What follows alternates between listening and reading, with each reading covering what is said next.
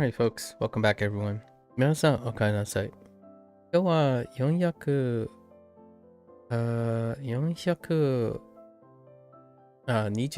日目です。It is day 428. We are the day after level 41.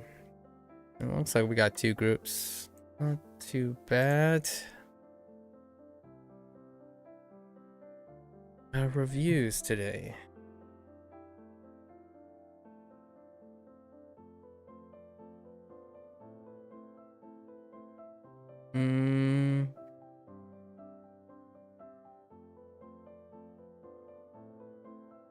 What?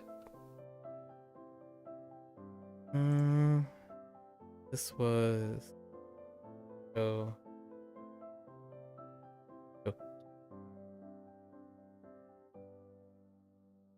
触覚 Gotoku. That. Anna. Hello there, Boko. Did pretty well. How are you doing? What are you up to?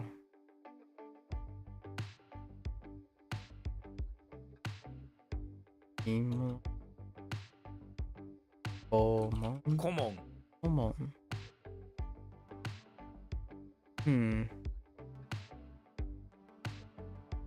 Omon.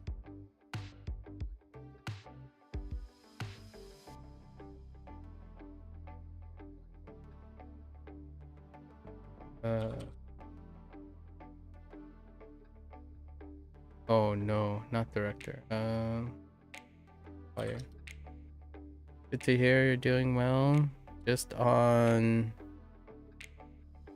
Dead by Daylight. I see. Fair enough. お手洗い Okay. 機器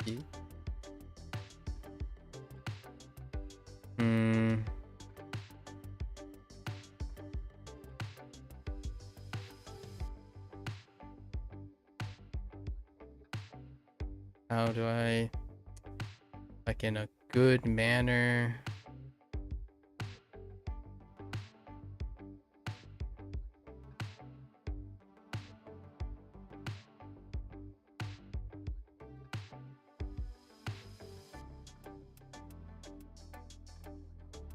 yep. Okay.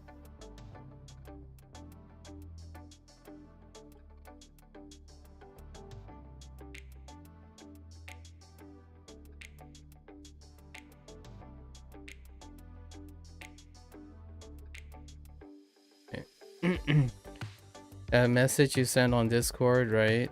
It was about BAFTA situation. Reminded you of a conversation we had way back when apology means what an apology means and when it should be used. It was very thought-provoking. BAFTA. I see. I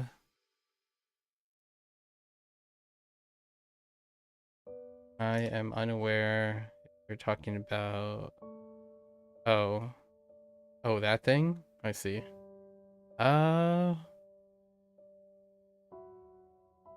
Yeah.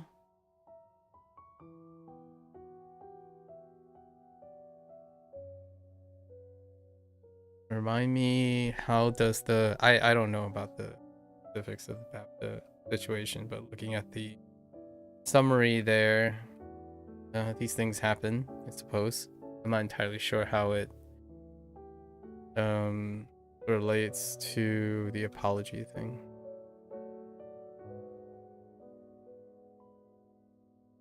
What?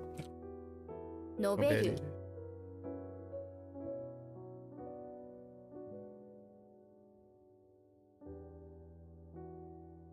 腰 See.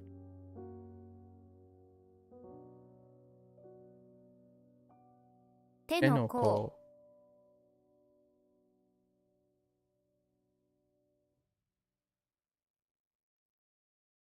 血血管 管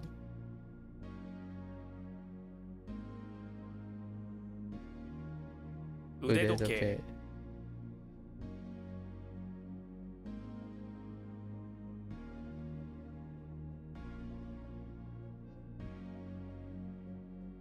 畑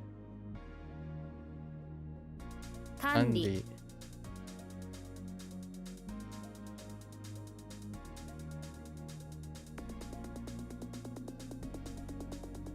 感触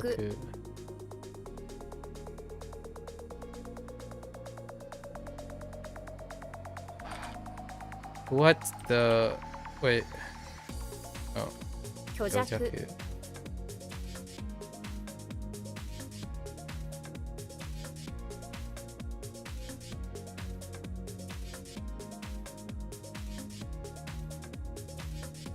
遠視 NC.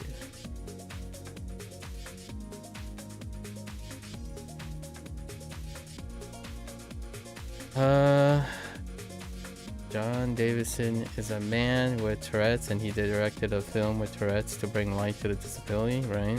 And while two African American presenters were talking, he ticked the N-word, and so that caused a big uproar and discussion about whether he should apologize for that tick, and a common phrase that emerged from it was intent doesn't negate harm. Yeah. I see. Interesting.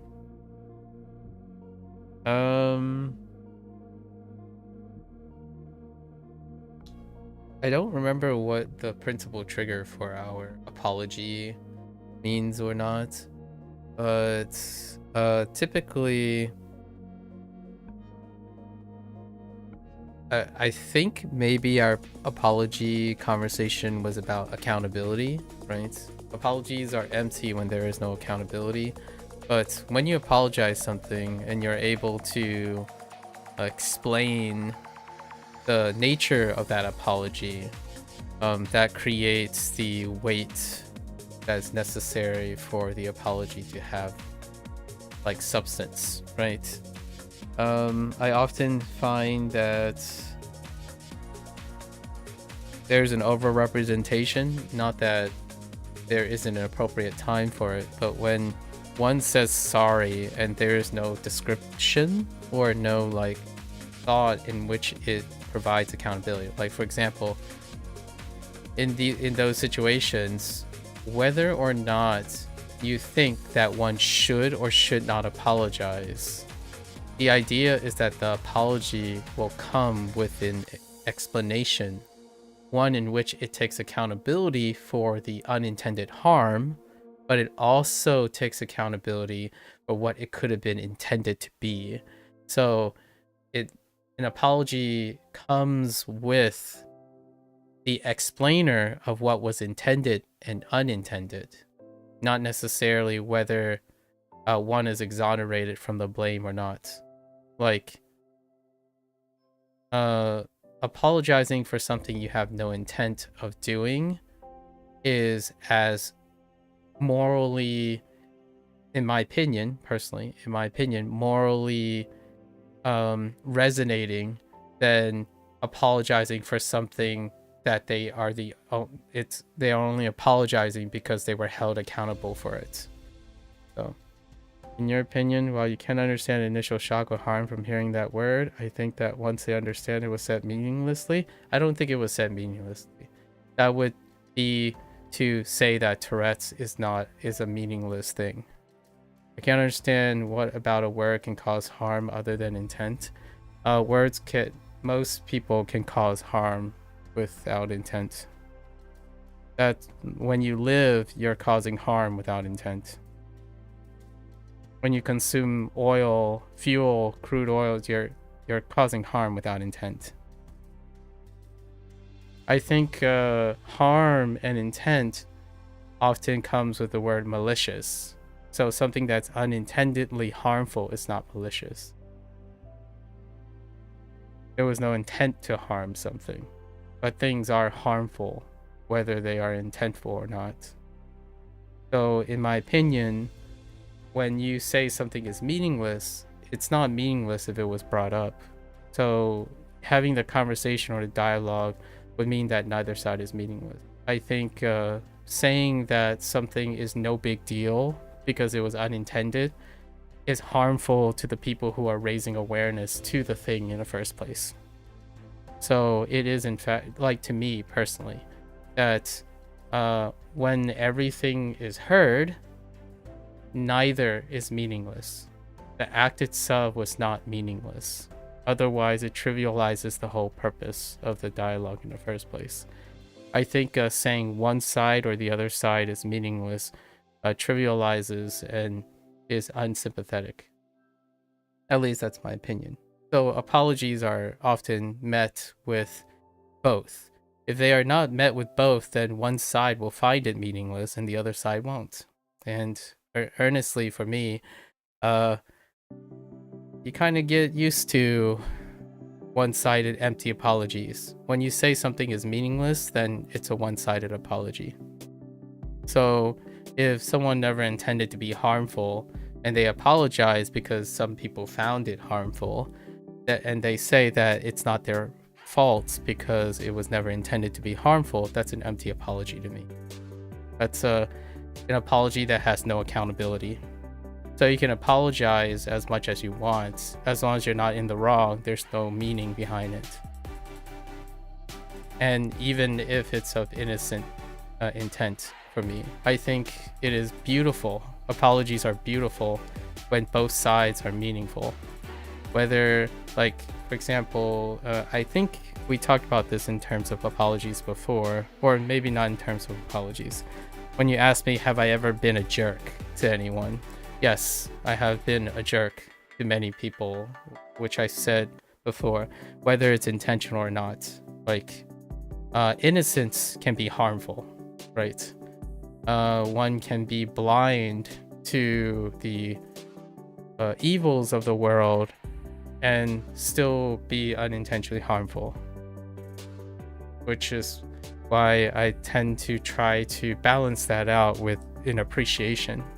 So if the apologies for the BAFTA thing, kind of both sides kind of air out their concerns and whatnot, they can probably turn it into a platform for why that is important. Like, the whole situation can be turned into a point of sympathy and compassion, where people were harmed, but the harmed people understand the circumstances, and that circumstance that was happening and the apology that was being made was made meaningful, not meaningless.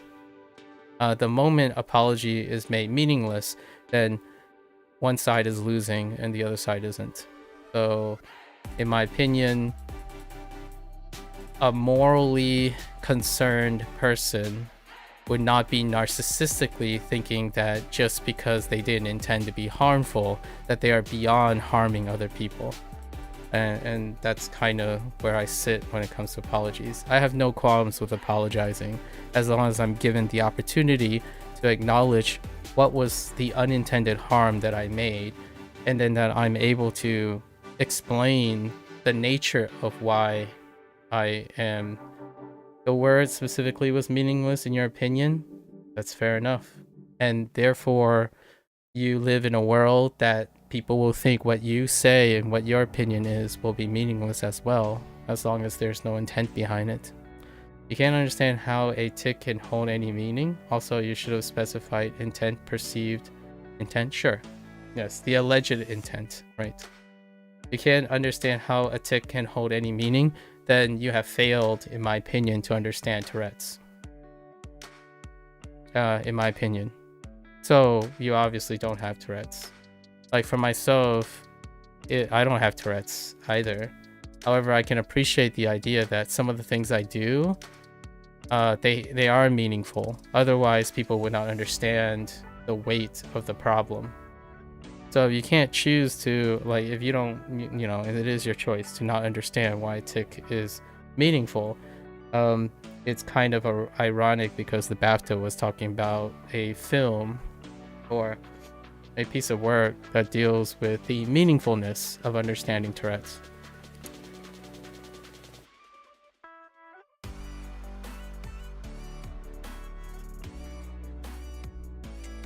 Something like, if I can make this about something else so that I don't overreach my position here. I don't think my compulsions are meaningless. I could choose, like yourself, to brush it off and say it's not meaningful, and therefore that it becomes less meaningful. That's perfectly fine. That means that your priorities lie elsewhere. But if I say something and I like auto censor myself, for example, we talked about this, so I'll make it about myself to be respectful for a situation that I don't understand entirely. Whenever you asked me like, okay, so if I wrote a word and I read it in a different way, I don't understand why you would need to censor that because there's no meaning behind it. And I'm like, there is a meaning behind it, and I can explain it. But you can perfectly choose to think that there's no point to it. That simply means that there's no point of empathy there. Whether you choose to sympathize with it, it can be up to the person who's explaining it. So in my opinion, when something is meaningless to someone else, that simply tells me that they have no point of sympathy. For myself, it's hard for me to sympathize or empathize with the BAFTA situation because I don't actually know what happened.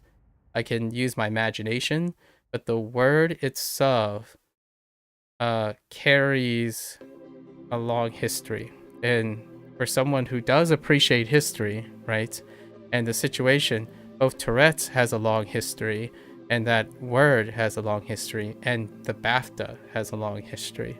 So choosing to say something is meaningless to me means that it tells me that it's fine, you don't care about that, and that's perfectly reasonable.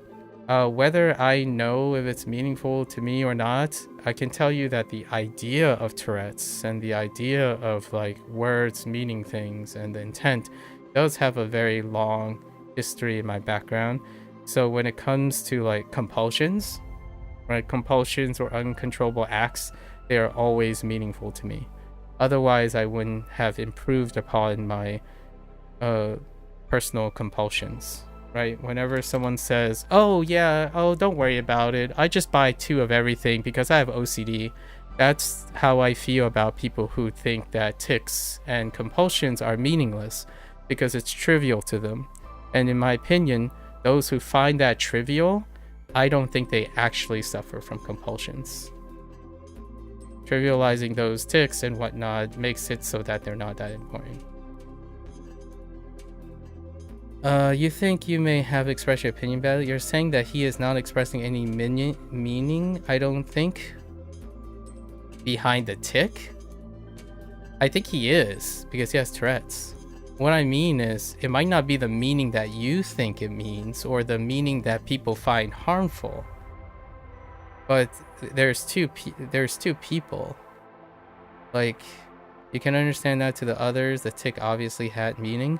Yeah, but you don't know what that meaning is to that person who has Tourette's. Like, you're choosing to focus on the word that person made, but that word came from a tic. That tic is meaningful to that person, unless they come, like, you know, obviously I don't know this person, but if that person comes at me and say, oh, you know, my tics are trivial, like I really hate it, just don't pay any attention to it, say, all right, that's fair enough. I wanted to tell you that people with compulsions and uncontrollable things, those things are very meaningful. Finding meaning in them makes life so much more brighter and valued, right? Because you care about your compulsions, you care about the tics and the words associated with them, or whatever action you're associated with them. What you're trying to say is that the word itself doesn't mean anything. And I'm saying that the word itself came from a tic. So the tic itself is meaningful to the people because, I mean, I'm guessing they were celebrating a documentary or some sort of film project on the importance of being aware of Tourette's. So I actually think it's very poetic. It's incredibly poetic that there has been an issue deliberately timed with that Tourette's. So whether it was intentional or not, like obviously it's up to the opinions of the masses, but I would say that it is a golden opportunity, in my opinion, to demonstrate exactly to the dialogue that we're having now that you think it's pointless because you focused on the word itself, like the intent by the tick. But what I saw immediately was the tick is meaningful, whether the word came after or not. It's something that person lives with. But I don't know. Again, I don't know. That person could come out on an interview and say, yeah, I really hate my ticks. Those ticks, they're always meaningless to my life, but they're part of it, so that's perfectly fine. Like, I don't actually know this person. I'm not cultured enough or like on the know-how to know what the situation is with that person. Just so you can understand, would you agree that John was not conveying any meaning by saying it? I don't think so. I don't think I can know that. Or maybe he wasn't intentionally conveying any meaning. I don't know. It is not clear. I would not agree with you. I have no idea the nature of this. Based on the description and stuff, I would say that it would have. Assuming it was a tick, I have no idea. Because you're assuming ticks are meaningless. I don't agree with you. I legitimately do not agree with you that ticks have no meaning. That would trivialize Tourette's. Whether it means, you're talking about whether it intends to mean something offensive. That has nothing, like, the tick means something to that person, at least in my opinion. Otherwise, they wouldn't go through the lengths of raising awareness about Tourette's. To me, personally, the likelihood of a tick meaning something is very important in the situation that I understand. I still don't know the context of it, but based on the information that you have given me about what happened, the whole idea was raising awareness. So the tick itself has a meaning. Whether that person intended for that to happen during that time, I have no idea. So no, I don't agree with you. I don't agree with the other way either. I'm not suggesting there is meaning to the word that came from that tick. Yeah, okay, you're with me now. A scene in the film had the character with Tourette's shout, "I have drugs on me," when he walked past a police officer. So yes, it does have meaning. Sorry for your... Yeah, that's what I mean. Like, the tick itself is... I think the funny story here is, again, I'm imagining, there's a lot of imagination, right, for this situation, because I have no idea what I'm talking about in the grand scheme of things. But when it comes to Tourette's, I think it's a golden opportunity. However coincidence it is, or maybe there's intent, I have no idea. If it's brilliant, the idea is, I think that's the perfect time, or it's a golden opportunity to show that ticks have meaning, but the words themselves might not have the meaning that was intended. So what I mean by that is, this person said a word. That word itself might not have any meaning, right? Itself, but it raises the question why those ticks are important, to understand the nature of those ticks, right? Now, one thing that I really want to know is, now for me, that I really want to know is, how are the ticks associated with the words they choose? So, like, for me, now I'm genuinely curious how Tourette's relates to the words that are said. You know what I mean? So, like, if no one mentions a word that, like, in this case, the N-word, right? No one mentions the N-word. How was it that a person who has Tourette's, when they have a tick, mention that word as opposed to any other word they heard, right? So that's kind of really interesting. I actually have no idea how Tourette's works and how it, like, triggers auditory outputs. So I have no idea. Compulsions. Sometimes compulsions also do this, but it's compulsions. Like, there's a lot of I'm gonna say output similarities between a compulsive behavior and Tourette's, but I don't. It's a really interesting question. Like, for example, when someone says something and they unconsciously didn't know they said it, that happens quite often, and you don't have to be atypical, like neural atypical, for it to happen, right? Like, sometimes I've had this realization before when, for example, filler words, when you're talking about like human speech, right? I say a lot, but if you don't pay attention to how often you say does it mean anything, right? The compulsion itself to place in filler words has a meaning to it. As in, when someone uses filler words, if you pay attention to their frequency of their filler words and how they interject themselves, that has meaning.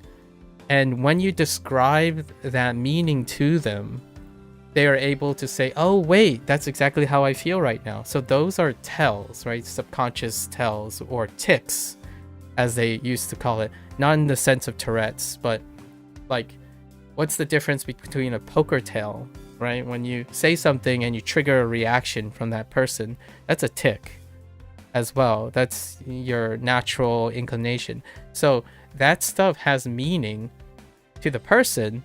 And if you describe it to the person who has a nervous tic, for example, right? Nervous tic, they will begin to find meaning in it. It's like, wait, you know what? You're right. How did you know I was nervous? Or like, how did you know I was basically bluffing you because you had a tic? So in a way, you could say those things have meaning. And that's kind of interesting when you think about Tourette's. Then, like, what triggers the person to say a word, like to auditorily say the word?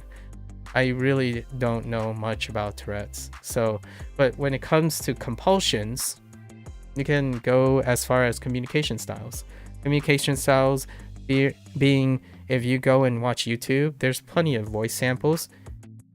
Watch someone's essay and try to figure out all their tics, because they do have behavioral tics as they're talking. I have plenty of behavioral tics, and it only becomes meaningful when I notice them or when someone points them out to me. And that can be unintentionally harmful as well. For example, whenever you say, oh yeah, whatever. That I haven't heard that in a long while, because usually when people type, they don't have tics. Like, here's one of the biggest, one of the biggest like hot takes about tics nowadays is that it is kind of interesting that the trigger for this conversation that I've been prepping for a while. I've been prepping this conversation about communication for a while. That it ends up being something about Tourette's. But let's just say, since to be respectful to people with Tourette's, we'll go and do the leniency of compulsions. Right. However, compulsions have a leniency to habit. And one of the biggest habits deal with facial expressions. Facial expressions and forms of nonverbal communication, right? Nonverbal communication. And also the literal language. So how do we tie this back to the Tourette's situation with language? That is no longer apparent anymore, because one of the major modes of conversation is typographical. How do you spell typographical? However, when I still get into conversations with people, like once in a blue moon, I get into conversations with thousands of people. You know, I greet, get their IDs, ask them, so what will that be? Credit card or, right? Credit card or cash, etc. Once a year, I'm referring to my voluntary work at the anime convention. Immediately when you step out of the typographical normacy that people have and pay attention to nonverbal facial communications and as well as communications in terms of vocal communication, because we're trying to relate this back to the Tourette situation, the bathtub situation. People have tics all the time. They're simply not called tics, they're called compulsions.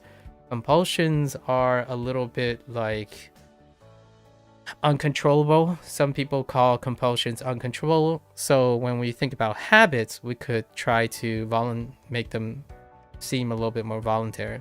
However, habits are not quite equivalent to voluntary choices. When you speak to someone or watch them behave and whatnot, a lot of times these are referred to at least behavioral tics, or in a more poker fashion, tells. And that's where like mentalists comes in, and people who play sports or competitive chess, things like that we have talked about in the past, they utilize these a lot. And you can say that there's no intent behind them, right? Like you could say, oh yeah, this person tends to like hold their hands together when they're nervous, right? When they're nervous, or they start like shuffling their shoulder a little bit when they're in a tight spot. And you're wondering, like, is it meaningless to them? And my first thought is, it's hard to ignore that it doesn't have any meaning, because they wouldn't do those habits and develop those habits like if you didn't develop those habits in order to intent, right? And what I mean is, when you're playing poker, hear me out, I'm terrible at poker, and I got someone to tell me how they can read me, right? And they can read me really well. Now the question is, when someone asks me, do I intend to like basically write my poker hand on my face every single time, my answer would be no, I did not intend to tell you that I'm holding a pair of like 10 and 2, right? You know, like my two cards are 10 and 2, but this person definitely knows. Now, when someone asks me, oh, you didn't intend to do that when you bluff, and then I tell them, I'm sorry, I'm really terrible at poker, but can I explain to you why I'm terrible at poker? Because oftentimes when I'm lying, I don't practice hiding it. So the intent, if I were to intend to lie to someone, they would know I'm lying. So whether it was intended for the purpose of someone else's interpretation, oftentimes this is kind of where we bring ourselves back to the BAFTA thing, right? When someone else, if the person who shouted the N-word, right? The person who had the tic, the people looking on it could mean like, you know, it's meaningless. And then some people could say it's meaningful. And then this person could say, well, the word itself is meaningless, but the tic itself is meaningful. So when I think about it, if I had to be fair to that person, being someone who's involved in a movie project about Tourette's, I would say that the tic itself is incredibly meaningful. It's unfortunate, maybe if I had to be rational about this and combine the two, the word itself was not probably the person's choice, but it does bring up a great example of how something could be meaningful, but for a very different reason. And that's kind of what I mean by when I'll use myself personally. When someone says, I have a propensity to increase my verbosity when someone asks me to explain something or over explain something, it is with intent that I over explain something. However, it is also a built-in habit and compulsion. So whether someone says like, oh, hey, can you stop over explaining things because it's meaningless if you over explain things. And I'm like, I'm sorry that I'm over explaining things. May I ask what is overcomplicating the situation? I can make conscious effort to curb my propensities around you, because you find that my compulsion to over explain is meaningless. So despite all the words that become meaningless to the person who thinks over explaining is meaningless, like, a bro comes up and say, it's not that deep, bro, can you like put the fries in the bag? And my thought was, I'm sorry that you found what I said very uninspiring and not interesting. I would suggest that you might want to go and talk with someone else who doesn't necessarily have deliberately worked up the compulsion or the habits to over explain things, because my intent in over explaining things have meaning, but you find that everything I say downstream of that meaningless. So it would be nice that you find someone who is more appropriate, that has a resonating and sympathetic position for yourself. So in this case, like, there are people who find the N-word incredibly meaningful, and it would be interesting to know if they will find new context and new appreciation for a person who has Tourette's, who says those words, and therefore that N-word becomes transformative. It's even more important now to them in a different manner. Or they can choose to, fully embrace that. And then those who find it meaningless will continue to find it meaningless, which is interesting. And then if they find the word meaningless, they can still find the act and context of the tick meaningful. And that's kind of why humans are really weird. You do want to go back to the aspect of harm. If a person says something, what about the word other than its intent or its perceived intent by the person it was said to can cause harm? The harm aspect. If a person says something, right? Let's just say we're focusing on the N-word here. What about the word other than its intent? So we need to define what you mean by its intent. So the word itself has it. Either you're saying the word itself has an intrinsic intent, which is what you're referring to, possibly, or you're talking about the person who's spoken the word's intent, because these are two different things. The audience that you're referring to, the harm is coming from the intrinsic nature of the word. It is not coming from the intrinsic nature of the spoken intent. Now, there is also audience who's asking for an apology. So they are insisting that the intent is coming from this spoken intent with the intrinsic nature of the word. So, like, there's two separate audiences, right? And then there's you're part of another audience, right? You're part of another audience here. You're intending that the tick is the intent, but which makes the N-word meaningless.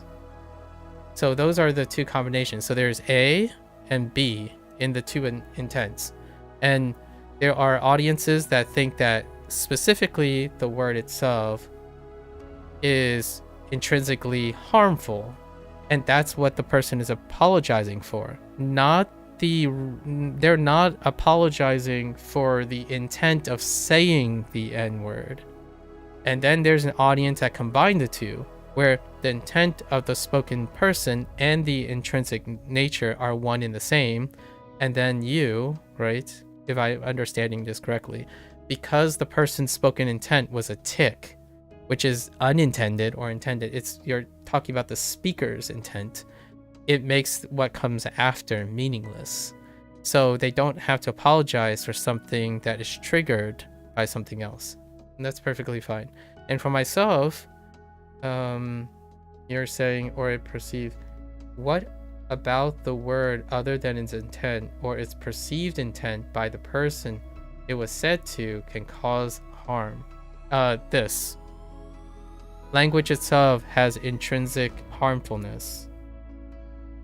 So you can choose to not acknowledge that, and then anything outside. So to agree with you, I would have to ignore that words do not have intrinsic harmfulness, which I disagree. So the intrinsic meaning, the history and intrinsic meaning of the word is like a name. For example, if you believe that your name does not carry any intrinsic harmfulness or stigma or something that's outside of the person speaking it, then words cannot carry intrinsic harmfulness. So if you can find examples, if you do not find any examples that a person, like a specific word, which can be a person's name, for example, I'm using the name as an analogy to try to gather a resonating point. If you believe that saying someone's name cannot intrinsically be harmful, then you can make an argument that words do not have any intrinsic harmfulness. It is by way of the person saying it or who they're saying it to that embellishes the word's intent. I would disagree with you, because things like integrity, for example, or like a language, for example. This Japanese is a good way to go about it. We can integrate a Japanese thing. For example, the difference between like I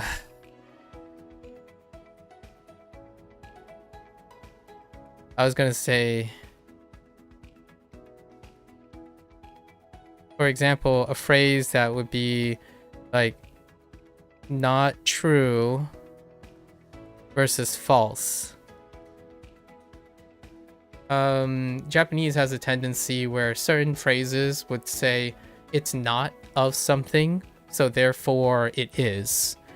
Like, for example, one of the grammar points that I kind of sort of struggle with is the idea of to say must do is to not miss, so to speak.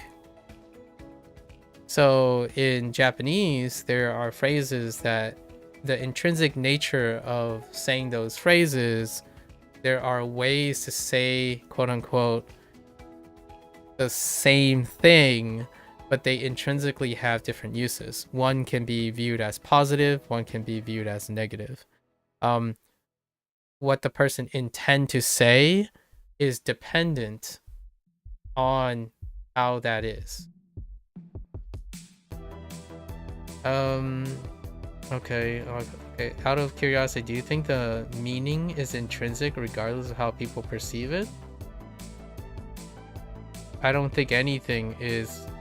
I don't think any meaning is intrinsic without how people perceive it. A says N word to B other than A's intent and B's perception A intent. What can cause harm, just to put it clearly?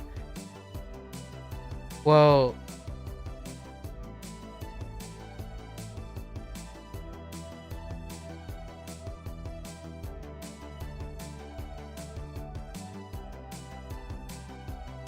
okay, so you're rewording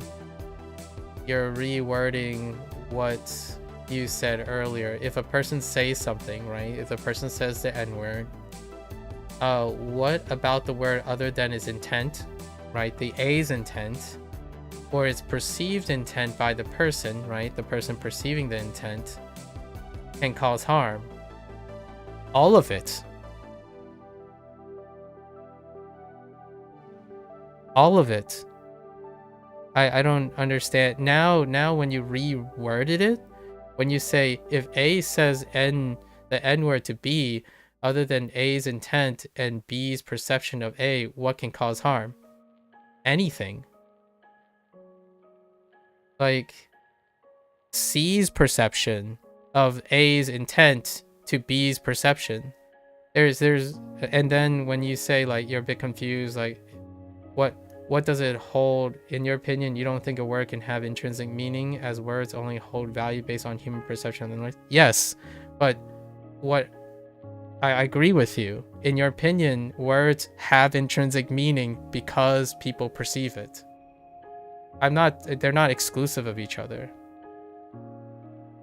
So like a word can belong to neither of these groups.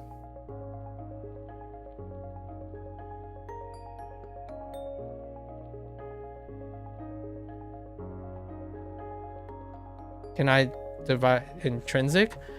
Intrinsic is something that it belongs to this word because it has a precedence.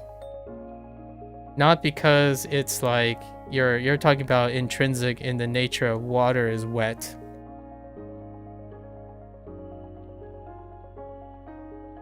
Just like the N word is derogatory. Or like the N word is vulgar. We'll just say it's vulgar.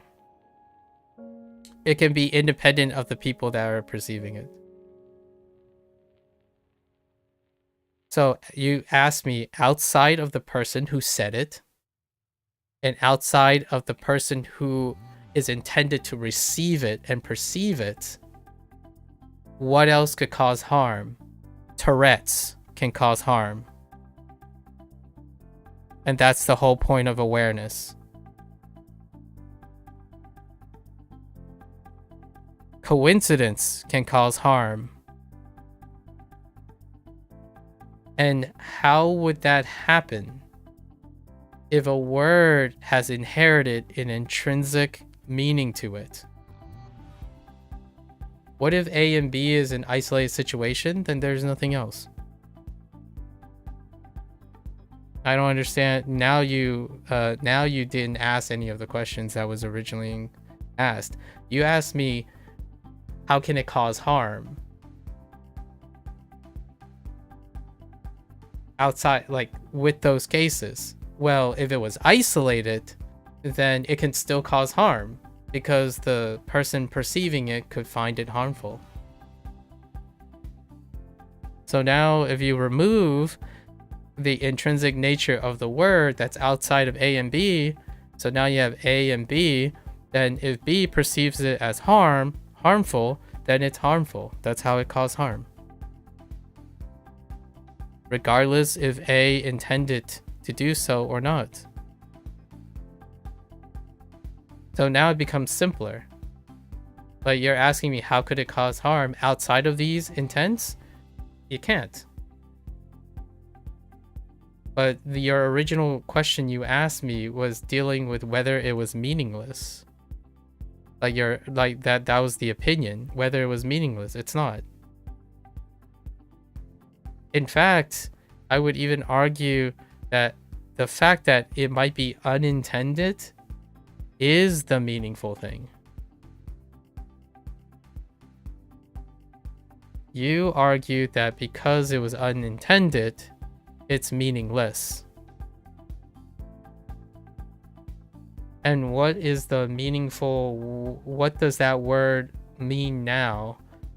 Well, the N word in this context is the result of a tick, and the tick is where the meaning is.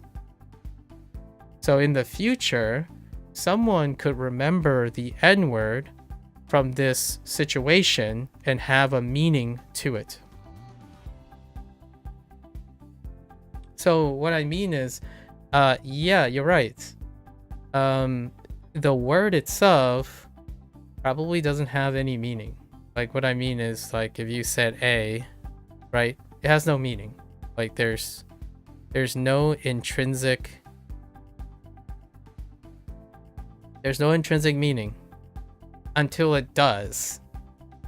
So what does A, between you and me, what is A's intrinsic meaning? First of the alphabet.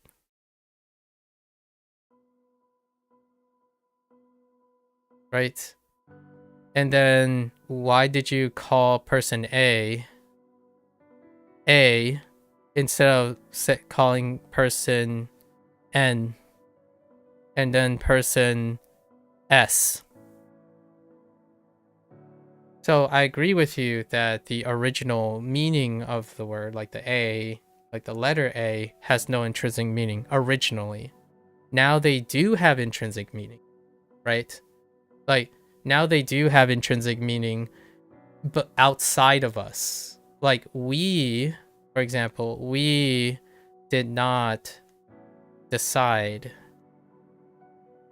right? We did not decide A is the first letter of the alphabet.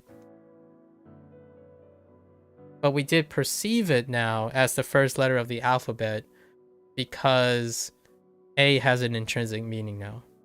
Which A meaning like a historics, right? There's a precedence. So kind of like water, for example. Water is wet. But water could have been dry. Like, someone could have described water as dry. And so the state of dry equals wet. And then wet could have been subscribed to the word dry. So then, or sorry, this is kind of a little, it's supposed to be one direction. So we could call water dry for all intents and purposes, and it would be intentful. We could intend water to be dry, and then others would say no, water is wet. So now their perception is that wet is what water is, but we think water is dry. But guess what? Their intrinsic meaning in this situation is the same. So our wet equals their dry, or our dry equals their wet. So both wet and dry has the same intrinsic meaning, but we are using different perceptions of it, which is interesting, right? It's crazy. I know. Humans are weird. Like what is it? Oh, here's one. I'll use one for NetSpeak. NetSpeak is really wonderful for this. When someone says deep, right? When someone says deep, usually there's no intrinsic meaning to deep. Now I have to understand what that intrinsic meaning is. So what is the intrinsic meaning in NetSpeak of deep? Anything more than 2 sentences. When I think of deep, so this is my perception. Now I'm person B's perception. Deep is 5 hours of conversation.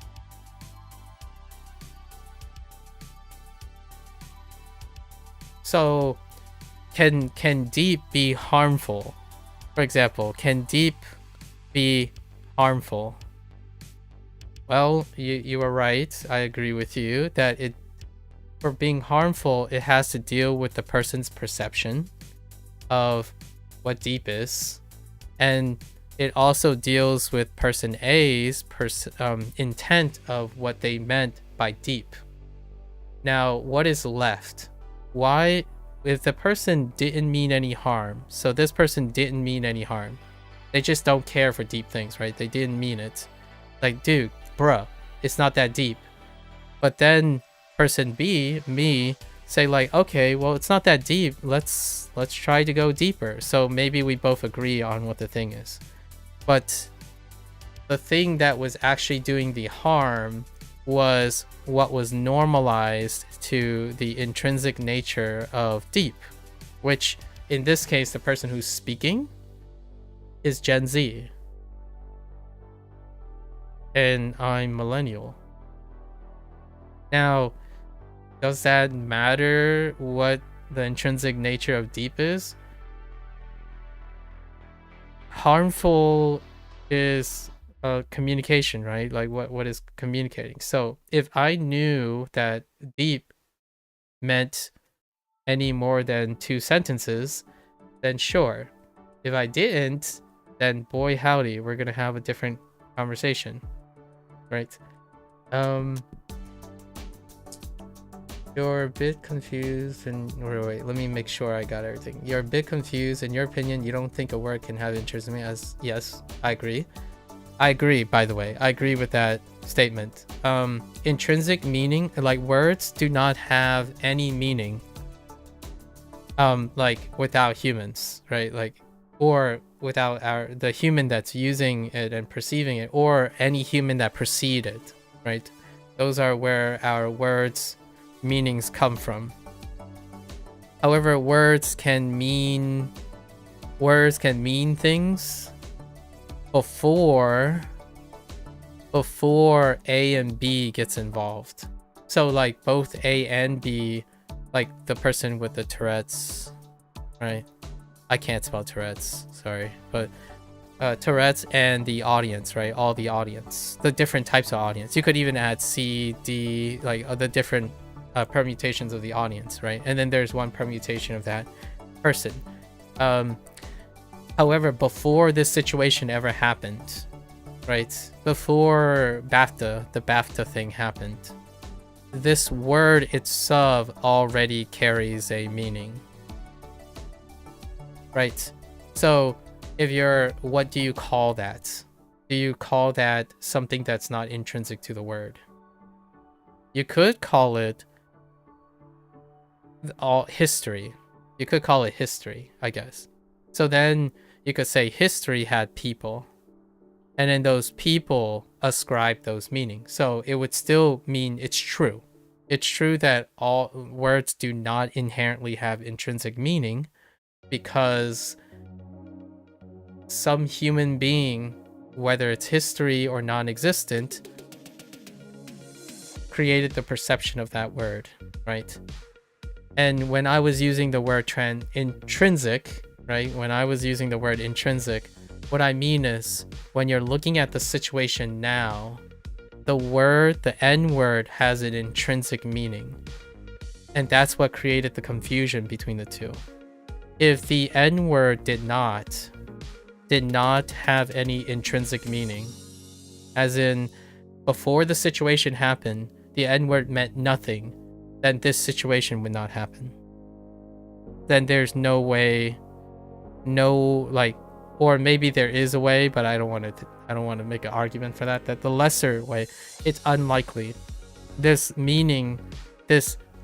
situation is unlikely to happen, which is what you believe in. You believe that the N word does not have intrinsic meaning outside of the people who are involved, regardless of what they do. So there shouldn't be a reason why there should be an apology or people shouldn't have reacted to that, right? But it did happen. Right? So it did happen. And that doesn't explain the misunderstanding. And hear me out. I hope that's what's happening. Like, I don't know what the situation is. Like, what's happening, the apology, did the apology happen and whatnot. I hope what they come to the conclusion is, hey, guess what? We have this historical word, and it is very unfortunate that it happened because it carries a lot of history. However, the situation we are in makes it so that it's more important to understand how the intrinsic nature of this N-word in this situation is illustrating a point. It's illustrating the importance of intent and perception of the situation. And that would be great. And then there would be more to learn about Tourette's. And then there will be more to learn about the audience sensitivity when Tourette's happens.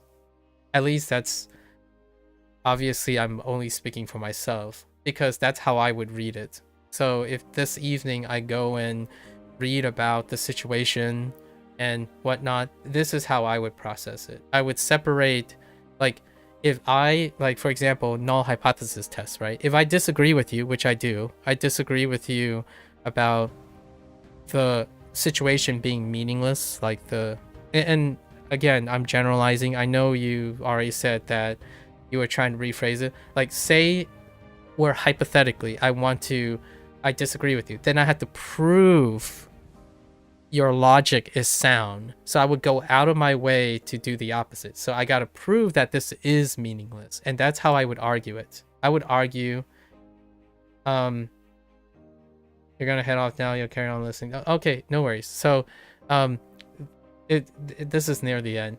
Like, it's the way I made the argument about the intrinsicness and then separating the two from the things. That's how I would argue that what you're saying is true. Like, all the things you say, I agree with. And at the same time, I'm able to explain that there is an argument here, but it's probably not related to the idea that words are determined, their meaning and stuff is determined by the intent of the person using it and the person listening to it. So I totally agree with you. The perception of the person and the person intending to should be like the center focus of it, because you have no control over what came before you, like what came before. And those words that came before and their meaning are based on human history, like other people that's outside of these.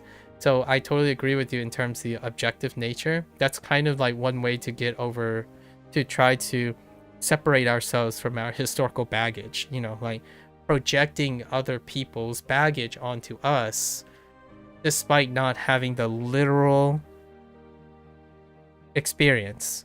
So, like, for example, the N-word is not necessarily applicable to me, right? But that N-word could mean something else. It could be being called a communist. Because that happened to me when I was growing up. I lived in a time when there's still residual paranoia from the idea of Chinese people in the United States. So that's a very sensitive topic, right? I won't go into much more about that, but that's kind of the idea. I can't control whether communists had that harmful effect, but I could definitely change its harmful effect of pro-con. Like for example, I was called un-American, non-American, not American when I was growing up. However, those words no longer mean the same thing. And the nice thing is those people use those words because they knew the intrinsic meaning of those words before they knew what they meant. Like, the reason, like, one of the kids that I know when I was in elementary school, they called me a communist because that's what their parents said. But their parents is referring to other people, like someone else. But I just happened to resemble one of those people. So the harmfulness was not the intent. Like, I actually don't even think those kids understood whether that was harmful or not. I understood it not even in the context. I was too old, right? For example, I was too old to understand what they mean by why they call me a communist. It was only later do I know that the word was harmful. But during that time, they were using it as a word that meant that I was not American, or I don't look American. So did they intend to be harmful about it? I don't think so. I don't actually think those kids were harmful about it. Maybe not in the way that the word communist, right? Like, communist had an intrinsic meaning, but they didn't intend it to mean the intrinsic meaning. They simply wanted to call me not American by calling me a communist. Well, they could have said I was not an American, which does occur. And then I could have been harmed by the perception of if I knew what that word actually meant, which I didn't at the time. I was a kid. I just know that they were calling me something different. Like, they were not communists. I was a communist. So it was them and me. That's that's to clarify the whole intrinsic thing. The argument, the apology, and all the stuff deals with the intrinsic meaning now that the N-word has.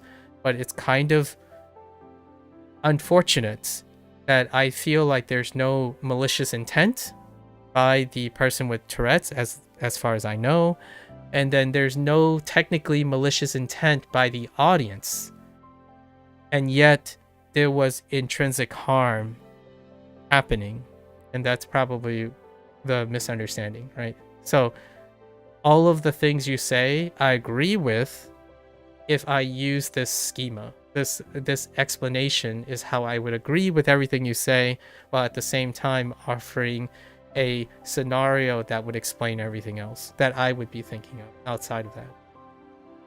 Probably where I would stop there. But it's a great suggestion. Like, what I mean is, it's humans are weird. I think you said something about human being weird. Hang on. Yeah, to be honest, now that you think about it, you're arguing an obvious statement which doesn't really apply to the situation you brought up. That's why we talk about it, you know? I was basically arguing that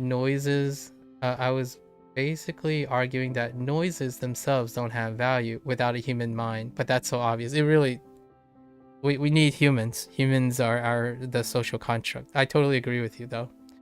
Like, I know I could have laughed it off or something, and it's like, isn't that obvious that we require humans to have all of this happen in the first place? But I think sometimes humans, that's how the human mind works. Initially, you was thinking of intrinsic sort of meaning objective. Oh, right. Yeah, that's what I meant by the water is wet. Yeah. Water is wet is a colligative property when you can observe something. Yeah, but we're talking about words. So words intrinsic stuff is not so much water or observation. Like, you can't observe a word. So when I'm using intrinsic, I was talking about the intrinsic property of words, as opposed to, like, if you saw this word, what is the intrinsic thing you're thinking of? You would think of something like an ocean or something, or the water coming out of your faucet. That's what I meant by the intrinsic, because what you observe with your eyes and your ears are a different form of objectivity. Like, if you touch water, you know what that is. Like, when you touch the water, it's objectively something, but there's no word for it. Like, if you didn't learn a word for it, then there's no intrinsic meaning to any of the words, because you haven't like associated with it. So that's what I meant by the N-word has an intrinsic meaning, because before this happened, the only way this argument and apology and situation could happen is outside of the intent of the Tourette's people, or like the person who had the tic and the audience that was listening to it. The word itself has a property, and I decided to call it intrinsic to the word because it's hard to explain everything else. Like, it's a word. It's just a word. How could it do all of this? And that's what I mean. It's inherent to that word before all of this happened. And it's been a pleasure as always. Also, you hope you didn't come across as too apathetic about it. No, I don't think so. I actually think, I know you stopped listening, but you'll probably hear the rest of this later. The very nature that you brought this up, and we had, like, I don't know, a 40-minute discussion about it, would demonstrate that you are less than apathetic, obviously, right? It's not that deep, bro, situation. But I think this makes for excellent opportunity when it comes to language learning. Unfortunately, I was trying to come up with a Japanese language example, and my Japanese grammar was not good enough, so I had to talk about it in English. I was gonna say something like, ikenai. When Japanese people say something like, I must do something, they actually use a double negative to say they must do something, which is interesting because they could have used a affirmative instead, but those phrases have acquired an intrinsic nature. So it's weird because I have to remind myself. So when you must do something, you have to use a double negative according to my English nature, right? It would be considered double negative. And I already talked about my relationship with double negatives, right? So my double negative has an intrinsic problem, especially when it comes to in English. What you must do is not what not must happen, right? But in Japanese, that's what they do. And because when you say something must be done, I think it's kind of less forward. I don't know if that's how to explain it, because I don't understand the intrinsic nature of their language yet. It's less forward, like less direct, by using a double negative. Like, oh, hey, you must go now. You would use it. It would often be phrased in a double negative, even when they're talking about themselves, like, I must do this. I must do this now. You would do it as a form of a double negative, as opposed to I must do it. As opposed to I must not, or like I not do this, not happen, or something. I can't even phrase it in English. Like, you say you're not doing something, but it's not happening, so you're remembering to do, making sure that it does happen, basically. And that is wild. And one could say, oh, well, that doesn't mean anything, like, or like, oh, that's so confusing to like English or something like that. And that's where the words phrases have intrinsic meaning. But what's positive and what's negative? Positive and negatives are intrinsic to those phrases now. So when you say, like, I'm apathetic, right? Apathetic is neutral. When you say, I don't care, like, I'm sorry if I came off as not caring, that's negative. But you used a double negative in order to offset don't care. So I hope I didn't come off as not caring, right? As not caring. So you end up using, in order to soften the blow of apathy, double negative. However, you can use the word apathetic. Apathetic is neutral, or it has some element of neutrality. And these are intrinsic properties, in my opinion. Intrinsic properties of the word.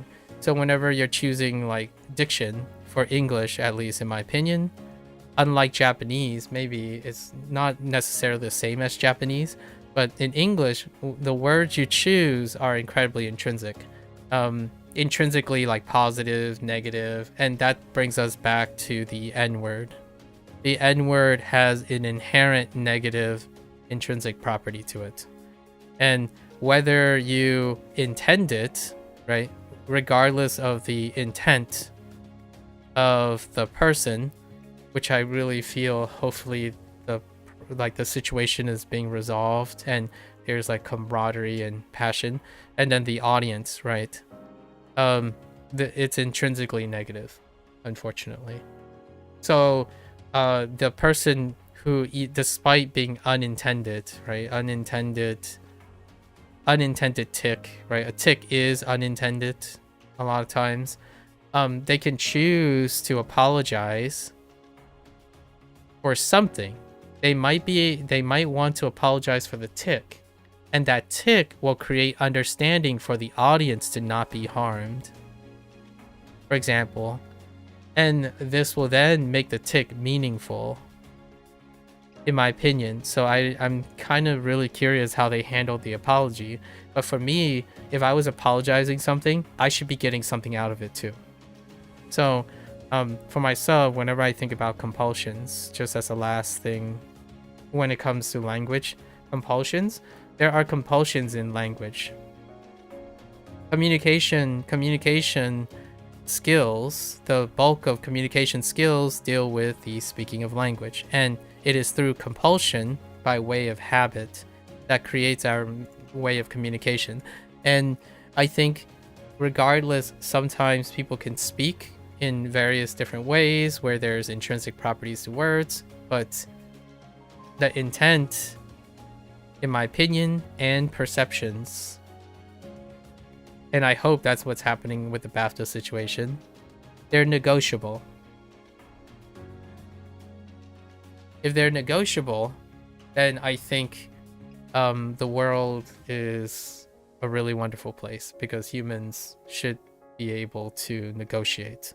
If they're not negotiable, then I would argue the thing that is creating the unequivocal ability to communicate, which is quote unquote the objective, this is the objective argument where most things in communication are negotiable because it deals with the intent of the person delivering it and the perception of the person receiving it.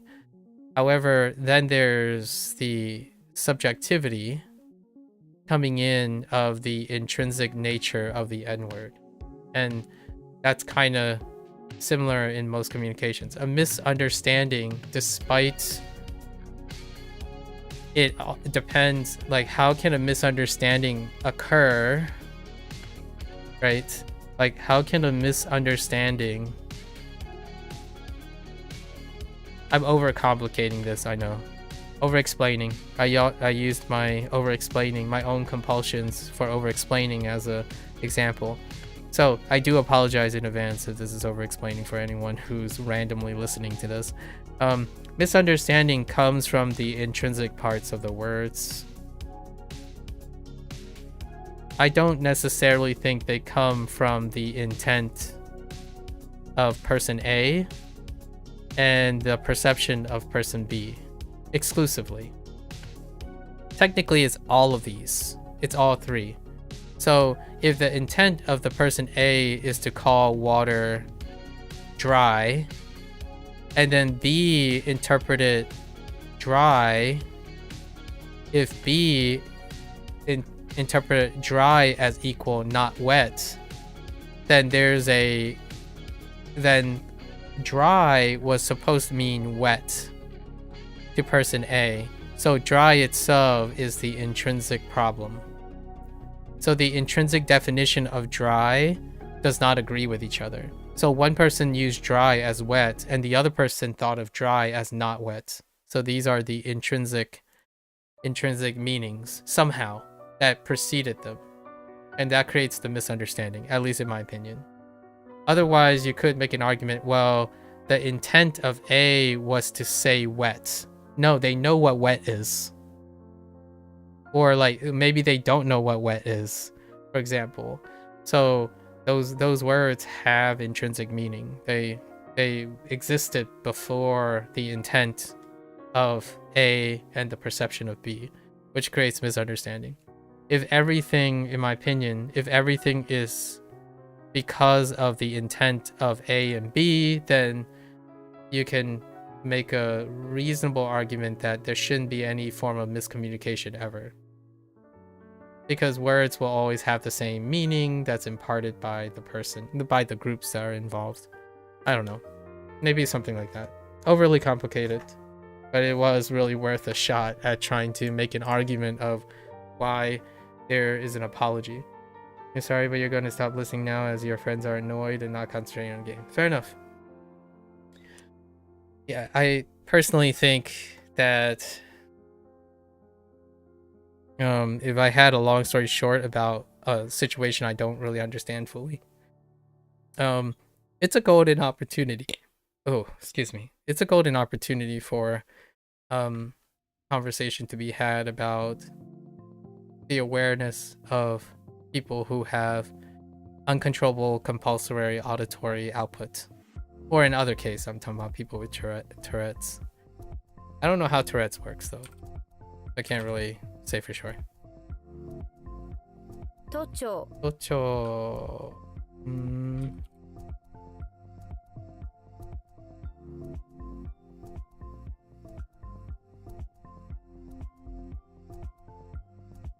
It's like a metropolitan office building, or yeah, government office building. Fine. I think these terms are fairly pedantic.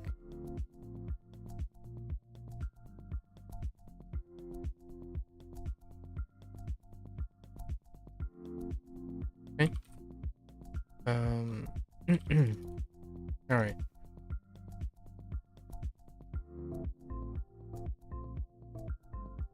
Okay.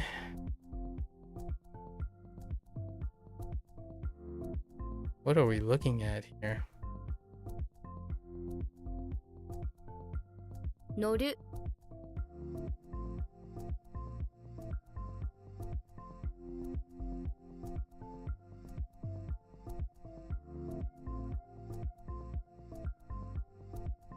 It's fine.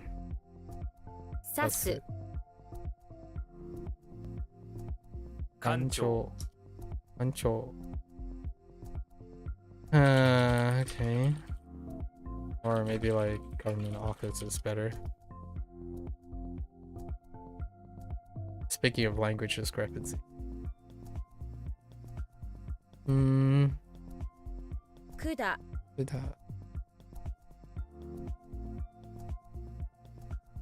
繁忙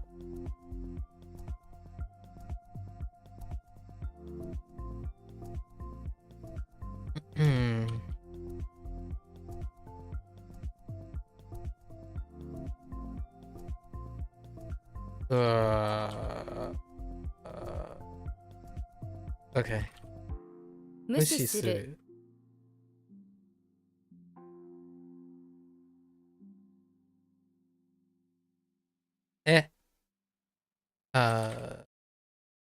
社会福祉 社会福祉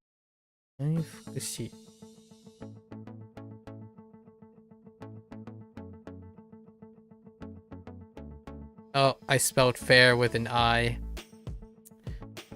You know what happens when you spell fair F-A-I-R-E. Okay. Oh. Oh. 頻繁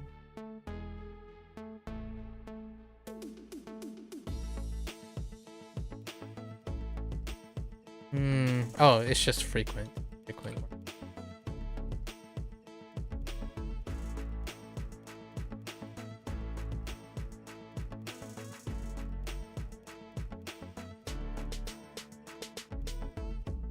書斎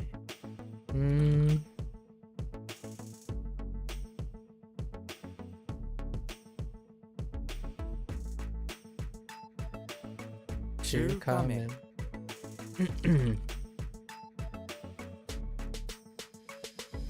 禁止 What? Oh wait. 禁止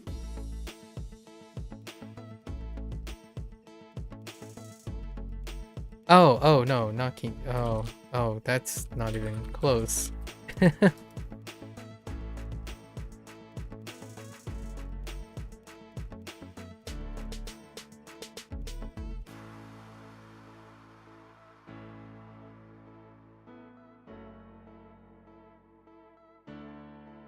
Kisai.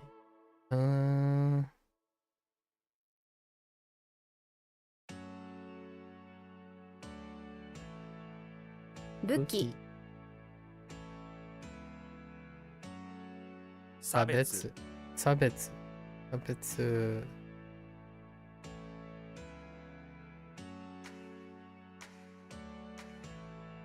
充電する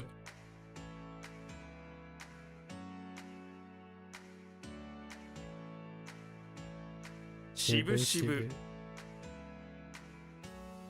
What the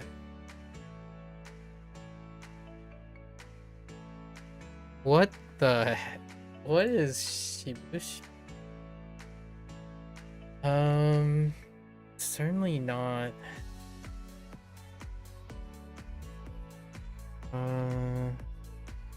Oh. Whoops.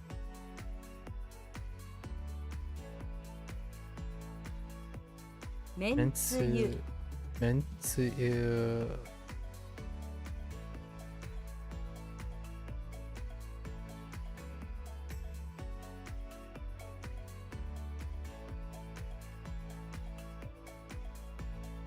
Kaeru. Kaeru.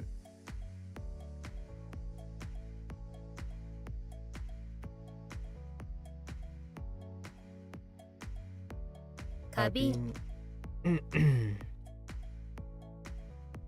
Speaking of a keyword, oversensitivity is a good word. Am I oversensitive? 一層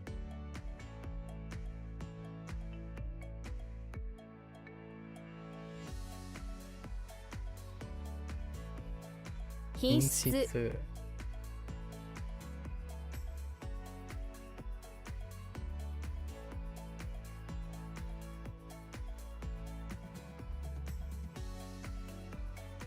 繁殖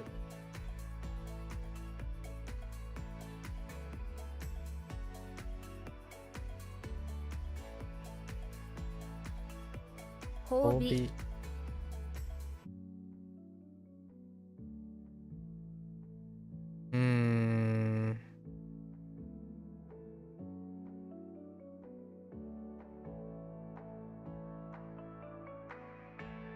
綿棒 綿棒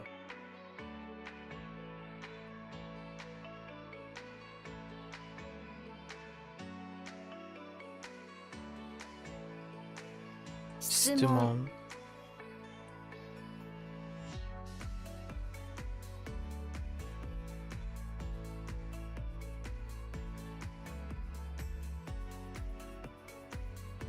Konnichiwa. Hello.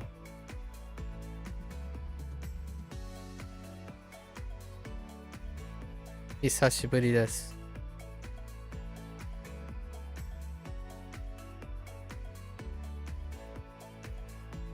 What was this?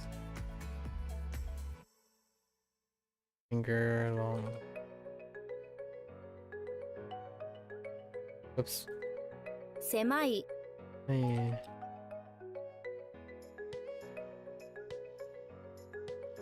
展開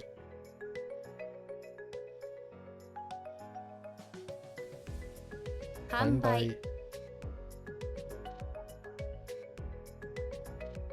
子供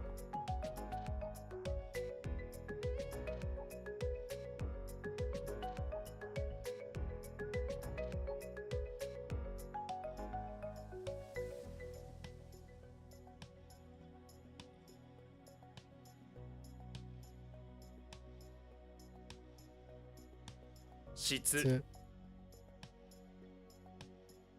Okay.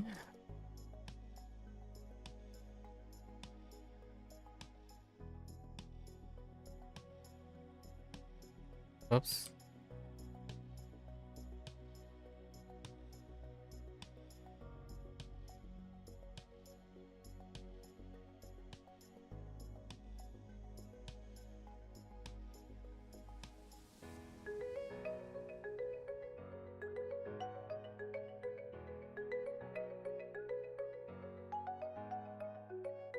教会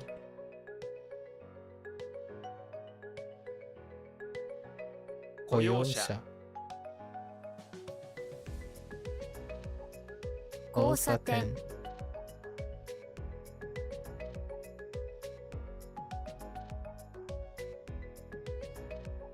左左腕 腕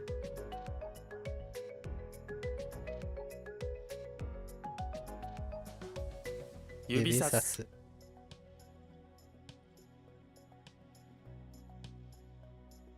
発展する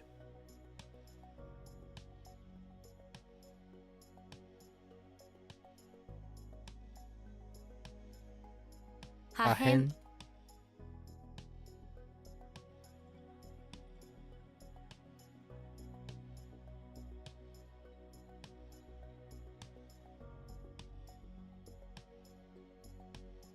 Okay. 規則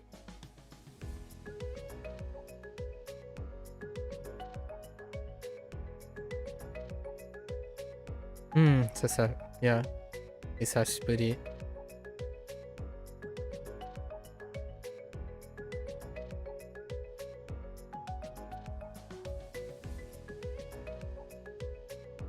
I've been doing pretty well. How have you been doing?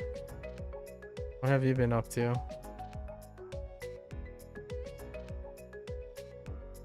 香港 Hong Kong.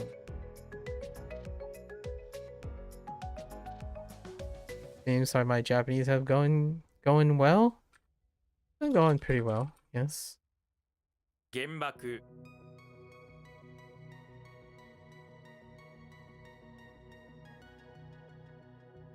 You just moved back with parents the last couple of months, finally situated? Oh. What is the occasion? What are you doing now? Okaeri nasai? Ne?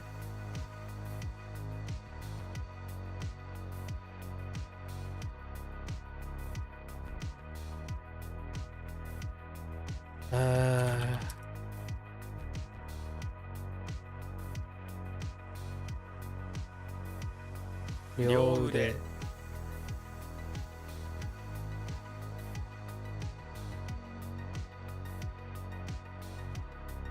起比立率。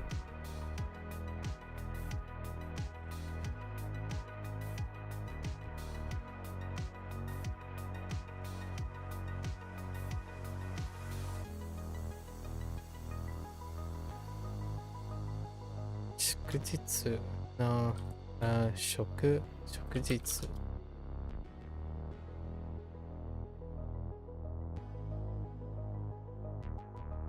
Oh.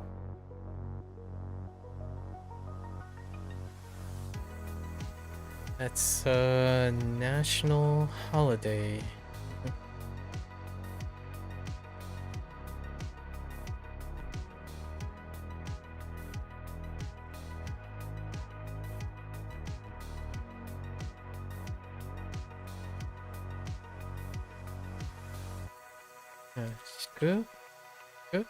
Right? 祝日。祝日 Went through a small breakup. Oh, I'm sorry to hear that. Hopefully, your family and friends being around great support systems can get you back on your feet. One time like the present, looking for a brighter tomorrow, right? But now you're saving money living at home. Not a bad deal. That's fair enough. That's saving quite a chunk on rent.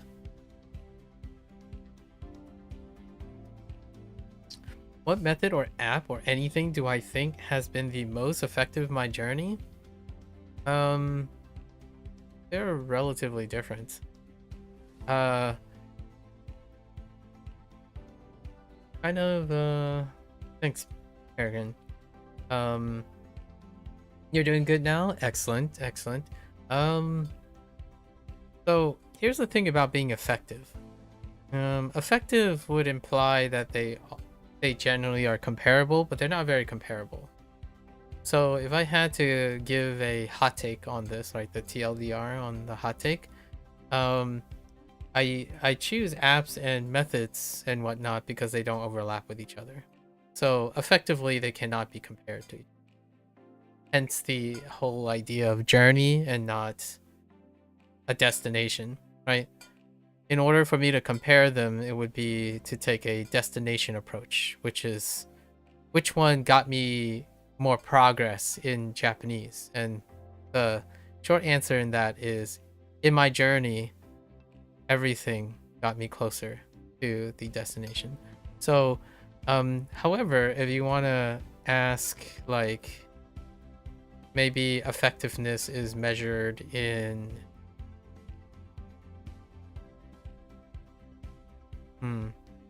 what could effectiveness be measured in that makes the apps comparable to each other? We could say SRS. SRS is something that overlaps with all of them. What was more effective? I do like my flexibility. So Bunpro has more flexibility. I guess, did one be more impactful than the other? Impactful has the same deficiency as effectiveness, right? When you're using the word impactful, there's no metrics to it. So when it comes to impactful, for example, we have impactful and effectiveness. The question is how do we measure it, is the comment that I was making. So one way you could measure effectiveness and impactful, I mentioned the word progress. But progress is not specific enough either. Because if you're talking about a journey, everything promotes a journey. Now, in order for something to be impactful or effective, you would think of it as a destination. So which one, like, say you started, this is the starting line. And then what's more effective or impactful is, like, say app A did this much, app B did this much, app C did this much, app D did this much. So then you would argue by the proportionality of these apps, this would be the most impactful. And to make it a little bit more way, this is not how destination people view things. They view them this way. So here's the starting line. And here's app A. Here's app B. Here's app C. And here's app D. And then the destination is over here. So now the question is, how do we measure these? And I don't know what you mean, what you're referring to. If you gave me a criteria in which they are measured that's common between them, then I can probably tell you which one's more impactful. So when I'm thinking of SRS, for example, all of the apps deal with SRS. So the D is probably the most flexible. So in this case, Bunpro kind of takes the lead for being flexible. So the measure here is its flexibility, and the destination is, I don't know, schedule. So then the thing with the most flexible schedule was the most impactful one. That would be how I would answer it. This is how I view things, the journey, right? But it's not quite that. Now, when you take a journey approach to things, which is the process matters situation, the actual diagram is you start with start, you do app A, then you do app A plus B. Then you do app A plus B plus C. Then you do app A plus B plus C plus D. So none of them are more impactful than the others. Because without one, there's no other. And that's the journey. So the journey is how effective are all of them? All of them are effective. Are they more impactful than the other ones? It's hard to tell, because A impacted B, which impacted C, which impacted D. This would be the journey perspective. This would be the destination perspective. Do I still use Duolingo? I do still use Duolingo. We have to go back to it eventually, because I haven't completed the project. Largely it's time. Time made it very difficult. So, WaniKani is projected to quote unquote go into maintenance in July sometime. So is HanziHero, which is Chinese. Is expected to be around July actually. Both of them are expected to be July. Bunpro is this year's project. So the bun is 2026. Duolingo was 2024, and then Duolingo is probably gonna be involved in 2027, something like that. There's another project that's involved. So this is what I mean by the journey doesn't end. Like, the apps don't end, they typically are involved in each other. So it's very difficult to answer whether they're impactful for me. They're always impactful. I don't forget them. It's not like I'm gonna forget what Duolingo is, or forget what WaniKani or HanziHero or Bunpro does. A lot of the stuff that I do with WaniKani actually I talked about this in my reviews. A lot of the stuff that I talk about and do in WaniKani was in Duolingo, like the things I learned along the way and what I did in Duolingo. It's reinvested in WaniKani, and then WaniKani is being reinvested in Bunpro right now. So that's kind of the idea. So they don't really go away. Their impact hasn't stopped anywhere. Generally, when you're thinking about destinations, when you use something and when you stop using it is when it stops. It stops being effective, right? The effectiveness stops. That would be goal-oriented. This is goal-oriented thinking. Even if I did stop, right? Say I used Duolingo. Duolingo is A, by the way. Duolingo, and if I stop using it, right? I stop using Duolingo, that doesn't mean it stops being effective. It doesn't mean that. Usually I take whatever I learn from Duolingo and it persists. So if you're asking, like, if you don't understand what I'm trying to say here, I can illustrate as a metaphor. Like, as a metaphor, here's a metaphor that most people associate very well with this idea of journey. And it's not about education. Usually people don't experience the journey effect unless it's fun. So when it comes to fun, here's a metaphor. How do I illustrate this feeling that something is, the impact of something never leaves despite your journey, right? Despite your destination. Like if you achieve a goal, the impact continues to do it. I got one for you. Think about video games. Right? Think about video games. When something is fun, right? When something is fun and memorable, nowadays people on the internet would use the journey aspect with something that's fun and memorable. When something is grindy and goal-oriented, they usually think of it as goal-oriented. So to give you an example of what I mean by Duolingo is no less or more impactful than WaniKani when it comes to the journey, is because I'm kind of having fun and like it's memorable. In video games, when you play a Souls game, right? If anyone plays Souls games, we'll use Souls games. So when you play Dark Souls 1 and then you go to play Dark Souls 2, do you stop thinking about Dark Souls 1 or do you make the comparison? And then when you go to play Dark Souls 3, do you think of Dark Souls 2 and Dark Souls 1?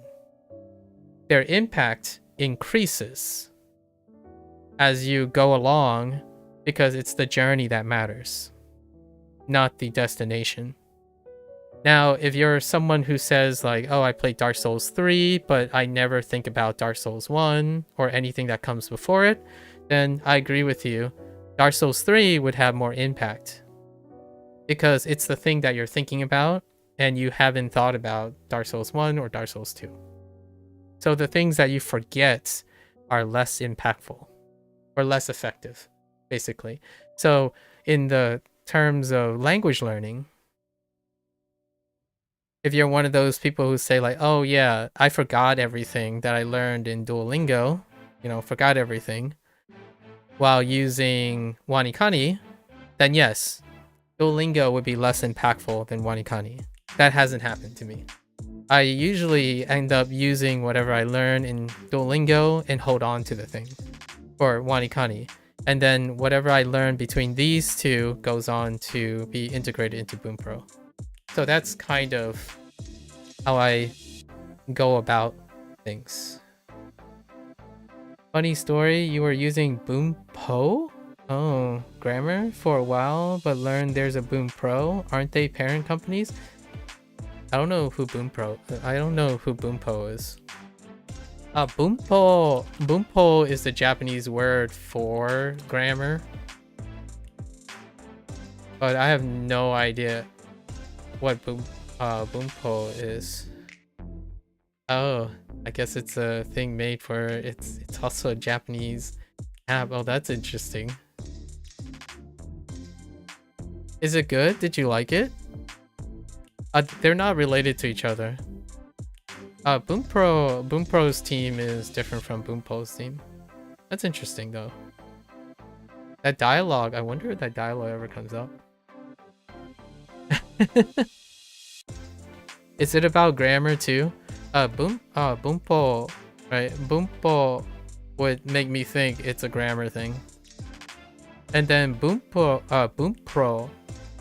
like Bunpuro, right? Puro. This would be Puro. Bunpuro, if we were gonna make these equivalent. This is like a contraction of like professional. I'm guessing this is a professional, like a software thing. And then Bun, as in like Sakubun, right? Bun, this Bun. So that's why they use this character as their like icon for Bunpo. This one must be just a grammar source. I have no idea why they used grammar. So this is the Japanese word for grammar, Bunpo. Interesting. Yeah, I still use Duolingo to this day. If you want me to plug some Duolingo stuff, currently, how long has it been since we started Duolingo? I can simply tell you. About 750 days ago, because of streaks, right? Yeah, we are in the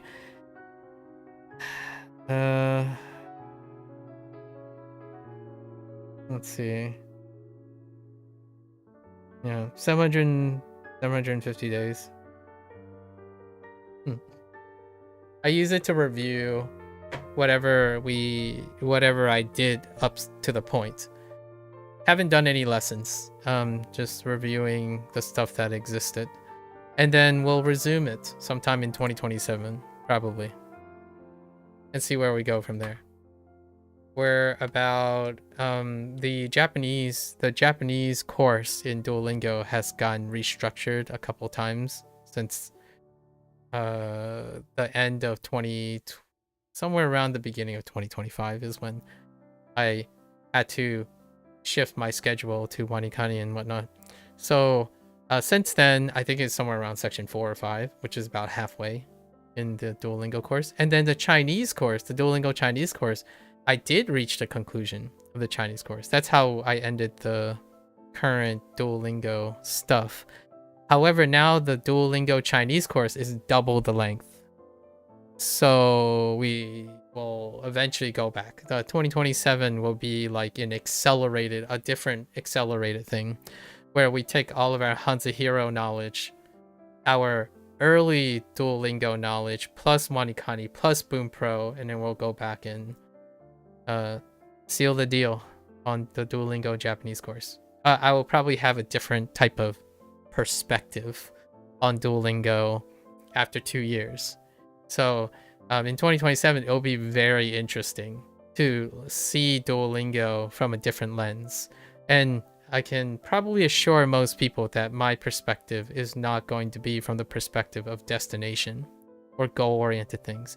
I want to see how it changed, like things have changed, and how I would add what I learned from WaniKani and Bunpro into the routine if someone wanted to use Duolingo, for example, and they were like, how can I make it more engaging for myself? What other things can I extract and then use Duolingo as the trigger or the recognition? That's probably what I would do. So I would bring in the WaniKani mnemonics construction that I have done, which then will bring in the flipping of input design from Bunpro, and then how we would cross-reference using Jisho, because Jisho and Take Him's guide, because Bunpro has a lot of things that coincide with other types of materials. So then when I go back to Duolingo, probably in 2027, it'll be a lot more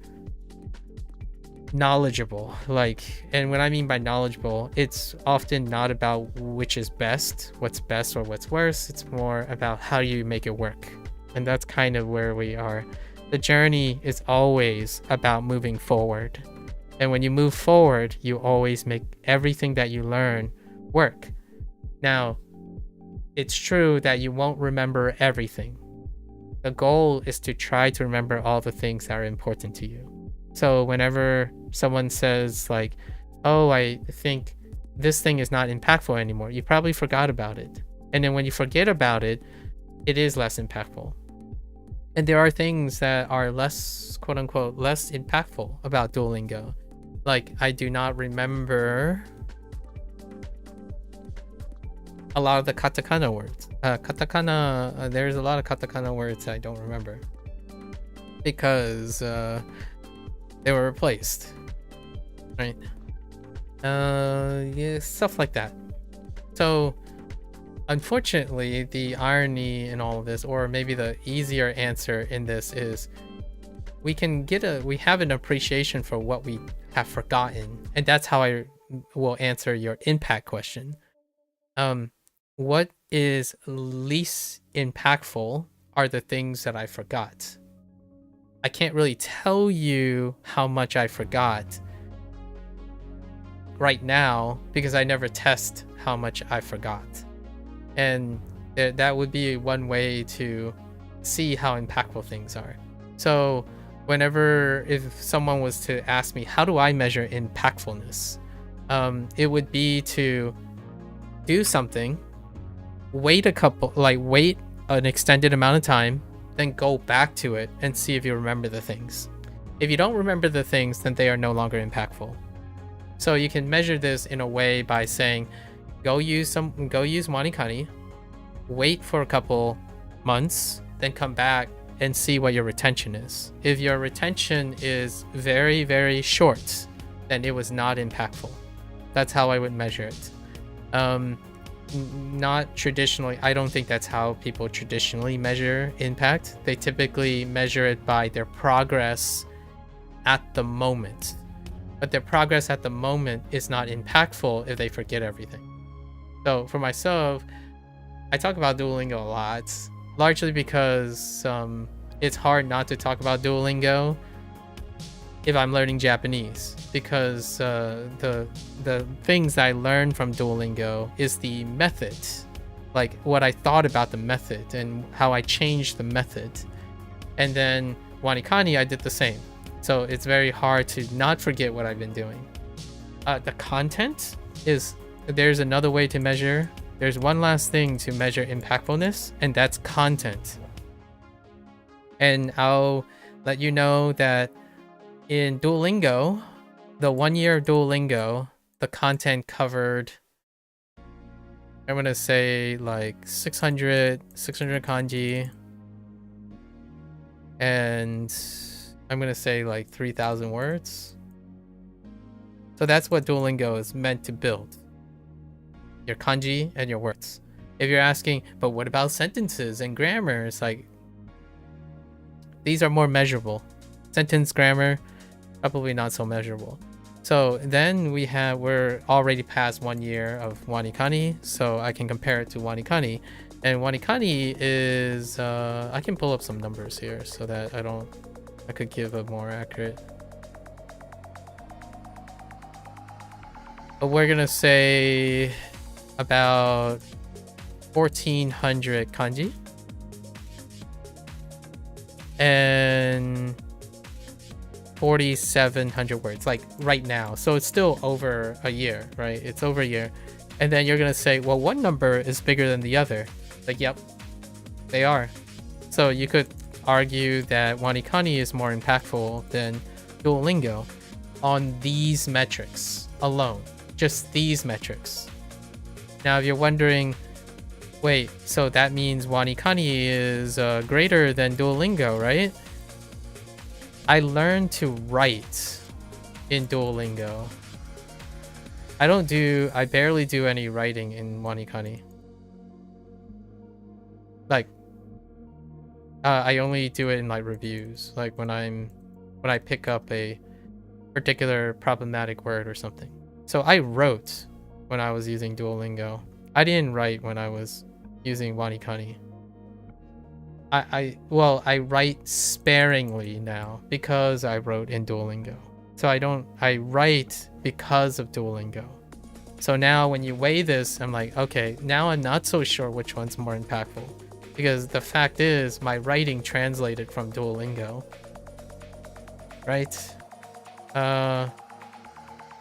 But then you're like, oh yeah, but WaniKani has other things. 455 radicals up to this date.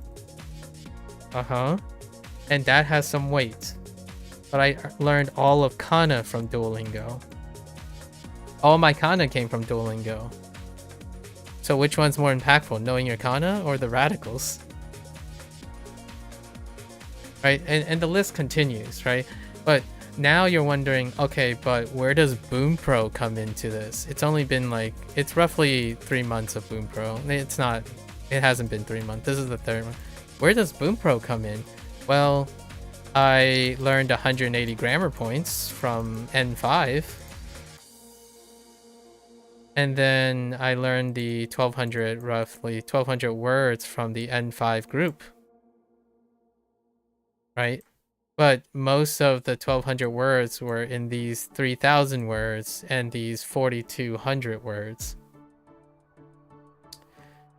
So now you have the problem of, okay, well, does that mean Bunpro has more impact or not?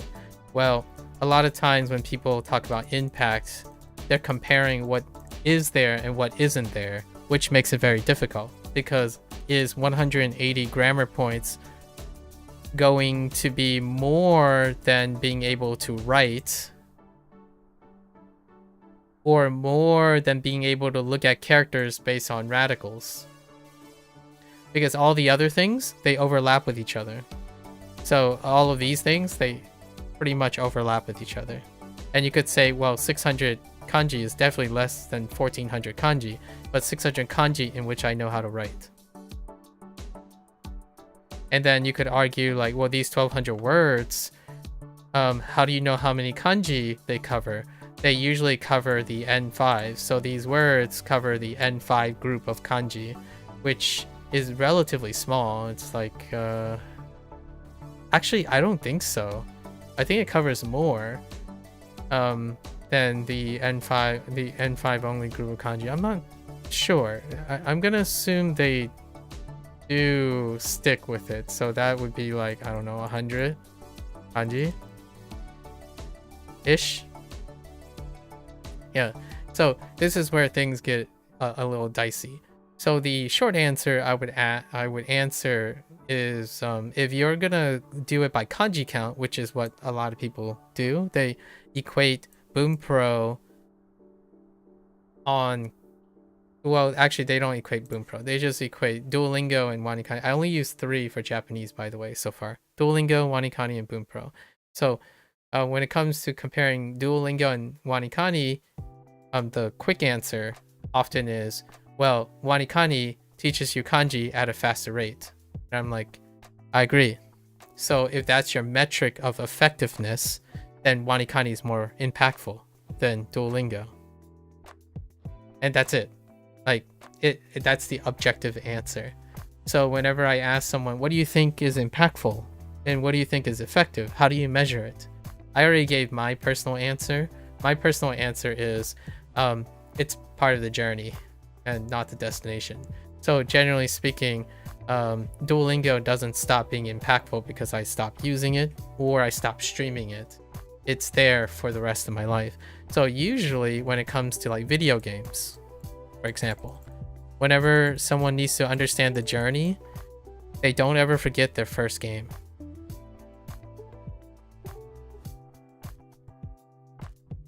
So like the journey the order matters in the journey. And then retention matters in a journey, because we have to understand that a journey is over time. So if you're asking which one is most impactful to a journey person, if you want to be superficial about it, it's Duolingo. Duolingo is the most impactful thing. The language learning journey wouldn't have started without Duolingo. And someone could argue, well, what if you heard about WaniKani first? Then WaniKani would be the most impactful, because it's the first thing you started with. It's not the most impactful if you forgot it. which then the journey doesn't matter anymore because you decide to forget whatever you want. So like if you forgot where you began, then you're not talking about the journey, you're talking about the destination. So like for me, I try not to forget that when I move somewhere, right? Like if I move to Japan, I try not to forget that I was American. Much like I don't try to forget that my parents are Chinese. So yes, the journey does matter. To me, personally. And that's pretty much the most long-winded way I can answer the question. I would say if you give me a metric, I can probably tell you. So if we answer like the internet way, the NetSpeak way, you provide a metric for me and I can try to tell you if I have those measured. For example, which app is more impactful for speaking Japanese? None of them, because none of them teach you how to speak Japanese. So whenever someone comes at me a lot of times when they say, oh, you're using Duolingo, you're never going to become fluent in speaking Japanese. I know, because the metric you're using is not what the app is designed to do.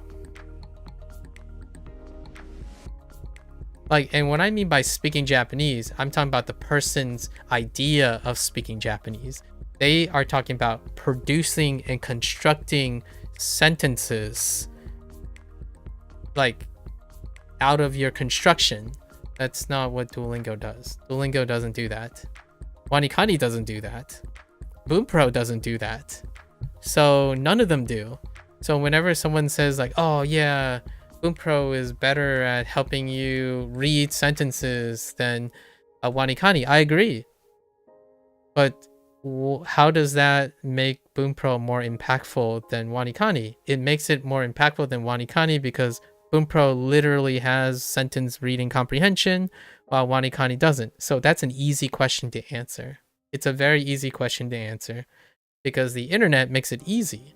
When you say that something has something and something else doesn't have something, then yes, I can answer those questions. When someone asks me, which one is more impactful on your pitch accent in Japanese? Both WaniKani and Bunpro, because I added pitch accent diagrams to WaniKani, and Bunpro has pitch accent diagrams by default. Duolingo does not. So naturally, I got more information about pitch accent when I was using WaniKani about halfway in, and then Bunpro, I doubled down and reinforced all the pitch accent in my head while I'm using WaniKani. So in that way, it's easy to answer. WaniKani and Bunpro had more impact on my pitch accent than Duolingo because Duolingo has an absence of pitch accent. And then you can make an argument, well, which one had more natural pitch accent? WaniKani, because all of the voice samples for the vocabulary words were voiced by a person who speaks Japanese, right?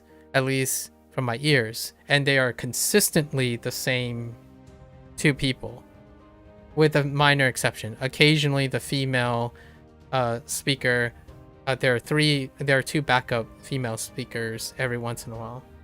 And then in Bunpro, they use like a combination. They use a voice sample hunting systems to make all of them, but they are from native sources. So in both cases, probably that. And Duolingo is fully synthetic. So that would mean that Duolingo would be the least impactful when it comes to reproducing listening skills for pitch accent. It would be the most inconsistent for Duolingo.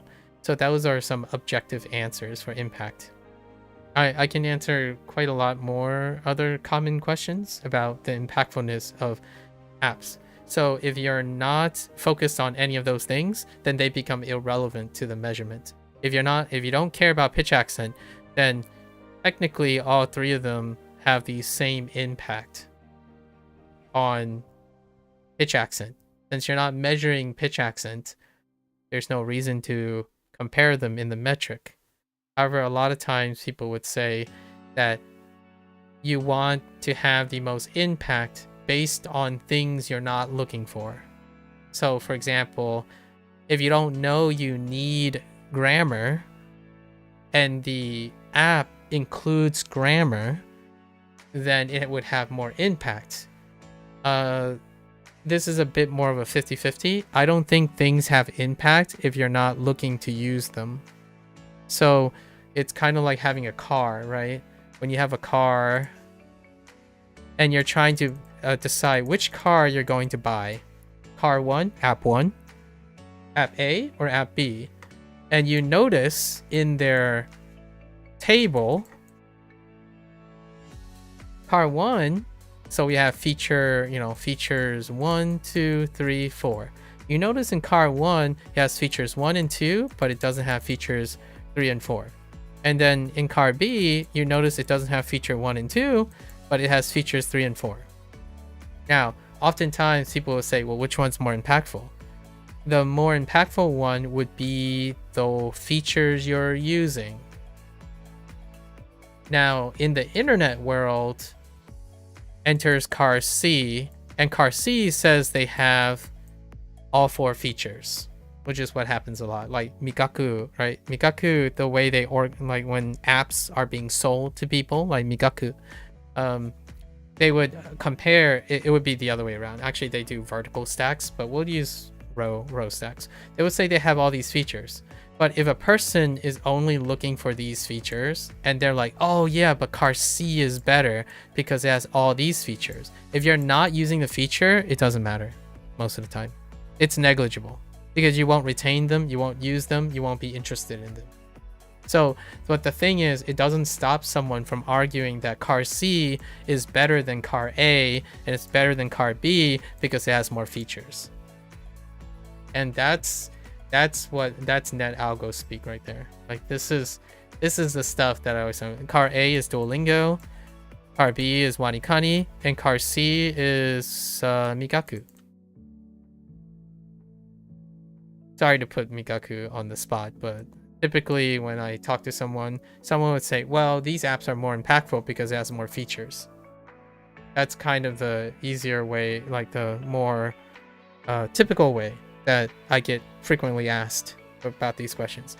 For me, Duolingo did something and I spent like 99% doing it that I don't do in WaniKani. So WaniKani's, so why did I make this diagram? So 99% of the time when I was using Duolingo, I didn't do what I was doing in 99% of the WaniKani situation. And in Bunpro, there was an overlap. So the early months of Bunpro, there's an overlap between these two. However, now I'm using it for the sole purpose of not overlapping with these two. So I'm using Bunpro because I'm using Bunpro in a way, Bunpro is very flexible. So it's flexible. So most of the time I'm using it in the way that I haven't used it before. So all three are being used in a manner that they don't overlap with each other. So I'm not like redundantly going over. Now, one thing that does overlap with all of them that I can't prevent is the Japanese. The Japanese content overlaps. And this is where most people care about. I think when everyone says, what is most impactful about your journey, they mean my destination. Because my destination is the number of kanji, number of words, amount of fluency, whatever that means, amount of fluency, ability to speak, whatever that means, and ability to listen. So I can pretty much be telling you with respect to Japanese content. I can tell you that the Japanese content don't change. So like what I mean is, whatever I learned in Duolingo, it's still the same content that I learned in WaniKani, which is still the same content that I learned in Bunpro. And then someone would come up to me and say, well, aren't you wasting your time? Because you covered N5 3 times, bro. You covered N4 stuff 3 times again. And then Duolingo, we didn't get to like any N3 concepts. And then WaniKani, some of the N3 vocabulary, like WaniKani spans like up to, but not all of N1's vocabulary and kanji. And then Bunpro does the whole thing, but we haven't gone long enough.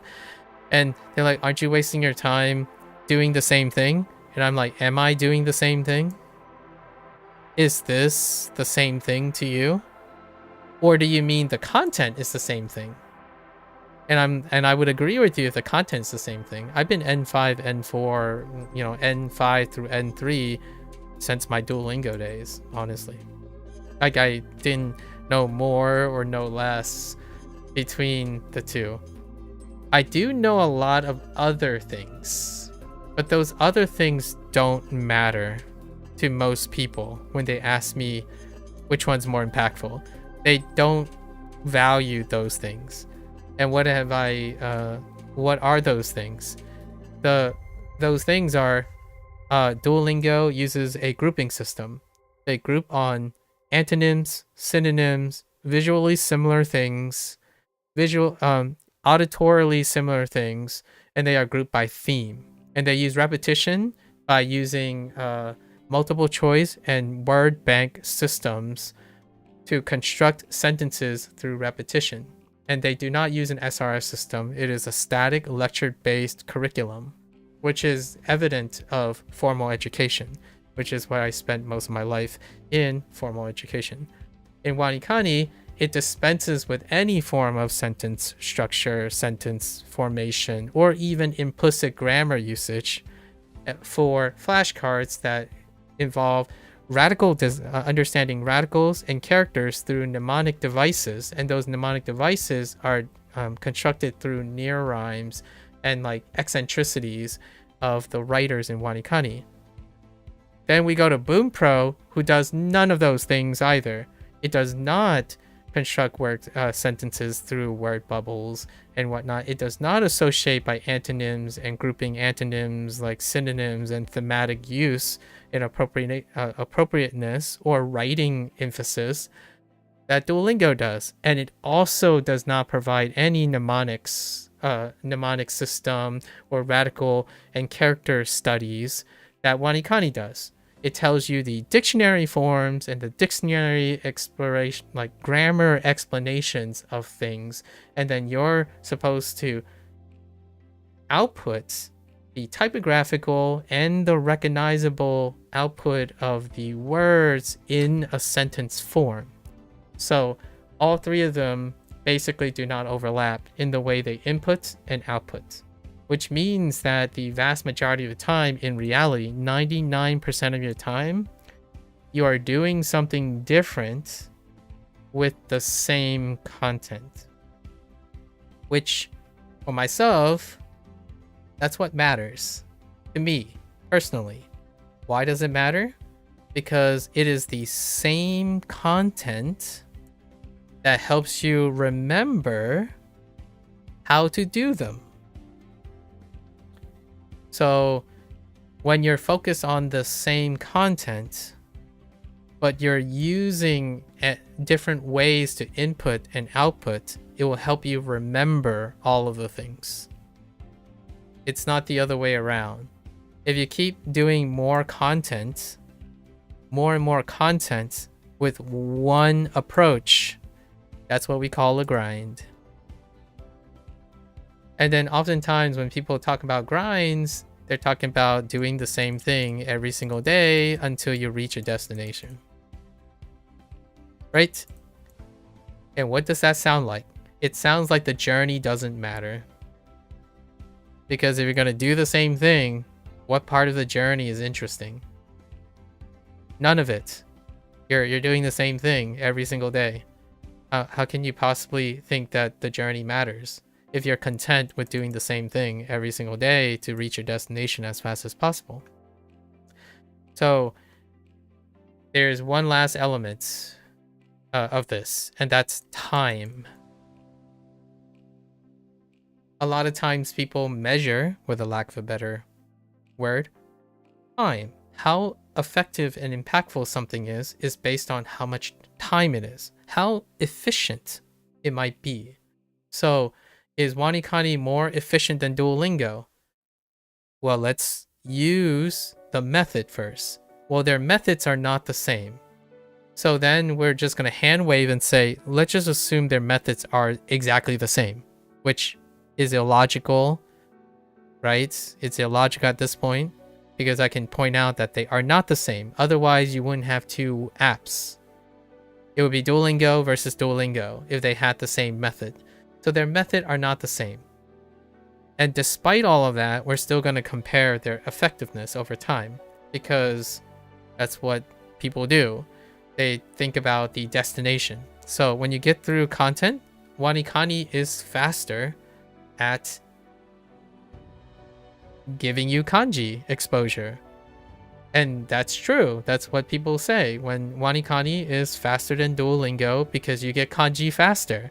I'm like, yeah, based on your measurements, WaniKani exposes you to kanji faster. And if you ask those people, what do you care about? They care about kanji or how fast they get kanji. And fair enough. That means that WaniKani is more impactful than both Bunpro, actually. Both Bunpro and Duolingo when it comes to kanji, because it's an app about kanji. So when you say which one's more impactful, you don't know the impact of Duolingo or Bunpro if all you care about when you ask someone is how quickly do you learn kanji. Because then you wouldn't know what Bunpro actually does. So you get Bunpro and you're like, oh, it's gonna teach me kanji like really well. It doesn't. It doesn't focus on kanji. It focuses on grammar,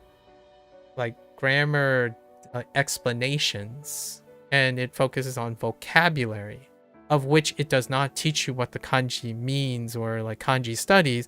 It tells you what the words are that looks like something, which you can't identify as kanji because they don't do kanji character studies. So that's kind of the idea. What does Duolingo do? Well, in the thing that Duolingo does very effectively is thematically grouping things together. So when two kanji look very similar, they deliberately group them together. When they mean something related to each other, they tend to be grouped together. So for example, apple, ringo, and orange would be grouped together. Now, do you remember what their kanji looks like? You probably don't because they're usually in katakana or hirakana, right? So, but then you get like tatemono, right? Tatemono, but they never but they would probably introduce biru at some point because tatemono and biru would be building, right? So things like that, they group together. They don't care about curriculum. So Bunpro is curriculum based. All their decks are grouped by their curriculum. So N5, N4, N3, etc. WaniKani does not. WaniKani does a staggered curriculum. So they start like 50-60% N5, then it drops down as it goes across. So like at this point, it takes to like, you have to get to like level 25 or 30 before all the N5 characters are covered, right? So they stagger across. Duolingo doesn't care about curriculum. It doesn't do the N5, N4, N3 thing. It does it by themes. Now it tries to introduce so it has a weight. So it weights N5 to going to like N3-ish. So all of them have different structures as well.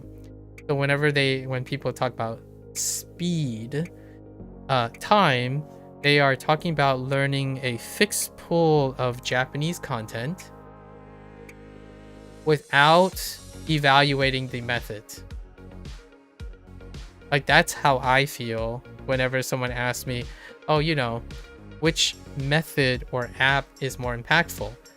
It's very difficult. You have to understand that the method has to overlap first. If the method overlaps sufficiently, you might be able to compare it and contrast it, and then use metrics to measure out its impactfulness. So whenever I ask a question, when people ask me that question, are they asking me about how impactful the methods are, like what you do in the methods, like parts of the methods, or are you asking me about the results? So the results are, I've only used Duolingo incompletely for a year, and I used WaniKani over a year now. So we compare, still incompletely. So we compare the Duolingo and the WaniKani period. WaniKani does what WaniKani is advertised. They focus on kanji. You're gonna get a lot of kanji, and then enough vocabulary. It's not the focus of WaniKani. So whenever someone like in the WaniKani forum mistakes it and reads something like, oh yeah, I'm gonna learn kanji, so that means I'm gonna learn all the vocabulary words. The answer is no. Kanji and vocabulary words are two different things. So that's probably the first like realization when people use WaniKani. Like, you're gonna grab a lot of the characters, and it's not all of the characters, by the way, not all of the kanji, but you're gonna get kanji very quickly. In fact, immediately you're probably gonna rush kanji over like vocabulary words and even the radicals. In fact, the radicals are kind of disposable for most of the WaniKani users. So you get a lot of kanji. So WaniKani is most impactful for kanji. If you want to learn more about kanji studies, get WaniKani. What don't you get, or what is not focused on, you can still learn from it, but you have to do it. So what does WaniKani not do for you, but you can do for yourself when you're using WaniKani? You can try to form sentences with the characters you have. Is that really hard? Yes, it is very, very difficult because you don't practice that. You do not practice seeing any of the characters in context. You do not practice seeing even the vocabulary words in context. In fact, you don't even learn the vocabulary words as a whole. So whenever someone like one of the most common like misunderstandings, like someone comes out of WaniKani and say like, wow, I still have so much trouble. It takes me a really long time to read full sentences, and I always have to look at every single character in order to learn in order to read the words. I'm like, that's exactly what WaniKani does. It helps you pay attention and forces you to have to look at every single character in order to remember what they are. Now, how do I know that this doesn't happen with most people, at least in my opinion, is that when they finish their WaniKani applications, they would go and say something like this. It would say, oh man, you know what? The words that WaniKani covered, they're not very useful. Why can't they just add more useful Japanese words and help me remember Japanese words? Like when I'm reading sentences, I'm still going through the radicals and thinking about my mnemonics to grab the meaning of the characters, like because that's what WaniKani does. And when they say that as though they were implying that WaniKani helps them do that, that's when I know they were trying to do something, but they were hoping that the tool does it for them. The tool, WaniKani, does not teach you how to read sentences. I mean, it has example sentences of which you can choose to use it to the best of your ability, but it will not speed up. It will very negligibly help you speed up reading sentences fast because you didn't practice reading sentences fast, nor did you read any of the vocabulary words in context of the rest of the sentence. People get faster at reading sentences because the sentences become repetitious themselves. So in fact, you get faster at reading sentences with Duolingo than WaniKani, which is ironic because I can't tell you, if I had $1 for every time someone told me that Duolingo doesn't teach you how to read sentences, and they would say something like Anki helps you read sentences, I'm like, no, it doesn't. it depends on your deck. And whenever I look at the deck, they're like, you're learning flashcards based on the words and vocabulary. You think that's going to improve your sentence speed. It's not. It's not going to. It's going to negligibly make you feel dissatisfied. Like, oh man, I know like 4,000 vocabulary words. Why can't I read sentences any faster? Because you haven't practiced doing that. Your input is not framed around sentences. So that's kind of my long digression about being careful, right? Being careful. Duolingo does do something. And in my opinion, here's my hot take on Duolingo. It does something implicitly that most people don't actually think about anymore. Like, for example, if you come to me and you say, there is a right way to say something. There is a right way to say something. Right? That's your social norm. If you think there's a right way to say something, and therefore what you do is you memorize this right way in order to be right. So what does this sound like? Native Japanese. Native, natural Japanese. If you're saying that your goal is to sound native and natural, then what do? You find out what the right way to say it is, and then you memorize it. Right? So if your mindset is this is how you measure impact. Yeah, Duolingo is garbage. Yeah, no, I'm not beating around the bush here. Like, this is not good for Duolingo. Like, Duolingo's process, the way the method works, like the way they think the method works, and how they're like your input and your output with Duolingo, it doesn't create this. It doesn't create you to recognize the exact way that something has to be done and done correctly. And that is one of the reasons why Duolingo Japanese course is kind of terrible. So when someone says, oh, Duolingo Japanese course is absolutely terrible, is because Japanese favors this. It favors this type of approach. You do not take like kudasai and put like kudasai in beginning of a sentence. Like, I don't know, kudasai ringo. That's weird. Like, what the heck? You might get away with like onegai or something like that, but that's still weird. Like, despite if you say it to someone, they're like, oh, they must have gotten it backwards, but I still understand them, but that's unnatural, right? It's unnatural. It's kind of confusing. I agree. And the way Duolingo does it is that's not how they do it.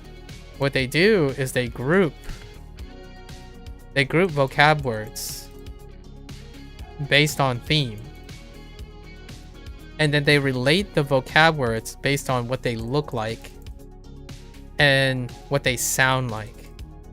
That's all you're doing most of the time. Like, oh, I heard this before. Okay, it sounds like this. Oh, it kind of looks like this. That's how you're getting faster. You're getting faster because you notice that this kind of looks like this, which kind of looks like this, which kind of, I don't know, which kind of looks like this, which kind of looks like this. Actually, I'm not even sure if this exists. We're just gonna pretend like this doesn't exist, right? That's how they do it. And then oftentimes, if this is a thing, then this is a thing, because these are related in terms of their meaning being opposite, or like being different, like contrasting with each other, right? And then when you get this, right? When you get this, you obviously get this. So that's how Duolingo goes about their introduction. So now what happens when you think about a sentence? When you're saying like Ohayo, right? Ohayo, or like when you say Kyo, right? Kyo as in like today, you're like, wait, how do I say that? Is it kon? That's ima. Ima, right? Then what do you combine it with? Do you combine it with this? To get kyo. Alright, kyo. You don't know for sure, but the idea is this is how Duolingo reconstructs. You reconstruct by recognizing something that is often together, and then you reconstruct based on how common things occur based on their meaning, sound, and visuals. That's not how WaniKani works. WaniKani tells you what they build you up with the radicals. Right? These are your radicals. And then they go up from there. And then Bunpro just straight up gives you these things. It's like, here's the English stuff. Go at it. Bunpro like gives you a dictionary page. It explains things to you. And then all of these things. So, I'll compare and contrast. If you use Duolingo Vision, you'll see one thing, which is grouped with, I can think of 5 things it's grouped with right now. And then you see another thing. This is probably grouped, 2 groups, group A and group B. Yes, and group A, I can think of 3 things. So group A is coming from here, and group B is coming from here, about 4 things. So that's what Duolingo does. And these things are grouped because of their meaning, their appearance, and their sound. When you use WaniKani, you obviously see 1, 2, 3, 4. So WaniKani has 4 things, right? Roughly 3 for Duolingo. WaniKani has 4 things, and they are grouped in a different way. They're grouped by their radicals, like their occurrence of their radicals, and their character. So technically add +2 because this whole thing is one thing. So you have 6 things to think about in WaniKani. In Bunpro, you have one thing. This is one thing. That's it. That vocabulary word is one thing. And those one thing then has synonyms, which those are grouped. That one thing is grouped into words, into meanings. So that goes back to one of the things that Duolingo does. But Duolingo doesn't explain any of that. Bunpro explains those things. Like, hey, here's the word. It can mean all of these things, and here's our summary of it.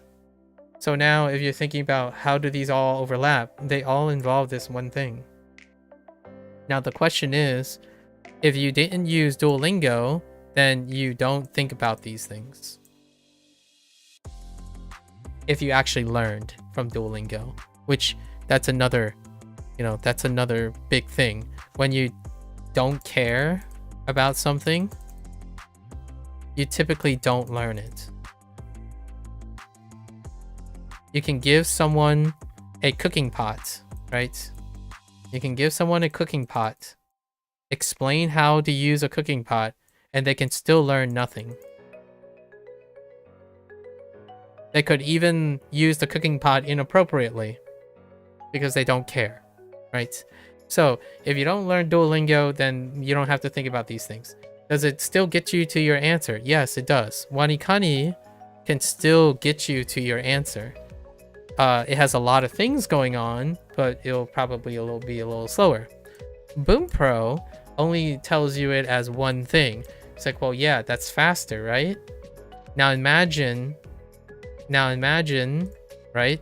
You have 4,000 kanji. You don't really have 4,000 kanji. Let's just go with something modest, like 3,000 kanji. But you have like 20,000 words. Do you remember the 20,000 words as 20,000 things? Or a combination of 3,000 things that go into 20,000 things? That's WaniKani. WaniKani is imagining 20,000 words, or like a larger number of things made up of a smaller number of things. That's a Legos thing. So is it easier for some people to remember how 3,000 things interact with each other to make the 20,000 things? Some people actually enjoy that. Does it take longer time? Yes, it does. Does it capture everything that the word does? No, it does not. Just like these 20,000 words can be constructed into millions of sentences. Now, is it easier to remember the words compared to the permutation of sentences? Well, yes, sort of, to the people that care. Does it capture all the essences of a sentence? No, it does not. Right? And then we go into paragraphs, and you can kind of see where this is going, right? Then paragraphs is another dimension. And the thing that I'm describing is emergence. When you have emergence, it means that you need to learn at these levels of emergence for the whole picture. So oftentimes what people do is they learn some kanji, they learn some words, they learn some sentences, they learn some paragraphs with all separate things, like apps, right? Apps, there's an app for that, there's an app for this, there's an app for this, and there's an app for this. Are they better than each other in terms of the journey? The answer is no, if they don't overlap. If they do overlap, and you're comparing them, then yes, you could be wasting your time. Like you could be legitimately wasting your time if you're doing the same thing over and over again. And how do you manage to do that? If you think Duolingo is there to teach kanji, and WaniKani is there to teach kanji, and Bunpro is there to teach kanji, then you're wasting your time.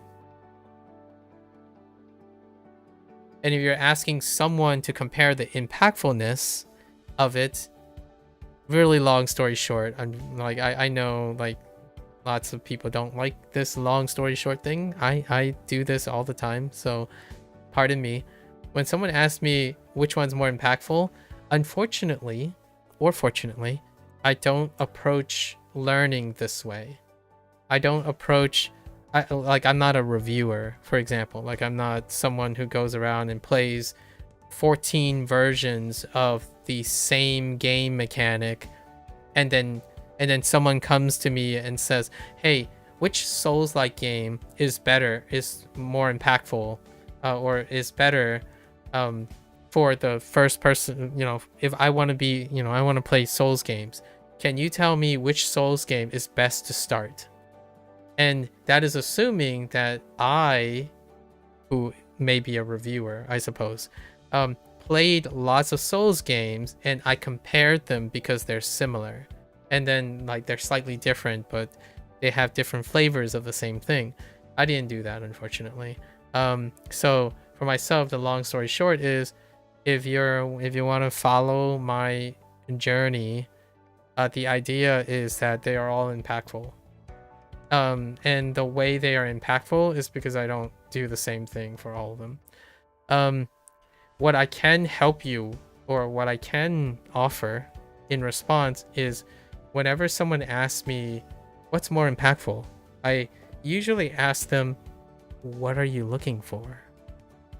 Because if I know what you're looking for, I could answer that question a lot easier.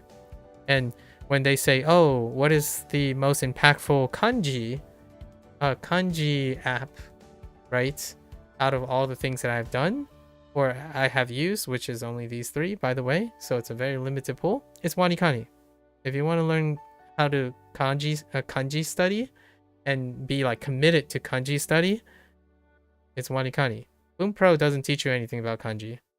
Like, you might be saying, some people say, well, it does teach you about kanji. Like, no, it doesn't. It teaches you vocabulary. Vocabulary doesn't have to involve understanding what kanji means.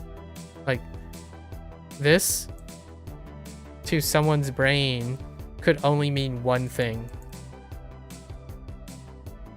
It doesn't teach you what the kanji is. There are 2 kanji here. And kanji are made of radicals. In fact, it goes even deeper. Some kanji are phonetic or sound carrying, and some kanji are meaning. And some kanji are modifiers. So that it goes with kanji study. So if you want to learn vocabulary, WaniKani is not it. On like the Bunpro is quicker at learning vocabulary because they teach you vocabulary. They don't teach you kanji. So whenever you're like wondering, hajimemashite, does hajimemashite have a kanji in it? If you're wondering what kanji it is and you can't see it or write it, then you know that you've learned the vocabulary, but you didn't study the kanji. It's one of the it's like a phenomenon that I would love to highlight most of the time, because whenever someone talks to me about how much Japanese they know, and they tell me that I waste my time with kanji studies because it doesn't help me with anything, I ask them like, all right, does can arigato be represented in kanji? It's like, well, it doesn't matter. It's usually represented in kana. Like, I understand, but what I'm trying to illustrate is, do you care that it can be represented in kanji? And what kanji would they be using for arigato? It might be a waste of time to someone else, obviously. And someone says like, well, you never need to know the kanji. It's like, I assure you, the kanji that's used, the characters that are used in arigato is used in somewhere else. So no, that would be incorrect. You do need to know some of the characters in arigato. It just happens that the word that you're learning, arigato, is in kana. So you told yourself you don't need to know the kanji because it's only one thing. Now,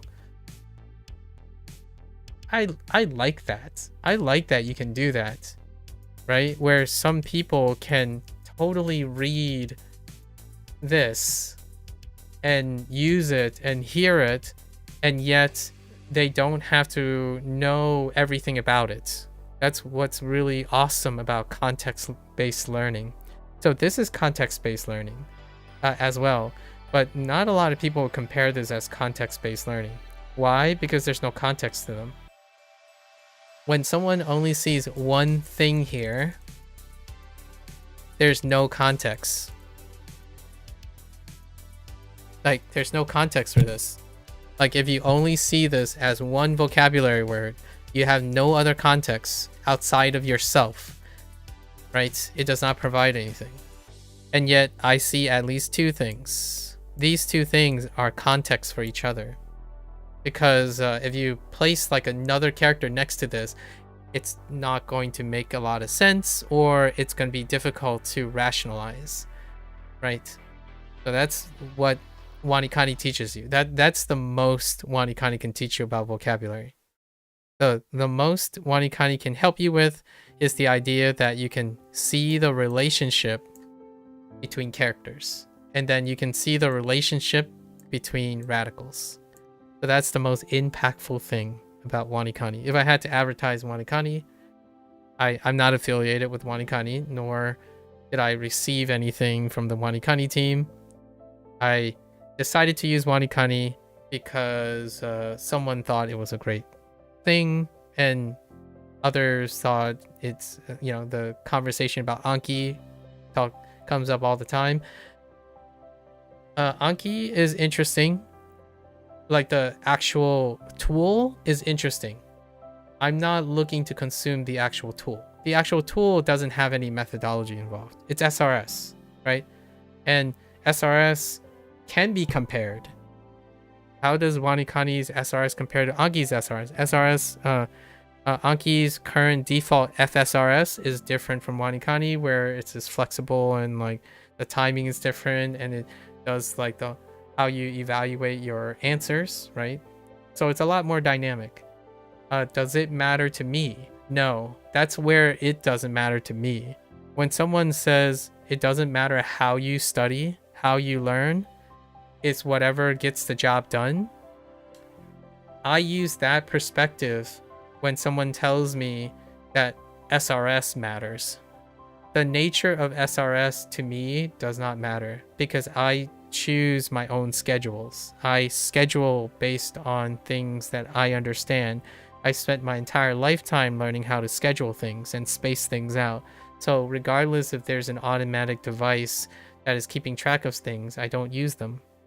Hence, there's no mistakes. Like I don't use the mistake tracker or something in both Duolingo, WaniKani, and Bunpro, and HanziHero. All of them have mistake trackers. I don't use mistake trackers because I will space out and retain them on my own thing.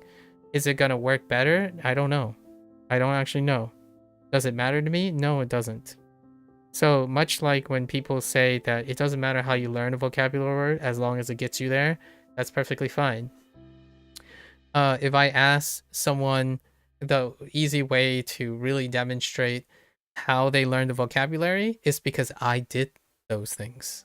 So because I learned through Duolingo, WaniKani, and Bunpro the same vocabulary words, I can kind of tell how they approach things by asking them, what do they see? What do you see here in this character?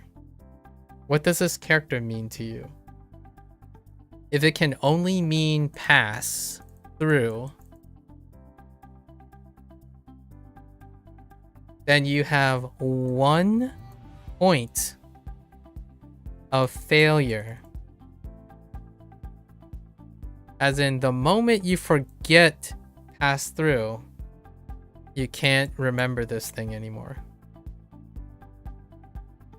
So my encouragement oftentimes when people ask me which is better, which is more impactful, if they are not overlapping, then they are all impactful. Whether you use them is how you're going to determine their impact. So if you choose to forget the mnemonic that built this, then it is no longer impactful, which is what most people in WaniKani do. What they do is they learn to memorize this vocabulary word.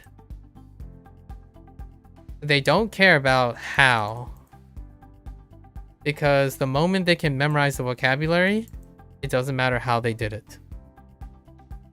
So when they forget something, they have to go back to the how that they no longer remember. And that's how people treat Duolingo, for example. If Duolingo is what they first started, because they tell me the journey matters, right?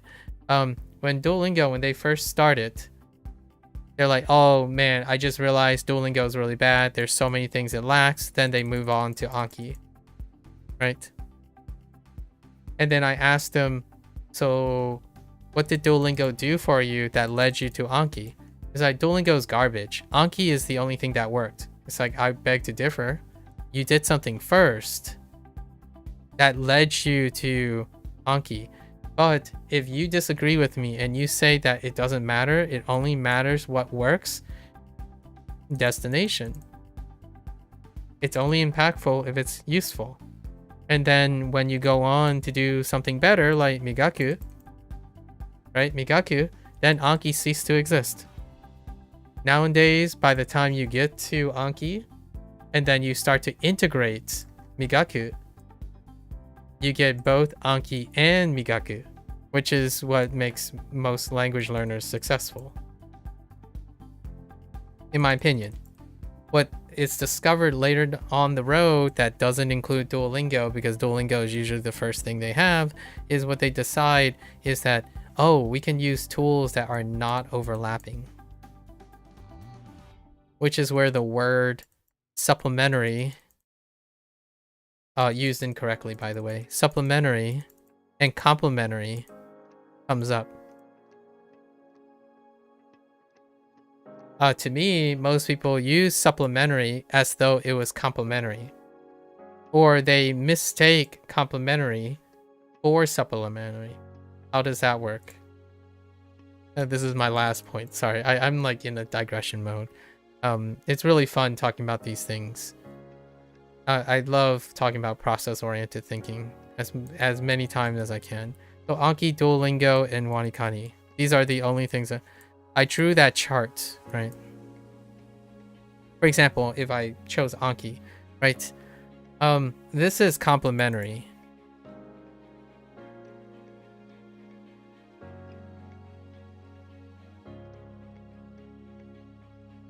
Oops.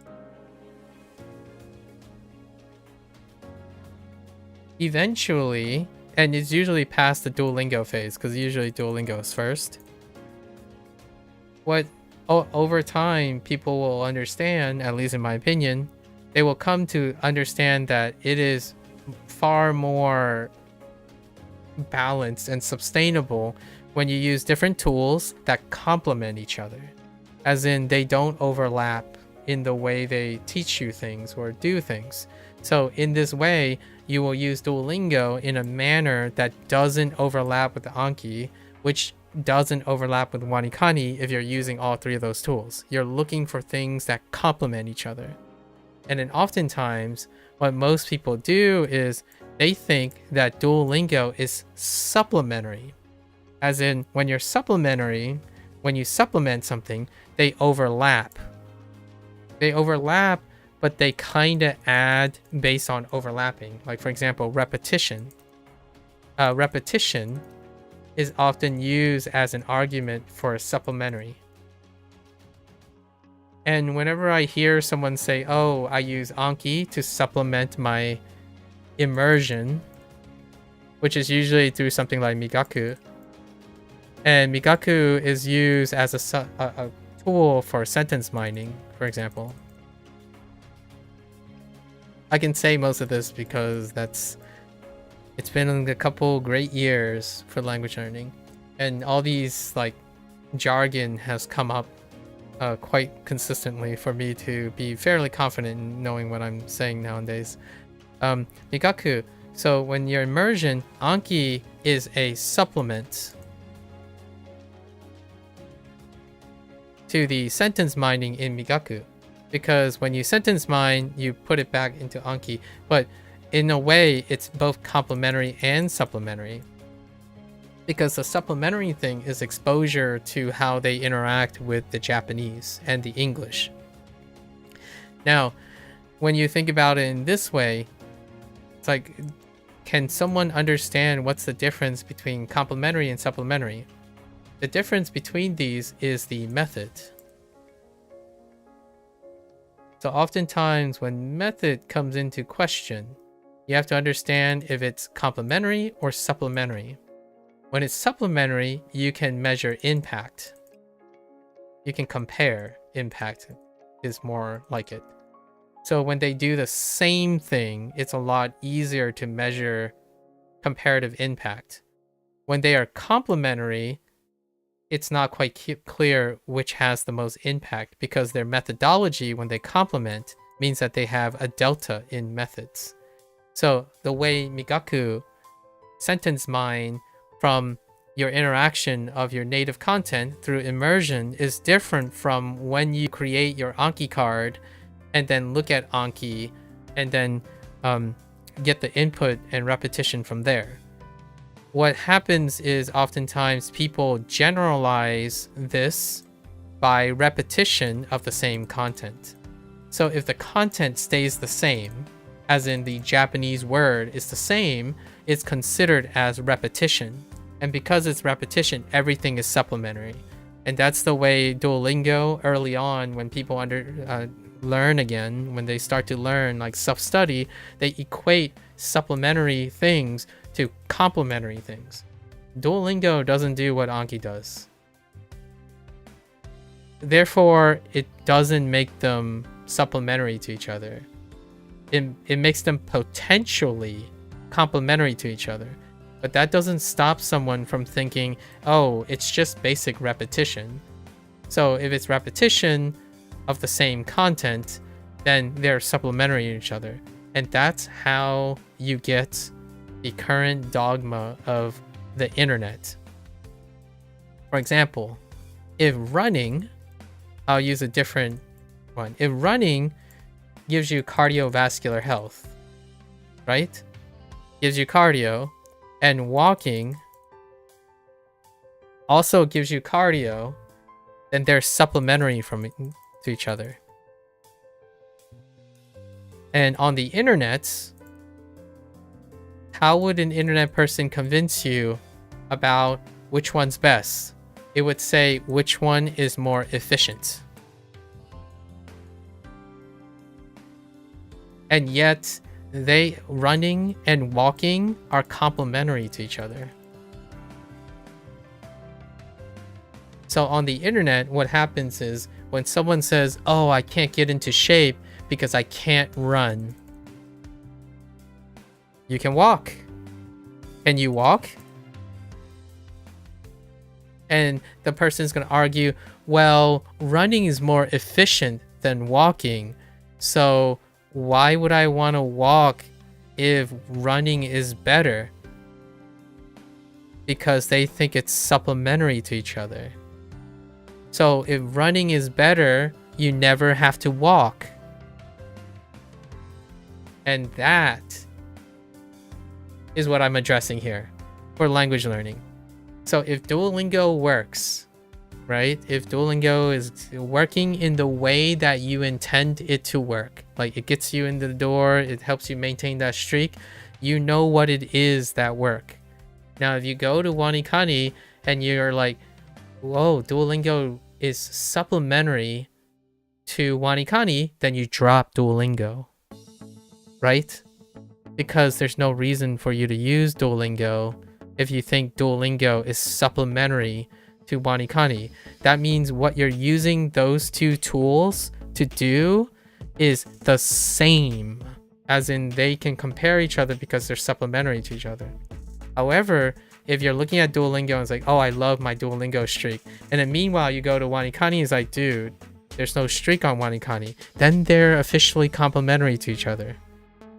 So when you say that, the first thing that goes in your brain wouldn't be, in my opinion, would be illogical. This would be the illogical brain. You're like, okay, so WaniKani doesn't have streaks. How do I add streaks to WaniKani? The moment you add streaks to WaniKani, then you don't need Duolingo anymore.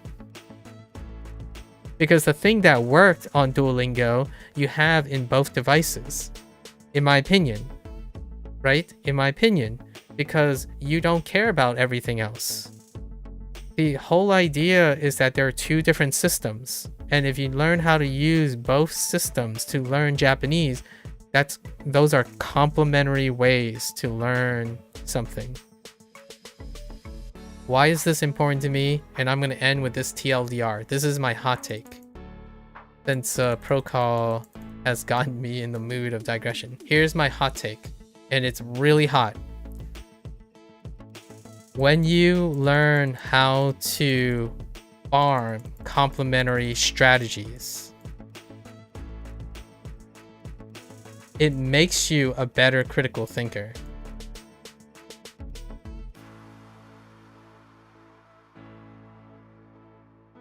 And that's my plug. My plug. Thank you, Tom Nook, by the way, if you're still here. Oh, I mean, not Tom Nook. All of this is to set up for the very thing that the plug is, that when you want to learn something, you probably want to learn how do you get the security of learning. If you acquire a lot of complementary strategies, you're going to end up like, in my opinion, the hot take is you're probably going to end up like me and say, anything works. It doesn't matter how impactful most things are. I will combine and put together a method all together, subtract and add, so that they're all impactful. because I don't want to waste my time. You know, like I don't use that phrase a lot of times, but I don't want to waste my time doing the same strategy to learn something. So this is one of the quote unquote, a lot of people call this a trap. The trap is when someone tries to, they use Anki, and then every time they go to do something else, like they use Migaku, they convert Migaku into Anki. And then when they look at Duolingo, they keep saying, let me convert it back to Anki. And they go into another one. It's like, oh, hey, this is cool. Satori Reader is pretty sweet. Let me convert that back to Anki. So what happens is this person has 1 point of failure.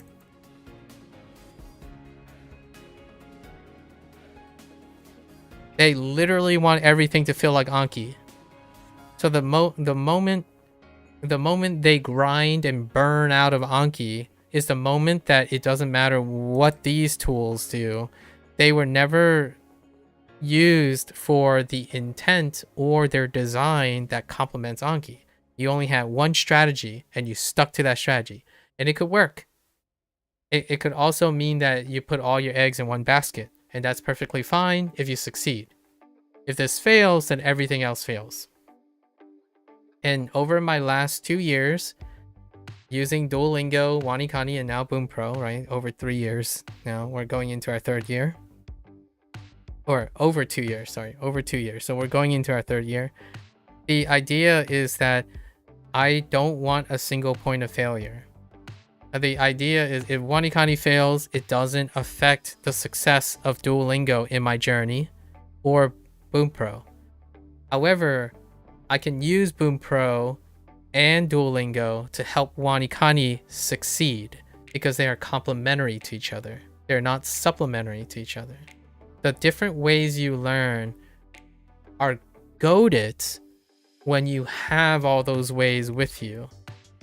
The moment you think that there's one best way is that when the best way fails, I got one more hot take for everyone. When you focus on one best way, as in what is the most impactful, one best way, when that fails, the time it takes to find another best way will be made up so much over the course of the time by someone who thinks of 3 good ways.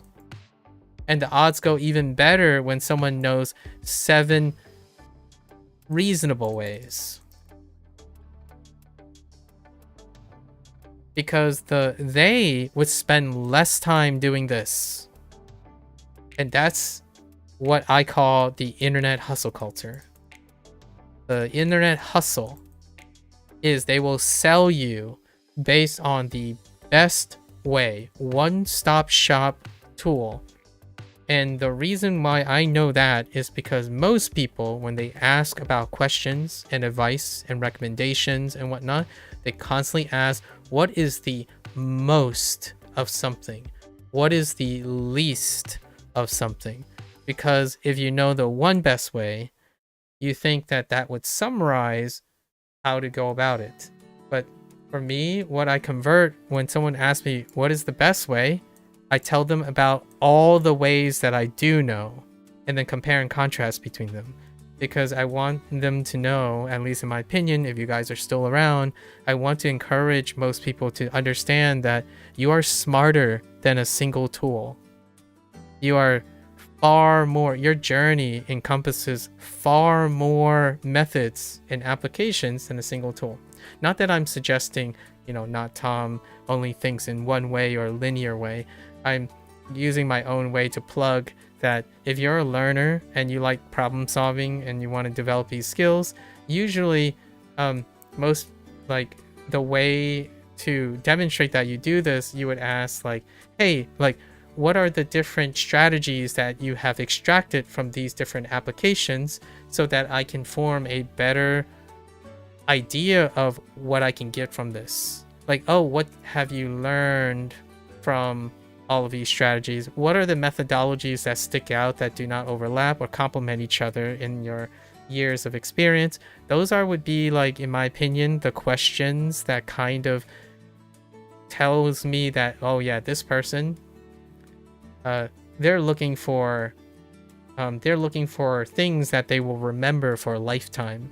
They're not looking for things that are to be replaced. So if you're always constantly focusing on the best, then there can only be one best. If you're avoiding, the opposite is true too. If you're avoiding one worst case scenario, then you'll only be able to deal with one worst case scenario. And for myself, I've used 3 things so far for Japanese language learning. And those 3 things are 3 options. They have their pros and cons, right? They have their pros and cons, and I use them for non-overlapping situations, for the goal of one common goal. Now, I do use them for the reason they complement each other, right? I use them literally to complement each other. And me, personally, as a problem solver, I introduce all of their strategies to each other as supplementary. So when I'm using WaniKani, I'm thinking of how the information that I learned through Bunpro, like the way I learned through Bunpro, and to Duolingo. These things are going to be supplementary to what WaniKani does. When I'm using the tool itself, I'm using it for the reason that it is complementary to Bunpro and Duolingo. So when I'm literally using the tool, I'm focusing on all the things that don't overlap with each other, because those are the most valuable things you can get. If that isn't enough, if they overlap too much, right? If they overlap too much, then they become less impactful. They are less impactful if they overlap. Not any one become less impactful, all of them do. So when Anki overlaps with WaniKani, and then when WaniKani overlaps with Duolingo, which then all 3 of these, right, overlaps with Migaku, when they overlap, they have less efficiency. A lot of people would call this redundancy, right? They would begin to serve redundant functions. And that, to me, is the trap of progress, the appearance of progress. That I think a lot of people focus on. Why do I bring up appearance of progress? It's because that is why people talk about what's the best and what's the worst. When they think about what's the best and what's the worst, is to avoid this trap of having the appearance of progress. That appearance of progress is due to the nature that you have multiple things that do the same thing because you want it to do the same thing. You want Anki to be exactly like WaniKani. I've heard this so many times. Like, hey guys, WaniKani sucks because WaniKani doesn't have the same features that Anki does. It's like, no kidding, it doesn't. It's complementary. Like you're trying to get yourself to learn a different way. But what most people do is they would take something they love or works or identify as because they know it's the best, and they want to convert all of the other things they use into the same thing. So whenever, this is a real example, anecdotal from me, I'm going to show some discretion, but 4 or 5 people have come to me recently over the last couple of years, and they said something like this. They say, I don't get it. Why whenever I start something new, like I try to start something new, it's never the same as the things that I love and want? It's because they're meant to be different. And like They're meant to be different. They're created by different people. There are different ways to enjoy the quote-unquote same thing. Like, but these people, in my opinion, it's not that they're incapable of liking new things or thinking different ways. If you do this long enough, to me, it's called advanced aging. I would call this advanced aging. So what do I mean by advanced aging? Advanced intellectual aging. This is when you take a 17-year-old kid, or even better, we'll make this about social media and the internet and TikTok and doom scrolling and brain rot. Actually, advanced intellectual aging is brain rot. That is a pretty big leap, so bear with me. This is a bit hot. What is advanced intellectual aging? You get targeted to think a certain way so quickly and early on that you have no other options left. Like, other options are no longer emotionally, biochemically, like neurochemically exciting or interesting anymore. Your curiosity is destroyed. Advanced intellectual aging is when curiosity is gone. Curiosity is gone and agency is gone. So this does that really, really well. The internet does that super, super well. And I don't think it's intentional. I don't think like companies and businesses, the first thing they thought about is, wait, what if we're negligently responsible for brain rot in young adults or in any adults or kids that want to learn something? Because if we keep selling them on the idea of everything is targeted for them, it's the best thing since sliced bread, doesn't that mean that they only stick to one thing for the rest of their lives at the expense of our, well, you know, at the gain of our business revenue? Like, well, yes, it does, but it only happened retroactively. So nowadays, when you think about kids, right, 17-year-olds or 18-year-olds, I'm not sure how old whoever I'm talking to or whoever is listening to this, if you are a young person, and when I mean young, I'm talking about intellectually young. You are still young as in you're interested, you want to learn another language. You're like, oh man, when you see a bunch of apps on the screen, you're like, they're all interesting. I want to use all of them for what they are. You're still intellectually young. When you become an old hat, like a 70-year-old man, sorry about choosing a man, but non-gender specific, like say a 70-year-old person, right? When you're a 70-year-old person, you can have the luxury to say, I've experienced enough. I'm curious enough for a long enough time. I don't need to change my ways anymore. I know what life has to offer. But when you're 17 and all you can think about is that you learn something and it's the best way, so you never have to relearn or learn anything new or be excited or curious about some new experience, that's what I call advanced intellectual aging. It's very similar to brain rot because you have no motivation to ever want to try new things. Not only are new things going to possibly be better, they can also be worse. Or they can just be mid and non-changing.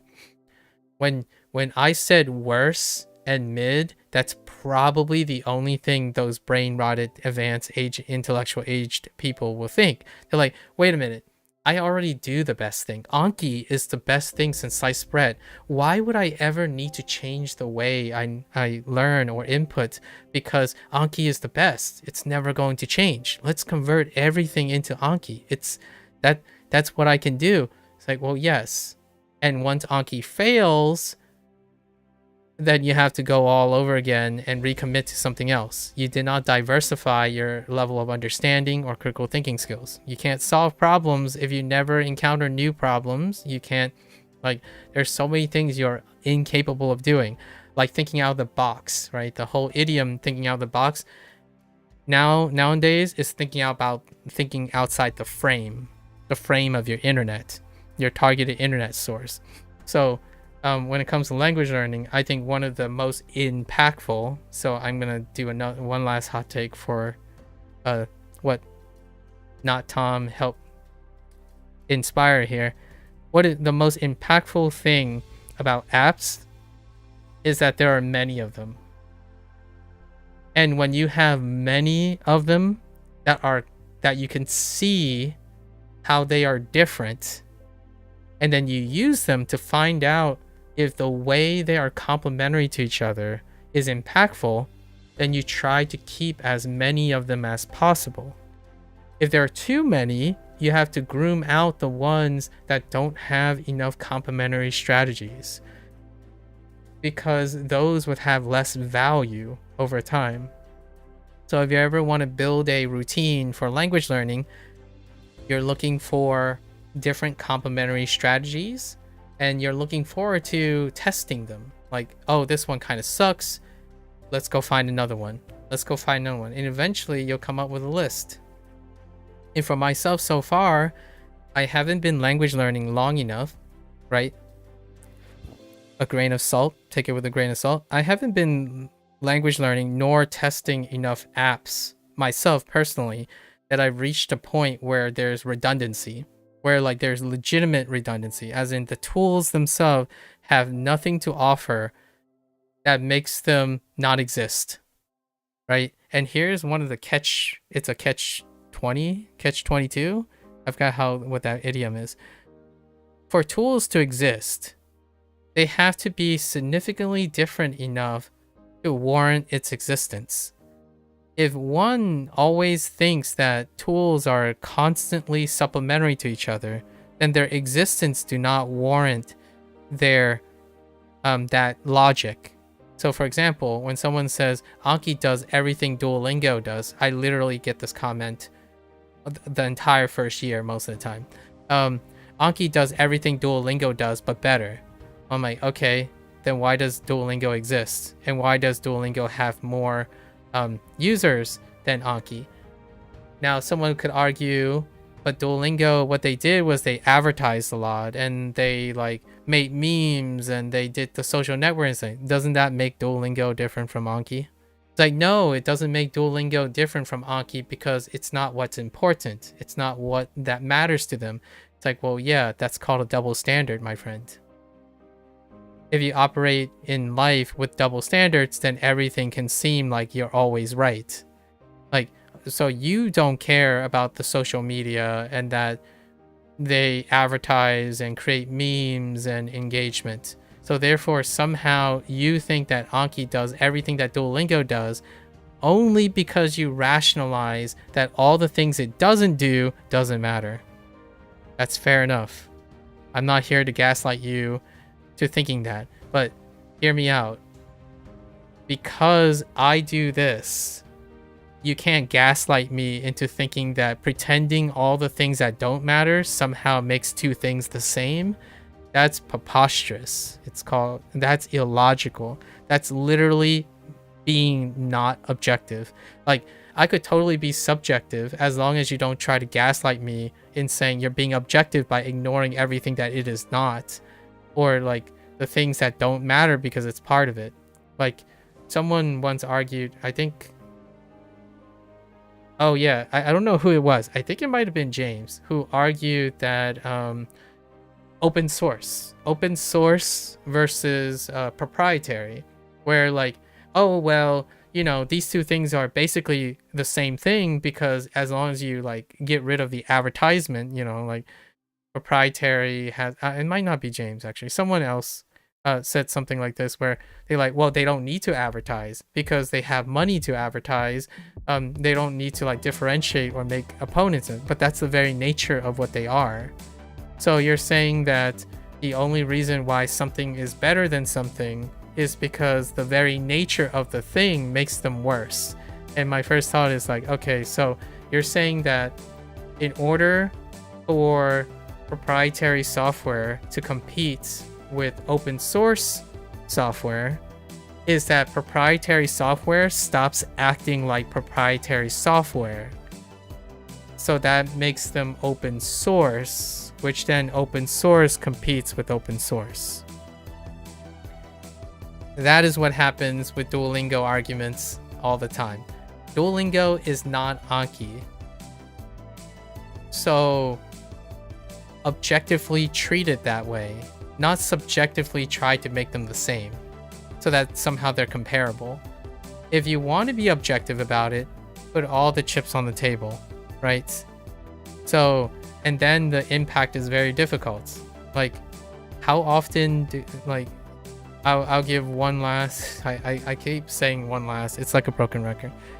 I'll give one last anecdote for this. When someone asks me, what is the most common thing I hear people mention when it comes to language learning? Despite not initiating the app, Duolingo comes up like 10 times to 1 against Anki.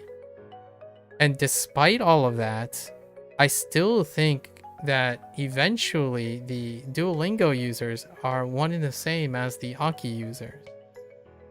And all of that still translates to the idea that when someone becomes an Anki user, they somehow forget the impact that Duolingo had on their language learning because they think about this one-stop shop thing.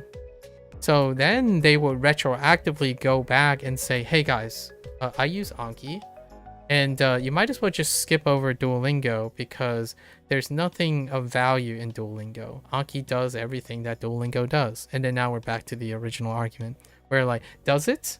Does it do the same thing? And honestly, I have more evidence to suggest that it does do the same thing than not the same thing. And that's the weird part. Like, why do I think that? Because when someone looks at this, it's a word. When you look at Duolingo, the only thing you're responsible for is the word. So the irony here is whenever someone says Anki or like SRS, like flashcards,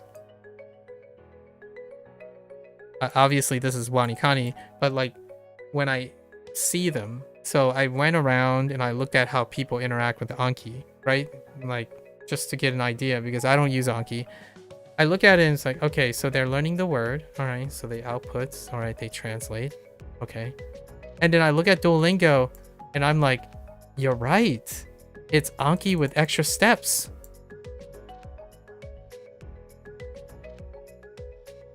Like, my first thought is, wow. I mean, like, I agree with him. The way people interact with Anki is Duolingo with extra steps. Like what I mean is it's Anki with extra steps. So like Anki takes out these extra steps that Duolingo has.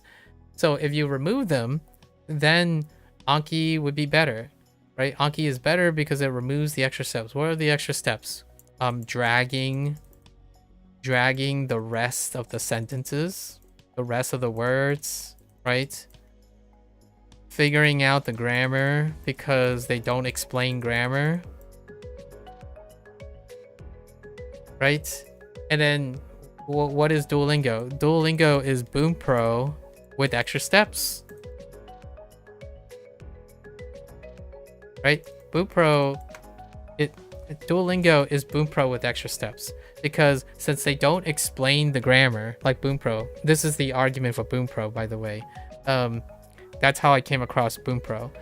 Someone explained to me that, oh, Bunpro is better than Duolingo because it explains the grammar in order to learn the grammar. Duolingo does not explain it because it's implicit. It's based on pattern recognition. So if you recognize the pattern, you have to delineate how the grammar plays out, right? Meanwhile, Bunpro is explicit. So now hear me out.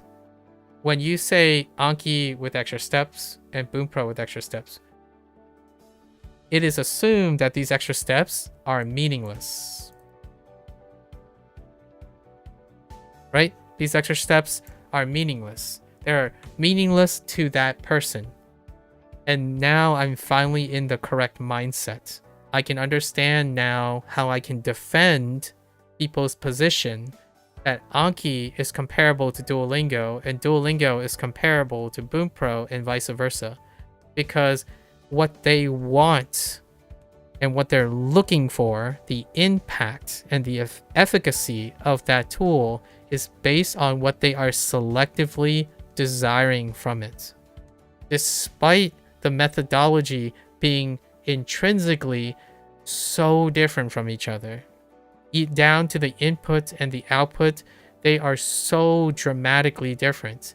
And all of that stuff does not matter to these people because they're extra steps.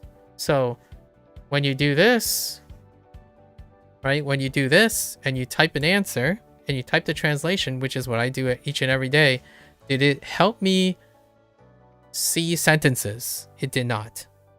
What are those extra steps do in Duolingo? It helps me see the sentences. Right? And that's what Bunpro does. So now where am I getting my sentence fix? From Bunpro. And then what does Bunpro doesn't do when WaniKani does? Oh, I think about the radicals every time. So in Bunpro, I try to think about the radicals, but it doesn't emphasize the radicals or the characters or the kanji or like kana only things, right? So there is the end of this long discussion. How impactful? Now we go back to not Tom's first comment or first question. Unfortunately, every single thing that I've done so far, I haven't done it enough and fast enough because I'm not trying to hustle along language learning. I haven't done anything long enough in which they are fundamentally redundant with each other. Since they are not fundamentally redundant with each other, it's hard to compare them. I took what is complementary about all of the things and I supplemented it into one routine. So technically I am doing one similar routine where the primary activity is the app itself. So yeah, when I fiddle around Duolingo, it's not the same as Anki, or like it's not the same as WaniKani. And then when I fiddle around in Bunpro, it's not the same as WaniKani. So there's really, it's very effectively difficult to ask what the impact is. I think it's a lot easier for someone who feels like they're doing the same thing. So they're like using 3 tools, but they all do the same thing in order for them to easily say which one's more impactful. And that's like the whole kanji thing, N4, N5. So if Duolingo only teaches N5 content, right? Like if you assume that Duolingo only offers N5 and WaniKani only covers N5, if that's true, right? And then Bunpro only covers N5, then you can possibly compare their impactfulness. Because your goal, the thing that you're measuring is how well it covers the same content. Which that means that you're measuring how comprehensive Bunpro, WaniKani, and Duolingo is. And ultimately, Duolingo is going to lose because Bunpro explains most things. And then Bunpro is going to win out because it explains more things than WaniKani. Like literally explains things. Because the thing that WaniKani explains is not the thing that it is. What leads to what it is. So like the radicals, you don't need to know the radicals to use the end game, which is the content. So in the long run, how does this all line up? In terms of efficacy or impact, my impressions are, this is not my opinion, but I'm going to use other people's opinions because I don't have one on this really. The order of the language learning apps that I have used is that Bunpro is overall more impactful than WaniKani, and then WaniKani is more impactful than Duolingo. And that is the hot take that I get. This is the hot take that the internet believes. At least my impression of it. So that would be the answer. So two hours later, the answer to not Tom's question is that Bunpro is more impactful than WaniKani, that's more impactful than Duolingo. Of the 3 apps that I've used, this is based on the idea of Japanese content. It's not based on the other thing that I spent 80 to 90% of the time talking, which is the idea to develop learning strategies, to curate and promote critical thinking skills in the way that you need in order to retain information that you want and can use. And that is when I say all three of these are different significantly enough that you cannot compare them when you are not focused on Japanese content, but you're concentrated on learning. If you're concentrating on learning, these guys are very difficult to know. So I put an equal sign on the bottom just in case. Very difficult to know which one's more effective. Because if you don't show up for WaniKani, then it's less effective than Duolingo. If you don't show up for Bunpro, then still less effective than Duolingo. And why do I keep picking Duolingo? Because most people show up for Duolingo. And that's where they invested most of their design and intent. You have to show up for Duolingo, and the most consistent thing that shows up in people's conversation, despite they keep saying it's useless, right? It's not useful for Japanese content, is because Duolingo is very useful for learning. Like what are they learning about? It might not be Japanese content, right? Like some people might not be learning any Japanese content from Duolingo, but they are learning something. They are learning how Duolingo can keep you walking through the door. And yet that is not the first lesson they take. People do not take the Duolingo. And how do I prove this? Because when they go to WaniKani, the first thing they're going to ask is, hey, can we get a streak system?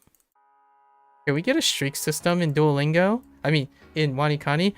Can we get more things that motivate us? Because I'm having trouble staying consistent.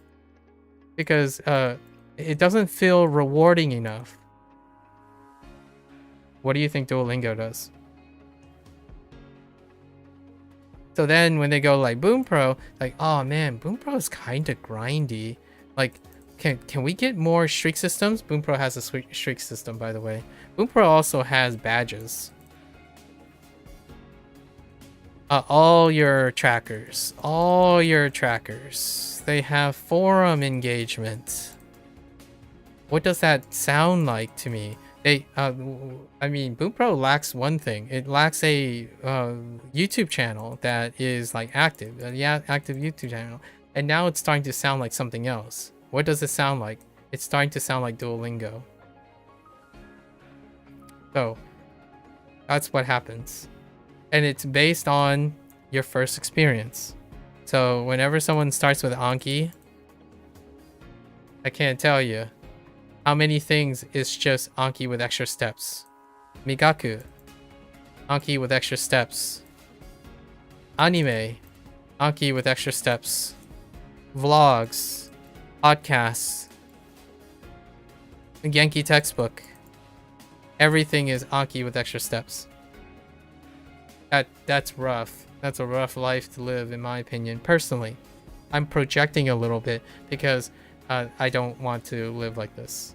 So, your own prerogative. I don't want everything to be the same. So, I'm not a one-trick pony, basically. I don't like being a one-trick pony. So, for me, yeah, my sessions, they're very different. They're very different. And I'm trying to illustrate that. Unfortunately, it takes a lot of time to illustrate that. Like, when I was using Duolingo, I was comparing my experience with Duolingo Japanese course with my experience with Duolingo Chinese course and comparing it with my Duolingo Spanish course. But since I didn't have enough time to do Japanese, Chinese, and Spanish together with WaniKani and HanziHero on top of that, I had to scrap it. So we're going to have to get back to that in a different way because I'm going to be interacting with both of them, all three of them, differently. Even if it's within Duolingo, I want them to be different in the sense that if they were all the same, then I'd be doing the same thing.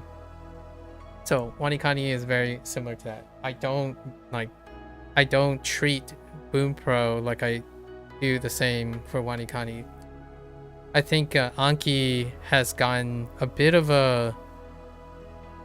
To me, people project Anki as a misrepresentation of what it does. It keeps track of things you want to remember. It's an excellent tool to keep track of things you want to remember with the least amount of steps. And there's a double edge to that. When you try to remember something with the least amount of steps, it's the least memorable. Because you don't do any other steps.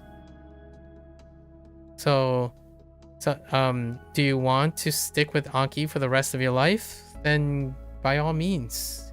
If the answer is yes, then go for it. Like, I'm not gonna get in the way of your happiness.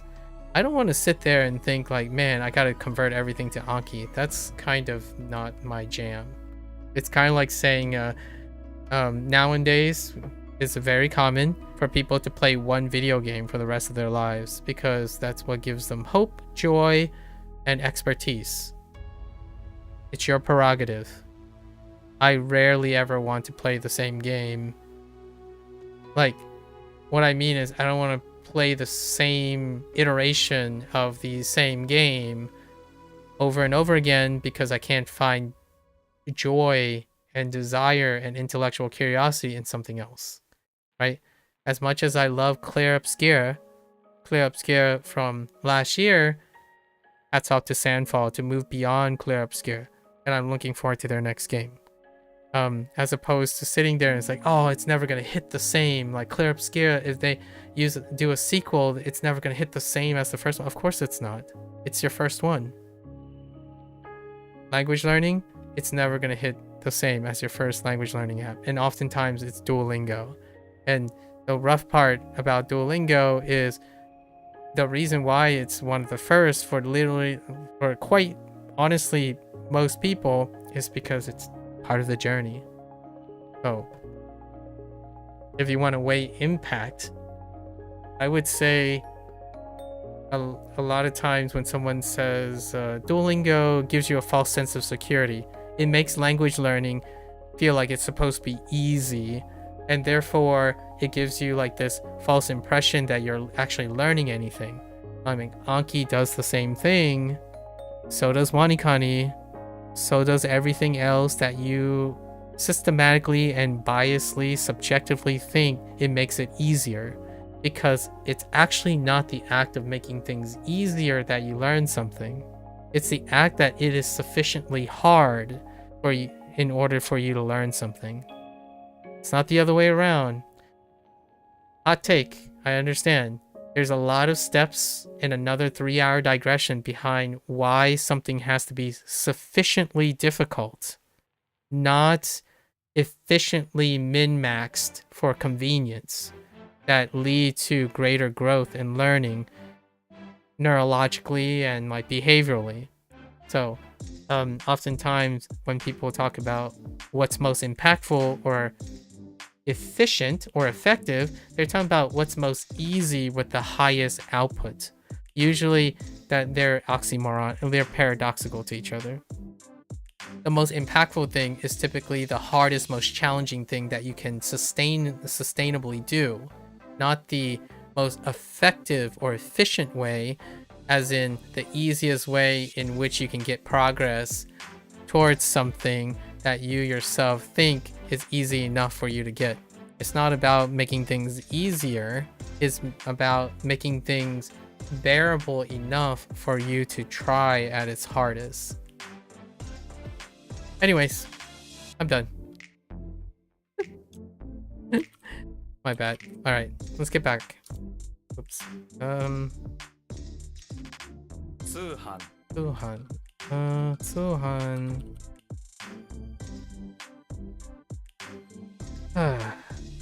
Okay. 触る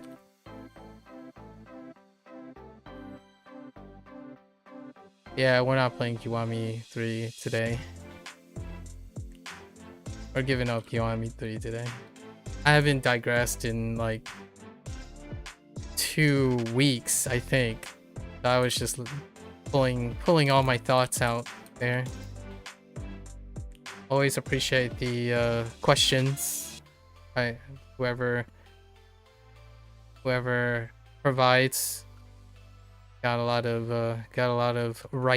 background writing and thoughts going on.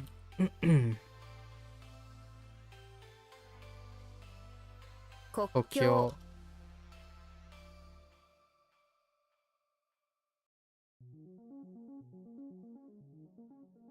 境自動販売機 Right?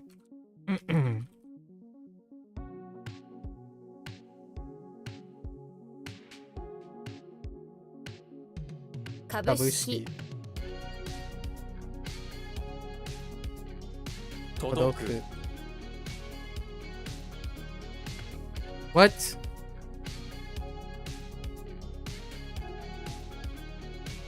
Okay.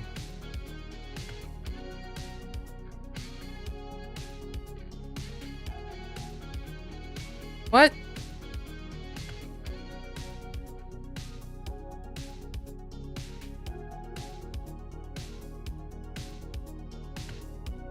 Pretty sure this is quantity, right? So, 100?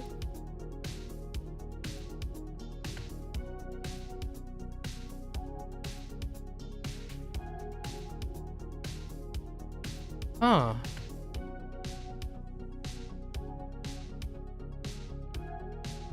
Oh, no. Yo.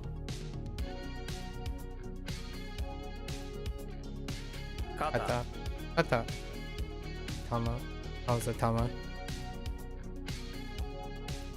審 Simpan.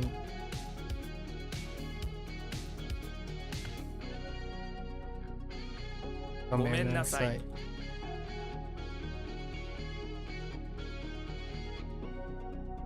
群れる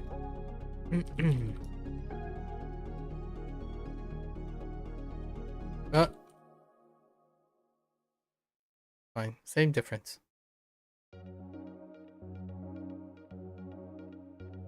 Okay.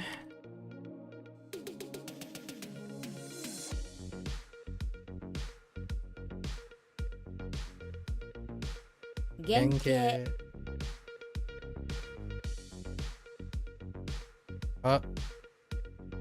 Yes?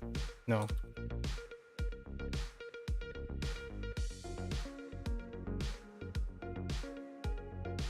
生きがい Ikigai.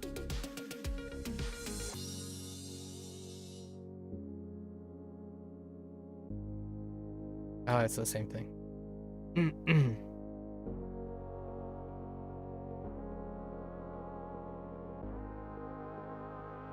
特質 特質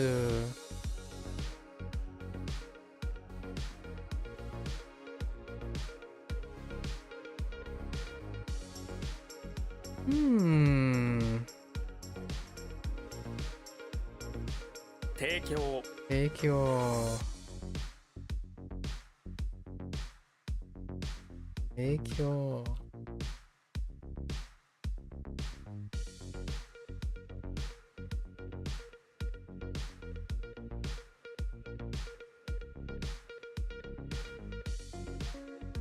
やりがい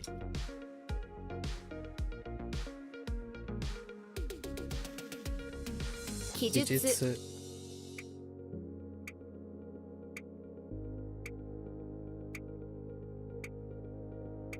Say what? Oh. Wow. 上術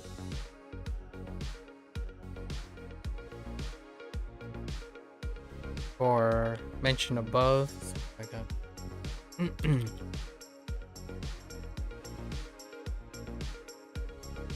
渋谷 Shibuya.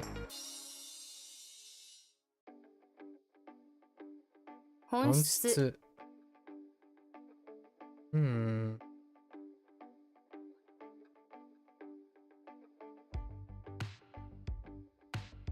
Honshitsu.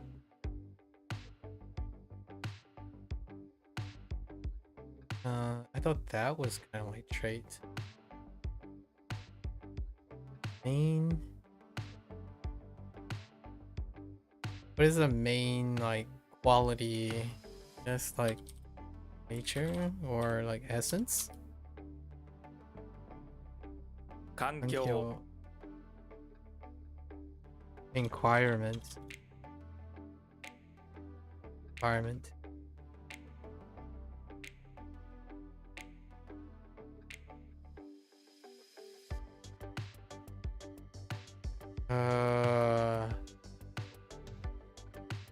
A 便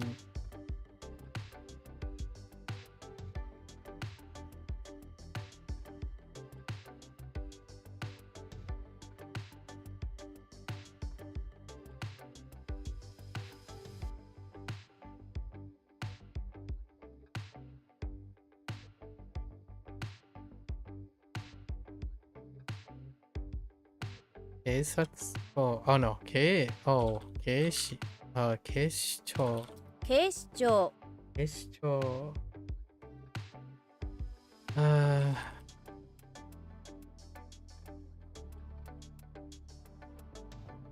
Pretty sure it is. Building. Maybe office. Fair enough. 典型的 Denkei-teki. 武士 面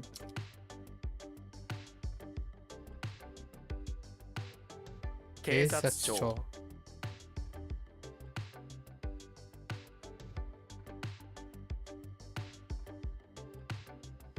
解消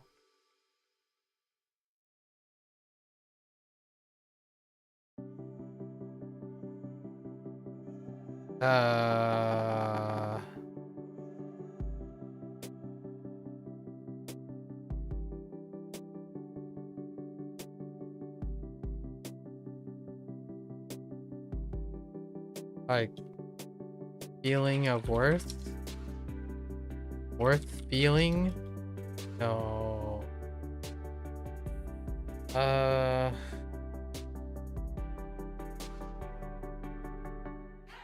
What is the right thing?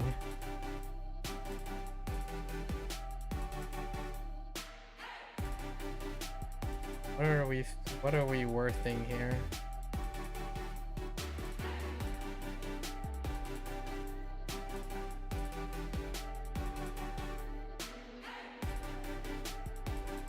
Oh. Yeah, this is more like worth compatibility. Right? Worth nature, but more like the someone's like dependability. Or some things dependability.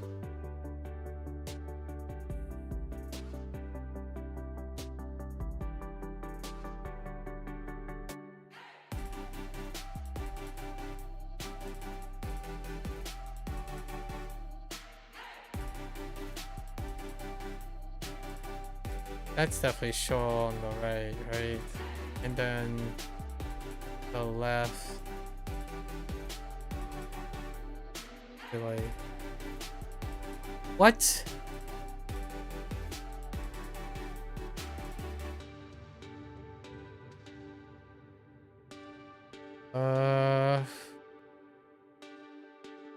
Just like prize.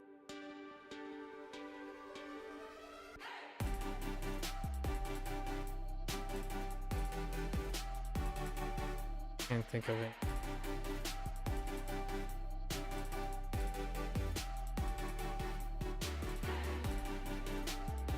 No. This is sight.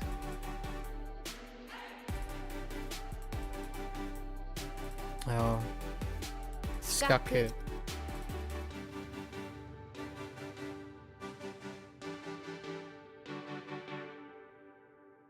備える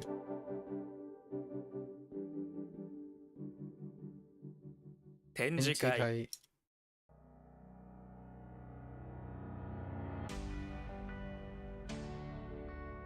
trade show? Exhibition's fun. Or exhibition show is kind of redundant. Exhibition. 踊り Odori.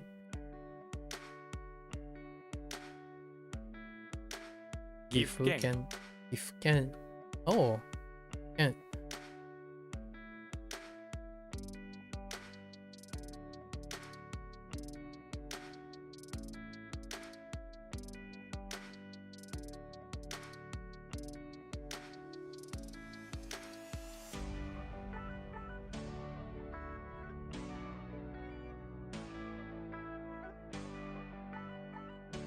What's happening? It's gone.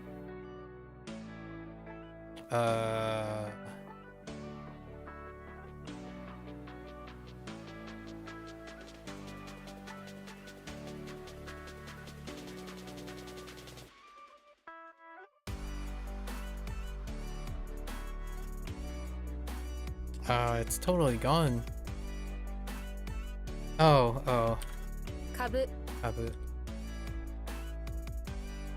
そ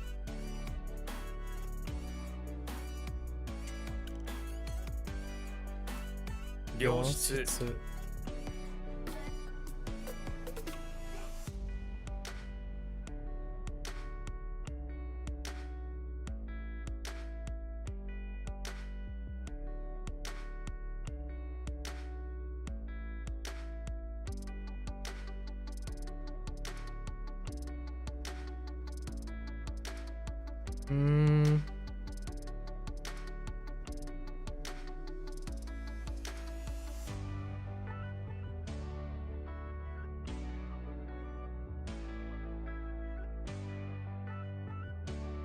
Celebrate.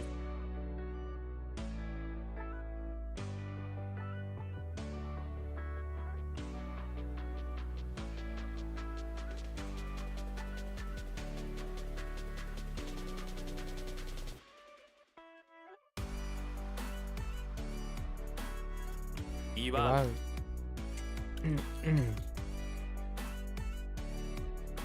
Budo. Budo.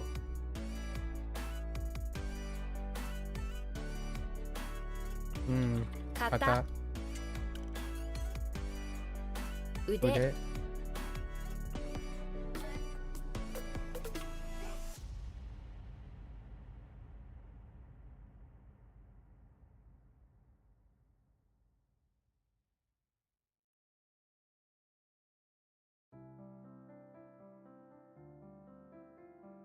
Hanye. Anye.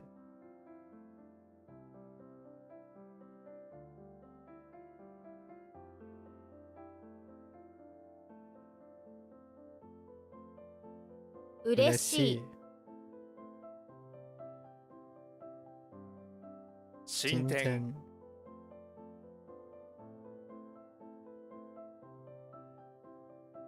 時差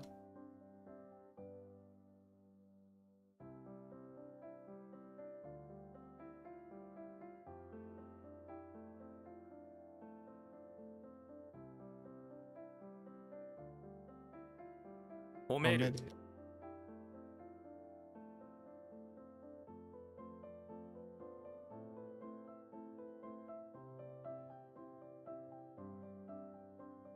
敏感 What?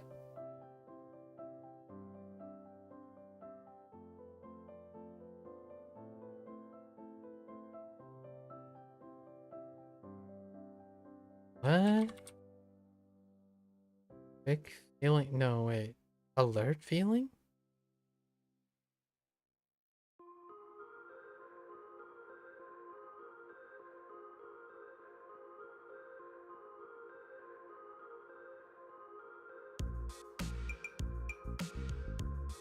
Like alertness? I thought this would go on with like sharpness.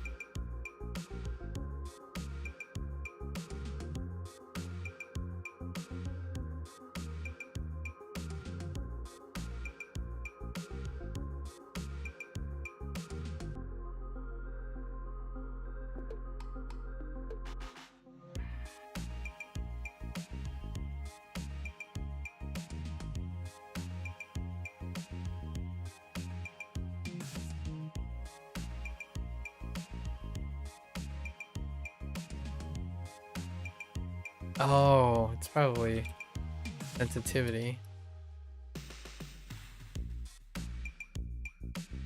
Oh no.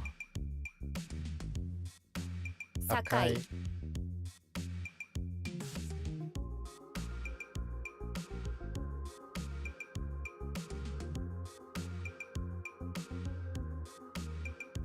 顧みる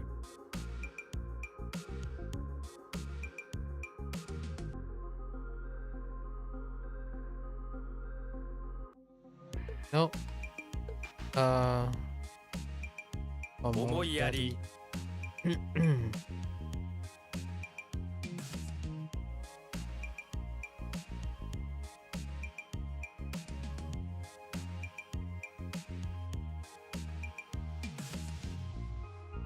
Like thinking of use? Wait, what does that mean? Thoughtful consideration? Okay.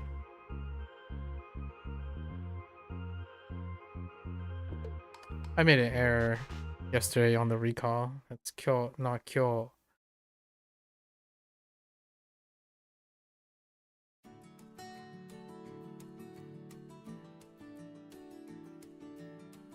What? 交渉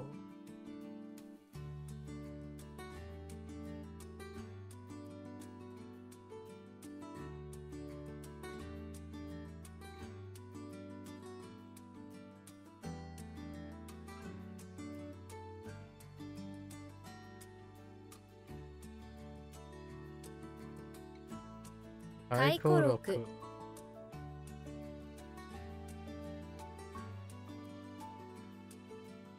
Eh?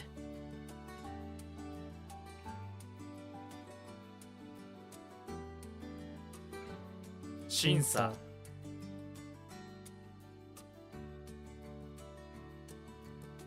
機敏 This is good.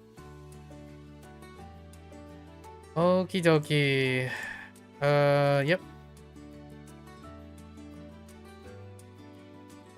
2 good old digressions later. What time is it? 6:50. Alright, let's go over our day 2. Definition reads. Definition reads. So this was humble. I think yesterday I wrote humility, which is very similar. Inquire, checked out. Penetration.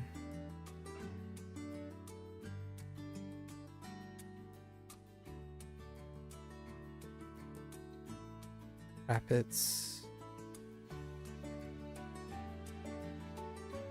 Withdrawal.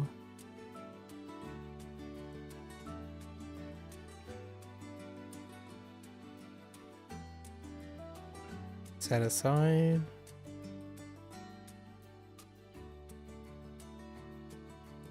Based on. Ceremony.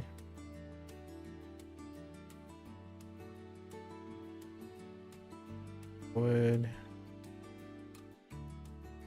Abandon. Tiger. Firefly. Firefly had an error from yesterday too. Upon recall. Hard liquor.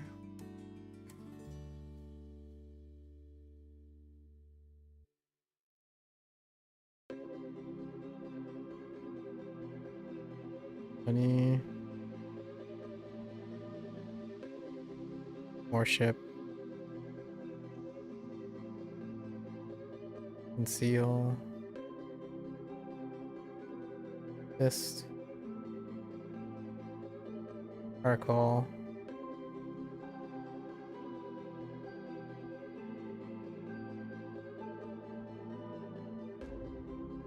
Field. Wrap. Humanity. Mineral. Attain.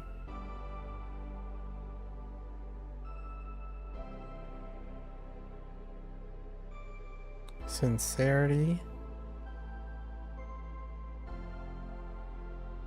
Hometown. Invade. Fake. Lie. Alright. And few corrections here from today's review. Sun. You, car. Got.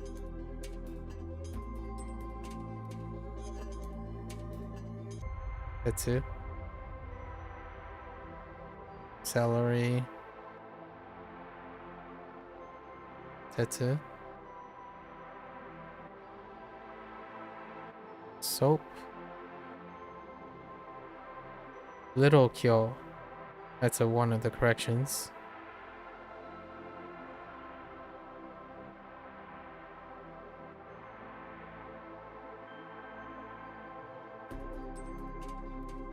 Guillotine. Key? No, not key. Juice.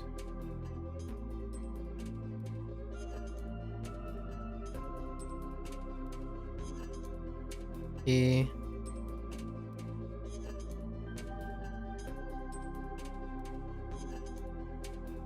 O. And ranch. This is another correction. O.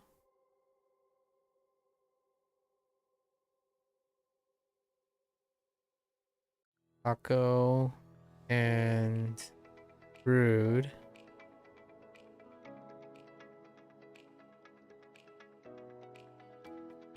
Two. Mitts. Con. Centaur. N. And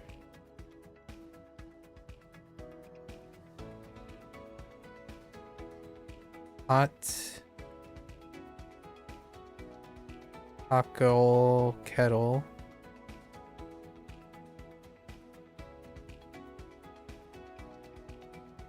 Home. Bean. O. Sheep. Saber.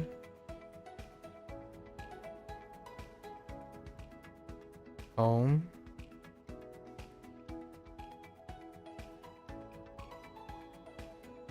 Chin. Guillotine.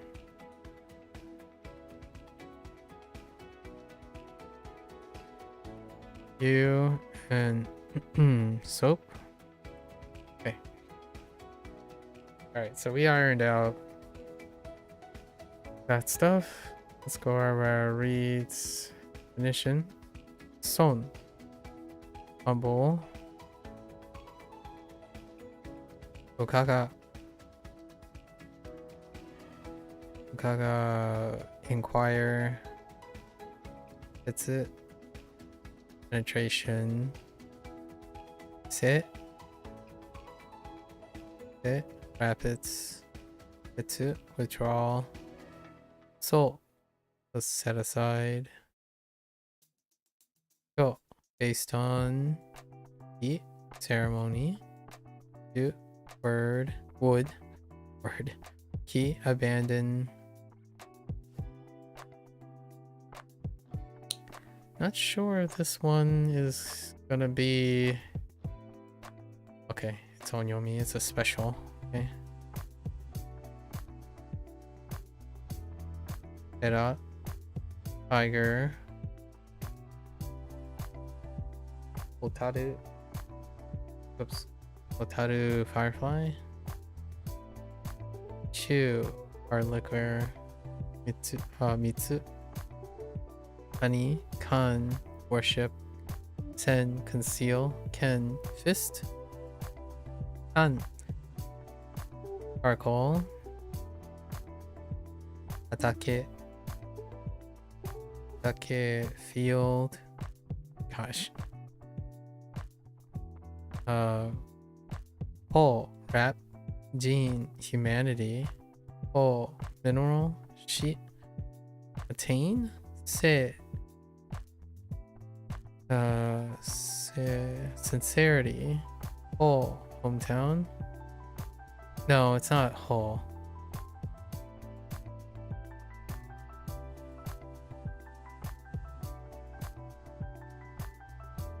It's Kyo, hometown. Shin, evade. Gi, fake. And Uso, lie. Alright, that's a wrap for WaniKani today. If you're gonna watch this there, arigatou gozaimasu. As always, feel free to follow along, pick up WaniKani for yourself, give it a go.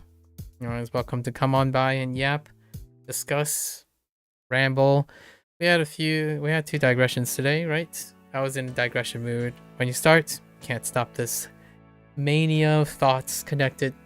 We started with Procol and the BAFTA situation, right? I'm still unaware of anything. I'll read a little bit about it tonight, about the situation. I imagine, hopefully, there's some peaceful resolutions and some compassionate and sympathetic understanding between people, right? It was related to language, weirdly enough. It's like language adjacent, right? And then obviously we had the occasional meetup again, not Tom, and asking a very great segue for me to talk about language learning in the last couple days or the last couple years. I think I've been working on that dialogue for some time. I've said it multiple times, so these ideas are pretty well developed nowadays. You know, stay for the quick response. Usually the quick response is about 5 to 10 minutes. Then we get into nitty gritty in the 30 minutes, and then occasionally we splurge for 2 hours, which is what we did today. So you're more than welcome to come on by or drop by the Discord, ask a few questions. I'm also quite proficient at typing, right? So until next time, 皆さんまたね。見てくれてありがとう. Right, thanks for watching. See you guys next time. I'm gonna get up, stretch, walk around a little bit, and I'll be back for Bunpro. Thank you.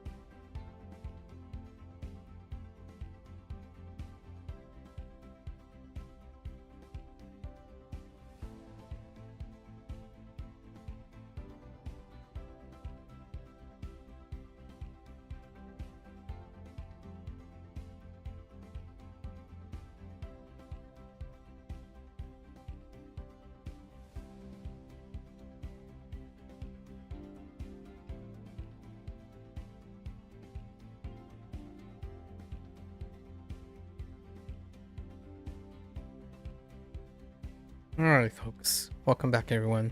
皆さん、お帰りなさい。今日は、68日目です。Is day 68. We are back from an extended WaniKani session.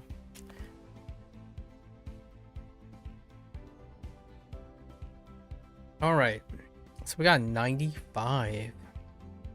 How's our daily looking tomorrow? What in the... Okay. So, let's look. We got some grammar today. Let's get it right into it. Yesterday was pretty solid because it was on the short side, right?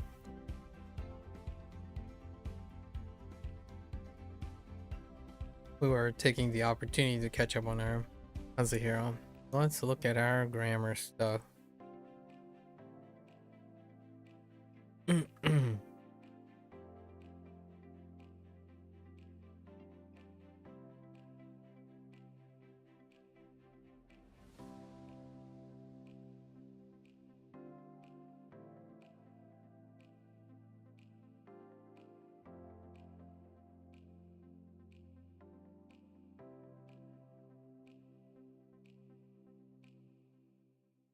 彼女は私の友達に優しくなかった." That came out so fast.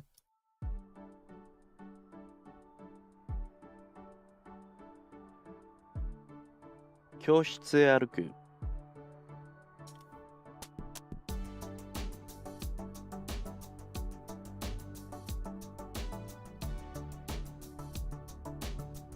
Egg? What? Wait. Oh.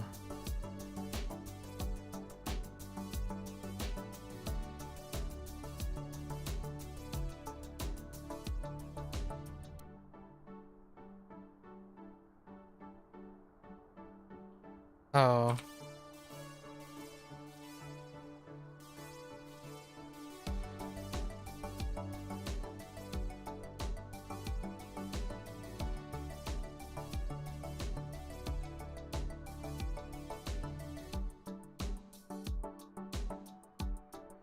The heck?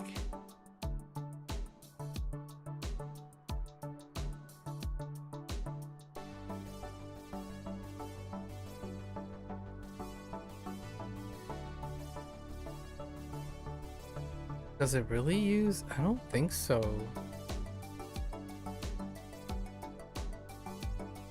Does it?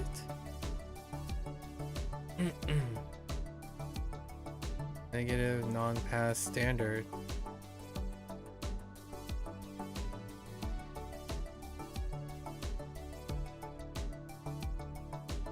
Oh, wait.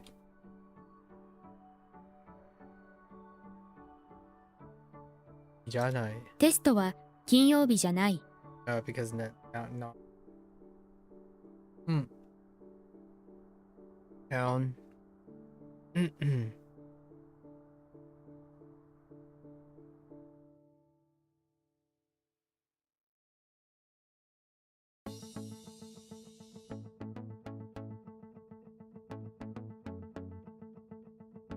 誰の服がいいですか?" 明日は日曜日ですが、仕事があります。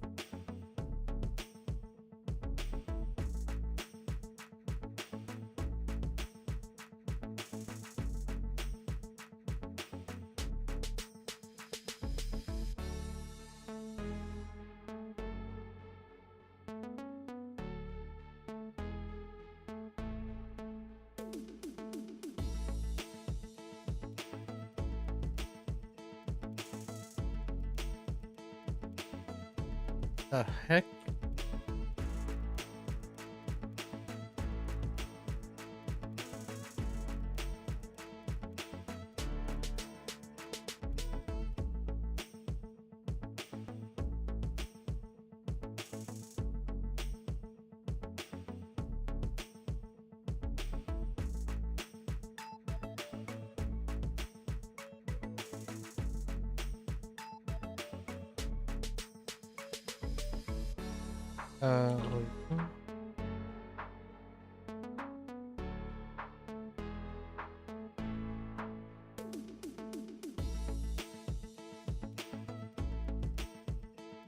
Yeah,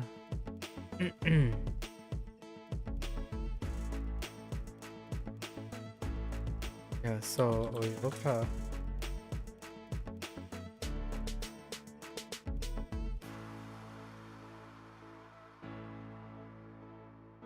Asked. 寒かったから泳がなかった。寒かったから泳がなかったです。寒かったから泳ぎませんでした。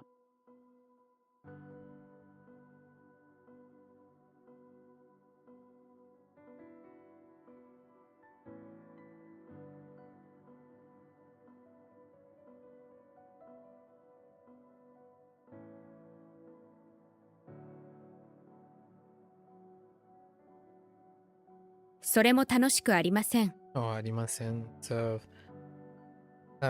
ないです。Okay.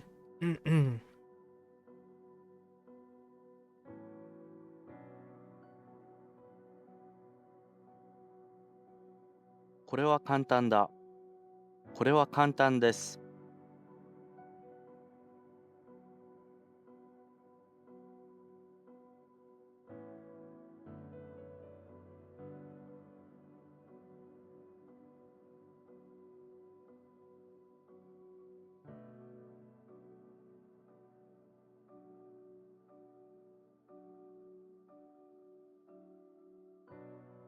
私は別れなかった。私は別れなかったです。私は別れませんでした。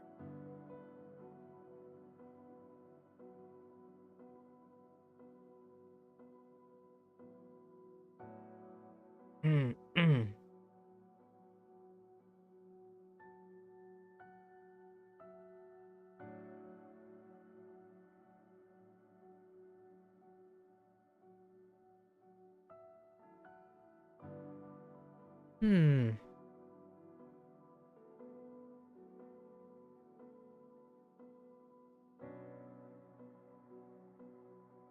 Was?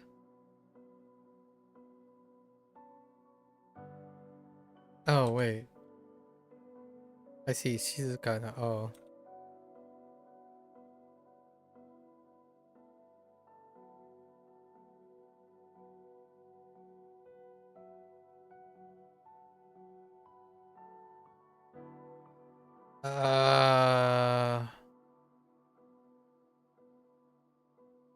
Like as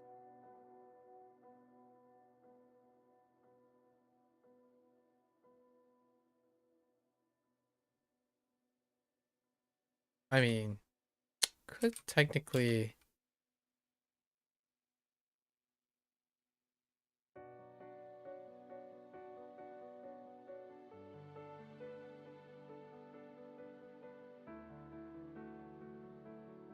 Oh, you can't? Hmm.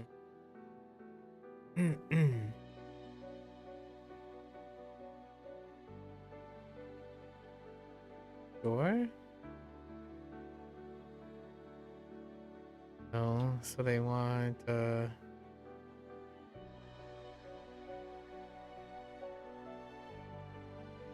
Shizuka, yeah, that's na. Oh, that's a na adjective. They're like.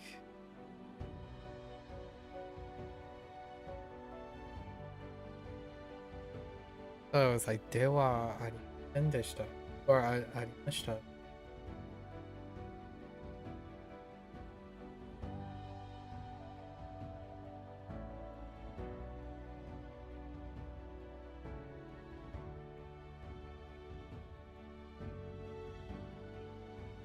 Oh, maybe like. No.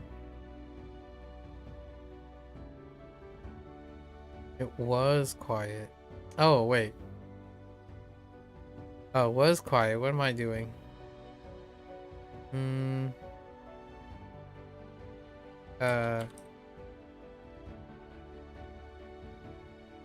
Wait.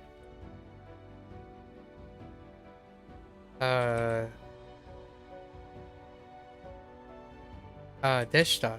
でした。教室は静かでした。I keep going with the casual.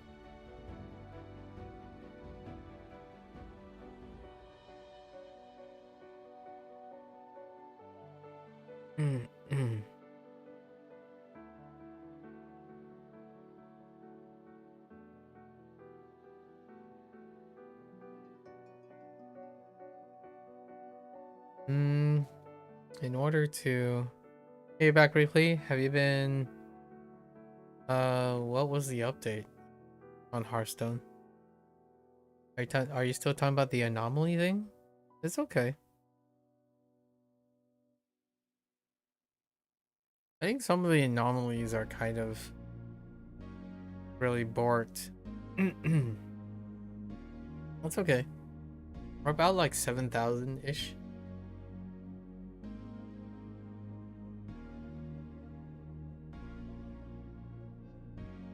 When's the new season?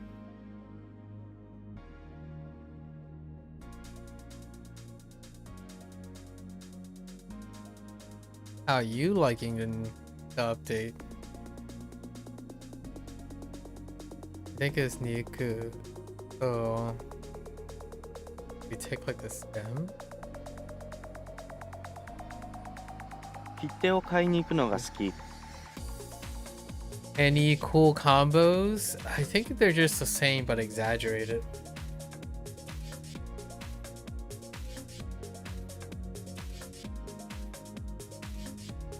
Like the anomalies make it so that it's incredibly exaggerated. You love the synergy some anomalies have with the time warps? Yeah, they're all incredibly exaggerated. The most borked one that I had was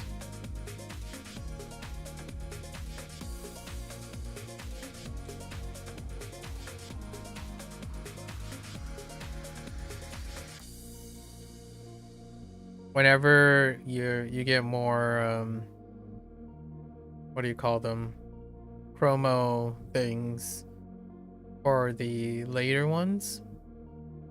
You simply purchase 2 5-star time warps and they bank off each other. So you were all the combos already existed. It's just you kind of hope to have them. So whenever you get that anomaly, you get the opportunity to have them, which they are as broken as you expect.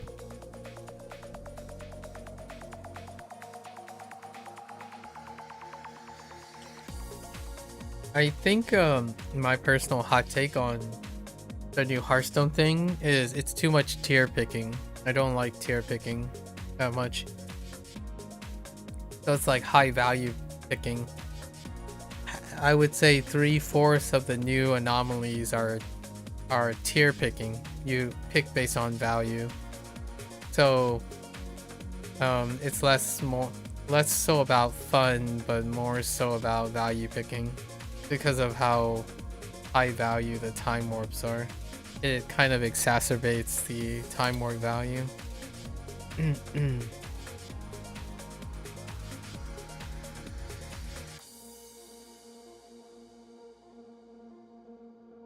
And what I mean by that is you can still tier pick without combos, but combos have the highest value because of the time warp thing.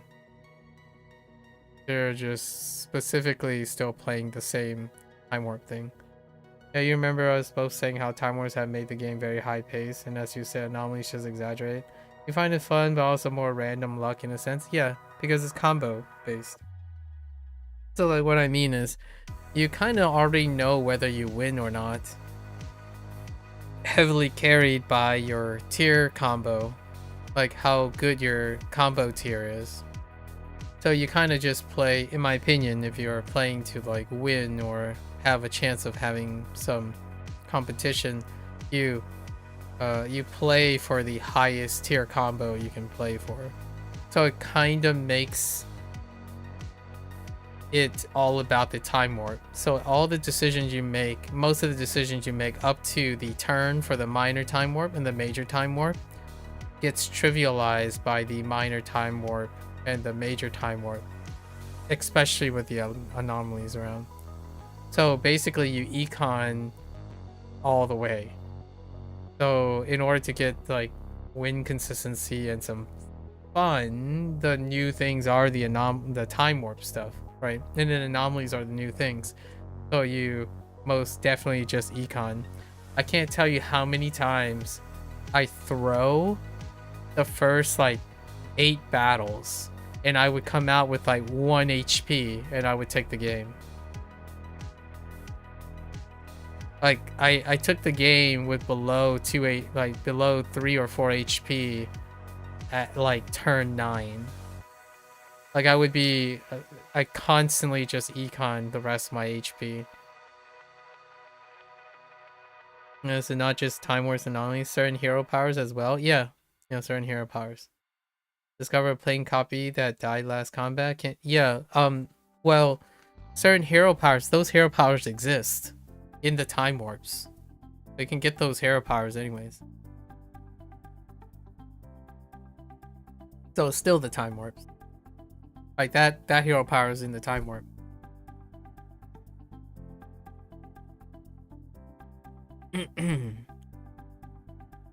Yeah, and it's still about the time warp. That hero power is not insane because that hero power is insane because of time warp and anomalies. Yeah, it's not just them. The hero powers are only overvalued because time warps exist. That hero power is like mid when there aren't any time warps. But the moment you get that hero, you pick that hero because you pick up a time warp and then you go to town. You triple up your time warp effects.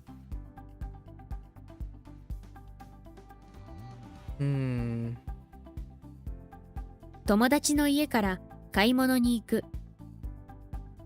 I'm still playing the battlegrounds because have you tried Time Warp Tabby strat? I saw it. I saw someone do the Time Warp Tabby strat. The strat that I did was infinite or like APM spells. So it was a Naga thing. Got the Time Warp. It was something like, it was a combination of the hero power that gives you the copy of the last spell, right? And then it was something gave you, there's always going to be 2 spells in the shop, and then you got the hero power that gives you a free triple reward when you buy 20 tiers. So I sat there just spamming spells, and then my whole board was T6 by the time people rolled around in T4. So I was already T6, max board T6. I just sat there buying the cheaper of the 2 spells, and I just kept buying them. Those spells ultimately end up producing more, like it was like 6 or 7 minions in one turn while casting spells. And then all I had to do was fetch for a Naga that scales with the spells. So like I put a taunt on that one Naga that gives all other Nagas when it's death rattle. All I needed to do was pick that one up, and I just spammed spells over and over again. And I stayed on tier 5 shop because it didn't matter. I get triple rewards just for casting the spells. And it was off the time warp elemental pirate that, like, it wasn't even a full Naga thing, but the one pirate time warp makes sure that there's always 2 spells in the shop. So I keep buying the cheaper ones, and then just so happens that you keep landing. Like, you sit there and, like, you buy the gold first, right? You buy coins first. So you just buy the coin, keep buying the coin, and then you buy the +1 maximum coin, and you just keep doing that. It's like, all right, you get all the coin thing, then you buy whatever spells you have, like sell a spell, or discover a spell. But first you prioritize the coins. So by the time you get to like turn 14, like turn 14, you have like 26 gold. So you just sit there and just like, all right. And that Death Rattle Naga had like +400, +400. Yeah, I did. I eventually got Nala and all the other ones. So you just sit there and your Naga just keeps churning. You just sit there, it's like, I'm just gonna play all these spells. You got all the Nagas because you're gonna play different spells, right? So you either get an enchanter. I ended up getting Baron. Was that it's golden? Yeah, it was pretty much. So what happens is you can just keep casting spells and they just keep going. I ran out of time basically. Every turn I just sit there and it's a 50-50 choice. So you just pick, play the spell, play the spell, play the spell, click spell, click spell, click spell, click spell, and you just wait.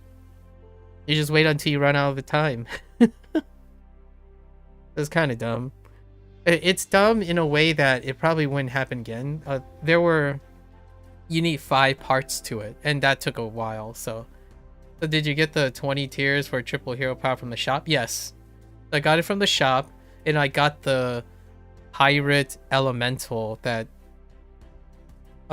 guarantees 2 spells are in the shop at all times, and then the rest was filled with nagas. 3 nagas. The one naga that gives things based on the number of spells you have, the naga that gives health based on the spells you cast, and then the naga that gives any other naga on a death rattle. And then we had Baron. We put Baron in. So that was it. You just sat there and I was curious what type of spells you get. So I prioritized gold spells over and over again. So increase maximum, and I get triple rewards for free. So you just cast spells and get triple rewards and trigger the hero power over and over again. It's so weird. It was such a weird one because it didn't matter what I picked. Did you buff the spell stats? I have no idea what I did. Okay, we just kept buying spells. They were buffing themselves regardless. The example that you had, the discover a plane copy, right? That one, there was a Quillbore game. I think the anomaly was you can pass to get 4 time warp chrome on the major, and immediately I landed on the 5-star reborn play 3 blood gems, right? And then with that hero power, I ended up having 6 of these golden with Baron near the end. So they all had taunts. So like it didn't matter who died. It's just only Baron needs to live. So Baron was golden. So because I only had these copies, I basically sacrificed my health so that no matter what, the thing that died. You saying Baron? Oh yeah, I know. I just what'd you call it? Like because of that hero power, you just produce the same thing over and over again. So basically, it was like 12,000 over and over again. Like I don't know. That was kind of generic example where you buy a time warp and then you remove the rest of your board if you're ahead enough. If you greed it enough, you just move ahead quick enough and then you grab the time warp combo, right? Whichever combo you can, the highest tier combo you can pick, you econ to there, and then you just sack. It's weird, but it's fun. You pick out all the combos, see if you can get there before you... I tell you, I don't think I've ever placed first with more than 3 HP. Nearly all of them are less than like either 3 or less HP. So weird. Such a weird meta.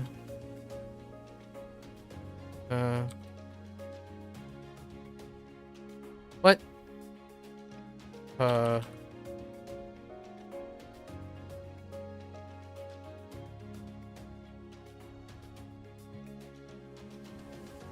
Iku.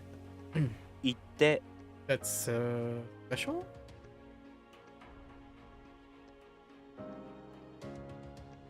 Anyways. The most satisfying one? I had a pretty satisfying one before. It was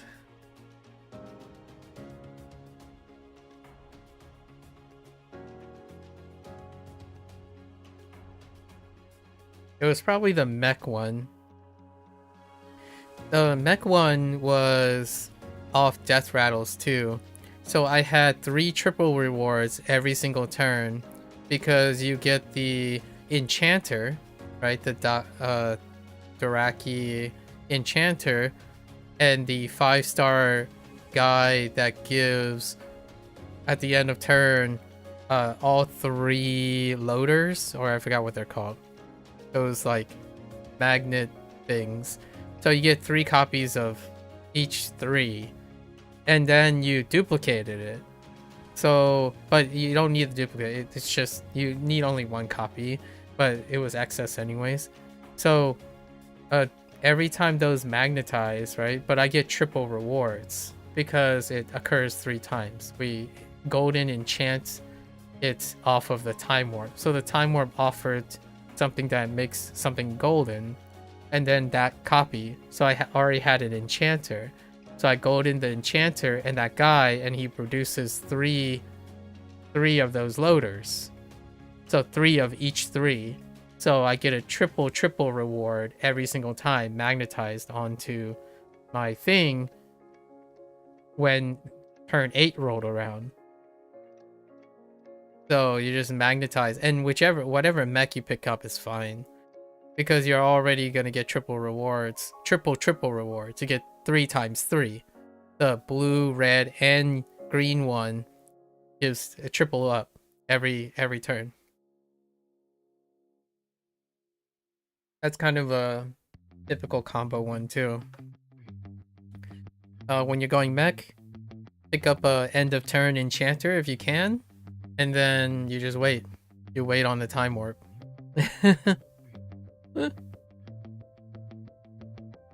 And it can work with the other combos. The one you found most satisfying was Fellhorn and Relax, doing loads of damage to Smithermoth to get crazy stats. Oh yeah, true. Yeah, that's fair.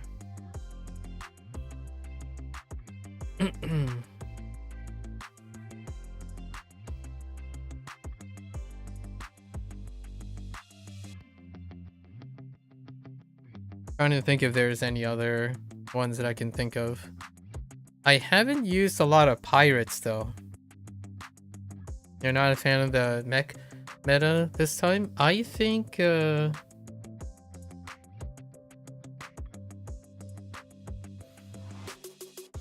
think it's okay. Yeah, it's okay. I don't think I think the pirate meta is not for me this season. I'm not a fan of the pirate meta. Emphasis on effects. So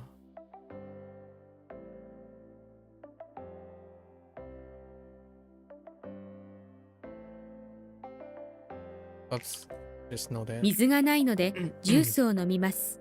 because of 9.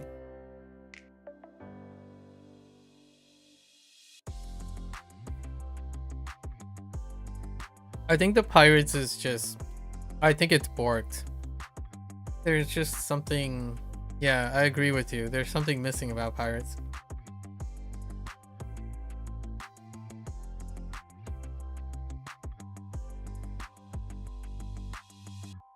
I think it's the only tribe. Elementals are like meh too. I did try elementals though. I tried a selling strategy. So spamming spells and just constantly selling my elemental over and over again. Because you can get the Ellie that gives you the sell and then distribute his stats to the leftmost Ellie as a end of turn spell or trigger. So you can just stack those and just keep playing and keep selling. Right, the 6-star one. I forgot what it's called, but it kind of looks like a dog with 2 heads. Yeah, you have to get lucky with yeah, and get Nomi, yep. That too, yeah. It's like, I think pirates and Ellies are probably my least played. Murlocs are kind of fun. Kind of. The hand stuff is like cranking pretty hard with the Murloc stuff. Mm.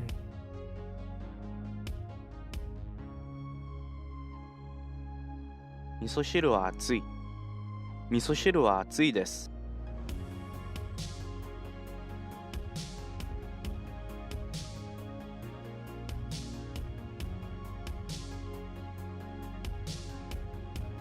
Polite.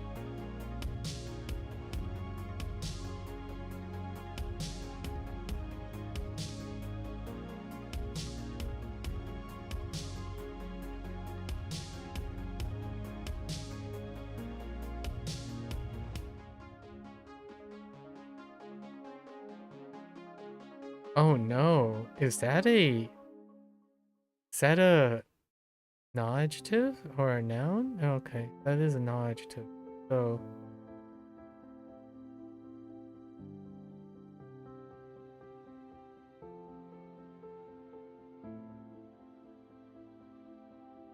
can I do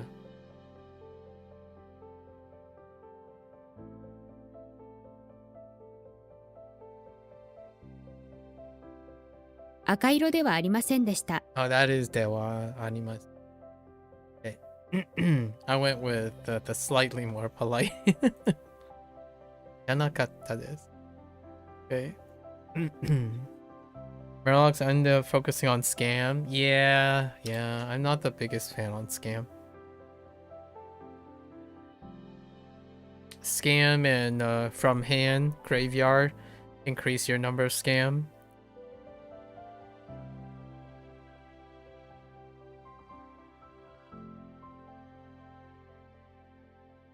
自転車で学校に行く。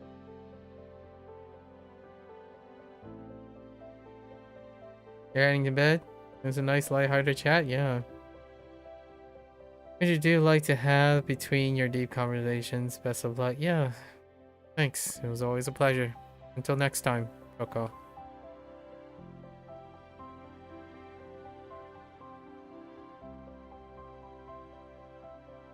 Just gotta このケーキは美味しいから食べています。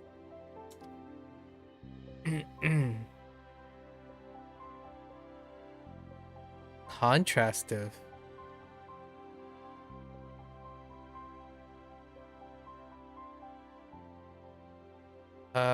Contrastive.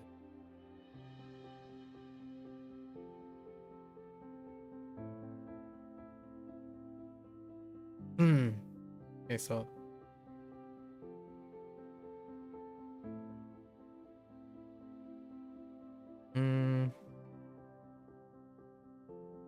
oh, wait. 江戸? 野菜がないけど果物がある。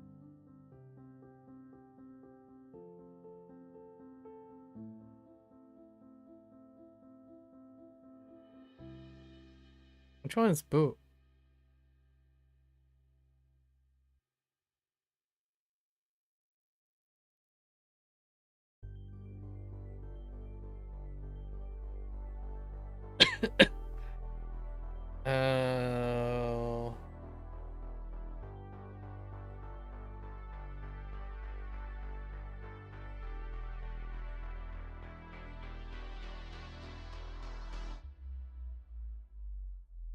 Sobu to Asoi, right? Asoi de. Oh wait, it's Asoi de.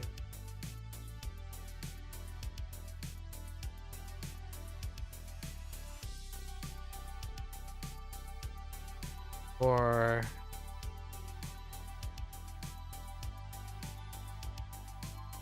right, so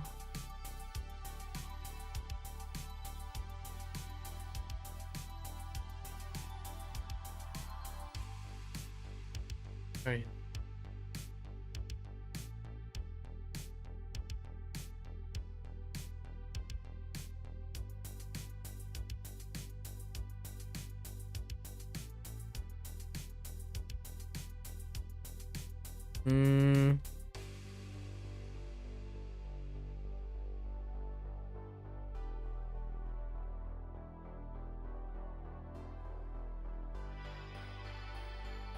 遊んでいる。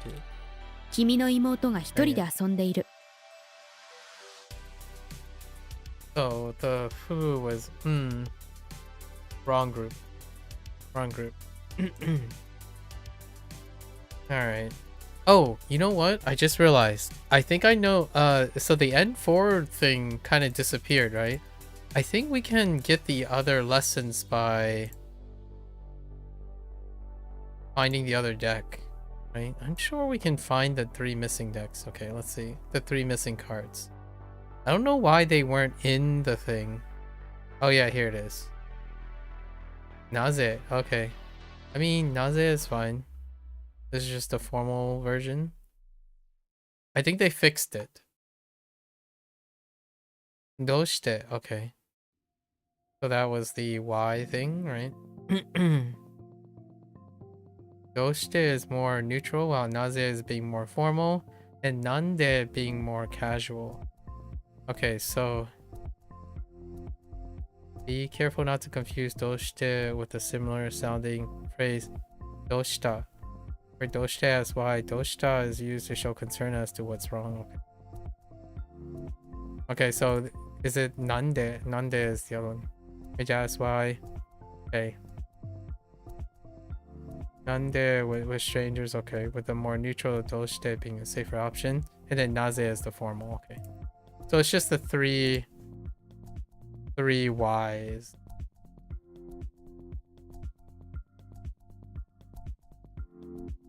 But how do you know which one is な referring ぜ to? 雪は白いの？ I can't tell. Oh, there's the neutral though. どうしてここにいるの？ And then they use casual for the other one. なんでですか？ Okay. So those are the 3 that we were missing. Did they get added on the pile? Alright, here we go. There we go. I think this was I'm pretty sure this was recent. Because there was this, one of them was marked as N4. I think it was Doshite. Because we got Doshite. Or might have gotten Naze. Well. But anyways, now it's clean. Now we got it. Alright, anyways. Let's go and get our vocab queue here. Oh my goodness. Why do we start with this?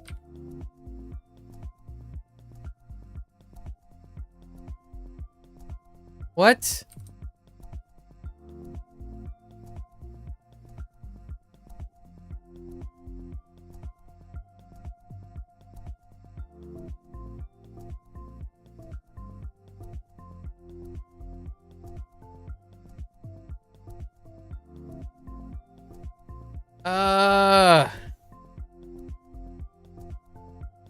Save me from the katakana onslaught. Barbecue. It's a barbecue. Hmm.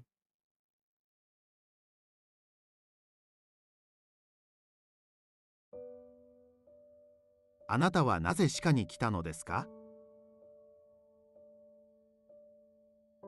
彼にはたくさんの問題がある。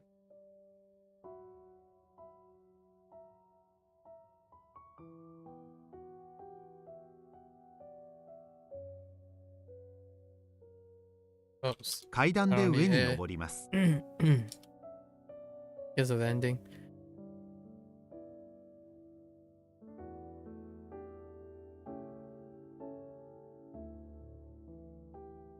やる気をなくす。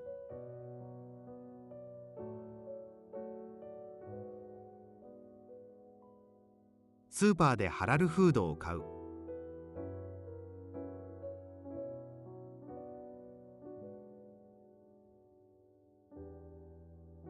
友達と2つ目のドラマを見る。あなたは神様を信じていますか？ Oops. 一人で宿題をする。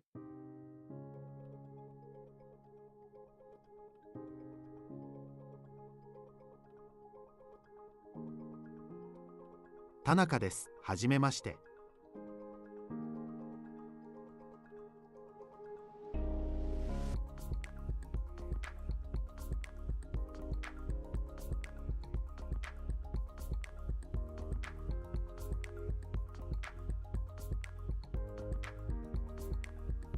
Heck. Kai. Kai something.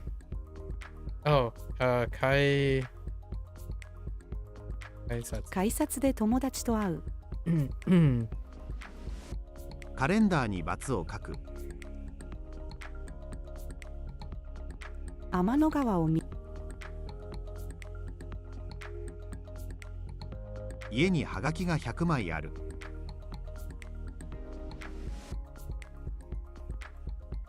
生物学を学ぶ。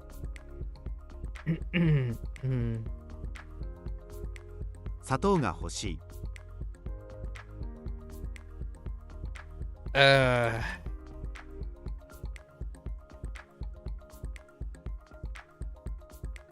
Heck.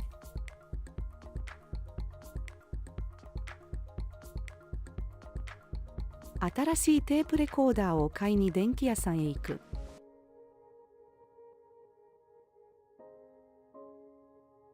Oh, no. 私は金色が好きだ。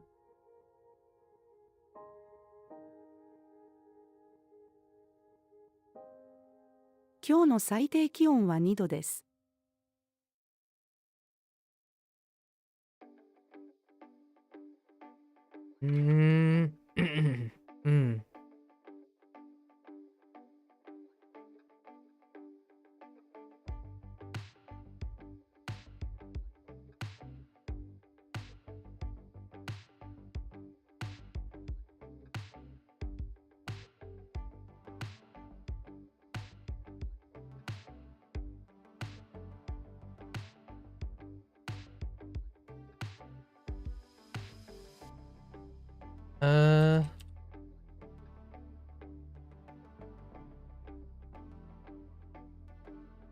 Word that in case the speaker is referring to. Man. Could be first, like.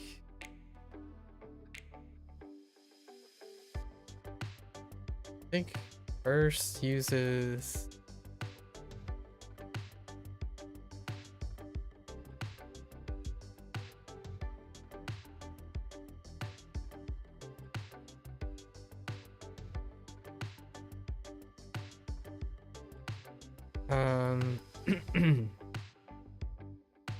Mazu. まずありがとうという。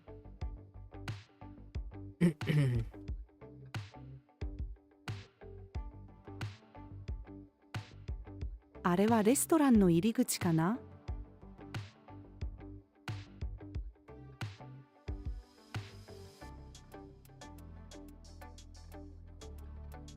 Oh, which one is this?「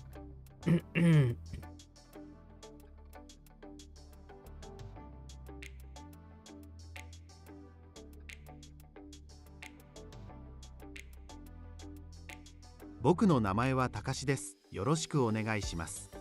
It's kind of a 50-50.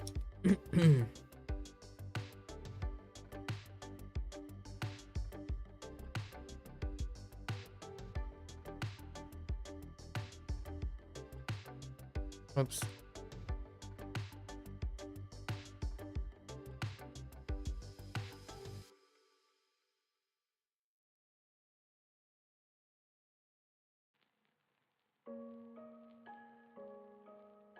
仕事の後は大抵すぐに帰ります。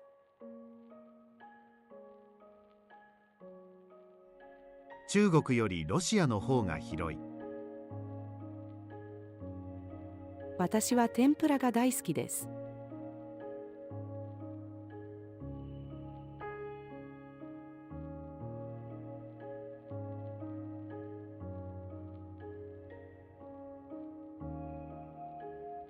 Trip. Trip.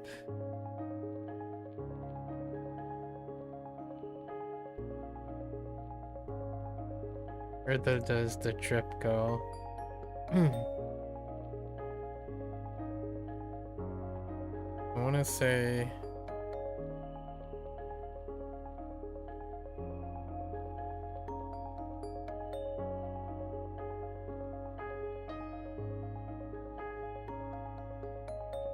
10K.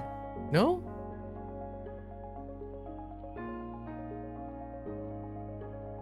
Oh, 10. あなたは点滴を受けたことがありますか？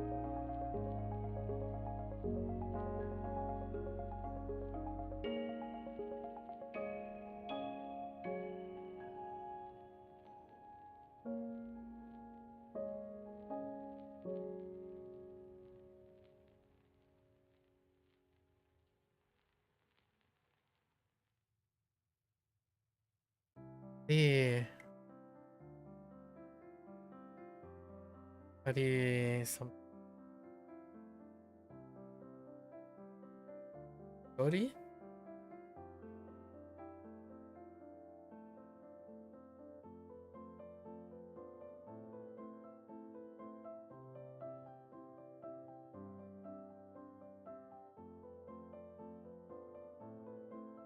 No, wait. 仕事の面接をはい2人ずつする。あれずつ。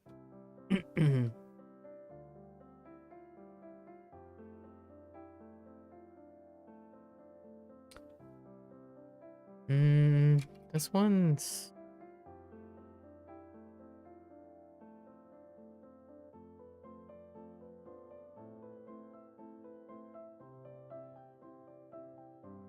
今日の天気は晴れだと思います」。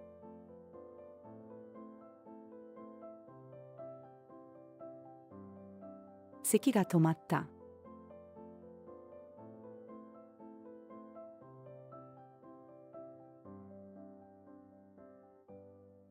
Oops. アンケートに答える。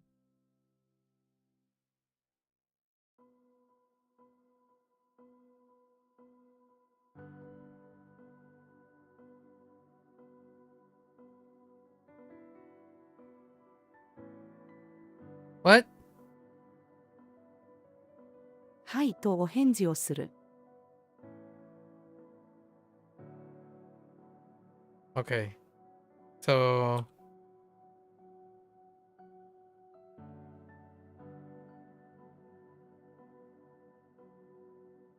ゆっくり休んでね、お大事に。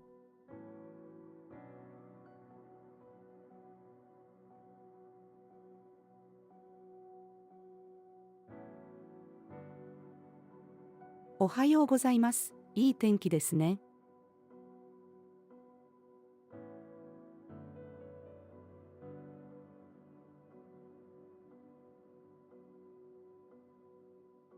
What?「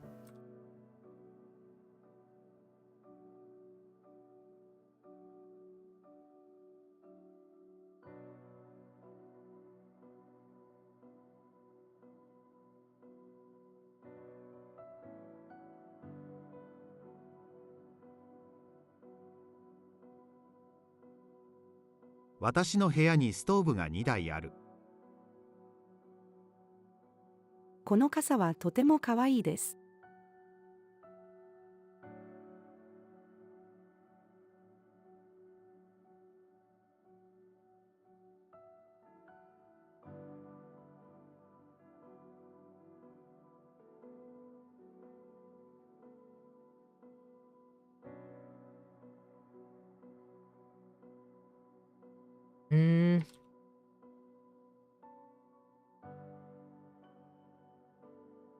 Oh no. What is the ending? Seru, right? ピアノに布をかぶせる。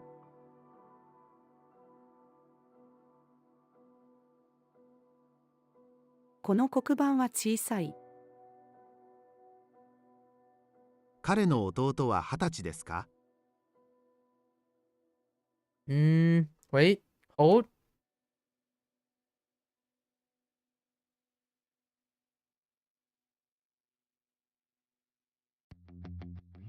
動画で砕けた言い方について学ぶ。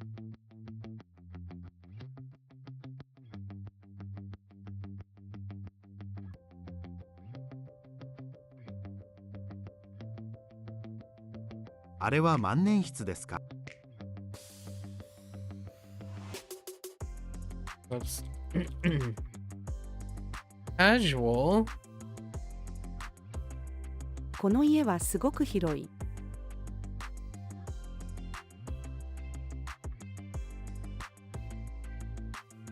私の机は茶色いです。その山道は危険だ。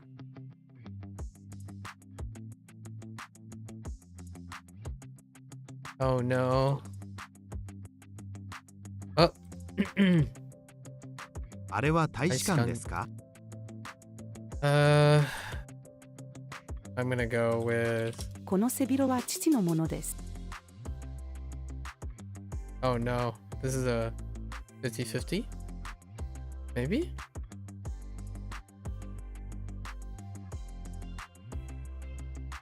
5番線のホームに向かう。No, there's a number there. Polite. Which polite are we talking about here? Okay. Heck. 丁寧な言い方で話す。これはアイスを食べるためのスプーンだ。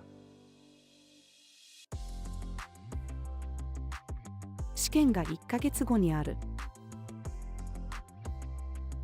I'm gonna go with. この地引きは私のものです。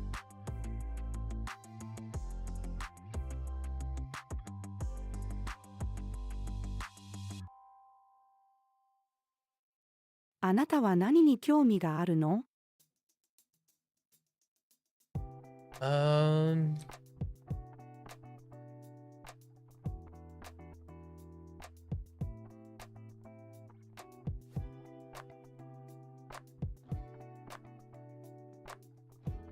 Heck.「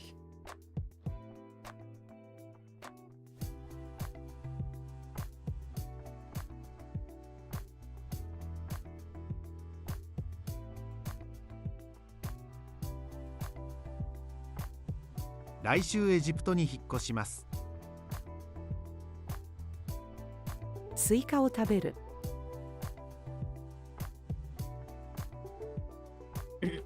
飛行場に行く。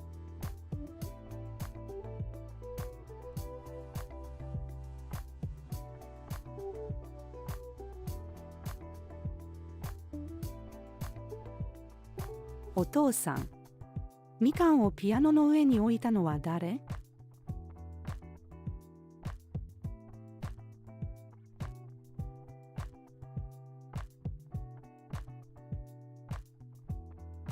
お地蔵さんの顔はとても優しい。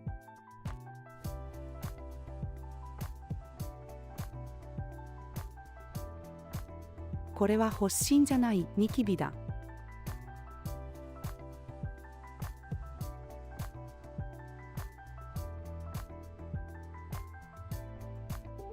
A statement?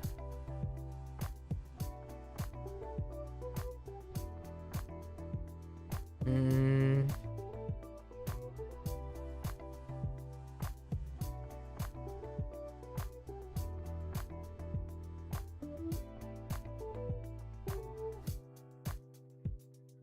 文章を書く。父は醤油が好きです。今日は何も食べていない。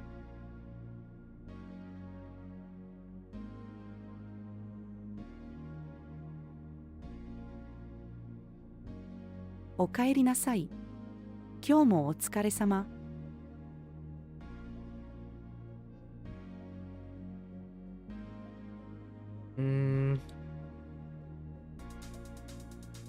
指定席の値段は高いです。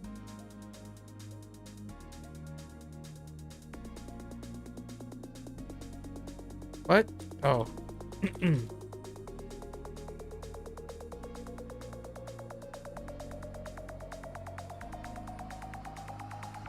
あなたの母は会社員ですか？ What? Ah! この机は私のものです。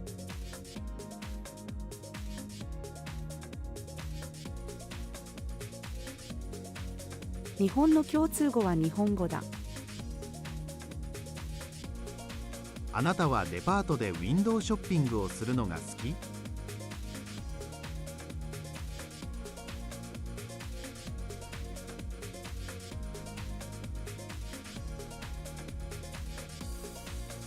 ？What?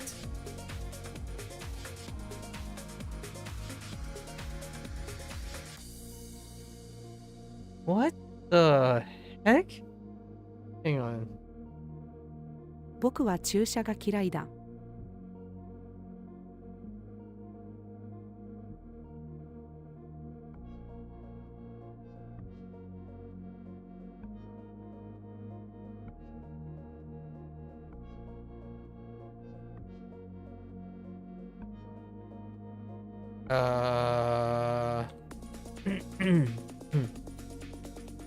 What? I thought I 大 wrote 学の that. 教授、 There's a typo in there タバコ somewhere. を吸うときはあそこのスペースに行ってください。 Oops. 人気。そのモデルは世界中で人気がある。私はキャンプが嫌いだ。 Alright. We were gonna experiment and do some like shenanigans, but we got a really fun digression earlier today in some casual conversations. So we're just gonna move ahead into HanziHero. Actually, today I'm probably not gonna play Kiwami either. Largely because of good discussions. So that's a wrap for Bunpro today. I don't think anything really stuck out to me, other than I kind of messed up the ending for Bu go down Asobu. It's Ason, right? It's de with along with Mu.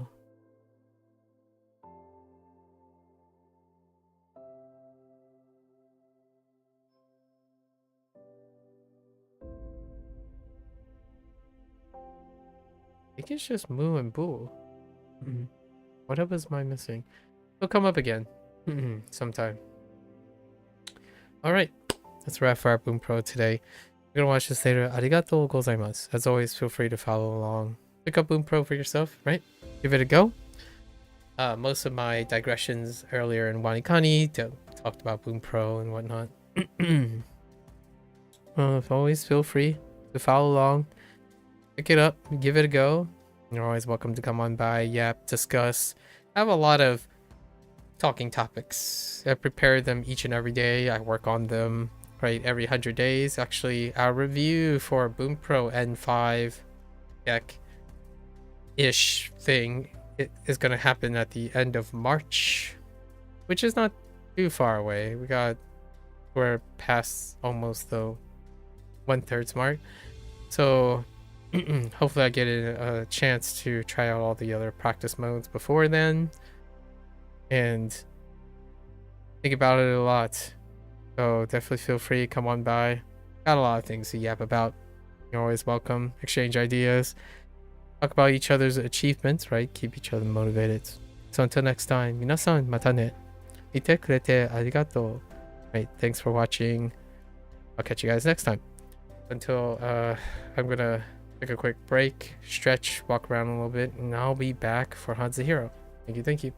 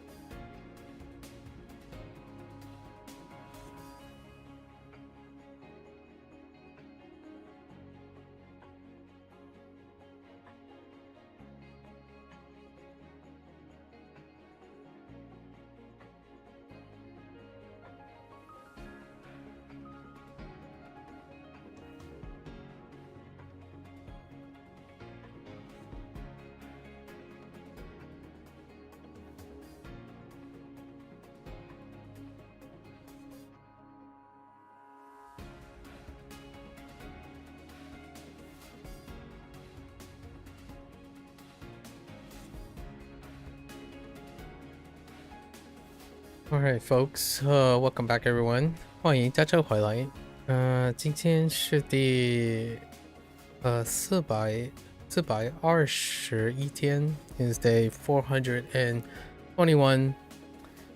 Two things from yesterday. We were being super relaxed yesterday because we wanted to catch up, and we in fact did with lots of leniency. Qual was a big one. Qual.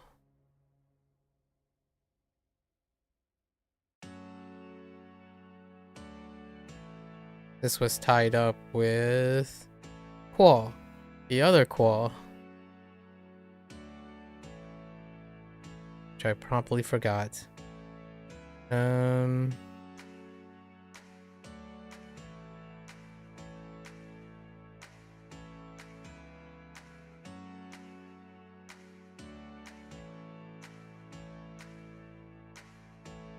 Right. They're very similar in that it's wide and broad, but kind of incorporated two things together in the mnemonic. And then Tuan.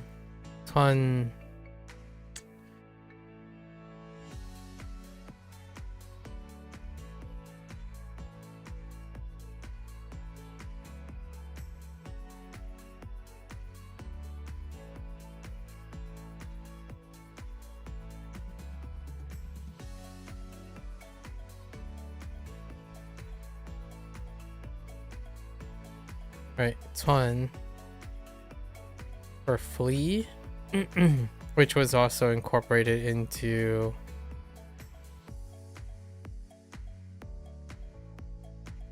Tiao, which Tiao Tuan is the actual word, so incorporate those Tiao into the mnemonic for Tuan.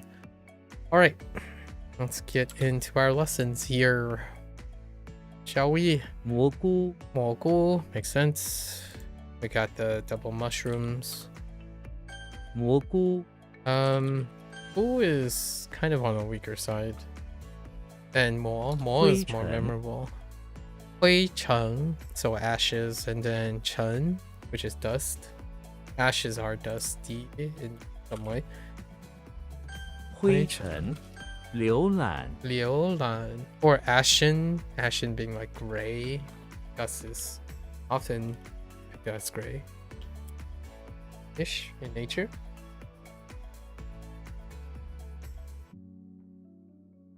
Liu Lan.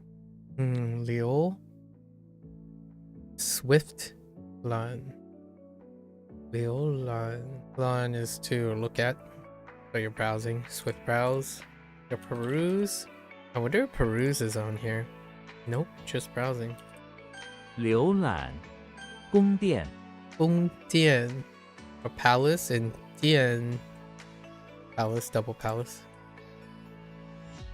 宫殿魔鬼 Mo Gui. Yep. Devil, Mo Gui. I remember Gui.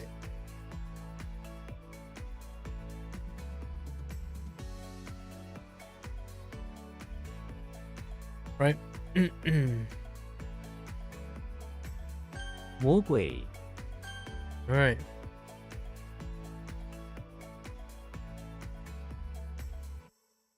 蘑菇宫殿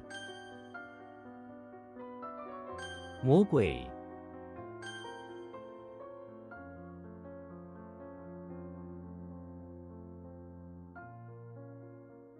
浏览 Lan is a little weak.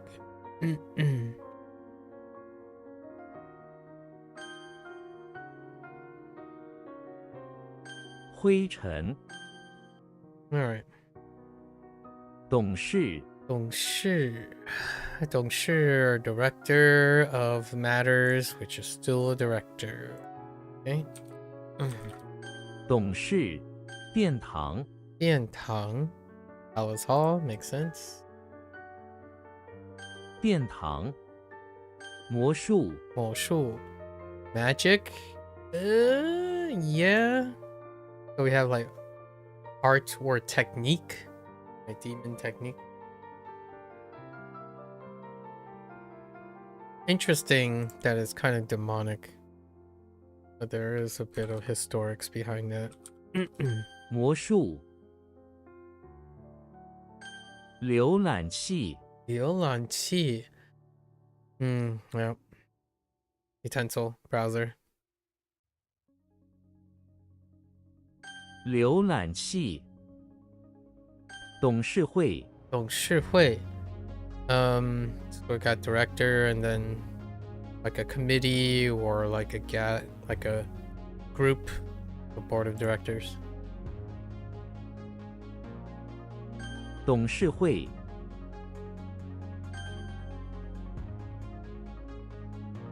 董事，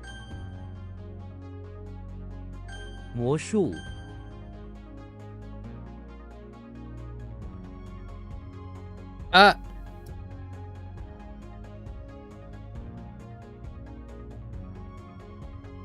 殿堂，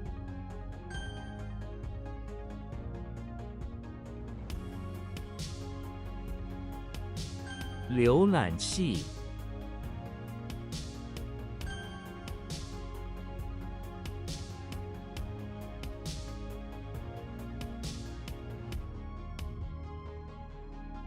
董事会， Alright. Next one. 飘动，飘动. Flutter and move. Move is kind of an augment for motion. Like a modifier. 飘动，尘土，尘土. Dust and soil, that type of dust. 尘土，侨民，侨民. 侨 abroad person, expatriate,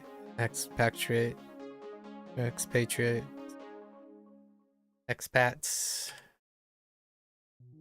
侨民， Oh. 刊， I had an extra A. Kun, oh my goodness. Oh wait, it's the other kun though. Alright, we had survey for kun. Kermit the Frog is in front of the pawn shop trying to do some laundry. He has his clothes hamper next to him. The customers kept on thinking it's trash can and throw stuff in it. Someone throws a box. Alright, hold up. I think we're gonna do the pivot, right? For tremendous. Okay. Yeah, tremendous power. Now he has tremendous soil. Let's tremendous soil.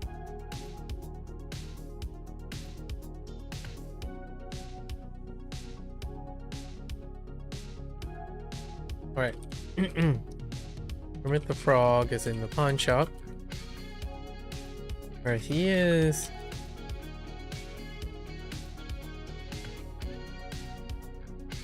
Trying to help out by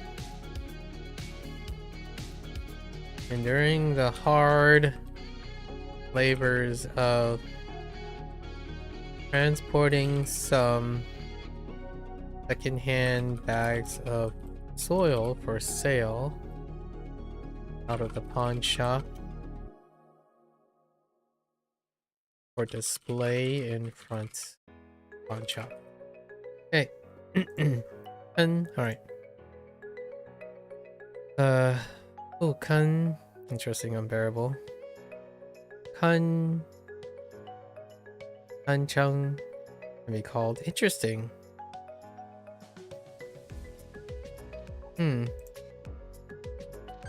刊，训， Xing. Modest. Oh, hey! We got this one on the same unit. Son. Right, Son. Son for humility, which is also modesty. Or humble. We'll use humble. Add that onto it. X is in the bathroom of the infirmary where there is a department of children. Mutants. As the main wards are all full, X modestly comes up and cures as soon as laying on the tile floor. The child then runs out the window and down the road. Says he is just lucky, but the entire department knows he's only being modest. Alright, sure.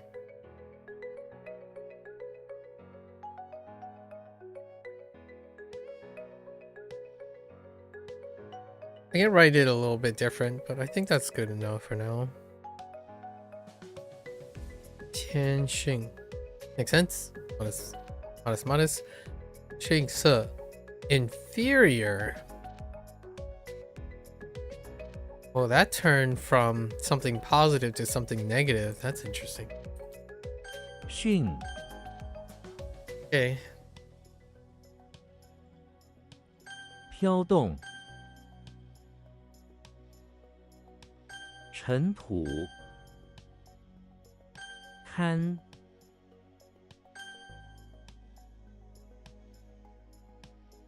侨民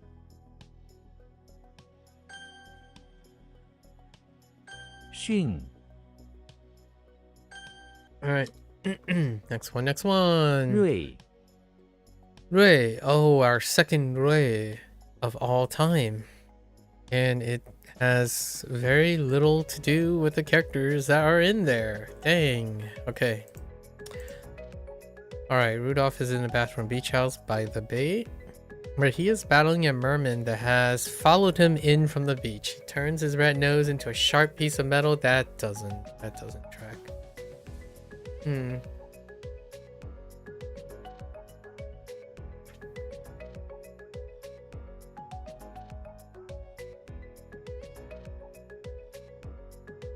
How about we just make Rudolph a... Rudolph is not too... Actually, how many Rus do we have? I feel like Rudolph is one of the rare ones. Like, next to the rares, adjacent. There's only like 2 other initials that are rarer than Rudolph. Like roughly 2.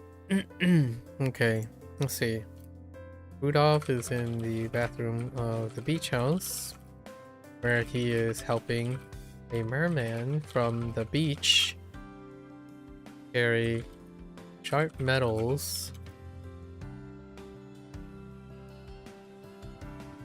Sharp metals from the beach to be cleaned and repurposed.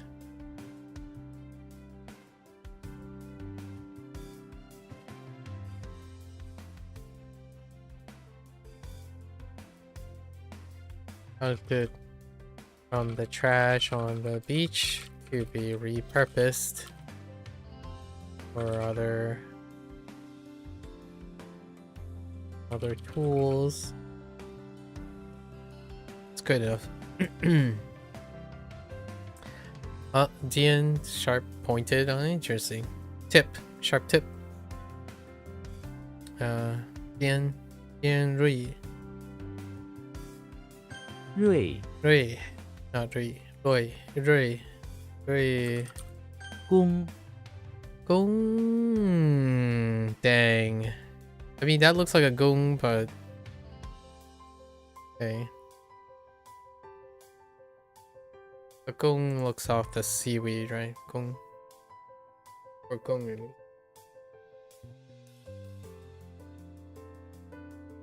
Alright. Respectful. Gandalf is in front of the temple, where he's respectfully helping the monks harvest seaweed from a pond next to him. Yep. He respectfully casts a spell with his and creates a super pump that they use to so. Alright, that's good. Yeah, we got it. Gongxi. Oh, Gongxi. I guess Gongxi Fa Cai. I think this is the same Gongxi. Gongxi Fa Cai. Fa Cai. Oh, now it makes sense. 恭喜发财. Is that the fa? Like give off, and then tai for wealth or materials? 功会 Kui. Oh, it looks like gui, but it's not quite. It's kui. And we have some water. Was in the bathroom of the beach house by a bay, where he finds a purse in the bathroom covered in sand. It seems to be nearly bursting as it's stuffed to the brim. He opens up, and shellfish come spraying out. Okay. I mean, that's fine too. Bunch of shellfish. If I can do anything, the shellfish and some begins to burst open.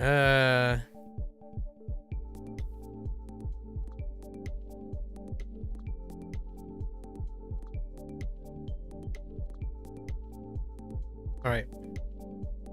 Koopa is in the bathroom of the beach house, where they have collected a bunch of purses filled with shellfish from the beach.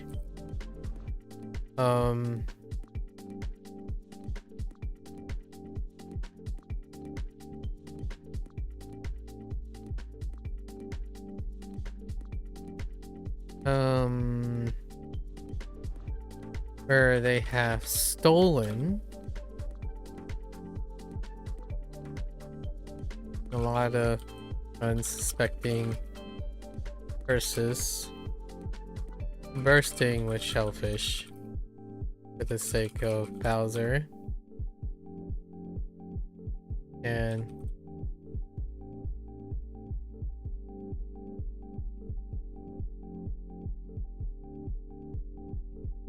spraying them down, cleaning them, emptying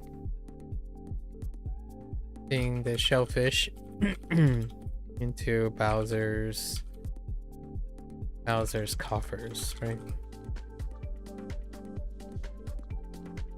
Okay. Wait. 击溃 to... Oh, really? Oh, okay. 会仿 Fong. To spin. Does kind of look like a Fong. Frodo's in the basement of the chapel where he's spinning some silk. Fair enough. The silk he spins has a giant holy compass depicted in the middle of it. Some priests stand by them with their own holy compasses, which all point to the recently spun silk. Okay. They all praise spinning skills in the dark chapel basement. Okay. Spin here refers to spinning yarn, or I see. Fang, Fangzhi, Fangzhi Ping, Fangzhi Ping, Fangzhi. Oh no, Fangzhi. Okay, makes sense. Thatcher. Fangsha. Fangsha. 仿屁 He. On the hot sauce. Pinocchio's in the bathroom of the house where he is talking into the mirror, trying to make an analogy about how hot the hot sauce he just tastes. He's one that's he on one hand spits out an analogy of words without the hot sauce being hotter than okay. I think that's okay. No examples though.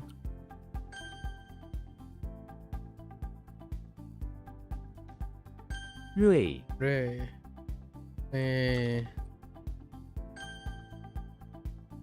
屁会公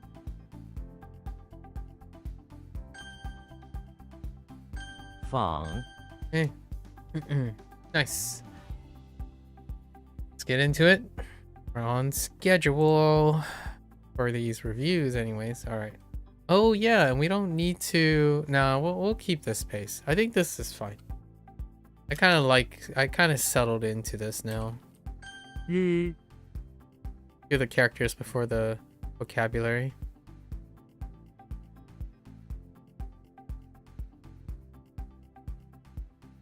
Heck, I don't want to type Louis. Dang it. That's a no dice.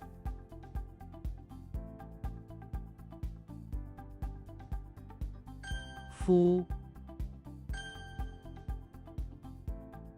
子。管。干。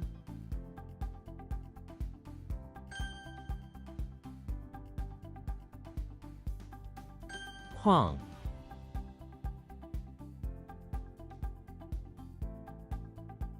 Heck.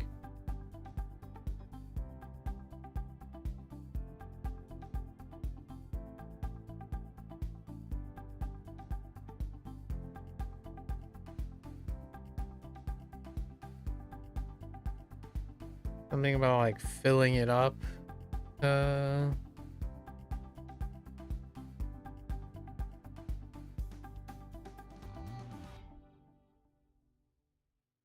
And then during the day, spacious. Okay. I think it's okay. I don't know where the sun went though. Maybe it's spacious.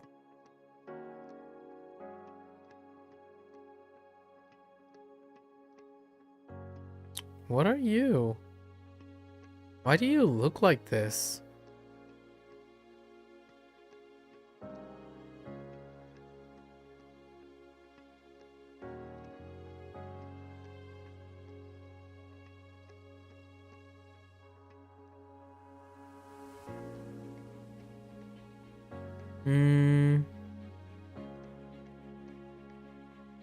The top is throwing me off.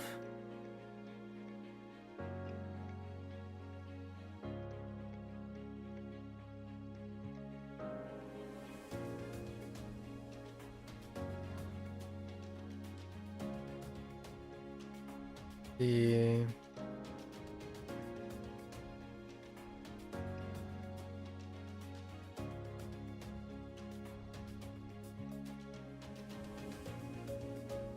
That's supposed to be a snowflake. Dang.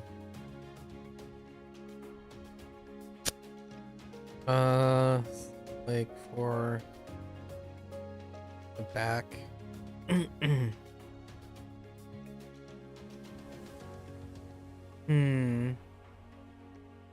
don't know if I want to use a snowflake.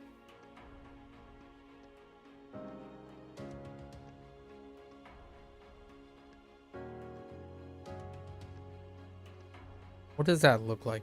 More so, maybe a person. Ice back. Okay. I'll just correct this very quickly. I got you. Jimmy Neutron is in the basement.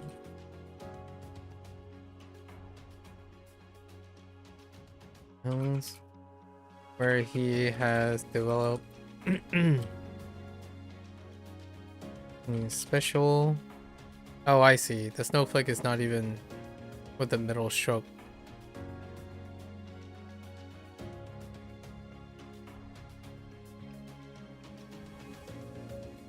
Special ice, which is a ice. Special ice for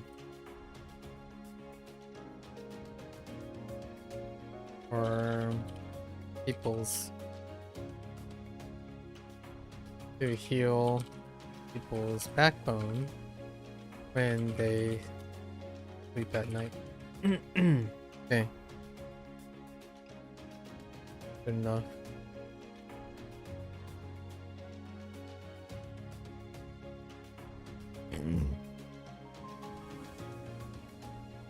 Ning.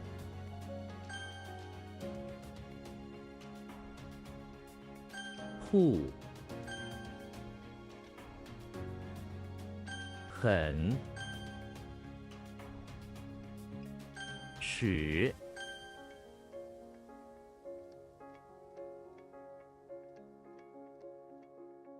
运。 Oh no. I said that would happen yesterday and it did. Dang. Right on cue. 缝。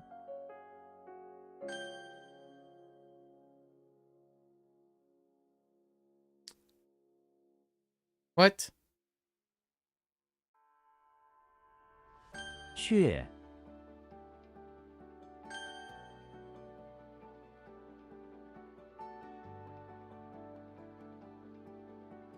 剧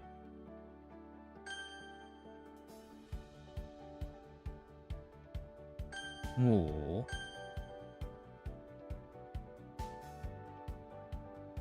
嗯己木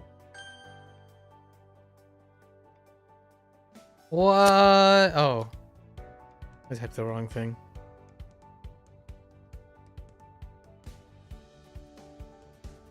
剁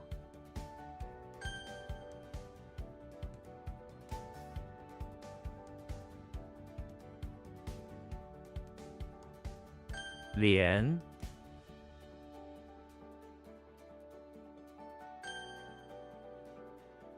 梅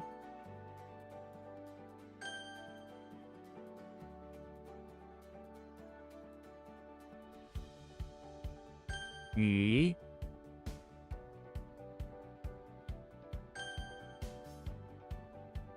滋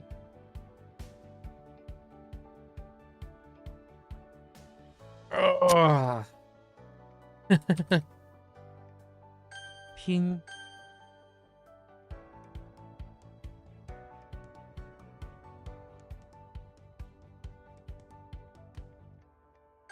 横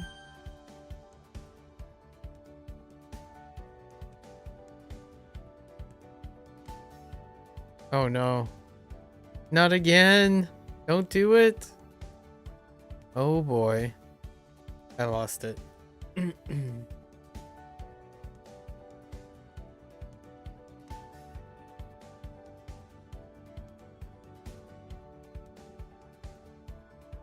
细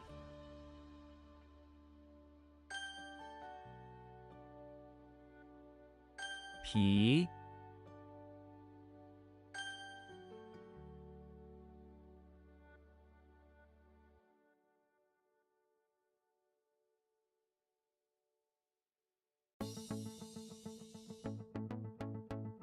囊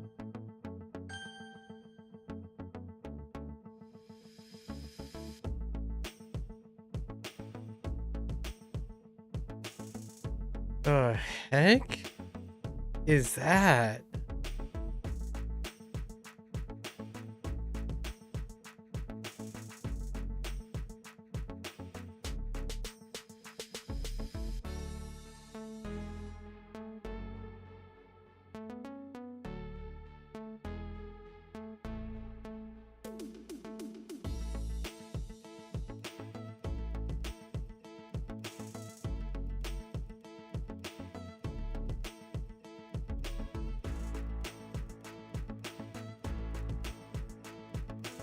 Hmm.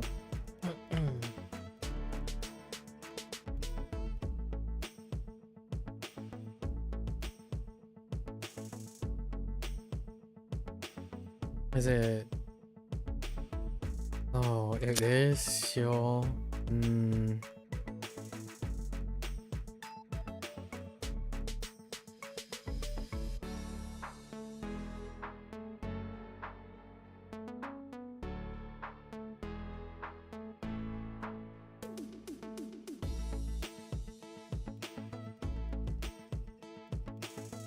I think that's gonna be a pass. 修 Oh, that's interesting. Both two seals. Hmm.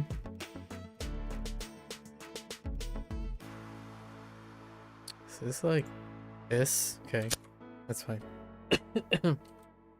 修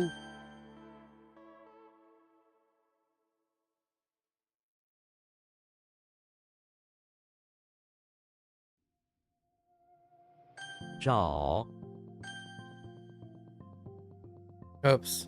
That's cha.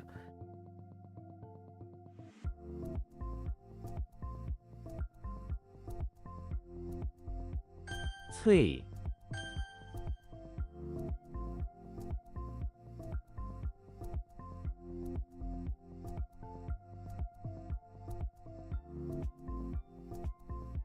冠玉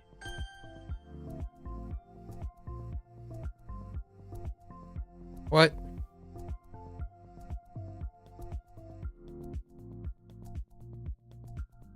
Oh man.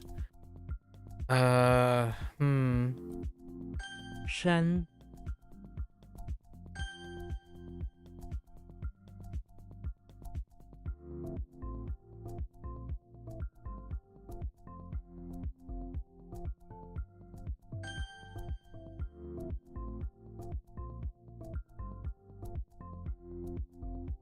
肾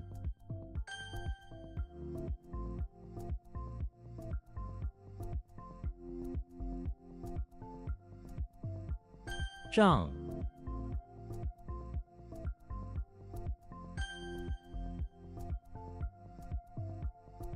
君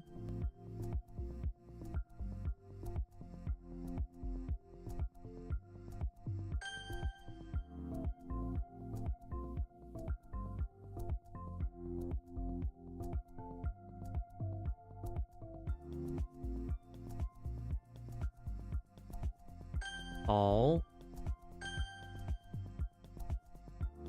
替 乌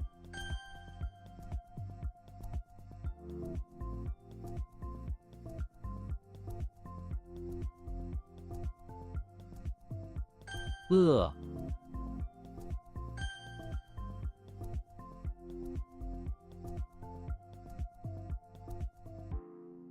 Oh no. Oh no. 杀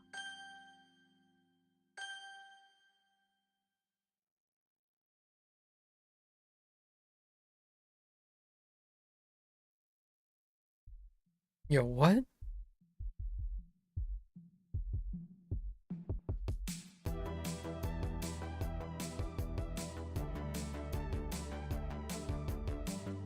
Something makes me want to type like 人任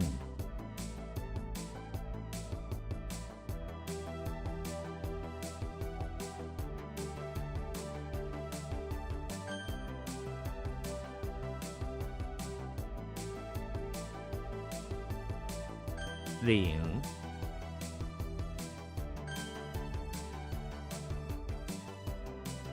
Oh no, it's yo. Wait. Yo. Okay, yo. Okay, alright. It's fine. It's fine. I'm not losing it.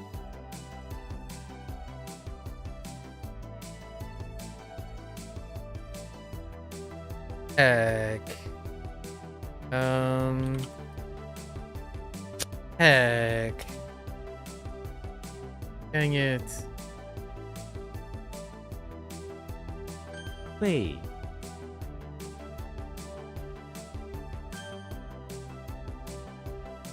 瘦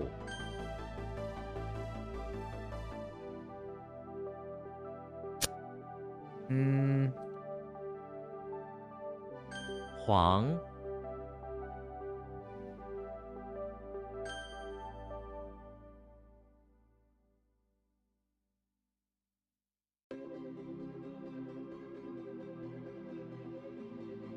尿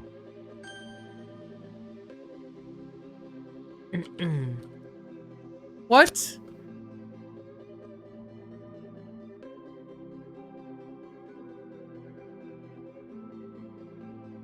Oh. Oops. It's just me. 右 虚 It's fine. I'm not triggered. Oh, now I am. uh 则 Oh no, swap.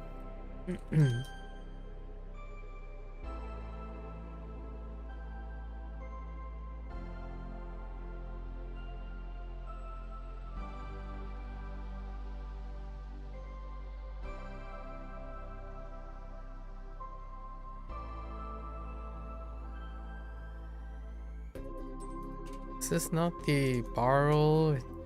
Yeah, okay. Oh, I typed Yugi the first time. Womp womp. 主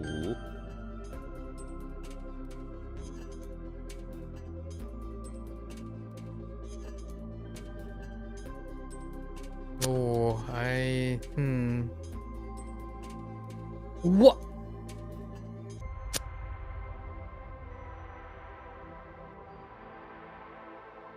Oh. 逆冷界水糖胶 Or coral. 赌 What happened here?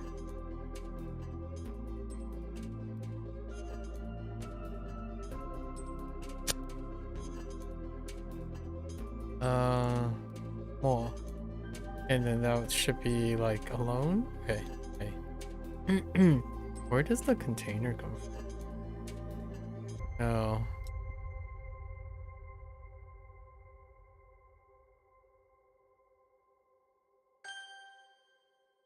墨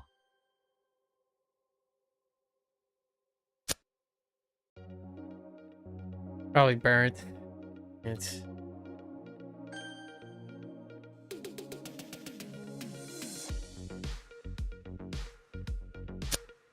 wait.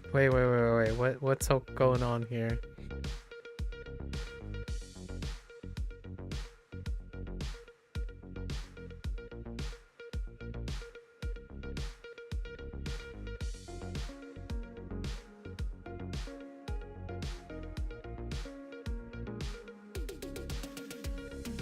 Oh, song.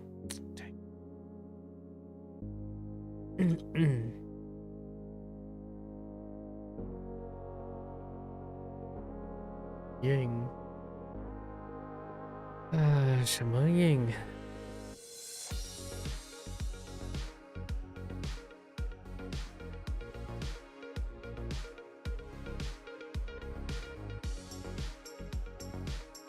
这样就在这里附近。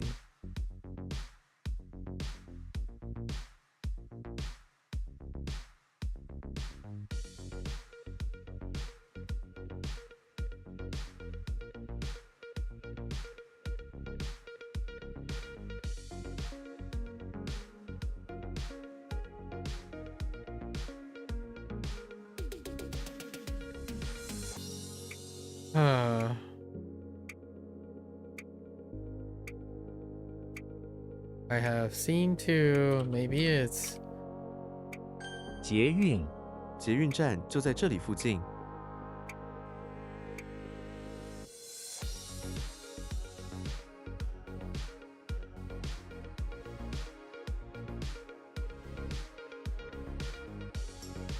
like rapid, nimble.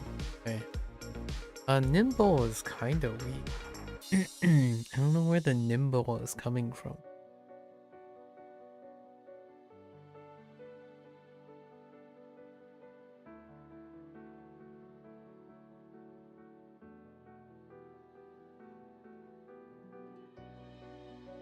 Oh.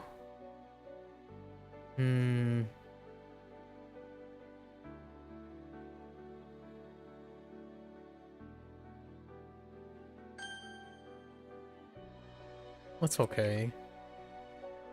Oh. 前十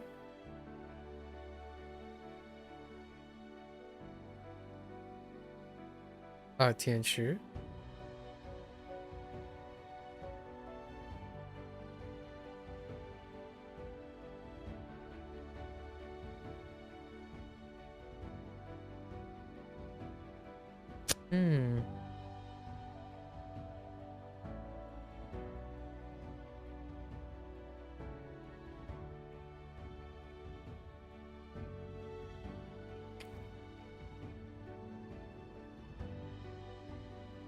男生，我们班有12个男生。 Boy, that's fine.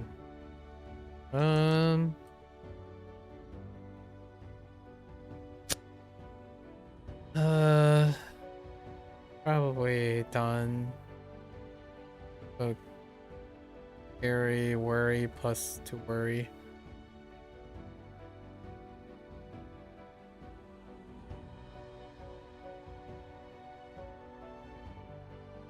您们，你们几时走？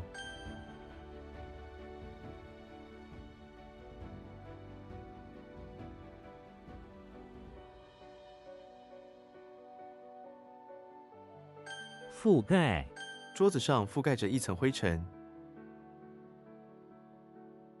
甜食，这家店有各种各样的甜食。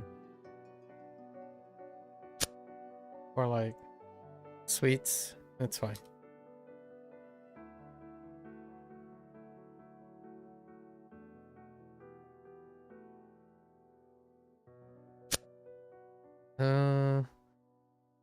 No G.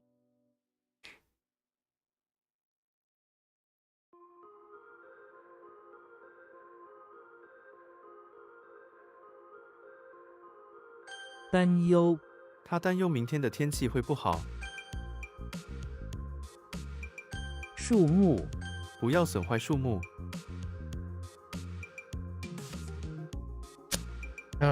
屋檐。Okay.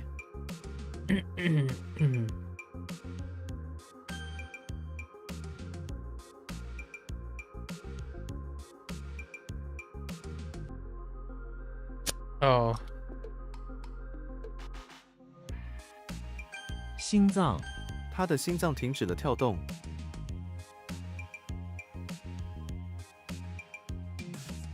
Yo, what?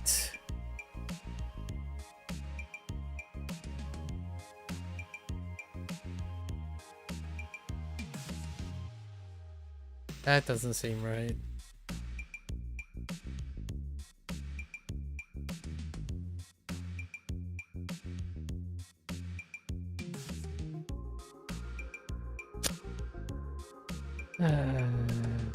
Okay.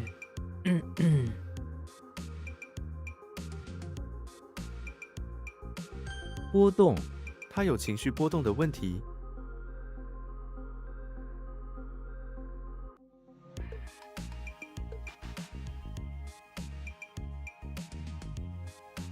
Like in fluctuate, okay.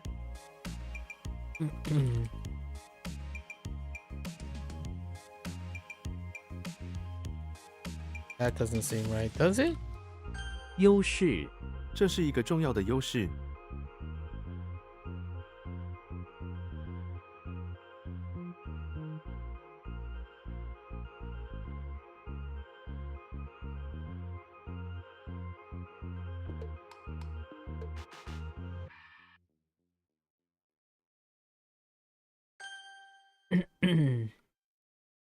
Pulled that one out of my butt. uh,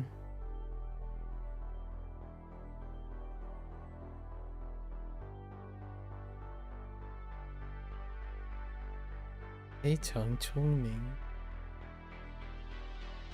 成功了。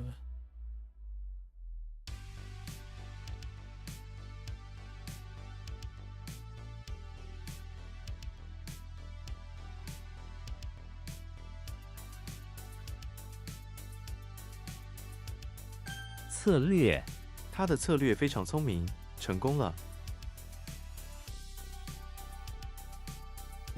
It's a strategic plan or strategy, it's fine.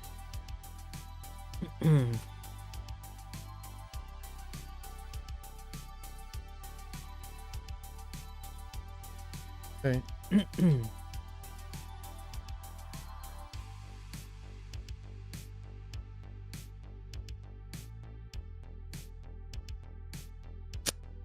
Huh.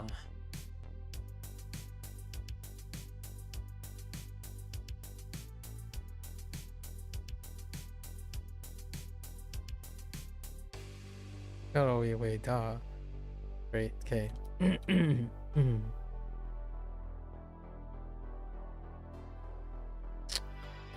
That doesn't seem right.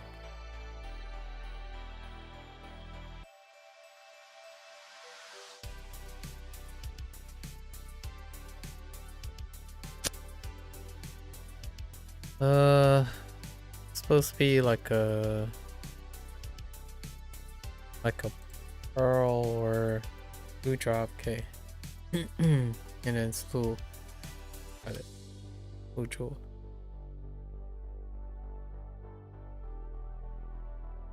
直径这个圆的直径是5公分。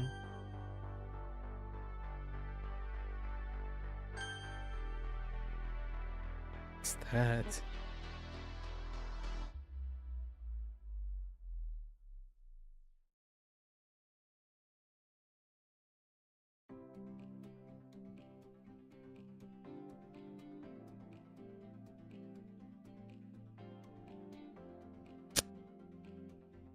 The 跳跳不绝 Okay.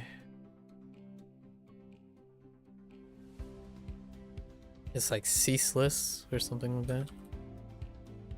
露珠清晨的草叶上满是露珠。疫苗我们需要打疫苗。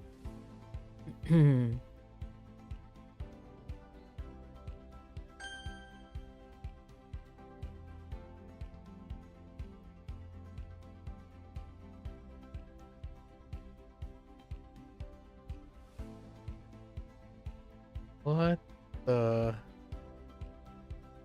日月潭日月潭附近有很多特色餐厅。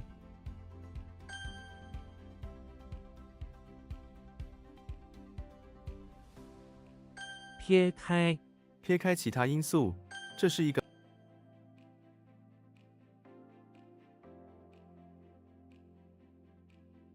What?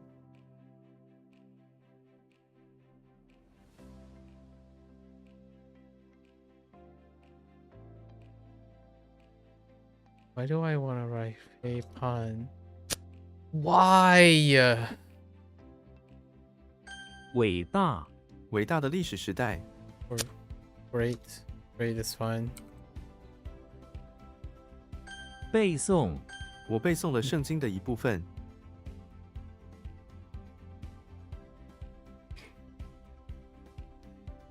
What? Oh, I didn't know.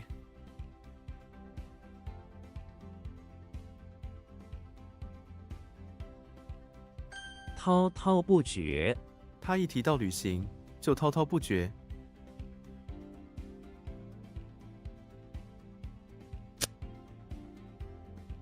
Yeah, incessantly. Go on and on. We're just gonna add.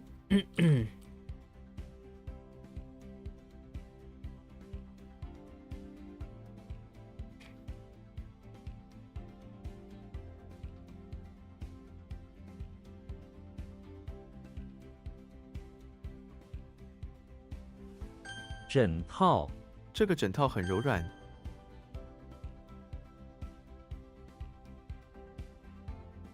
谍报他是负责谍报工作的人员。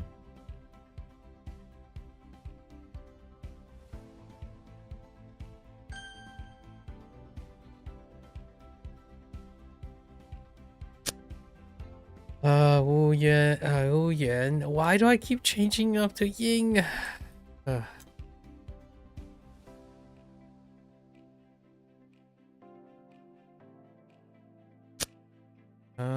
Pretty sure this is Fei Pang. Oh, I forgot the G. Just fat. Or, yeah. 肥胖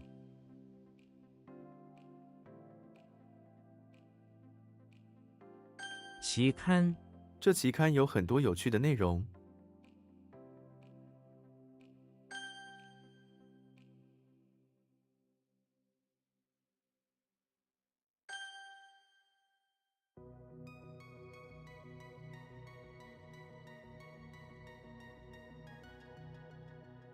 签署我们签署了合同。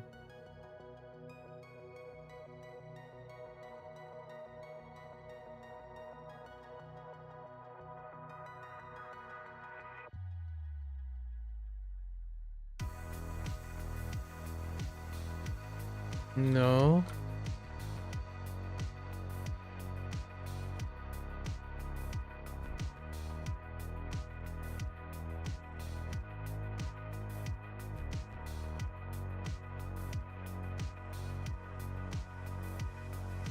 This is probably Gwen Shu Neo. How do I know it's Shu? It wasn't Gwen. Hub? Shu? Oh, Shu.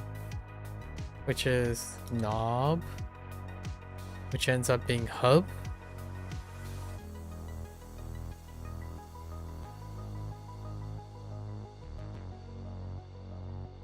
涮涮锅，涮涮锅的食材新鲜又健康。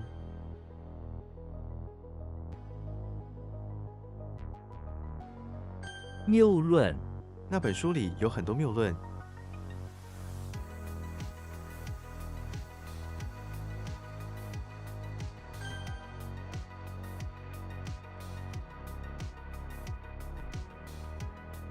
Okay. Oh no, that's Koichi.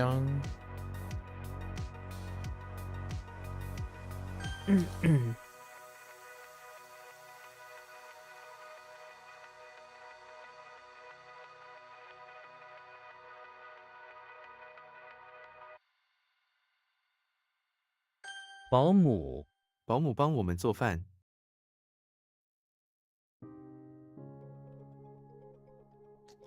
How do you call those things? It's not nun. It's more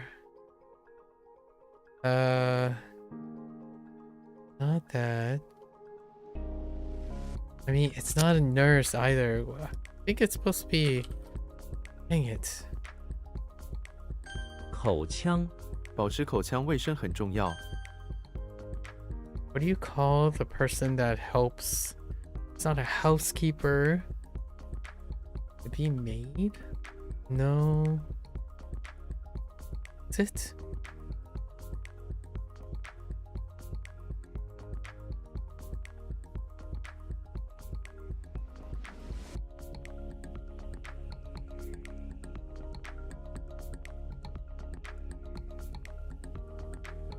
愈演愈烈，抗议活动愈演愈烈，政府出面介入。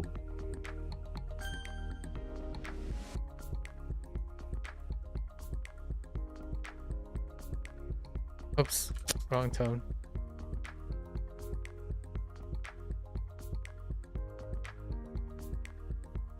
哑巴，他在车祸后变成了哑巴。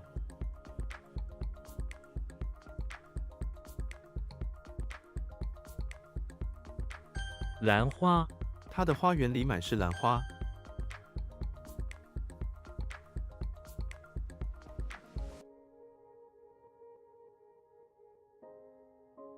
仿冒品，这个手表是仿冒品。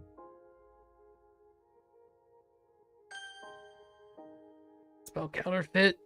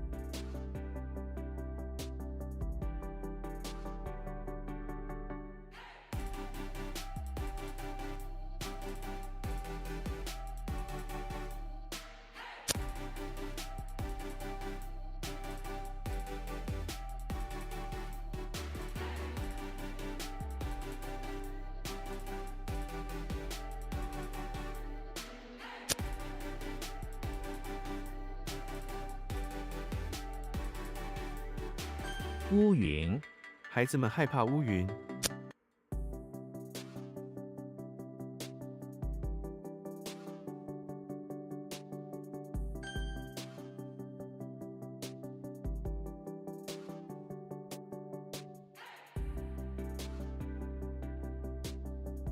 气馁，他遇到挫折时从来不气馁。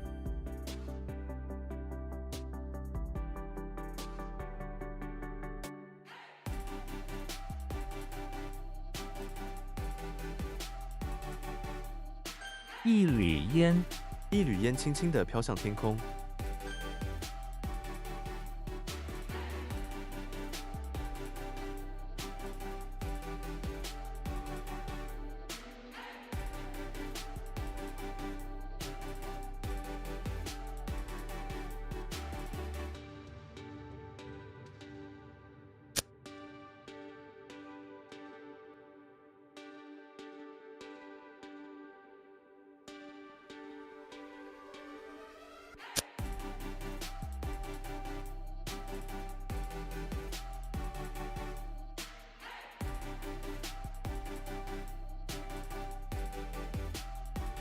诧异，我对他的回答感到诧异。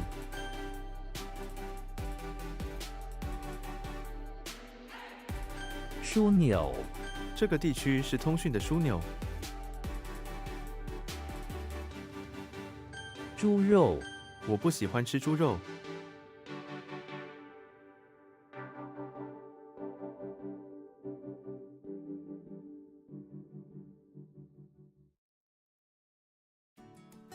煎药，煎药需要很多时间。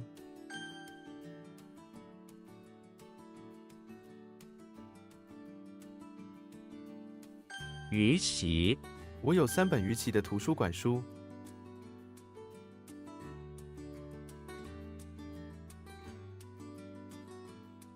牲畜，农民每天都喂牲畜。麻痹，麻痹可能是致命的。校园，宿舍在校园的北半。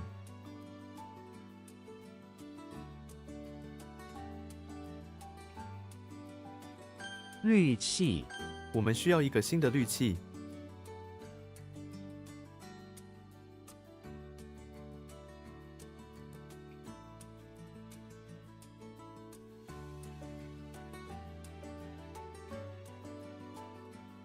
唉声叹气，你总是唉声叹气，会影响别人的情绪。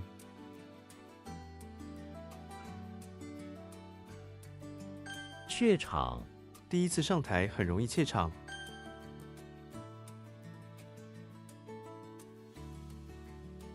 另出，这台车正在另出。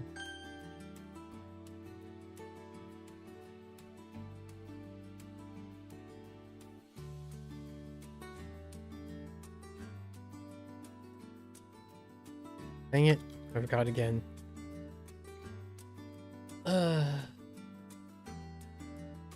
Hold. We got it. 酵母，酵母是用来做面包的。龟壳，这是一片罕见的龟壳。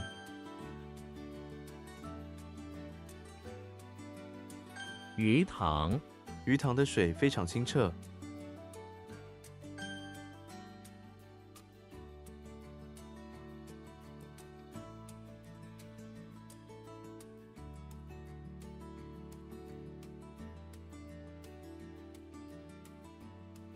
Your heck?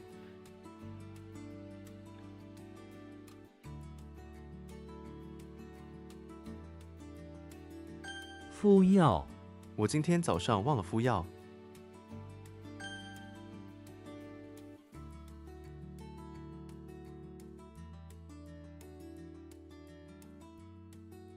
脚掌，我的脚掌痛。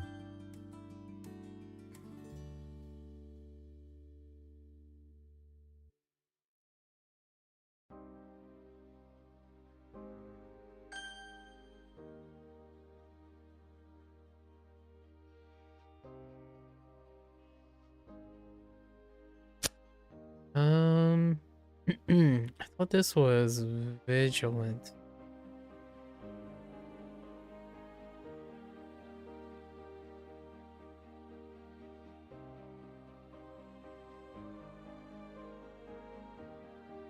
Oh.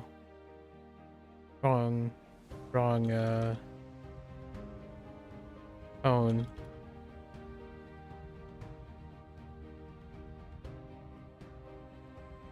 理睬，无论他怎么说，我都不理睬他。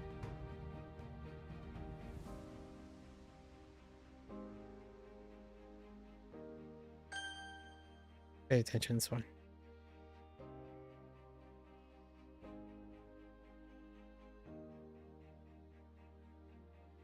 That doesn't make sense.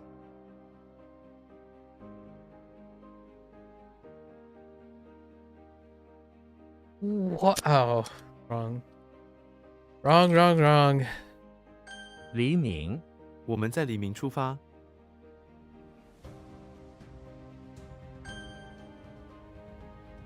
Wrong. 红壤，农夫在红壤上种植甘蔗。 楷书，书法家用楷书写了一幅对联。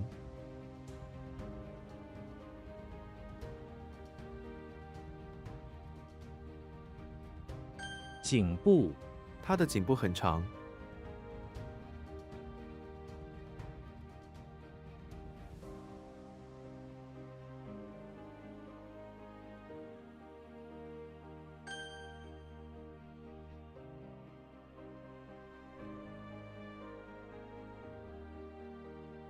失踪，这个孩子已经失踪了2天。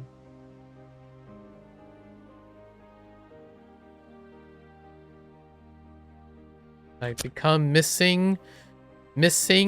How do I do become? Oh, be missing. Okay, that's fine.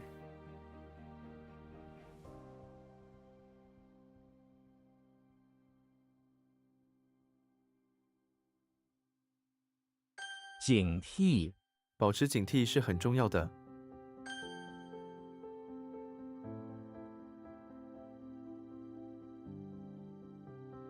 发呆，他坐在那里发呆。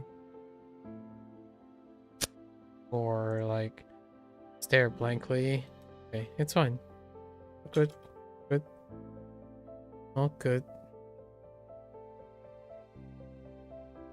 Not good. Oh no.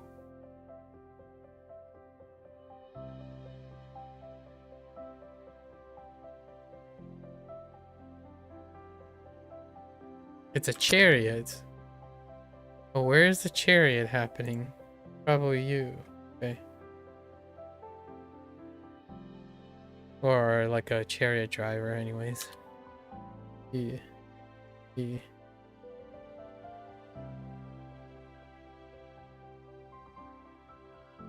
What? Wait.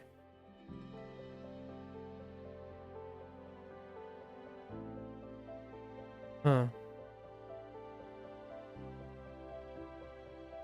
御手，一位技艺高超的御手能驾驭4匹马。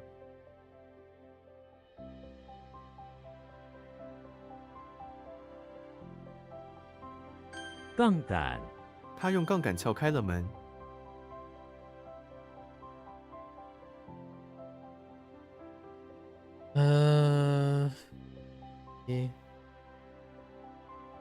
什么 ？What? Oh no. Oh no.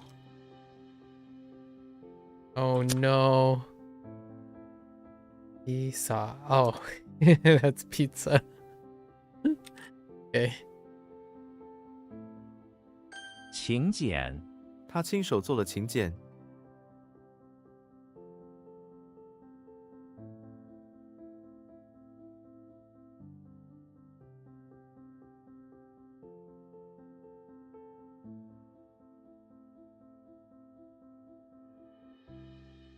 Like, write a invitation? Yeah, okay. "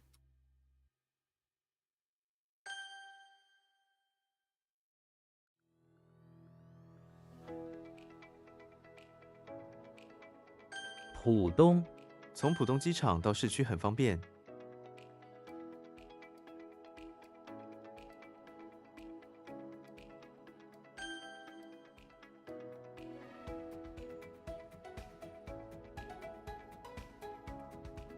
披萨，我们点了一张海鲜披萨。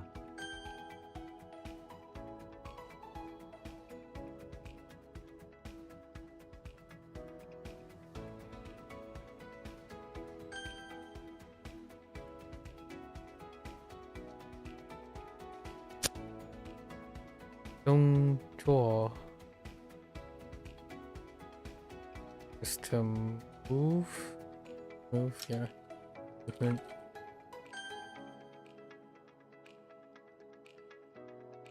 动作 What? Oh wait, hold up.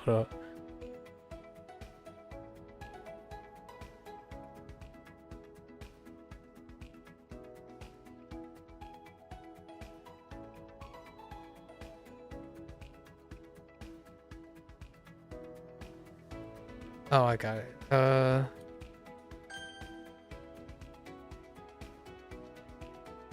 堆叠 The heck? Where are these coming from?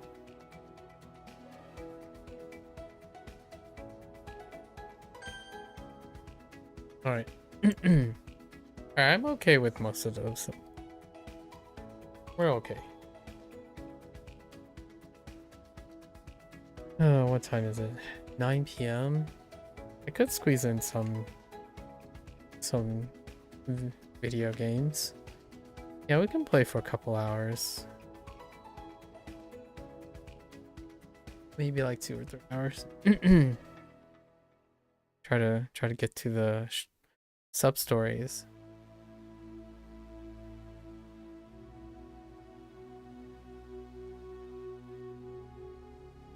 Okay. E.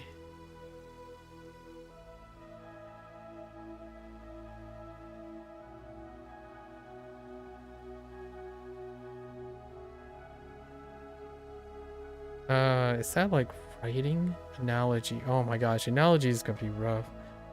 A lot of interesting hot takes today. You had a quick peruse. Oh yeah, there's quite a lot of interesting hot takes. Yeah, I don't know what the situation is, but it'll be interesting. Were you aware of the... I think you're referring to possibly... Oh wait, I guess I put a lot of hot takes on the impact and stuff, but the BAFTA stuff was pretty interesting. It was language related too. What do we got here?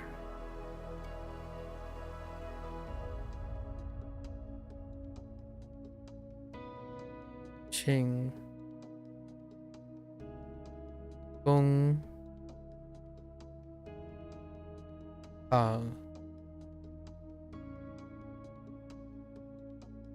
And did you take your N3 already, or is that much later, James? I don't remember if you mentioned a date after you got your N3 seat.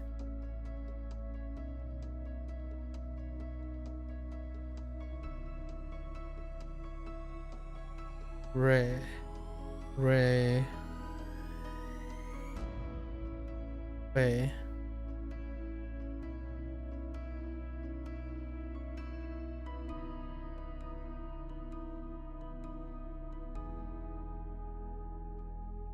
蘑菇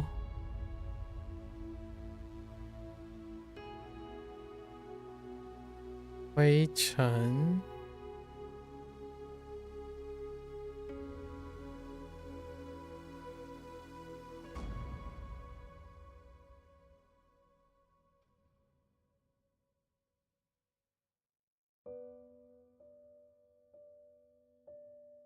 I can't. Eyes focus. Can't make out what I'm looking at. I only see the saber part. Oh, goodness gracious.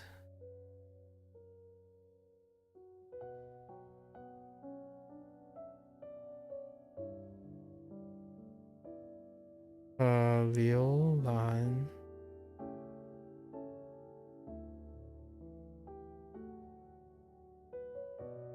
Ryolan. It's in July? Oh, we got quite a long time. Did I ever ask you what what was your motivation behind the I remember you talked about how you had a friend who got you into the whole Japanese thing. Was there something that you have imagined over these times for taking these? I know you mentioned the whole idea of the reward that comes from the intellectual pursuit of this. Are there any like new pragmatic purposes of doing the N3?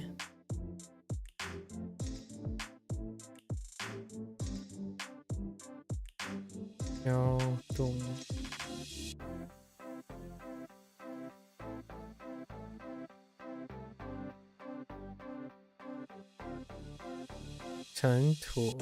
At this point, so many of these characters are just white boxes.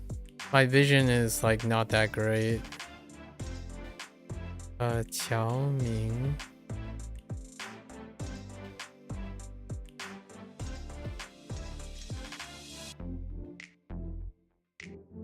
Mo Shu.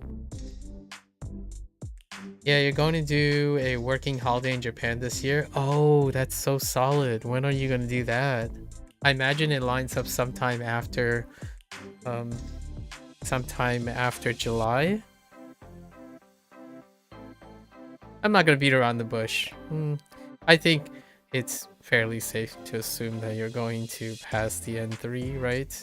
Or do you do the working holiday in Japan with or without it? But it'd be nice if you do. You're flying in late July. Nice, very nice. I look forward to hearing. Are you gonna keep a journal, like a Nikki, right, or something like that for I'd love to hear what your working holiday is like. How long is the working holiday? Drama only recently had a quote-unquote working holiday earlier in the year in Japan. I guess the closest thing I'll have for 1 year. Holy smokes, that's gonna be wonderful. Is everything already set? So are you do you know where you're going to be and all that stuff? That's awesome.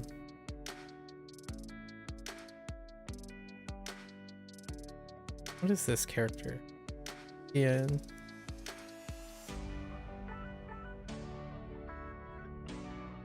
Tang.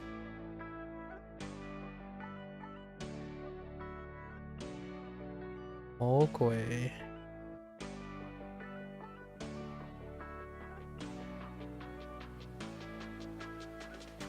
Well, hot dog. That sounds amazing.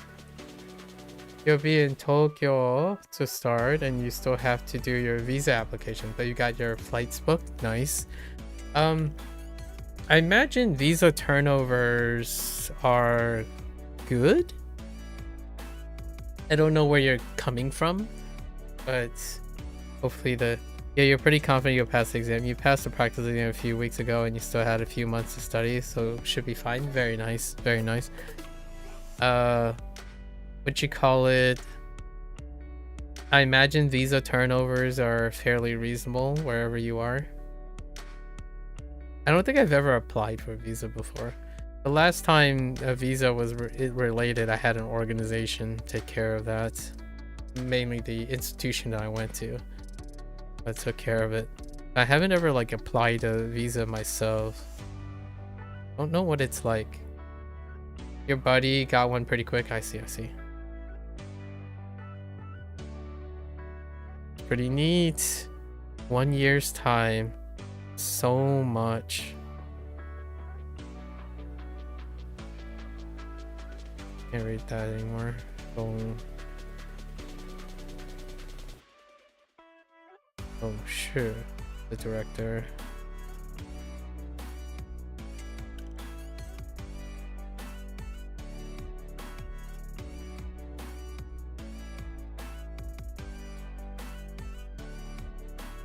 Liu Lan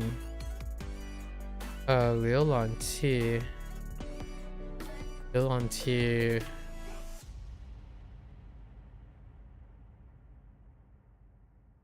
browser.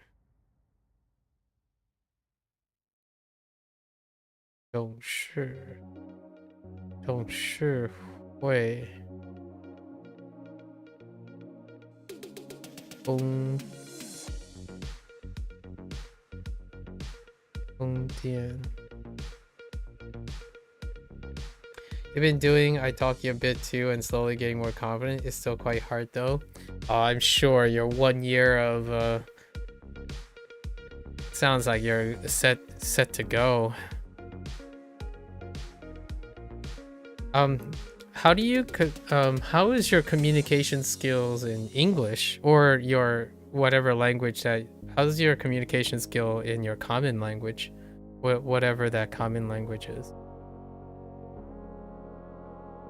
I imagine you're in a like a working position where you consistently communicate or something like that.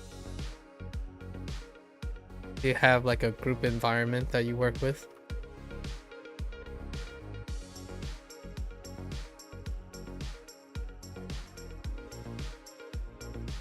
Yeah, I often wonder these things because one of the things I typically notice, not that they're causal links, but it's very coincidental, the idea of like what it means to be quite hard to feel confident in speaking.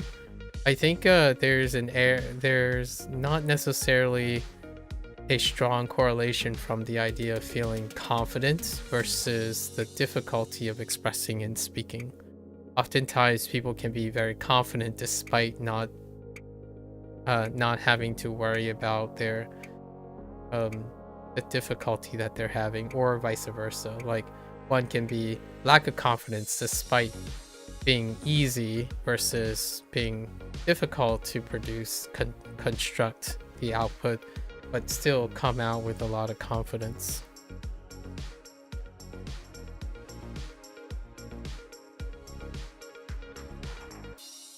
Confidence is certainly nice to have.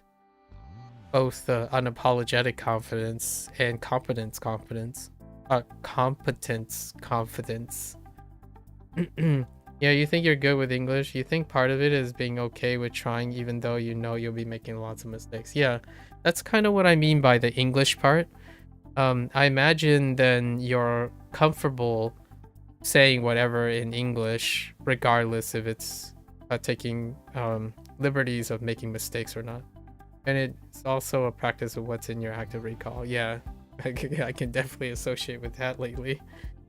Ooh, boy, howdy.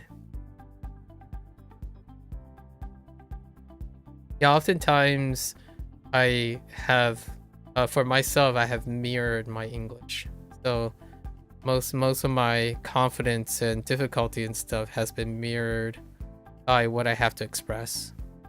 So like recently, the hot take today, I've been working on how to express that in Japanese. Largely in Chinese though. I think I'm more so along the lines of Chinese at the moment. Many of the hot takes are slowly being converted. Allows me to bring up some hot takes regardless if it's tough or not. I actually have started generating a bunch of idiosyncrasies that kind of reflect my personality. Lots of very specific filler words and whatnot that become very, very habit forming.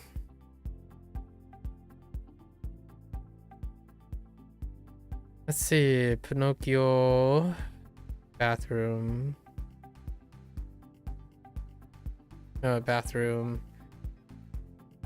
house, Just trying to put into words, right? Put into words is experience, or maybe lack of experience with hot sauce.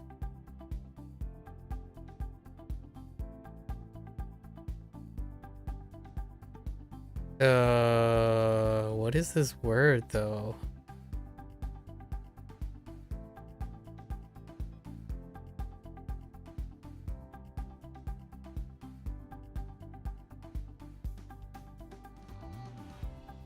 Analogy. Using analogies from a puppet. Man, analogies is gonna be rough. It's like metaphor. Metaphor analogy is rough. Holy. Putting to words, analogy, this experience with hot sauce. You finished the N3 grammar deck on Bunpro recently too, and you have started the N2. Very nice. Very nice. It's interesting. A lot of the grammar points you've never knowingly seen, while others you studied once, studied since the start by your vocab deck. Yeah. Yes. I agree. Yeah.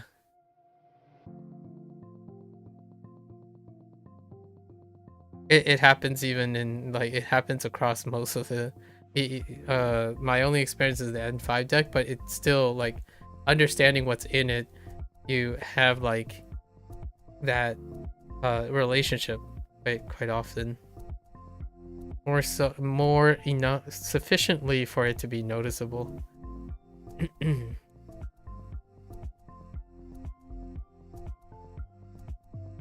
Well, so that's gonna be interesting. By the time you come back from your Japanese trip, I think I'm probably gonna be off to Japan then too.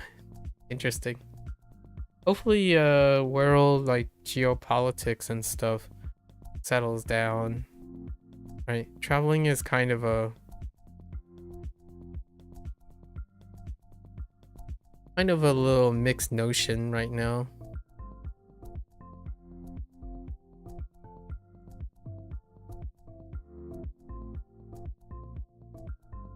Professor X, bathroom, infirmary, where he's helping out the children's department, children's mutant department.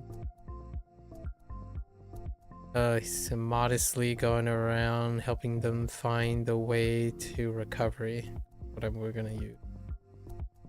Yeah, thankfully you don't have to fly over that area. Oh, okay. Well, that's reassuring, James. Yeah, that is quite reassuring.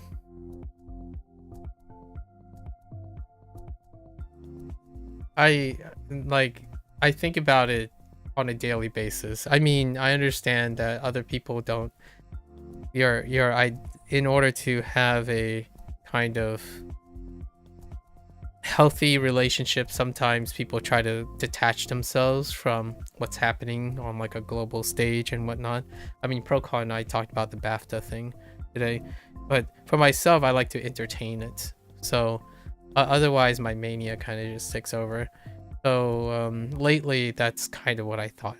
Like, that's what I read in the evening. I haven't really been working on like Japanese or Chinese for most of the recent days. It was more like concerning with current events and stuff, because I honestly don't want to spend the, like, this is kind of, it's a little bit of a selfish or narcissistic way to look at it, but I really don't relish the idea of spending the last half of my life-ish, optimistically, being surrounded by the situation, you know, like a warring period, multiple warring periods and whatnot. But life has certainly been, I certainly have not taken for granted the whole idea of growing up and during a peacetime, largely peacetime, right? Things are getting quite palpable, despite being a civilian. Not every member of my family are civilians, so there is often a lingering concern for an immediate family member. Hopefully you and your family and the places you are, like wherever you are at, you find safety and peaceful peaceful environment and continue to have so. Let's see, Gandalf in front of the temple, where he's helping out,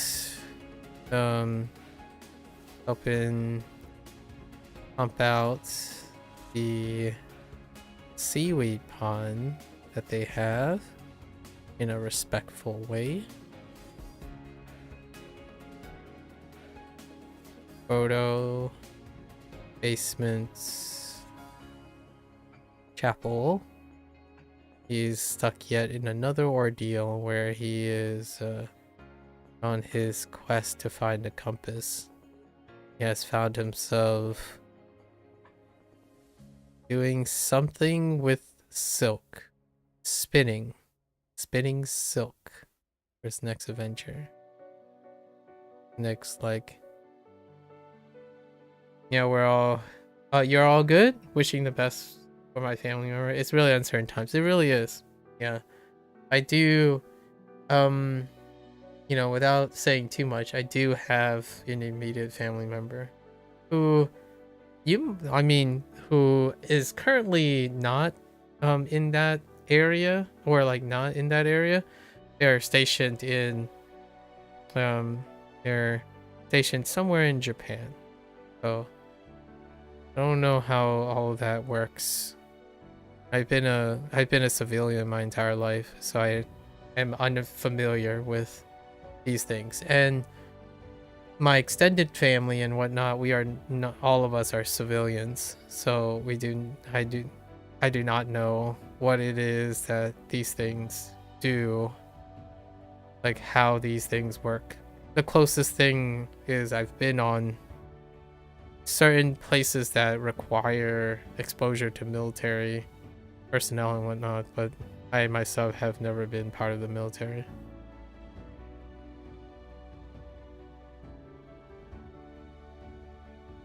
Kermit,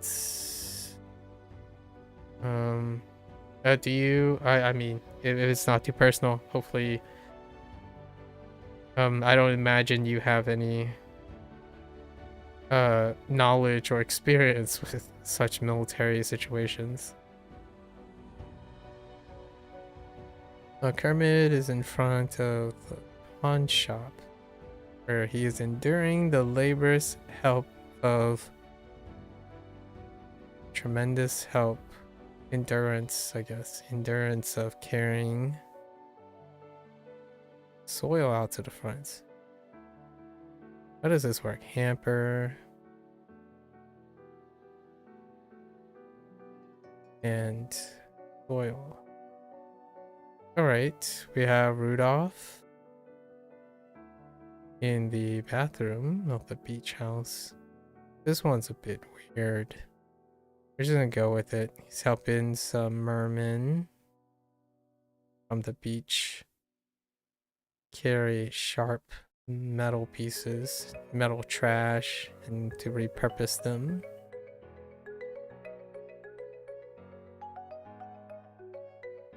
Got Koopa, bathroom, beach house as well.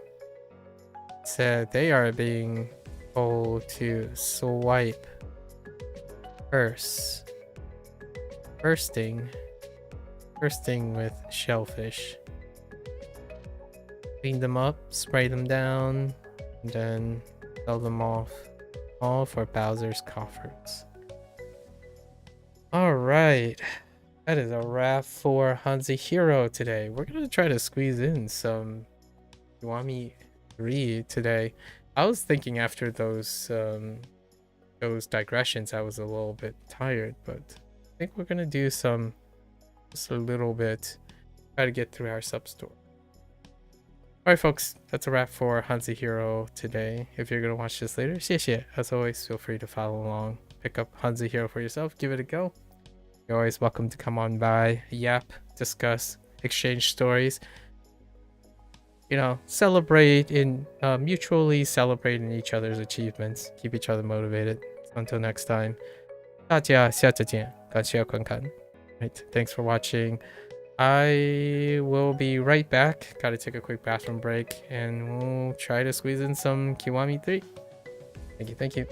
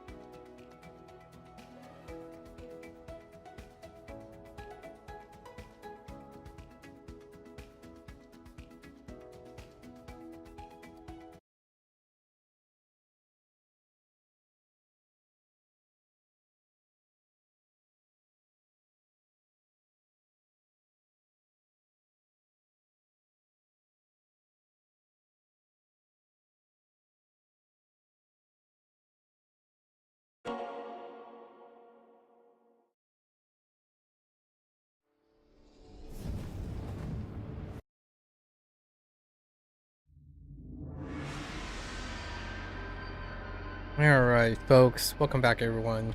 It is our 14th session of Kiwami 3. It's been a couple days. We got caught up with some language learning stuff. Last time we progressed the MSQ, the Chinese MSQ, and so that we can participate in some of the sub-stories. Actually, that's probably the bulk of the conversation, so let's get into the game to look at the sub-stories, because my memory is not that great on all the sub-stories. Nowadays, with so many titles in my memory, it's very difficult to recall where the sub-stories are. So let's look at the available sub-stories. We largely did sub stories the entire time. There are some returning ones we didn't do. That was the very first. That was the tutorial. Right, this was a blast from the past. The Love's Cupid thing where we help the guy. He has some socializing problems, right? It's a very classic tale that is behaves in many Japanese content. The idea of trying to approach a woman and then do some confessions. The guy is great, like older than high school, so you try to help him out. Kiryu is a guy lost in time. He's practically an anachronism when it comes to approaching women. So inadvertently, the cheeky thing is that he ends up rescuing the damsel in distress, which then he ends up getting the girl temporarily as opposed to the guy. He gave some really they aged okay. It's a little bit misogynistic, but let's keep in mind that it's 2009, and also Japan has a lot of more orthodox and conventional understanding of things, right? As opposed to like a more progressive way. So in this case, it was like talking about being macho and whatnot. That's one of the classics from that I do recall from Yakuza 3 Remastered. This one was also, they kind of changed it up slightly. This is kind of an advertisement for the specialized Okinawa soba. Soba no Okinawa. The actual place is, I think the stand itself is an actual landmark. So I'm not sure if it's still, like, I haven't seen like real world images of it, but I believe the specific soba and even the stand that they're referring to is actually in Ryukyu now. Maybe. I mean, it's been a while because it's 2009, so it's not entirely guaranteed, but you help the people deliver soba orders, and they gave you like some context clues, and then you look for them, right? I pretty convinced that they took out the whole mechanism that they did in Yakuza 3 to Yakuza 5, where you have to avoid bumping into people because then the thing will spill over and whatnot. So they took that out entirely. Instead, they added more people so you can deliver to the wrong person, etc. So that was kind of cute. This was definitely preserved from Yakuza 3 with a little bit of QOL change. They did multiple of these. I'm not sure if there were multiple of these in Yakuza 3. With the over 100 sub-stories, I imagine they were. So the bump scam, right? So you bump into people, they try to scam you, and then you bump into them again, try to scam you. It's crazy that they use 3, and then the third time, one of the bump victims happens to be the scammers. How did he refer to them? Grand? Something like that. His mother. And he turns over a new leaf, right? No harm, no foul, so to speak. It was about finding ways, but the wholesome message is that Granny, like Gran, continued to believe in him, right? And she was well aware of his things. The guy actually, it's a very wholesome message where you can still turn your life around. Hopefully, it's more of a message of redemption as long as you have a strong support system. I think it was incredibly wholesome. I think this was preserved. This is a running gag in most of the series where there's a bump scan of some sort or a permutation of a bump scam. And then that was the tutorial for spinning the lottery. This stuff is a common facet of Japan from a foreigner perspective, where you have raffles. You can spend things in the local like merchants. The merchants who participate give off raffle tickets for playing. In fact, there are stores where they host raffles within the stores. So it's to promote, I guess you could say promote spending, or at the same time make it a little fun. And that's kind of the nature of how I feel about gacha in general. It's a more wholesome, like, extra entertainment kind of deal. Gacha comes in many forms, and a raffle is, different name but similar idea, right? Oh, and then this is not it. This was not in the original Yakuza 3. This is a legacy from Like a Dragon, like when Like a Dragon Casca's saga. So this guy got pulled out as an anachronism and then placed into Yakuza 3 Remastered, which is the whole idea of the segue, right? So technically, this would be the first origin story of Oka, or Oka, or Oka. And that's pretty much it. So that's new, out of convenience. So now the pre-segue era. We didn't start the Akko-san thing yet. Dragon Palace, pretty common. You just beat up a bunch of peps, and then it's the homeless. The homeless like network created a gambling hall, right? A gambling den. Technically, these things are illegal, right? So most of these things are underground. We're talking about like IRL. Historically, gambling is technically illegal in Japan, as far as I am aware. There are ways to get around it, so to speak, but as long as the transaction is tokenized, like pachinko machines, like pachinko parlors and whatnot, if you tokenize the things, then that's perfectly all right. Like UFO catchers, you're technically using money to get prizes, and prizes are a way to circumvent the idea of exchanging actual money. So gambling dens and whatnot are typically underground outfits, and that's kind of one of the central themes in Yakuza games. And Dragon Palace is one of the long-standing parts that they place in. It's a fictional, obviously it's a fictional place, and it's a mainstay. It gives you the idea of gaining access to the Dragon Palace, which is historically one of the things that will recur in Yakuza 4 and Yakuza 5, etc. Actually, pretty much all the titles have some sort of gambling den that's tied to not quite necessarily Dragon Palace, but a Dragon Palace-esque place. Oh, welcome to the information. Oh, this I think was in Yakuza 3. I almost feel like it was also in Kiwami 2. This is a long-standing gag of modern technology. So in every single Yakuza, even Yakuza 0, Yakuza 0's was the cell phone, the early days of the cell phone. So they typically put some telecommunication gag in their game to demonstrate basically Kiryu's out-of-touch nature with one. In this case, this is about DSL modems. I don't know if it was specifically DSL.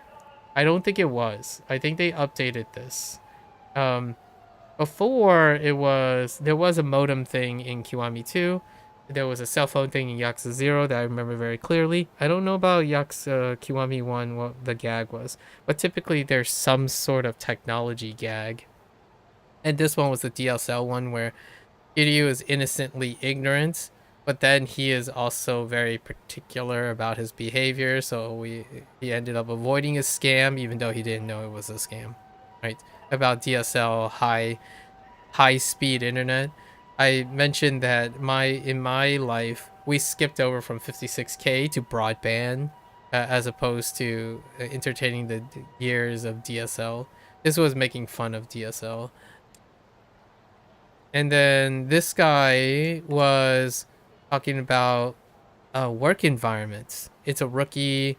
He did everything despite, like, you can't talk up to your boss in a kind of a system in this. So he had to deal with hazing, right, in the workplace, but the boss is of higher authority. They took a more progressive approach. I'm not entirely sure if this was in Yakuza 3, but it's a social commentary on chasing your dreams as opposed to obeying orders in a hierarchical system in businesses, especially company practices. And companies, office and company work is kind of one of the larger majority positions for Japan. So ultimately, the write-up was taking a progressive approach. The guy ended up chasing his dreams and telling his boss to suck it, which honestly, it's very Americana as opposed to the Japanese stoicism. So that might be something of the changing of times. I don't clearly remember something like this. Then we have the additional scam. This is the planting scam. So you bump into someone again, but they try to plant something. This time it's a wallet, and it's a, you know, an outfit of people. So you have play witnesses, accomplices that was witnesses, and try to plant the wallet on Kiryu. I think there was various versions of this. I recall, I don't know which game it was, but about panties, like panty thieves and whatnot. That type of planting gives like a female scammer like a leg up.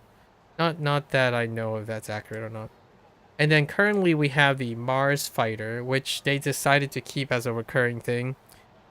Started in Kiwami 2, where this is hats in allusion to what do you call them? Dang it, I forgot what they're called again. The Osaka Manzai. So Manzai duo who does an act, and then I remember this being in Yakuza 3. You help them like come back together as a duo in Kiwami 2, and then in Kiwami 3 they actually drift apart because of like apprehension and insecurities, and then you get them back together. But we haven't completed the sub story yet. And then there's, I think this one's new.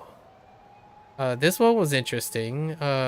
Masahiko was like a lazy guy who came to Tokyo to try to make it big or trying to start a new life by making ramen.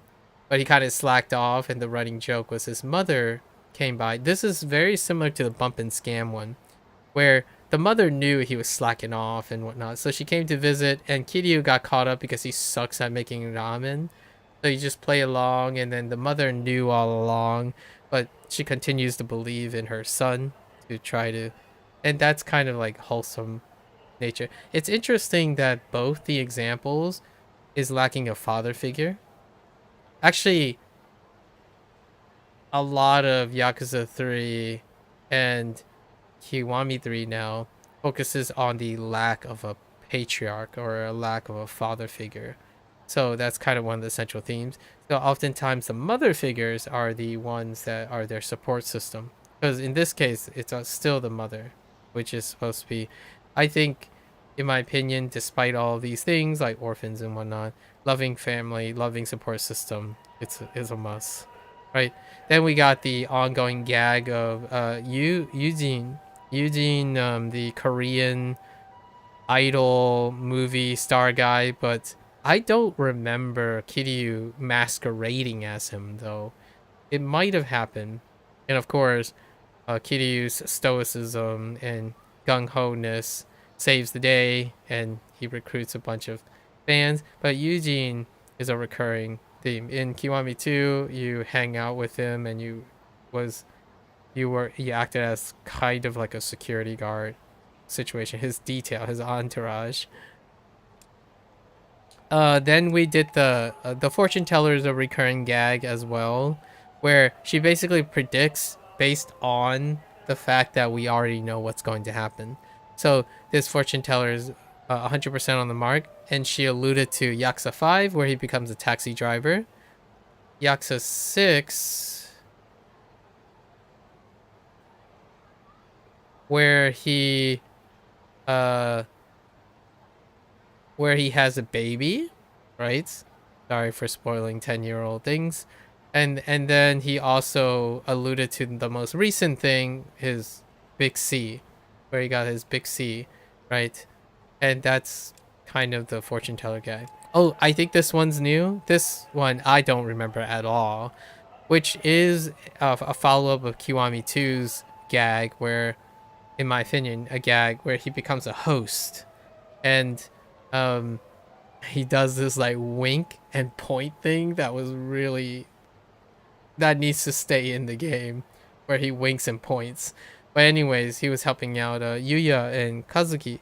Yuya and Kazuki are mainstays, but it's nice to see that they added something in there. So this was definitely new. I don't remember this at all, because man, it's hard to forget that wig. Anyways, that's what we got so far, and it's about half of the sub stories. So now we're gonna try to advance. Actually, we still got a couple that we can trigger. This might be the Manzai thing. Yes. The Mars fighter stuff. So let's clean up the streets first. I was very tired. So we kind of stopped here. Okay. Where are you, buddy? Oh no. I don't know how I feel about this. Dang it. Alright, let's go get some food first.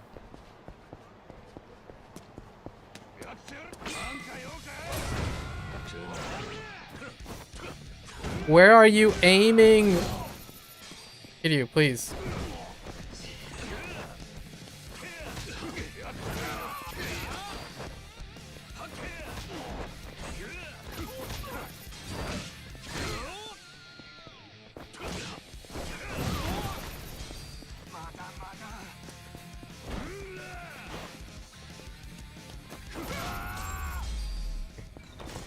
Alright. Alright. Yeah, I need to restore some HP here. We're not starting off with the oh man, that looks so delicious. Zanmai Zanmai is a location. As far as I remember. Zanmai is an actual location. I'm not sure. I think it might be a franchise as well. Zanmai for sushi. Right. Alright. Just so I don't have to like try to do this without getting hit. Because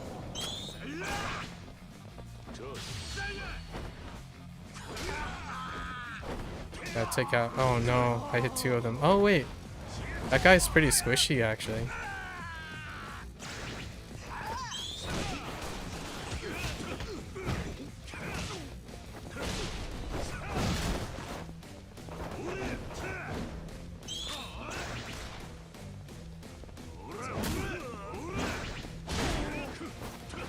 I was trying to trigger a heat action there, but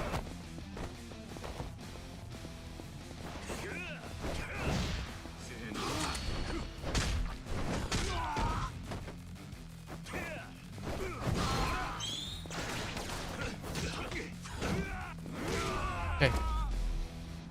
Still got my sea legs. Okay.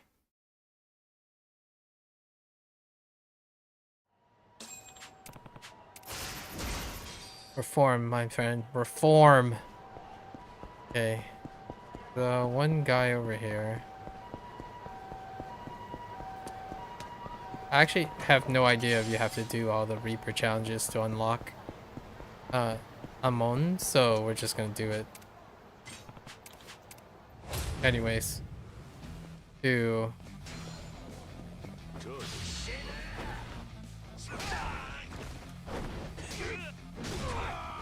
oh, that dude lived.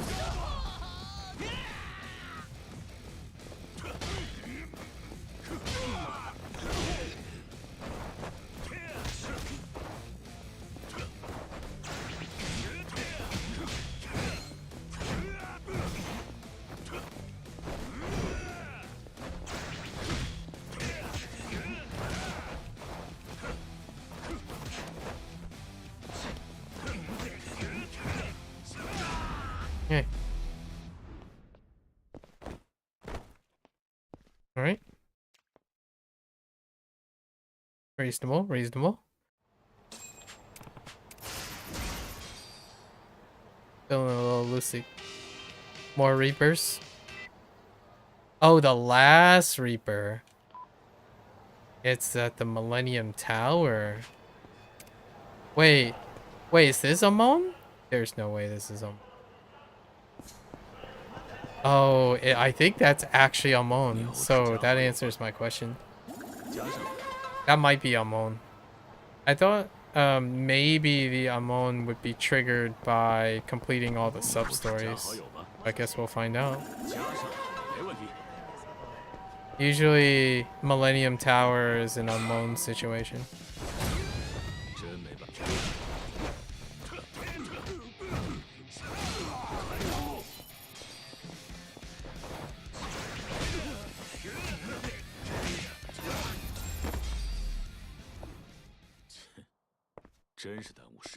Because they didn't say the name of the character.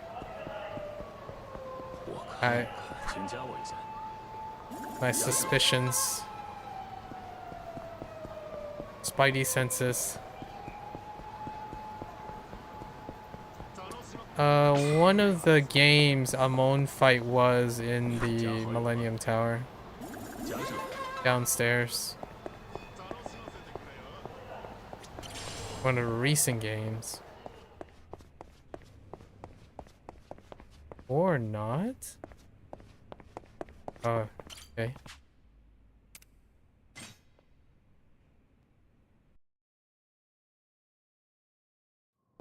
Yep. It was you. Oh, no, wait. Is it? Yeah. Oh, no, it's not. It's Arase. Oh, yeah, I remember Arase. Yeah, the okay. No, it's not yet. Not yet. No worries. Yeah, the Nishiyama family one. I remember this.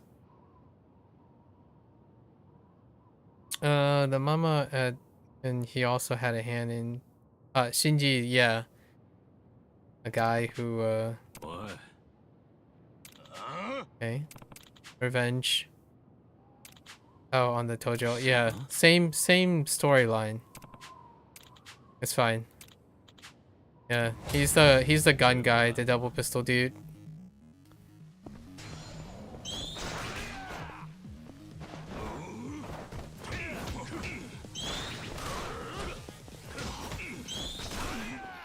You little butthead.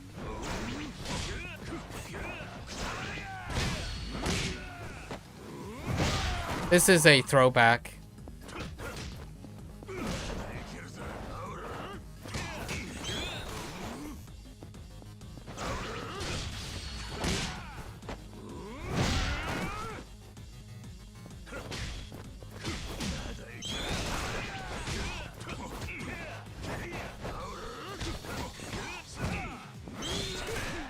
Dang it.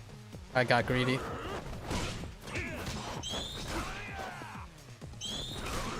Dang it. Greedy.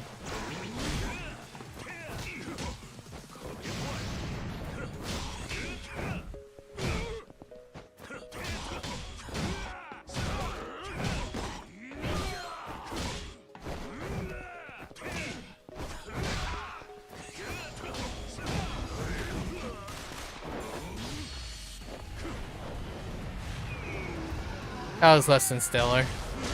He keeps hopping back when he gets hit. Oh, he even shoots while he's on the ground. Okay.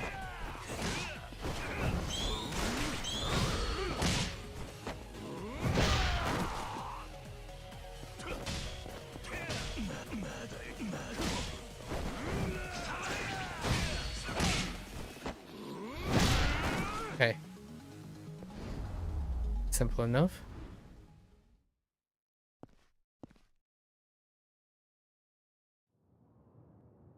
Get out of here. You hate me, don't you? Nah. Oh, he does. Just kidding. I do hate you so much that I'm tempted to do as you asked, but nah, it won't bring them back. Yeah, he's ascribed to Reina. Reina was the old mama at the Serena. Serena. So we just call the cops. All for vengeance.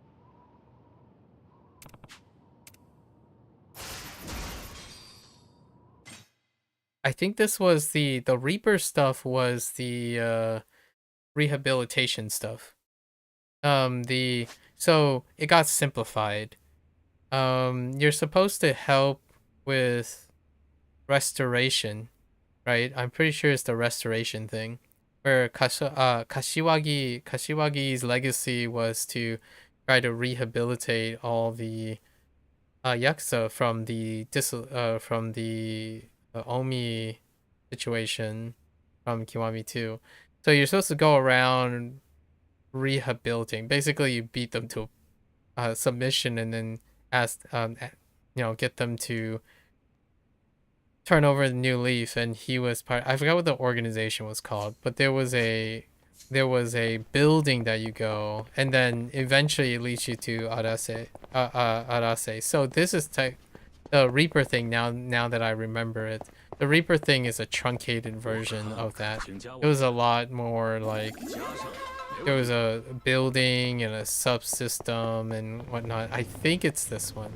So like there was a building somewhere here, I think. Or no, it was right here. This is the building. This is that Kashiwagi, you're supposed to go around town and gather them up. And then it ends with Arase. So then now it looks like it was just abbreviated for the Reaper thing. I totally forgot about that. I thought it might have been in Yakuza 4. I'm pretty sure that's the same one. Alright, and then we have this guy. What is this guy over here? Is that the commercial? No, it's not the commercial. What is happening over here? Flyers?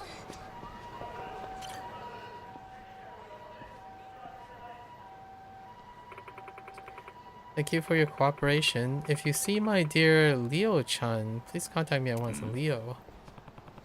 What's wrong? Did something happen? I've lost my pet dog. He's an adorable Labrador named Leo. I don't recall this. Alright. Alright. I went to the police for help, but they can't find him. I couldn't just wait around while he's missing, so that's why I'm handing out these flyers and asking people in town for their assistance. Baby be gone. Maybe you see my sweet Leo-chan somewhere. No, I can't say that I have. Oh, I see. Well, if you do happen to see my darling Leo-chan, would you please call the number on this flyer? I'll pay as much as it takes, even 1,000,000 yen as a reward. Setting rewards money aside, I'll take a look around and keep an eye out for your missing dog. Okay. Besides his breed, let's see. He has brown hair, kind of big. He's always full of energy except right after his walk. That's when he has his nap. Oh, and he makes the cutest face when begging for attention. Alright.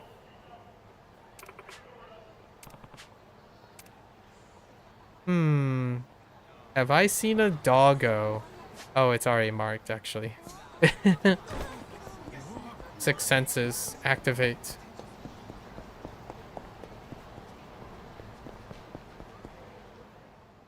That's not the doggo. You're weird.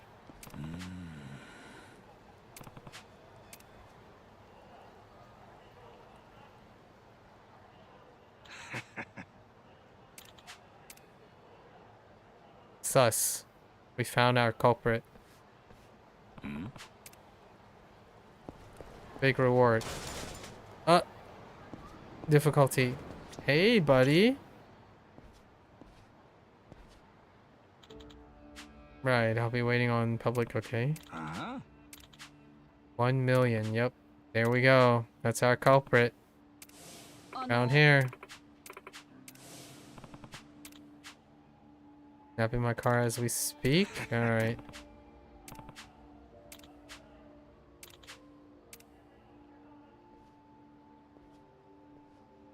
Poor doggo. Hey, buddy.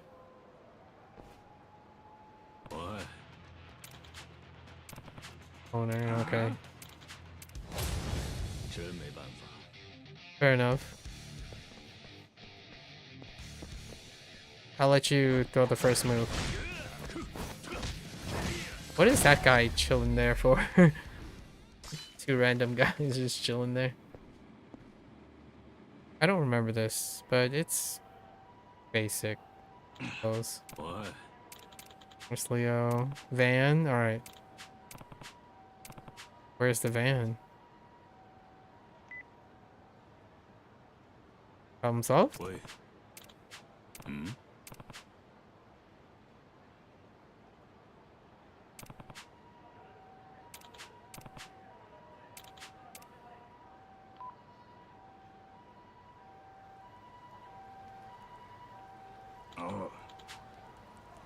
Oh, returning the dog napper? Wait. Is it a family member? It's a family member. Yeah, he had his sister. Wait, he's a kid? Oh no. Oh, is that the father figure? Oh no, it's not. Okay, there's the father, right? Same man's dog was kidnapped. Oh. Alright, guess I got the wrong Leo. Okay, that's fine. It turns out the little boy was a kidnapper, like was kidnapped. Coincidence?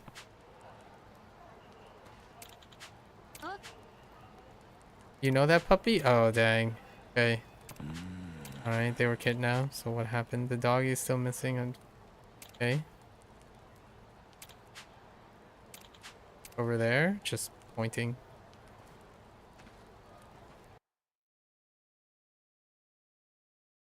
There was a sub-story where you go around with a wild goose chase, like one thing led to another, but I'm not sure if this is the same one. It's right here, alright.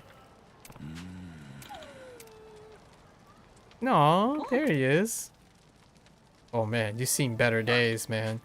Holy, oh man.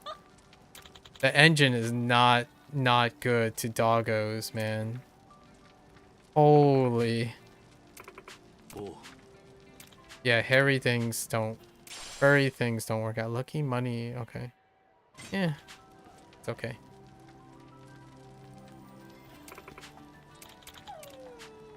Okay. Perhaps we found my kidnapped child and his lost dog because they shared the same name. Coincidence do happen, you know? It's okay.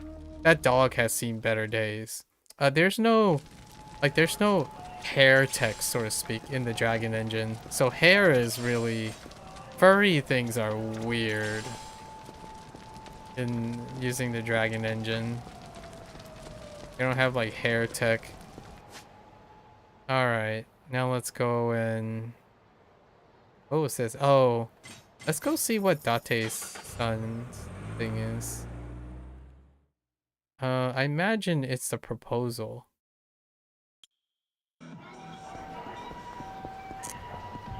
Okay. Oh wait, just chilling. What's going on here? You okay? What happened? What's up, dude? I wanted to go for a drink at Sedna, but when I got to the entrance, these scary looking guys walked out with Mama in tow. Oh. Boy. Oh boy. Oh, it's to complete the sob story, right? Not clearly know they got into the car and drove off, but I did hear them say something about going to their hideout. Their hideout. Oh, is it at the dock? Oh, take me to the dock.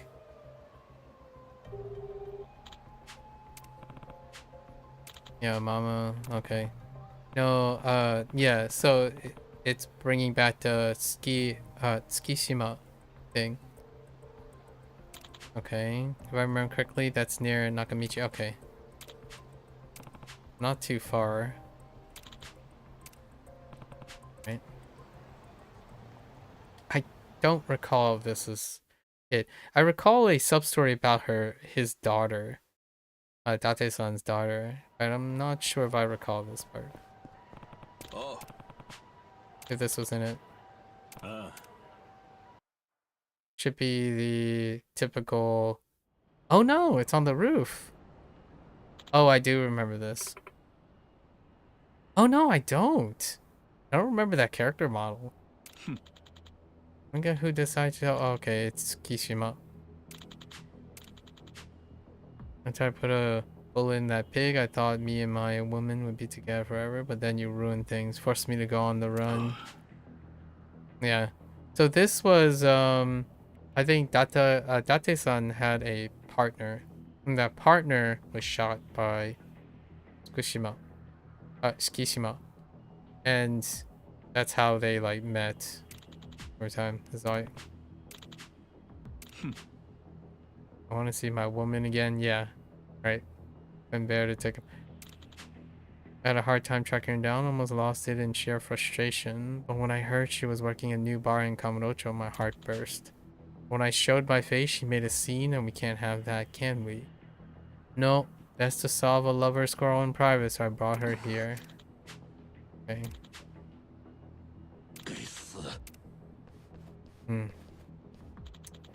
It's fine. History. We'll take care of business.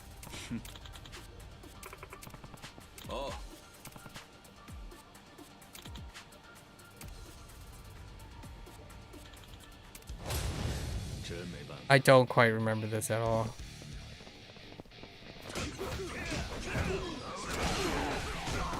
Take out contraband.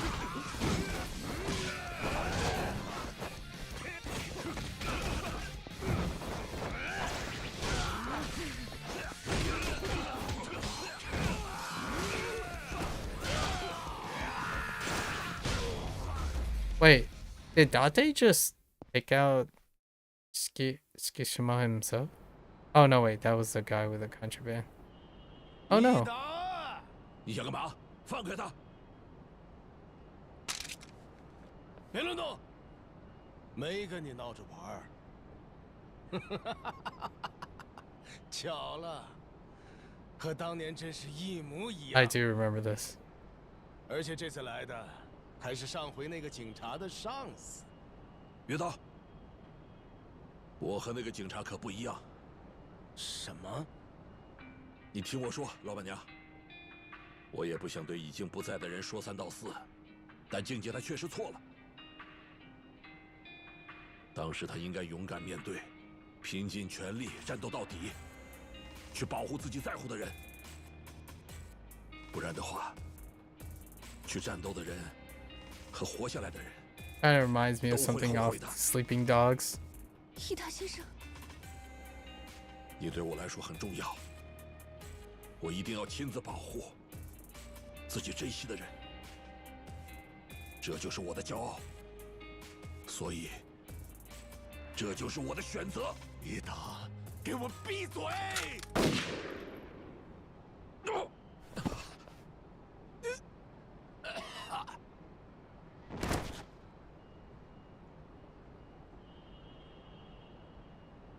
老板娘，伊达先生。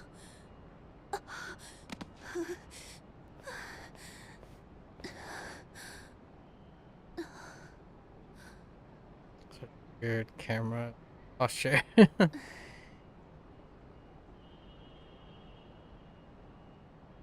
That's such a weird. The pacing on the screens are a little. Alright, let's see the jibber jabber. Thanks, Kiryu. Really appreciate it. Me too. I owe you my life, Kiryu-san. So what's right? Anyone would. Glad you're okay, Mama. Now that Tsukishima's been arrested, hopefully things will calm down for a while. Thanks to you two, I've always afraid he'd come back. I knew there was a chance. But starting today, I'll be able to get a good night's sleep. Yeah? I'm glad to hear it. Oh, I've got some delicious snacks in the other day. They go great with drinks. Since you're already here, I'll go prep them right now. Time to tie the knot. Gotta say, Date-san, got good aim. Don't know how you managed to avoid hitting any of his vital spots. Heh, don't underestimate an ex-detective. Soon to become a detective once again. Honestly, if I had it my way, I would have gone for a headshot, but there's no way I could face Yamakawa, yeah, his former No way I could face Keisuke if I did in his life or the next. Alright, at least stay for another drink. Nah, we gotta get going. Oh, he got the ring in his pocket. Nice. I didn't, I guess, by the way you were fidgeting with your pocket this whole time. Come on, get it together, man. I told you before, right? That you were pretty easy. I think they were separate sub-stories. You fetched the ring, yes, but this time you didn't fetch the ring at all.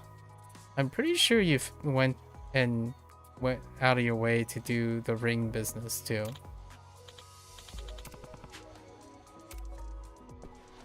I think they kind of compressed it. And something came up. There you go. I'm pretty sure this was longer. Ooh, because I remember that in Yakuza 3 there were like different. There were 5. It was either 5 or 6-ish special sub stories, and they were highlighted in blue. And Rikia's tattoo was one of them. So was Date's thing, and I think it might have included his daughter in it. So all of that kind of just didn't make the cut, I suppose. All right, this guy. This is where he's like practicing. Let's get for you. All right, first pitch. What do you think, sir? That girl out there, the one throwing the first pitch, she's a rising star at our agency. A real stunner, ain't she? Think you could land her a role in your next drama? Let's take a look. Those showbiz bigwigs, the president of the agency, they're staring right at me. I gotta show them what a rising star looks like. Yeah. Okay, he threw a baseball. Sure. Beautiful, amazing, jaw-dropping. Okay, it's like I told you. Her face could have been carved by angels. The arc of her throw, the way she seamlessly shifts her weight, perfection. Wait, you were talking about her pitching form. Oh, okay, that's not. Maybe that didn't translate it. That was terrible. Oh man, that sucked. If I try to pull that stuff on stage, it bombs so bad. But what else is there without Minamizawa? Oh, yeah. Huh? Yeah, this is the duo. Just relaying. He's bailing. I'm dead weight. My guy. He doesn't need my sorry but dragging him down. Mars Fire is big enough to snag some TV spots now. Yeah, the Grand Prix really put you two on the map. 25th! 25th in competition. Sure, but I feel like such a fish out of water, and the show's usually over before I even get to crack a joke. It's the same thing over and over again. Big time comics chew me to pieces. Minazawa jumps to my defense, rinse and repeat. And then when the two of us do a real deal live show, I'm so off my game I keep missing my lines. This is the biggest slump I've ever had. Like my biggest slump took a bigger dump. That's pretty funny line. You're a little off your game, it happens. Why not go to Minamizawa about it? He rushed out without ever talking to him. I got nothing to say. I gotta move on before I go and drag the Mars fighter's reputation through the mud. Besides, Minamizawa picking all these jobs he knows I hate. Not much more he can do to make it clear he's trying to get rid of me. I wouldn't go that far, man. He's your partner, isn't he? I don't know about that anymore. He ain't exactly been showing me a ton of care these days, you know? Whatever. Comedy's my bread and butter. If I leave the Mars fighters, my jokes have to be good enough to get the bills paid. You only quit a job once you got the next one lined up, right? Same deal. So here I am, tail between my legs, because I don't know if I can make it out there on my own. I know I can't match Minamizawa's level anymore either. I ain't even got the guts to tell him to his face. We We haven't done a real set together in ages. If Minamizawa looked at me in the eye and told me I was fired, I'd come unglued right then and there. Got the backbone of a potato chip. Fair enough. Even if I could get him to talk to Minamizawa, it's not gonna go well with his confidence so low. Right then. Alright. Tell him he's doing great. Play the straight man. Suggest an alternative. Alright, let's play the straight man. What if I was your straight man? What? Seriously? Yeah. You and your partner haven't been together on stage much lately, right? Maybe you'll practice the basics a little and might help you out of your slump. That said, I'm not much of a comedian. Not sure how much I can help. You know, you might be onto something. That butt kicking you gave me back in Sotenbori whipped me right back into shape.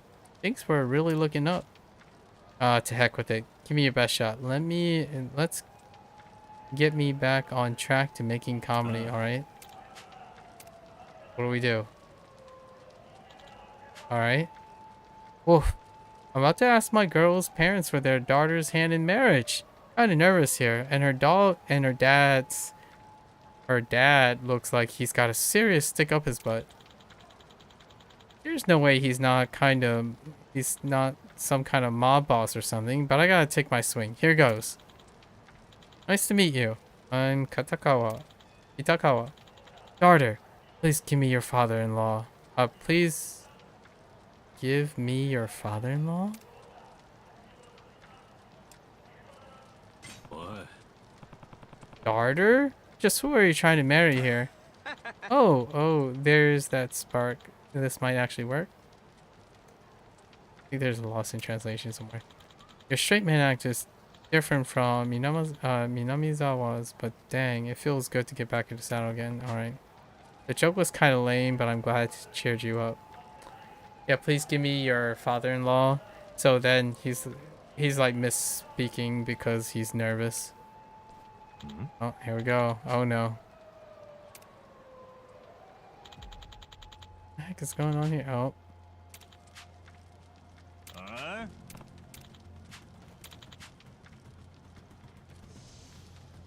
Okay. It's fine. I'm the only one in the universe allowed to be Kitakawa's straight man. Alright. It's not what it looks like. Alright. It's fine. It's a misunderstanding. I'll let you swing first. Just kidding. Jumping to conclusions.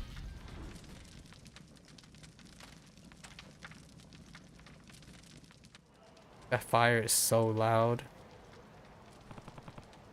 Alright, calm down yet, man? Wait, what? How come I gotta find out you two are performing together like this? Cheering up. Nothing. Maybe he wants to pair up for a duo act, but not me. Nope. Pass. Actually, it's you who doesn't want to pair with me, ain't that right? Oh, here we go. My think organ's in shambles. Think organ. Shambles and my blood pressure higher in places.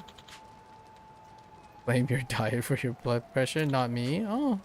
Look, I do feel about taking jobs you don't like. I know they ain't your bag. But doesn't it kind of feel like we had to take them? A little success ain't crap in today's market. Comedy is a battle of wits, and it ain't gonna stop. The way his lines are written. You and I both watch more than a couple duo split at the point we're at now. I guess you're right. That's why I was trying so hard to put us out there. In front of the cameras. Tell the Mars Fire name. All to keep our things going as long as possible. Is that what that was all about? This is all about. Honestly, the fact you react so strongly to Kiryu brings my straight man's... Kiryu being my straight man surprised me. I didn't think you cared anymore. No, you milk drinker. Milk drinker. The only thing besides me that allows me to give it a year all straight is a cotton swab. Interesting. That spot next to you is reserved for nobody except me. I ain't about to give that up. Alright, they're fine.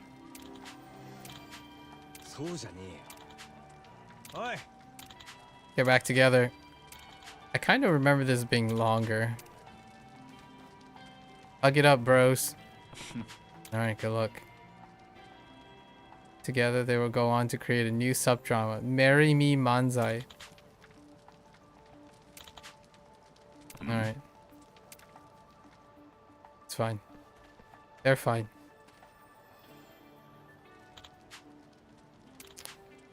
No worries. Good luck. Until,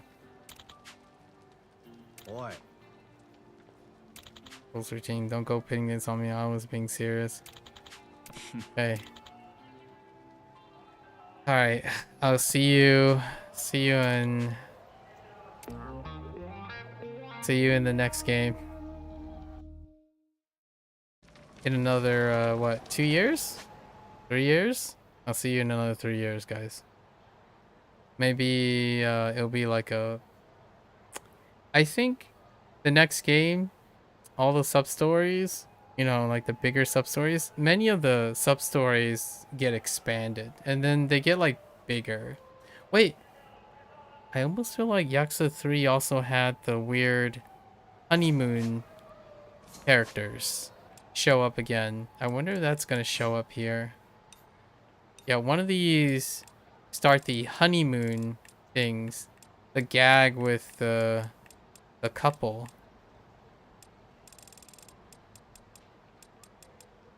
Don't know where. Sometime. We gotta advance the main story though. Yeah, we gotta advance the main story. Where is the main story?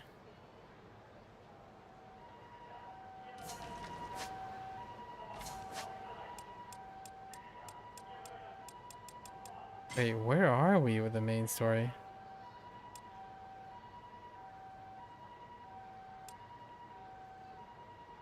Oh, Purgatory. That's right. We left before the big exposition dump. Oh, we can do the Coliseum thing. Are we done with... Yep. Do the Coliseum thing first.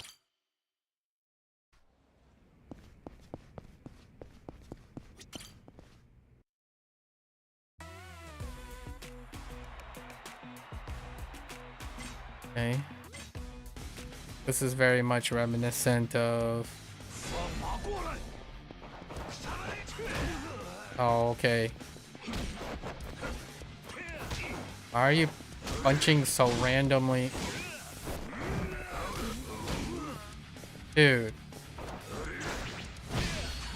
All your things are so active.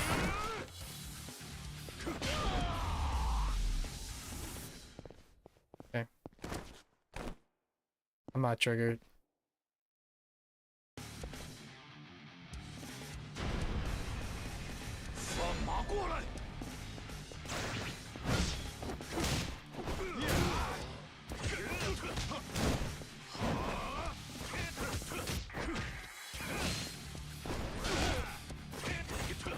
Oh,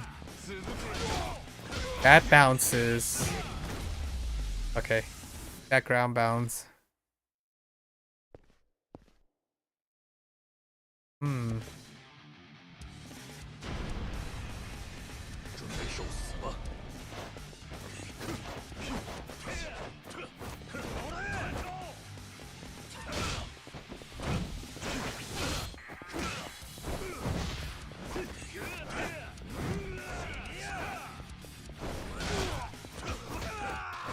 Oh, you can't really...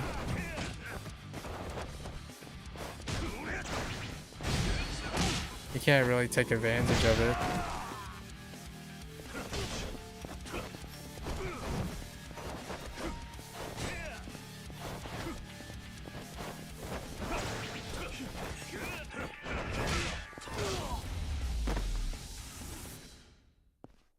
Yeah, it was weird.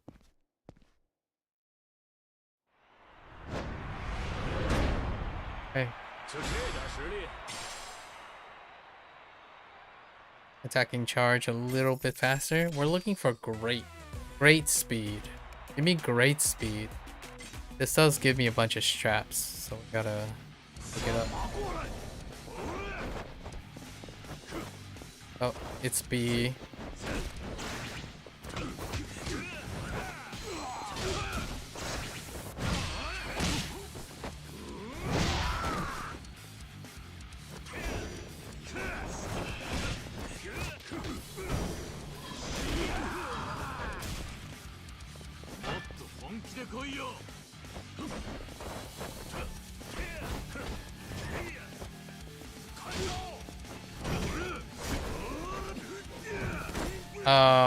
What is up with the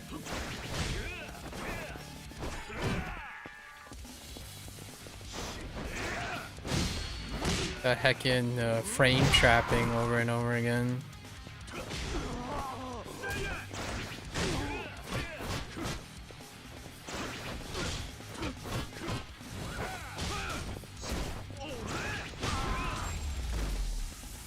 It's constantly powering through everything. Armor much situation.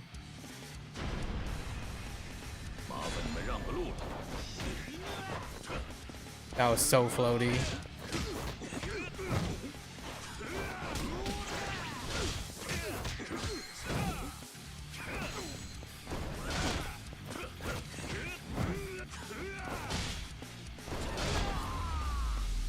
Okay.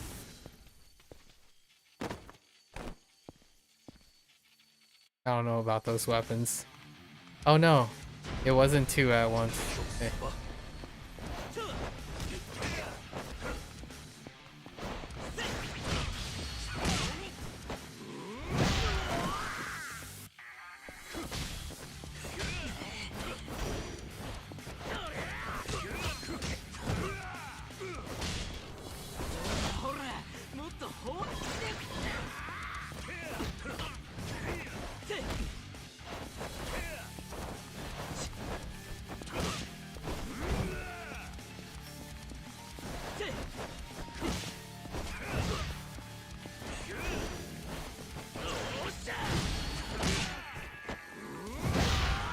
I don't know what the timing is on these, but I am losing a lot of time from their auto counters.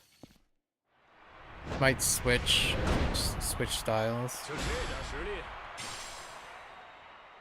Attacking only a little bit faster. Come on, give me something good.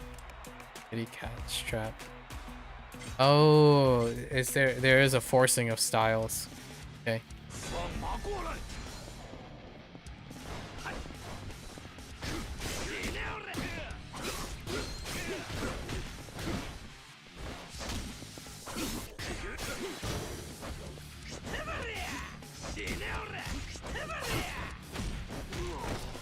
My perfect guard is so way out of sync. It's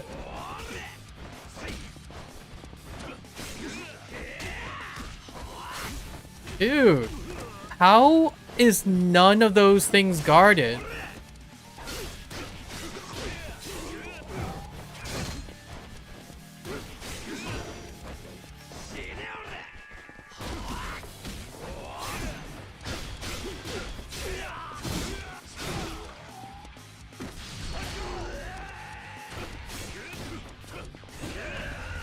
I don't understand how I missed all those guards.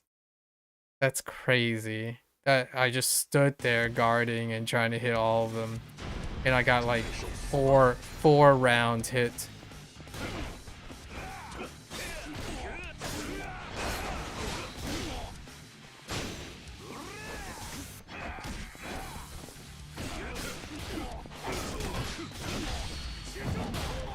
Okay.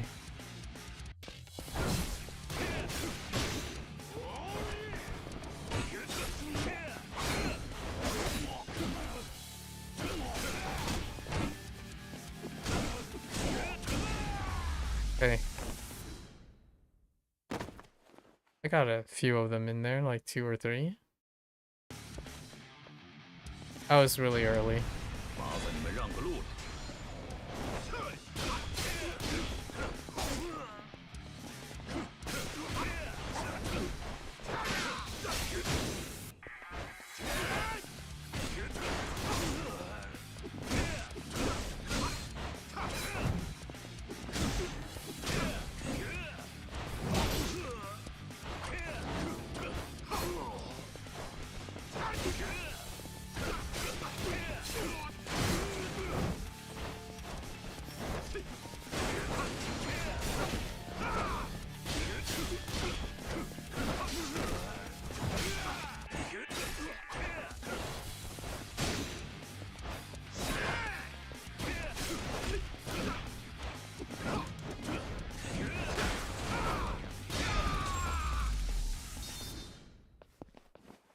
So it's a little bit clunky.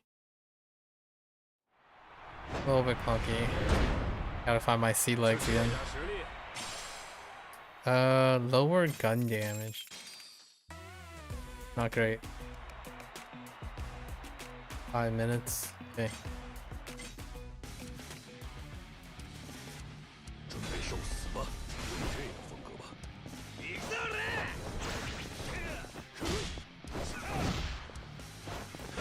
バカバカにしてやる！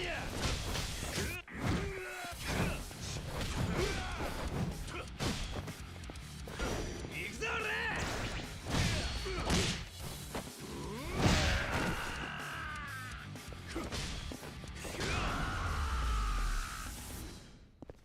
Okay.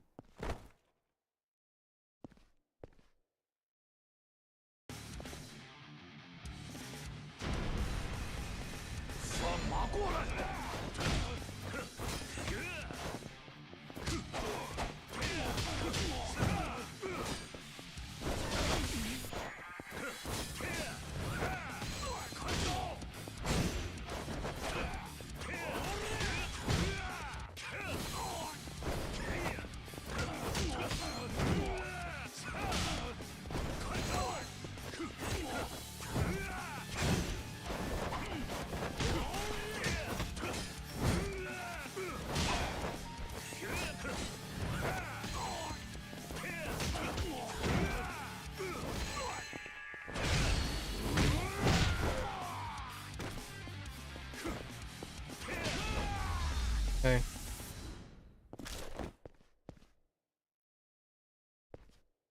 Alright.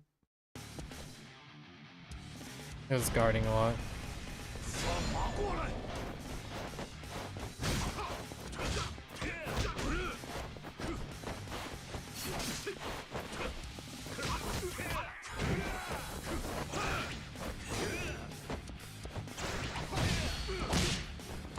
Want to get rid of him.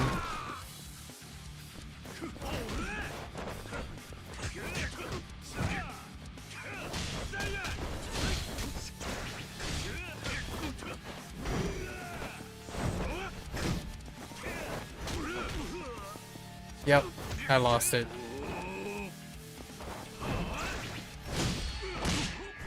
Got an A. It took too long. They just keep dodging. Probably lost the most time in the first one. They just keep dodging over and over again and blocking.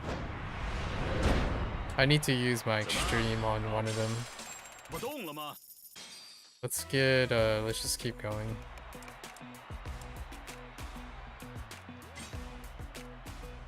What? That's a bit nightmarish, that third match.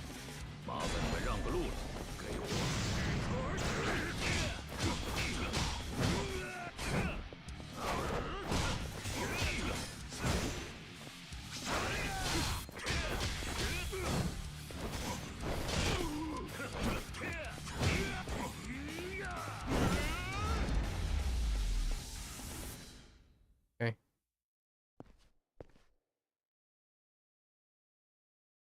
Try to save as much time up front, I guess.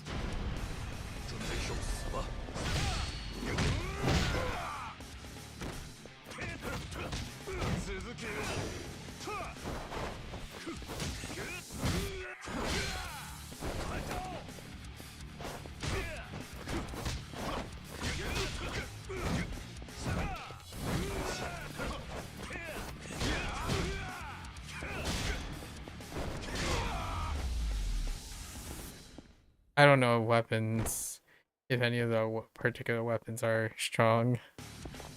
So we're just gonna go with our fisticuffs.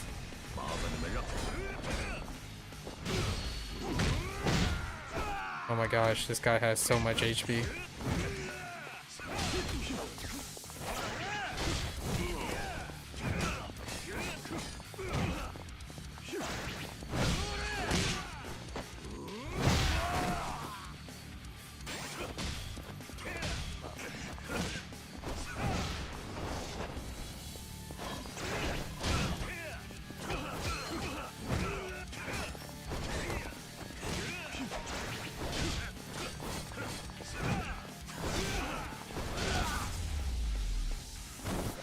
That outfit though. Okay. That one's okay.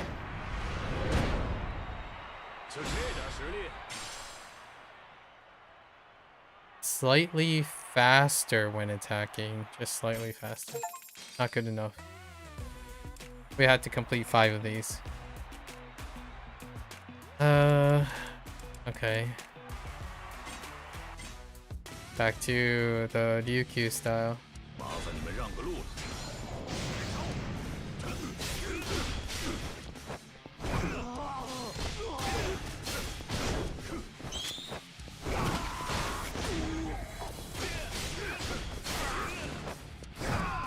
Just spin them around.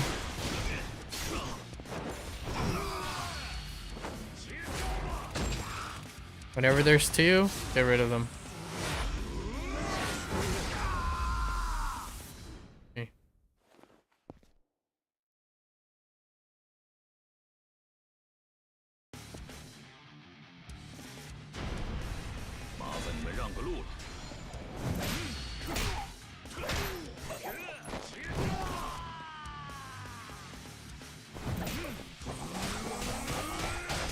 Oh man.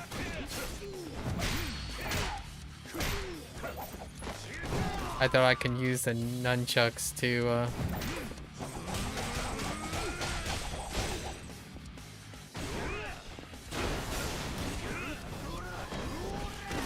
He just, dude, he just tracked 8 billion miles, dude.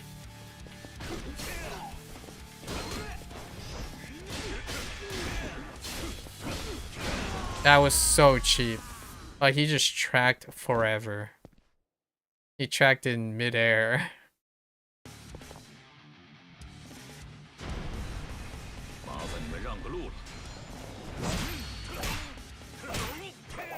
Let's see if I can cheese him with nunchucks.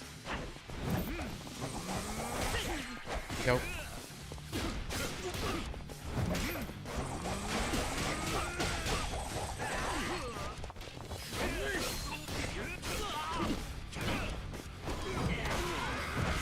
How did that freaking whiff? That was so cheap that it whiffed in the corner. Heck no. That is so cheap. It wasn't even moving.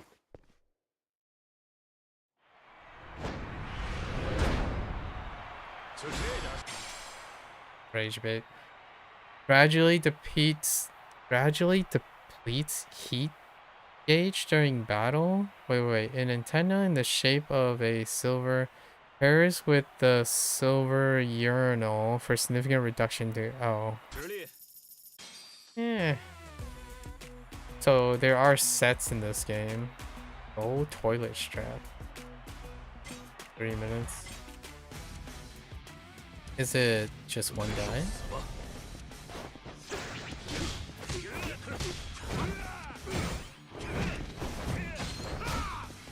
Oh, I thought.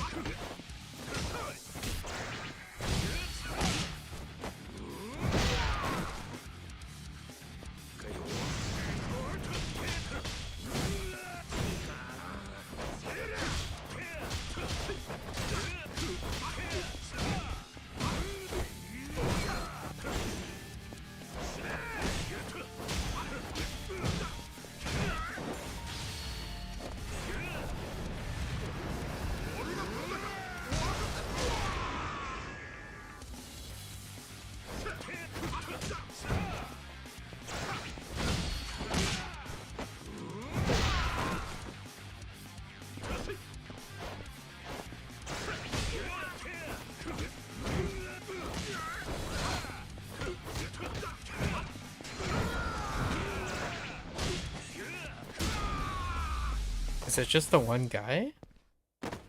Man, these guys are heavy. Okay, it's just the one guy.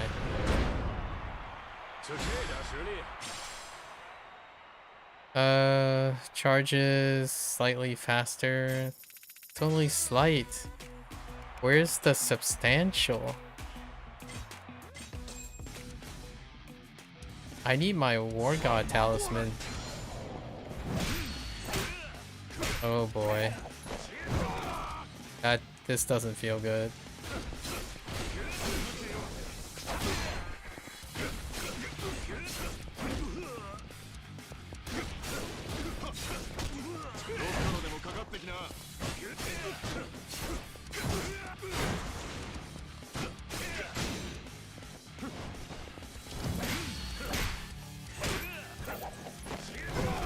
Need to get rid of the heavy tank first.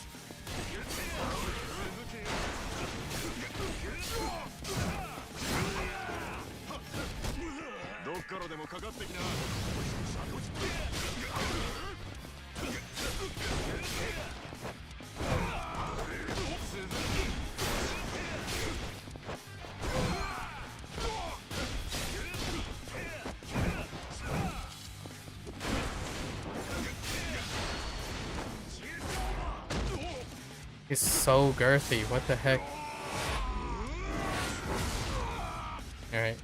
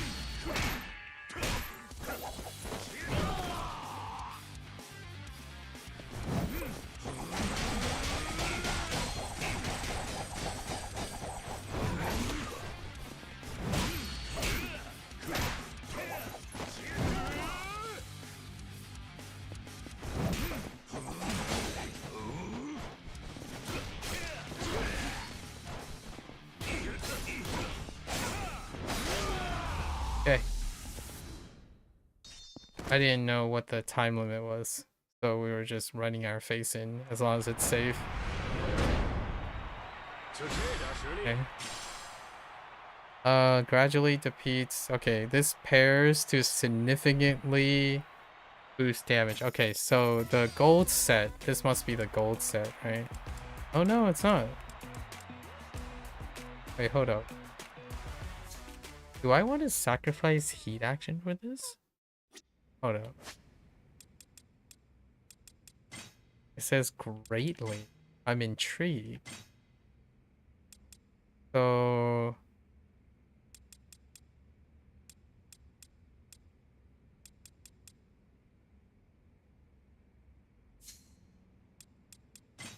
Okay, hold up. We have to pair this up.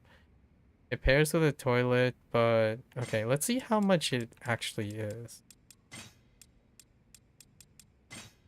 So that pairs up.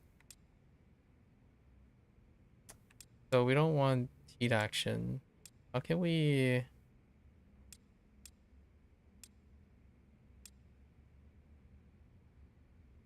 Greatly boost perfect guard damage? What is that? I don't want heat action.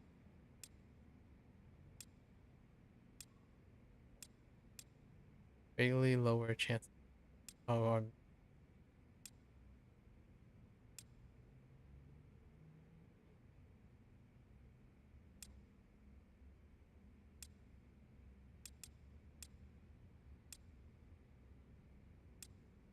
this thing weapon damage work.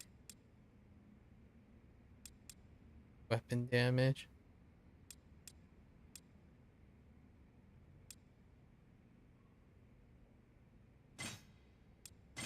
That's fine.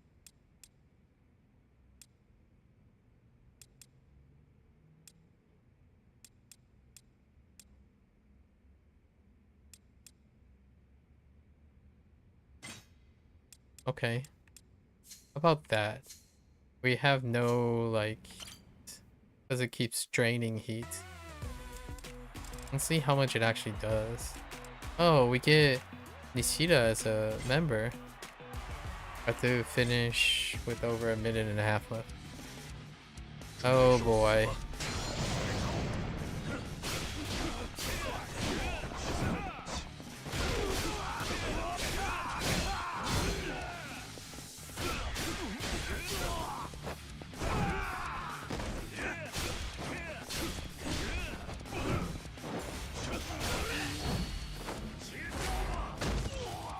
You can still get enough heat action from attacking.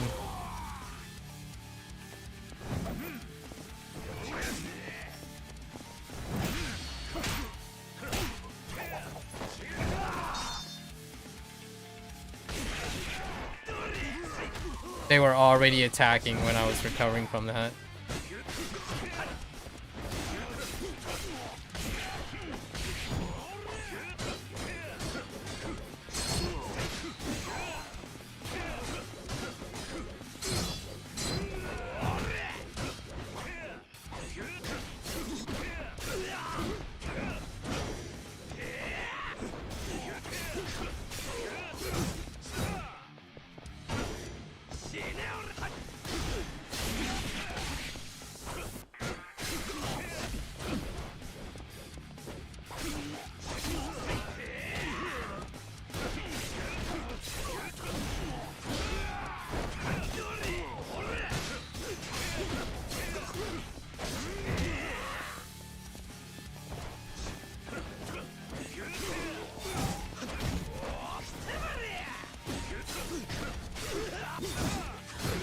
This guy is so hard to take down. Oh my goodness. Screw you, man. I can't seem to get any perfect guards on this.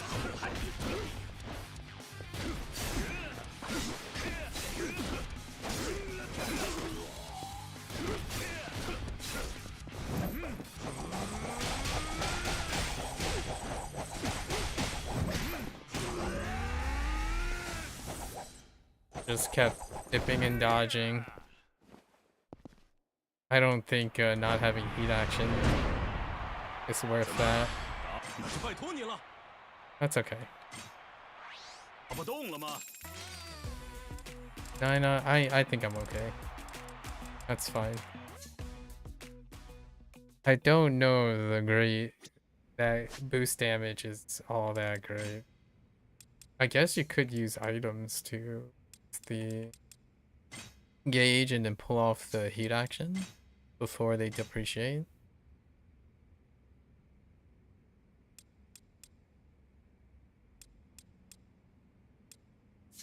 Wait, could I have done that in... Oh, it's either style. Nah, I'm okay. Good enough for me.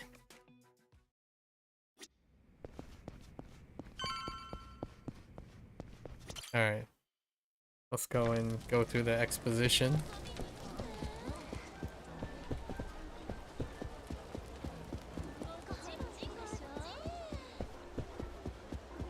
Where's my war god talisman? I tell ya. Where are you hiding? Are you in a locker? Locker? 是滨崎介绍我认识了那个叫铃木的大叔。滨崎吗？是啊，就在1年前，他察觉到东城会参与了冲绳度假村开发的地产收购计划，他盯上了其中的收益。可是大屋却在之后退出了冲绳的土地收购。听说了情况有变的滨崎暗中接近铃木。 向他提出由滨崎组接手度假村的地产收购工作，这样一来，围绕度假村产生的一系列好处，滨崎就都可以一个人独吞了。然后这家伙找上真岛组，许诺把建筑相关的收益分出去。没错，这么好的事儿，居然还特意跑来分我一杯羹。说实话。 当时我不明白为什么他要这么做，我这脑袋呀，现在总算搞清楚了。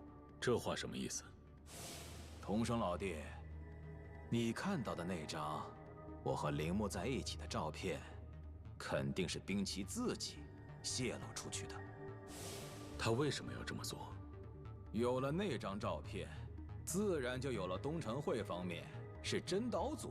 在和铃木相互勾结的事实，就算万一这件事将来被人捅出去，被抓的人也只会是铃木和我。然后兵棋就可以接手搞到一半的度假村开发项目，坐收渔翁之利，赚个盆满钵满。估计他就是这么打算的。听你这么一说，这个兵棋真是诡计多端呢。没错呀，而且那个家伙还有另外一个目的。另外一个目的？上一次我和他见面的时候，我想把整个神士町掌握在手里。真岛大哥应该明白这是什么意思吧？他跟我说了这种话。兵棋这家伙设了个局，他打算借着这波动乱的机会，拿下整个神士町。整个神士町？先是大吴被枪击，然后百木大哥也中了招，神田的整个族都让桐生老弟端了，现在神士町空空荡荡。说不定现在这个样子，就是兵棋想要的结果。他从一开始就计划好了整个剧本。也就是说，兵棋最终的目的是，他想占领神士町，然后成为东城会的第7代会长。似乎不仅仅是这样啊。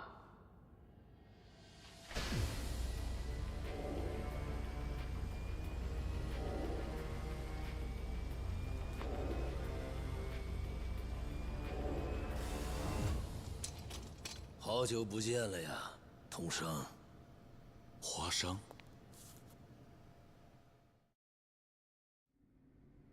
真是好久不见了。是啊，想不到啊，你居然还在这里当你的情报贩子。哼，多亏了真岛兄弟借我这块地方，我才能把这份生意继续做下去。毕竟2年前那场火拼后，我们这些人都无处可去了呀。原来如此啊。所以，关于刚才那个话题，我想知道滨崎真正的打算。你这边有没有什么线索？有的。没猜错的话，滨崎那家伙的最终目的，应该是把那个度假村大包都卖给国外势力。国外势力？什么意思？你来看这个。这是？没错，他就是你4年前打败过的那个蛇华的统领刘家龙啊。刘家，it's 家刘家龙。在4年前的那场事件中，他并没有死，他只是离开日本回国蛰伏，等着有朝一日卷土重来。Oh, that makes sense. 机会就是当时负责管理横滨市外围的东城会的3级组织滨崎族。滨崎在蛇华的帮助下，完成了对整个横滨的控制。为了褒奖他的这份功劳，滨崎被一口气晋升到了直系弱头辅佐的位子。你看这张照片，这是什么照片？再看看桌上的文件，这个是蛇华和滨崎组之间签订的一份关于冲绳度假村的合同。滨崎为什么会签这种东西？滨崎似乎有一项机密计划，他打算在度假村的地下建造一座秘密赌场，而这份合同里所签订的内容，就是要把赌场的经营权交给蛇华。看起来滨崎和那个叫铃木的政治家关系非常紧密啊。就连我都没料想到，事情发展到现在这样，居然只是区区一届直系组织在暗中安排。想不到滨崎的手已经伸到了那么多地方。不过华商，你又是为什么要这么详细的调查滨崎的动向？其实是因为在半年前有个人委托我这么做。委托？谁的委托？唐岛大吴。什么？是大吴委托你调查的？这又是怎么回事？按理来说，情报贩子绝不能透露关于委托人的事，但大吴都已经那样了，也没办法了。你快点说吧。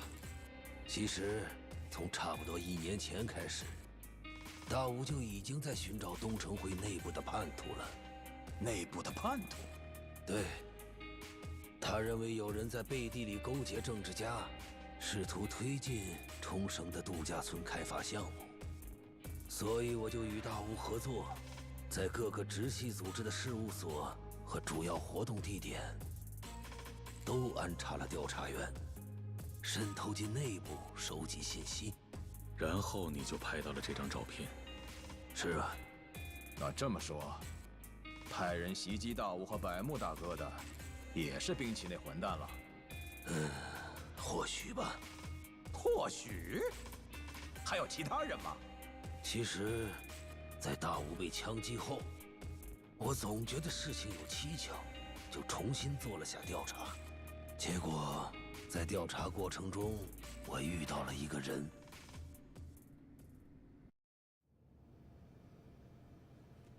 Amiya？ 这是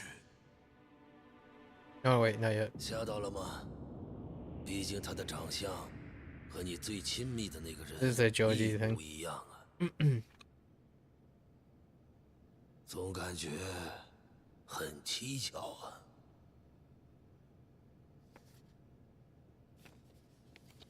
He is connected to Amiya. 所以这个人到底是谁？这幅画是哪儿来的？究竟发生什么了？老大，神视町出现了一群怪人。什么？ Okay. Rikia thing.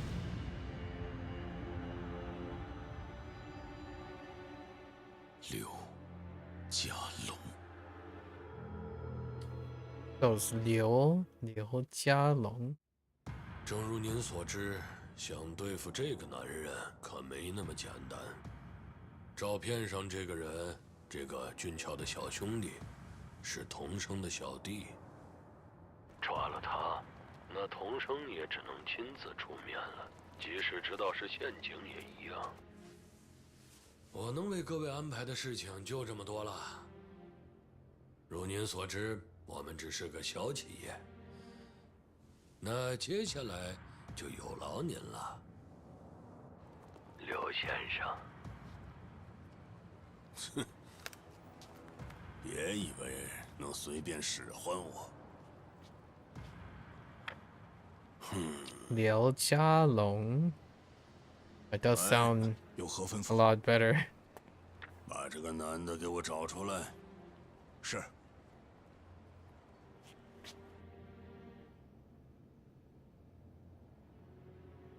童生，这人是厉爷。那个刘家龙，好像派了蛇华的人，正在四处寻找你的同伴呢。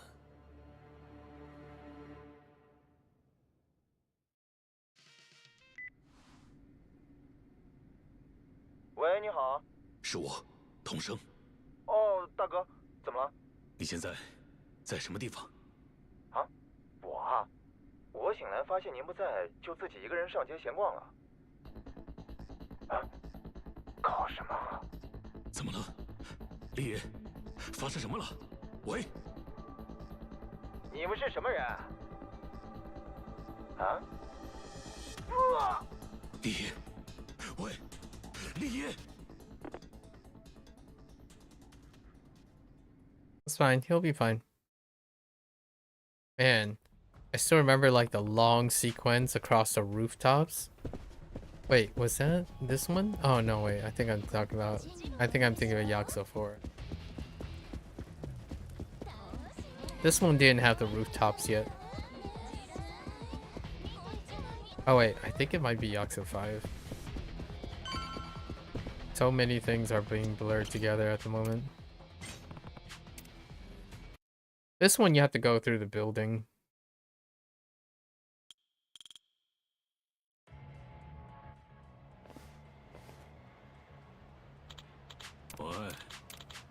It's okay. Friendly folks.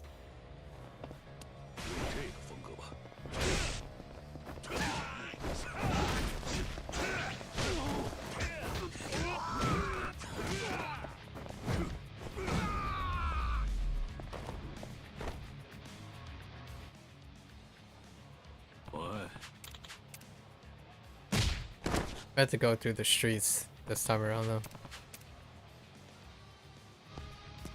Actually, wait a minute. There's a can.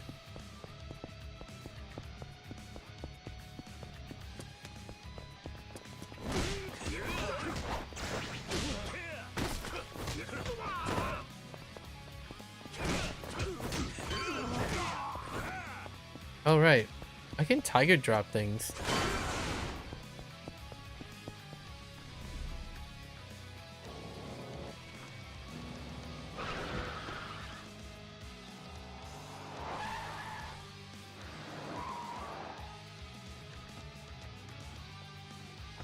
Oh yeah, I gotta avoid the guys who just command grabs for days.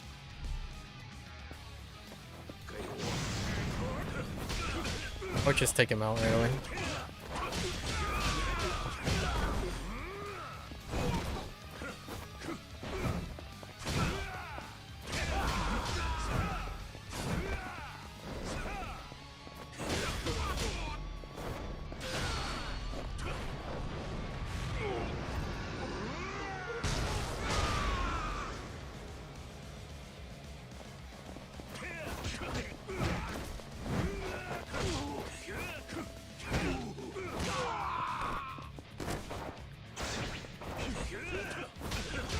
I'm surprised that guy just didn't grab.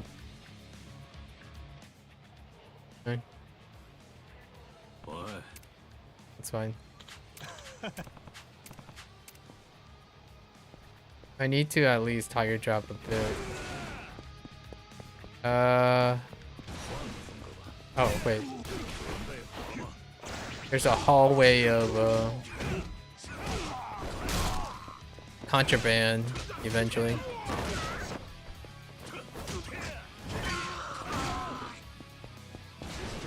Which I think I'm just gonna reflect.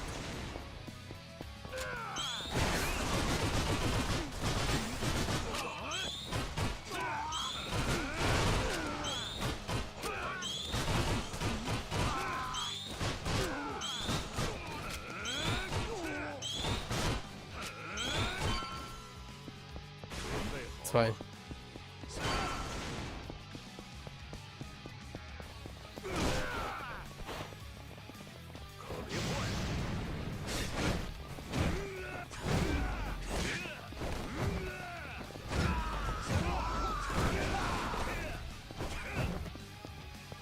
That's weird.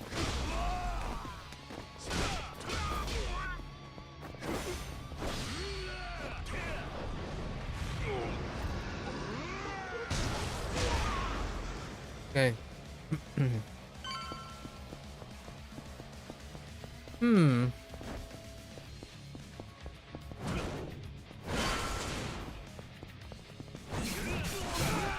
Oh, wait.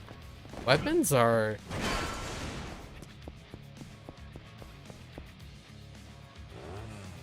Here we go.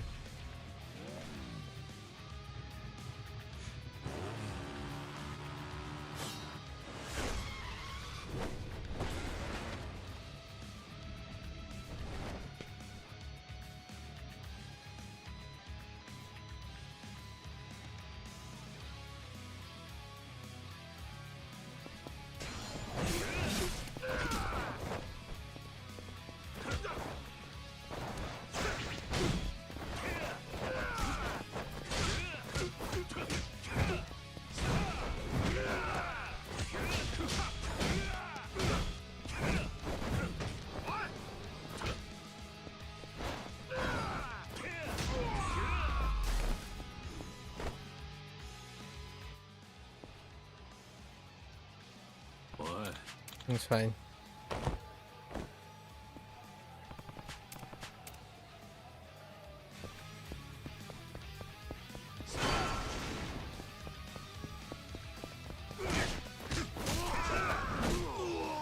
Okay, I definitely quick stepped that, buddy.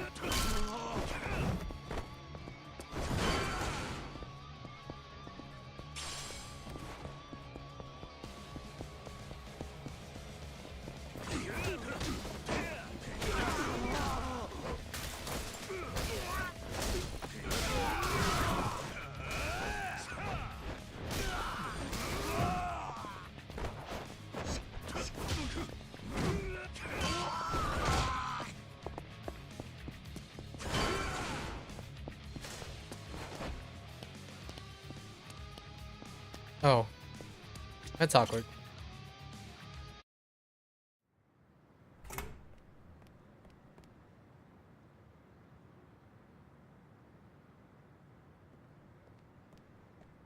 李爷，大哥，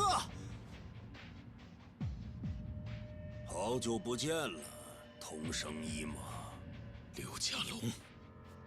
就知道这么做能见到你，所以我就把他绑了。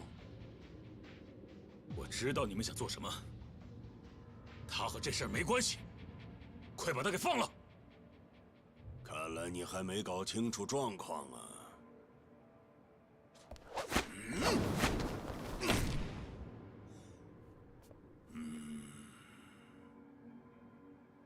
我之所以会帮那个叫做滨崎的家伙，就是为了向你这个臭小子复仇。那就放了厉爷。哼！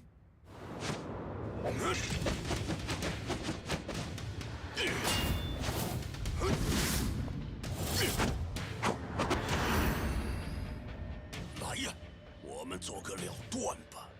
同生一马。Yeah, he's a chump.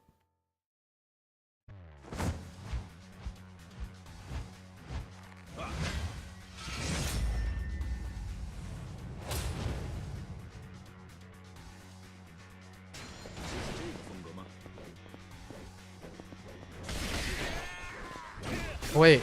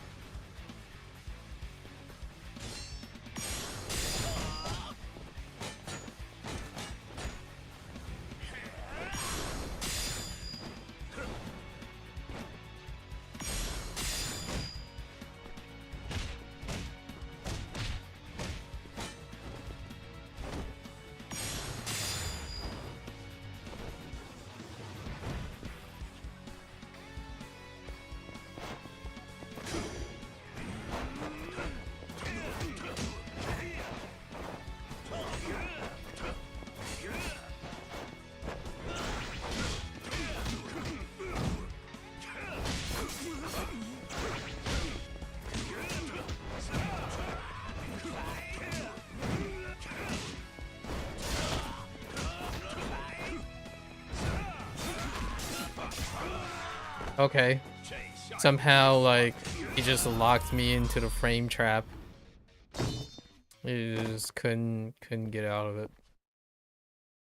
I was quick stepping towards the fence instead of away from the fence.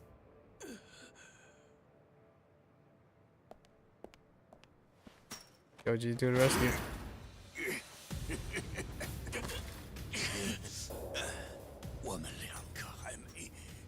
出胜负呢？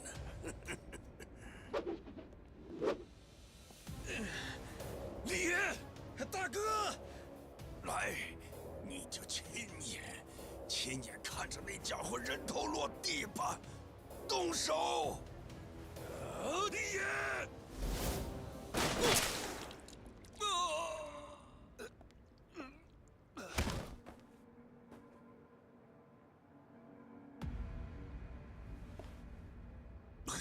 什么？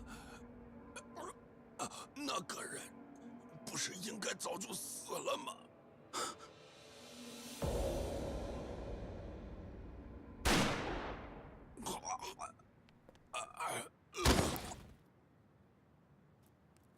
？He's fine. 老弟，你难道不是封建老爹吗？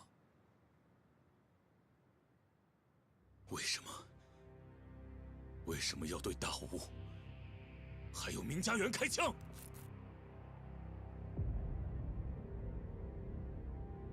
Beautiful eyes. Here it comes. 又就是同生一马吗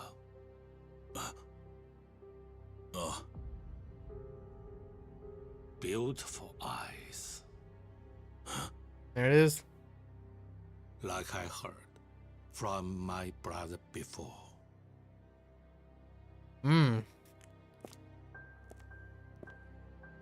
That accent though.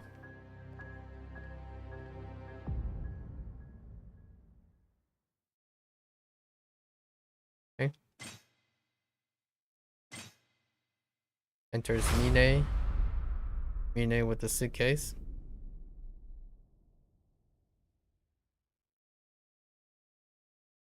Back at Purgatory.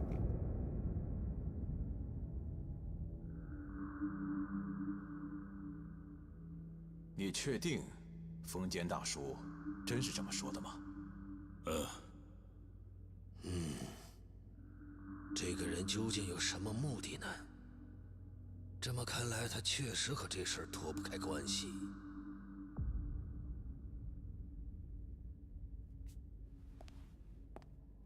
怎么了？伤口还在痛吗？不是，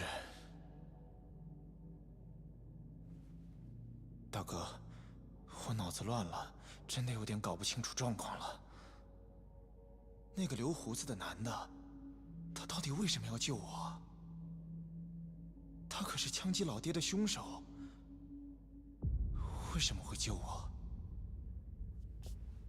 李，你还是先回冲绳去吧。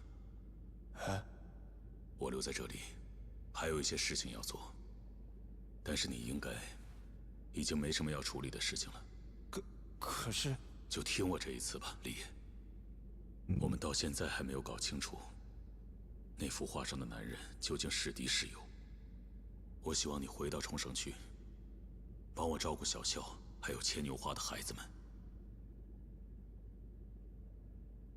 明白了吗？明白了。 And then the big diet 怎么了？ meeting 什么？ with 你说 Tamiya. 白风会的会长？喂，同生，白风会的风一校招来了，他说他有事情想直接和你当面谈谈。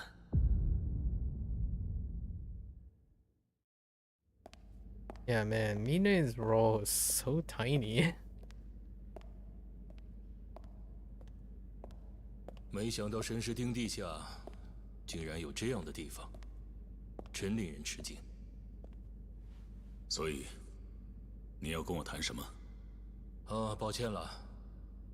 其实这次的骚乱，我们组也或多或少有所参与。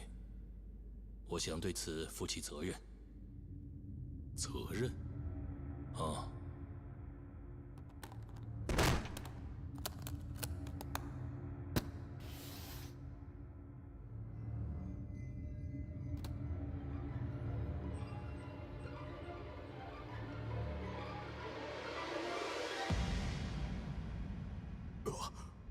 神田，这究竟是怎么回事？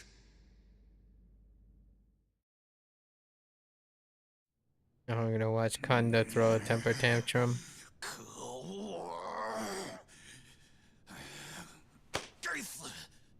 东升那畜生，老子绝对饶不了他！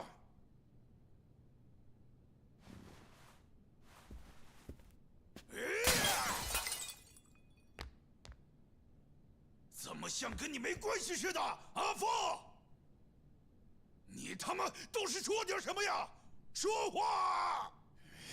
大哥，这里是我们组的事务所，麻烦你收敛一点。我收敛你妈呀！还不是因为你拖拖拉拉的，才让那蠢蛋童生打进我那里来。我之前已经说过了，我完全没有与童生先生对抗的打算。是你一意孤行，非要去挑衅他，才会变成这样。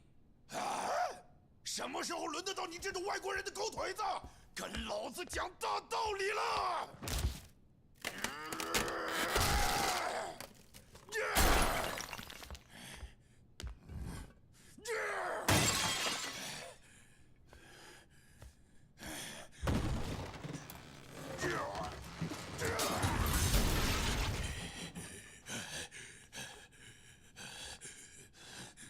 喂，放一下！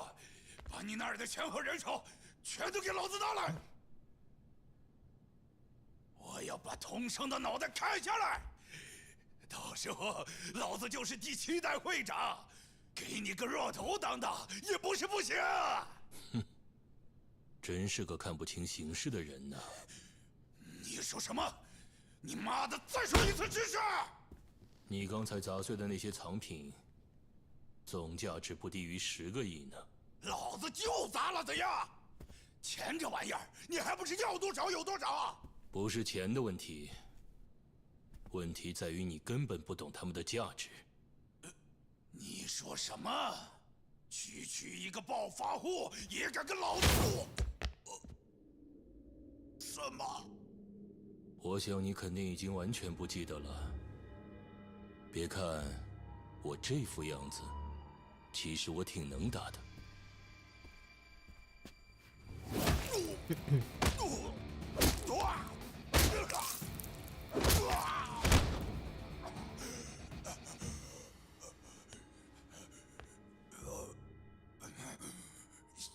姓冯的，和你的恩怨到此为止。现在，我要去向童生先生履行我的义务了。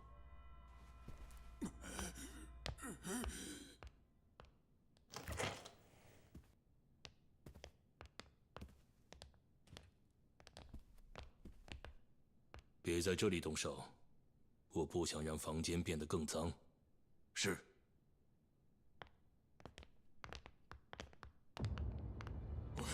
喂，我是风，喂，风啊，风啊！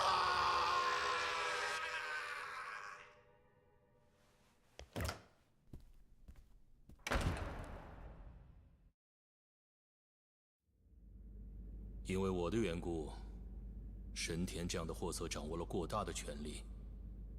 我的方法或许有些粗暴，不过景山组这件事，希望能就此告一段落。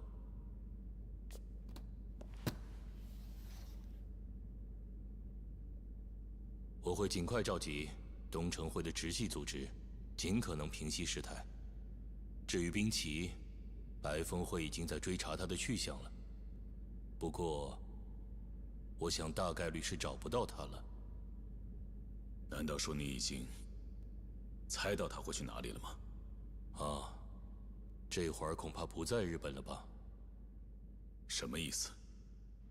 奢华日本支部的统领刘家龙不久前死了，奢华在外国的总部自然不会就这样算了。与刘家龙一起行动的兵旗，一定已经落入他们手里，被关起来了。已经有传言说，在横滨港打捞到了除兵旗之外的组员遗体。奢华吗？无论如何，就算白风会不出手处理，兵旗组也自然会消亡吧。在我看来，为避免演变成双方火拼的局面，最好尽早与奢华总部达成和解。这样啊？对如今这个摇摇欲坠的东城会而言，童生先生是不可或缺的。还请您务必注意自己的安全。我告辞了。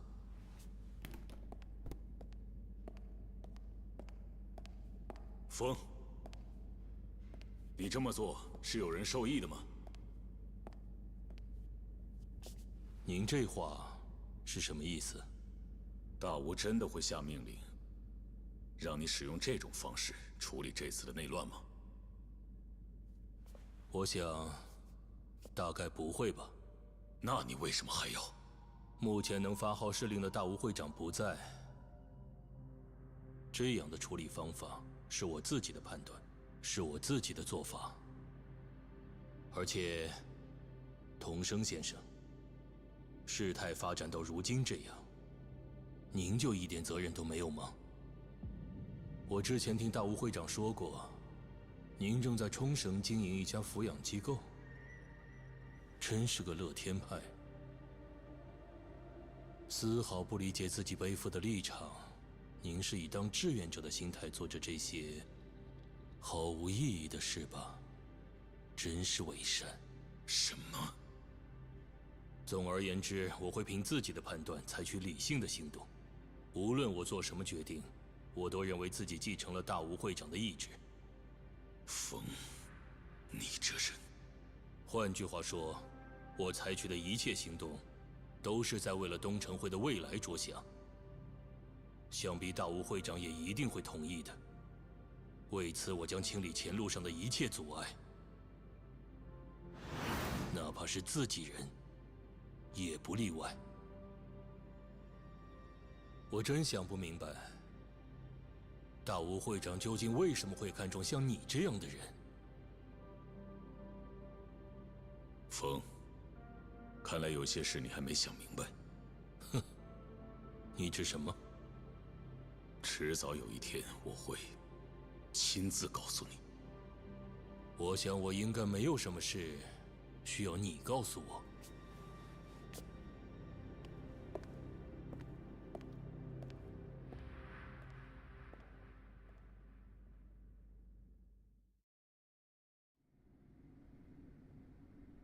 话说回来，风这小子长得一脸斯文，做起事来手段还挺残忍的嘛，是吧，童生老弟？不过这样一来，要造反的神田没了。那个幕后黑手滨崎，估计他现在也已经被喂了鱼。这一下，应该没人会想要对童生老弟和大吴下手了吧？也算是解决了一桩大事。不，还没结束。叛徒确实就是滨崎，但就算滨崎族已经在蛇华手里全军覆没，这件事也没那么简单。如果是那个和风间长得很像的男人开枪打了大吴，那给他下命令的又是谁？他还在冲绳开枪打了明家园，拿到了土地产权证。度假村开发带来的利益，以及掌控东城会，考虑到这两点都是滨崎的目的，可以推测他和滨崎之间脱不了干系。但如果是滨崎雇佣的他，他又为什么会在那时救下童生和立野？不管怎么说，看来还是另有隐情啊。头生，我会试着追踪滨崎的下落。华商，麻烦你彻查一下白风会和风艺校的活动。要查风吗？在这次动乱中，东城会的干部接连退场，如今只剩下风艺校和我们眼前的真岛了。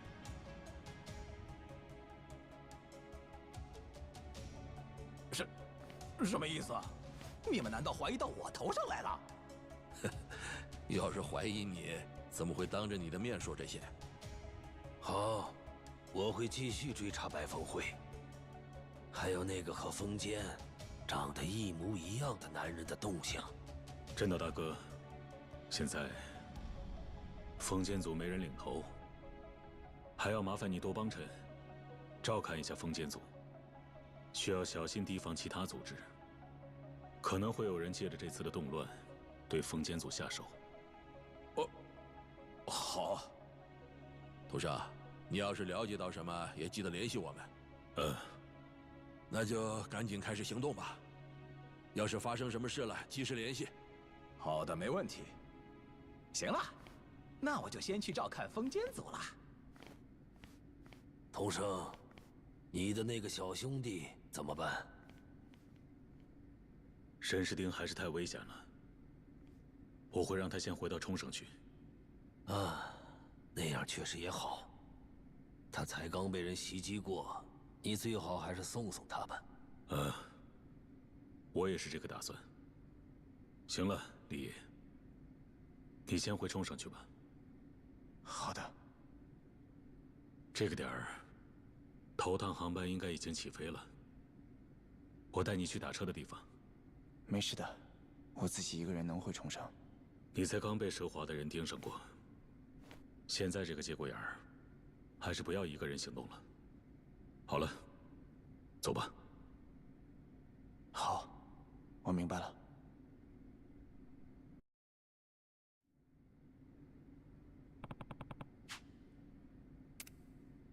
Alright. 你没事吧？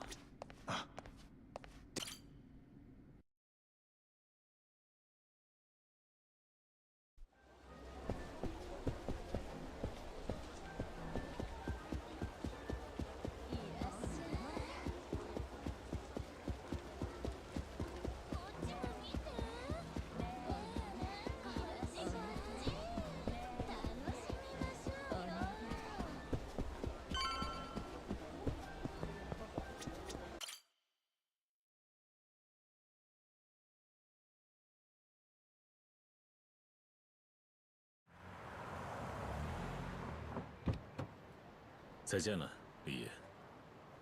去机场的路上要小心呢。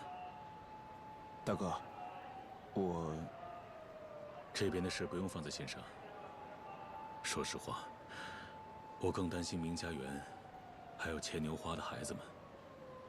我们现在还没弄清楚谁才是真正的敌人。这次事件恐怕不仅牵涉到东城会，我很担心明家园会不会再次被什么人盯上。明家园已经受伤住院了，现在这个档口只能依靠你来保护刘道一家和牵牛花了。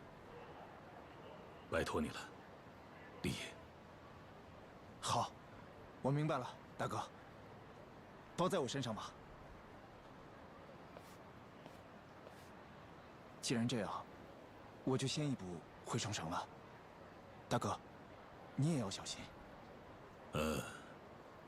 我也会尽快办完事赶回去的。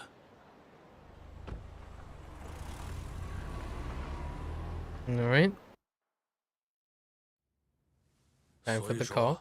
现在是最关键的时候，如果不趁现在干掉童生，东城会的地产收购可就没戏了。他肯定会出手阻止收购计划，到那时度假村开发计划也会彻底破产。但是，如果能让童生就此消失的话，他那块地的搬迁问题也就能解决了。Oh yeah, this one 然后 off 你 guy. 很快就能登上总理宝座，如何，铃木大臣？是的，我哪敢骗您呀？只要您派最得力的保镖出手，哪怕是第4代会长，他也肯定招架不住，会被警方立案。您挥挥手不就能解决了吗？和您今后能到手的利益比起来，这点小风险又算得上什么？哎，那么我就先挂了。This one off guy.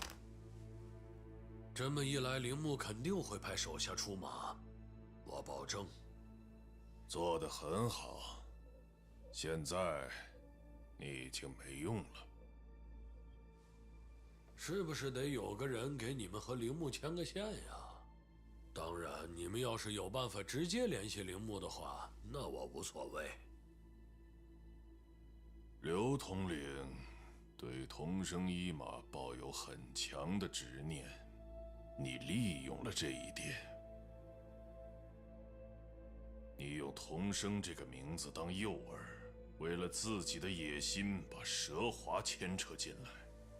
结果，统领因为这个死了，就是因为你的教唆，刘统领才会死。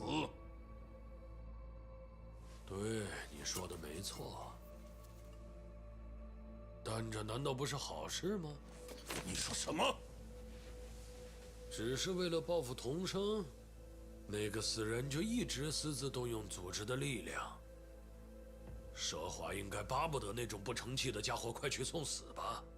这不挺好的吗？再说了，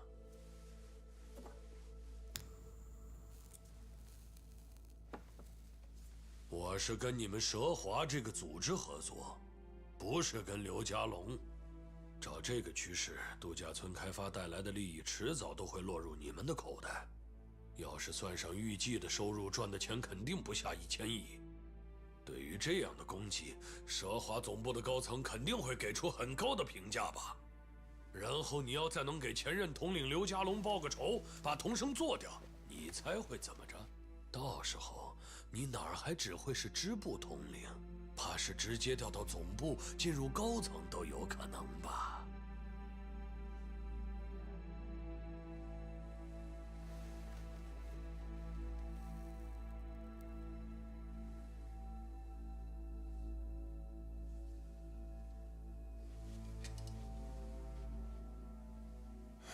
这是你最后的机会，姑且再相信你这一次。给我盯紧他！好的。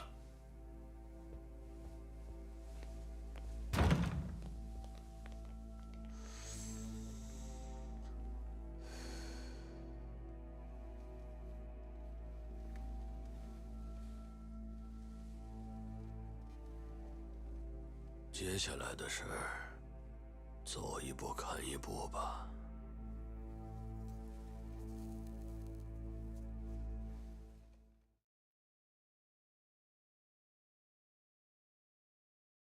Right? I don't know if this happens before or after the Tamiya thing. 你是同生一马吧？ There he is. 是我。你又是谁？我是防卫大臣田宫。田宫？防卫大臣田宫？你是当时那个人？上次和你谈话还是在冲绳呢。Yeah, we're not getting to the sub story.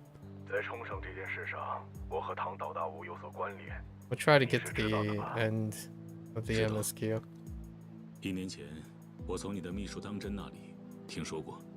Or near the end. 这样啊。然而在唐岛大武倒下之后，在东城会内部，与铃木有所牵扯的势力，再一次开始了行动，所以我不得不着手推进 BMD。 也就是所谓的基地扩建法案，是怎么回事？难道不是因为你打算通过法案，度假村开发项目才会重启的吗？预料之外的敌人发起了攻击，这导致我也不得不采取行动。所以你找我，到底是为了什么？我有事情。 想拜托你，难道你是想让我再次阻止度假村开发？并非如此，不过也确实会导致那样的结果。你在说什么呢？度假村开发和基地扩建不是绑定的吗？要是没有了度假村，你的法案也不可能通过呀。事情可没你说的那么简单。总之，如果你还想阻止度假村项目， 还想阻止地产收购的话，就来议事堂吧。要我去议事堂？我会派车去千禧塔前接你，你就坐那辆车过来找我。好吧，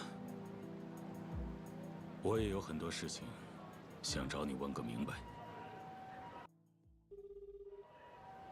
喂，老弟，是我，怎么了？一大老兄。 Oh yeah, it's on the way there. 防卫大臣田宫 the taxi 给我打了个电话。什么？他为什么要给你打电话？我也不知道为什么。不过，听田宫的说法，东城会内部的确有一股势力仍在和政治家勾结，同时还有另外的第三方插足。我准备去国会议事堂和田宫见一面。你要去跟他见面，你打算怎么去？田宫说他会派人来接我，我应该会在千禧塔前和他派来的人碰头。等等，头上，我也跟你一起去，把我带上。一大老兄，你现在在哪里？在色雷纳，我这就出门，去千禧塔找你，行吗？那咱们就在千禧塔前碰面吧。Okay.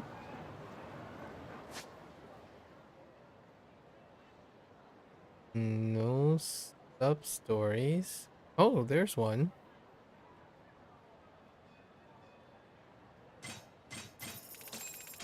Let's quickly do this one. What is this one?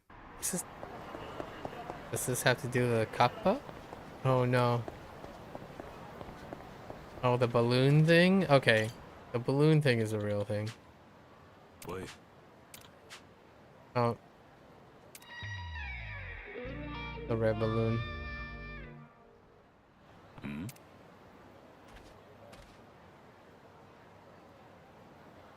Oh, hey, they put something on it. Alright. This is where we follow the red balloon.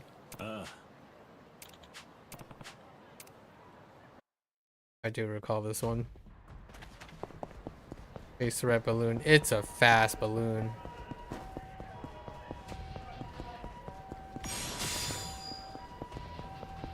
Look at how fast that balloon is going.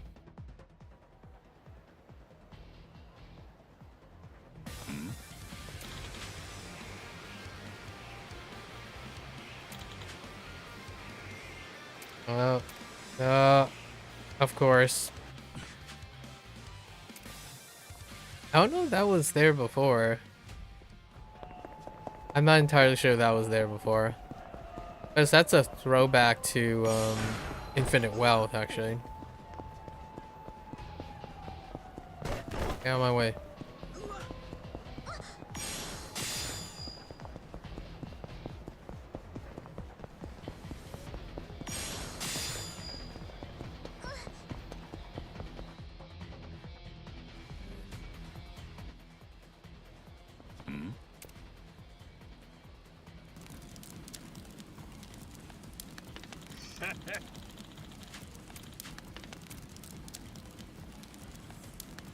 Ridiculous.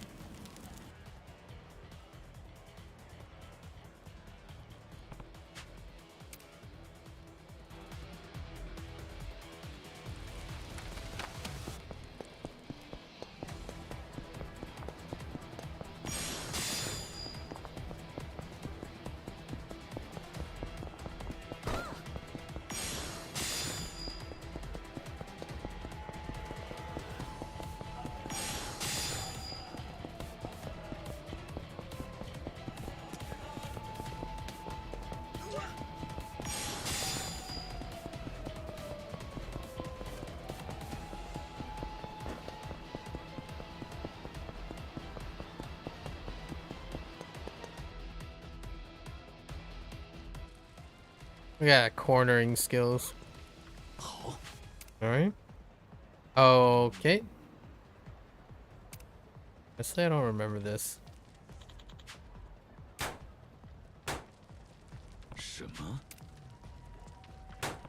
I think I kind of remember this. Sort of. I remember this part. The sniper dude. I thought he was in a building though.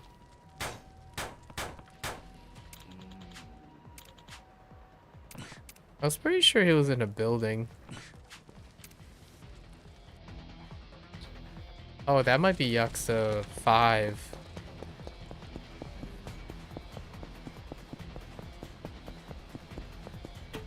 Oh, no, wait. It's like a dragon, actually. Casca shooting the persimmon in the tree. In the tree situation. I think all of these are new. These scenarios are new that from the like from Casca Saga. Because the toy rifle was definitely the persimmons. The girl who looked at the persimmons. And the surgery thing. The balloon thing still happened though. Alright, we got it. All that work. Unlimited stamina. Heckin' potato. Here it is.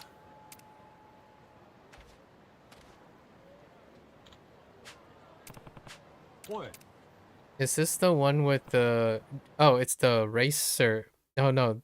I don't know if this father is the... We'll find out. Hold on. Oh, no, it's not. Just kidding.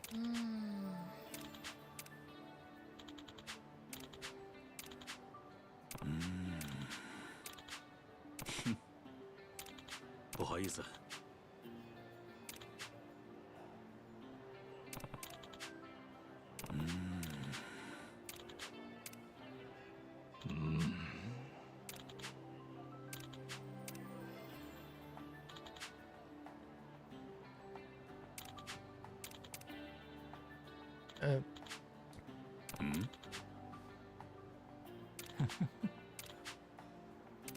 No, this is where the storyline is about the father who focuses increases the heat gauge charge rate when the father's always out to work and he doesn't have time to spend with his son. Storyline. He learned to appreciate the time he has together by canceling his work and spending time with his son. Funny sub stories. There we go.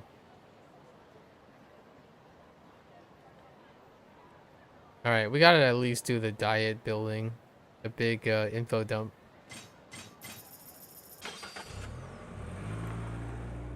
And probably call it a day.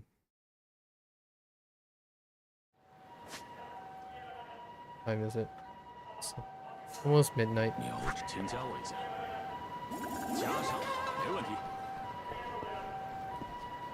Coliseum was alright. It feels like a lot of these things are a little bit tacked on. The Coliseum feels... Yeah, they're treading places. It kind of reminds me of the stuff that other games are doing. Like, for example, Requiem, where Resident Evil, right, Requiem, they're covering all their bases. 想给刘家龙报仇的话，你找错人了。 So it's basically like including a lot of the streamlined versions of everything. 要不是因为你，前任统领不可能会死。所以，你是他的继承人？看来蛇华也已经没什么人了呀。我现在明白，刘家龙为什么偏偏会对你念念不忘了。我今天一定要。 And we never see him again. Oh, we do see him in one last scene, actually.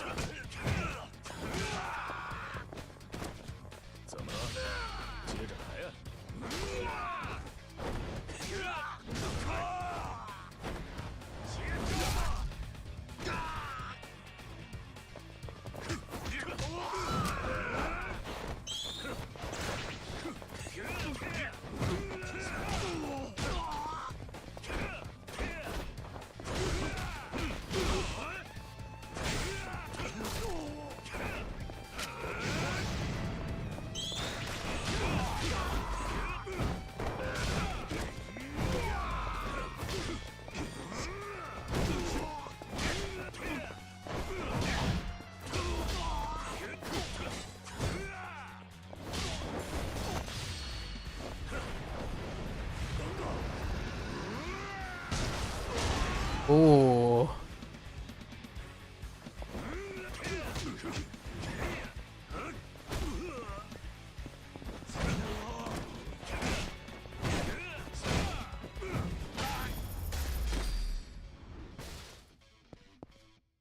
Poor bicycle.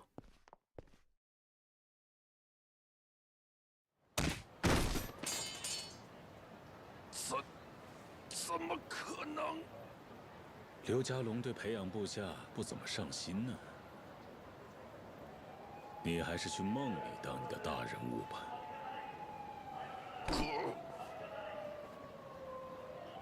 喂，头上，这不是蛇华的人吗？你又没忍住动手了？一大老兄，话不要说的那么难听嘛。明明是对面先打过来的呀。哦，我猜他们是来给刘家龙报仇的吧？不管怎么样，这下蛇华的事也算解决了。说的是。话说回来，真没想到田宫会给你打电话。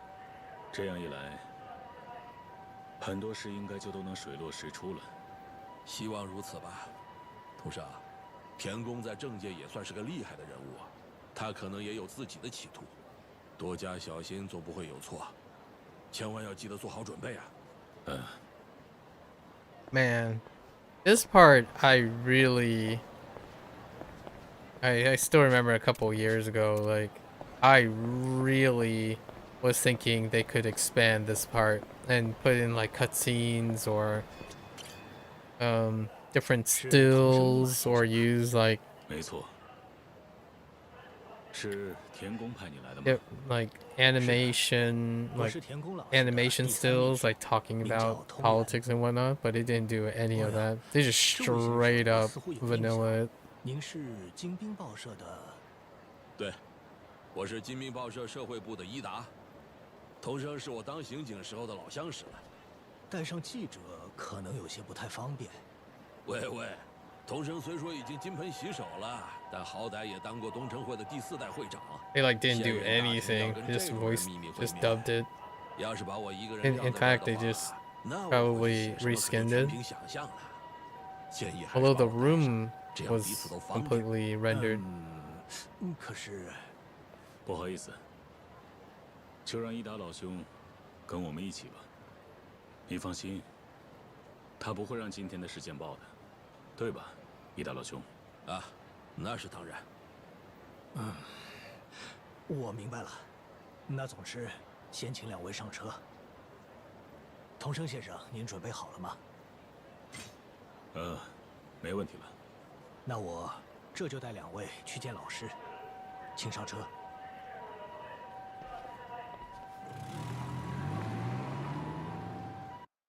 Just straight up. No dialogue options. Simply run through all of them. “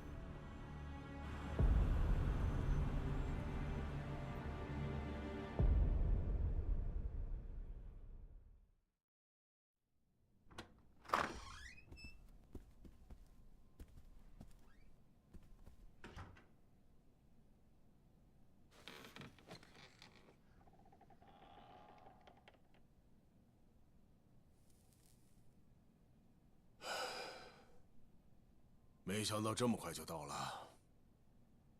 这位是？我是精兵报社的伊达，之前在追查铃木勾结东城会的事。哼，你就是那个刑警出身的记者啊？你们要不要也来一杯？不了。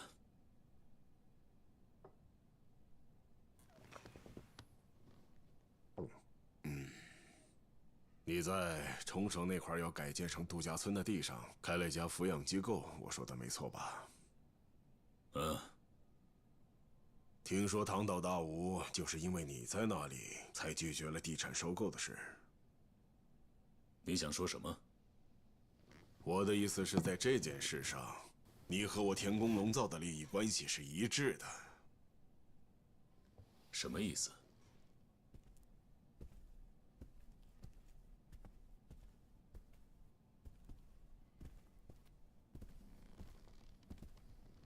你想阻止那个度假村开发项目，对吧？没错。我也一样。我非常希望那个度假村开发项目停摆。什么情况？你都把我搞糊涂了。如果没了那个度假村，你的基地扩建法案也没办法顺利通过了吧？说的没错，但我其实并不在乎。不在乎？为什么？很简单，因为我打从一开始就没打算推荐那项法案。你说什么？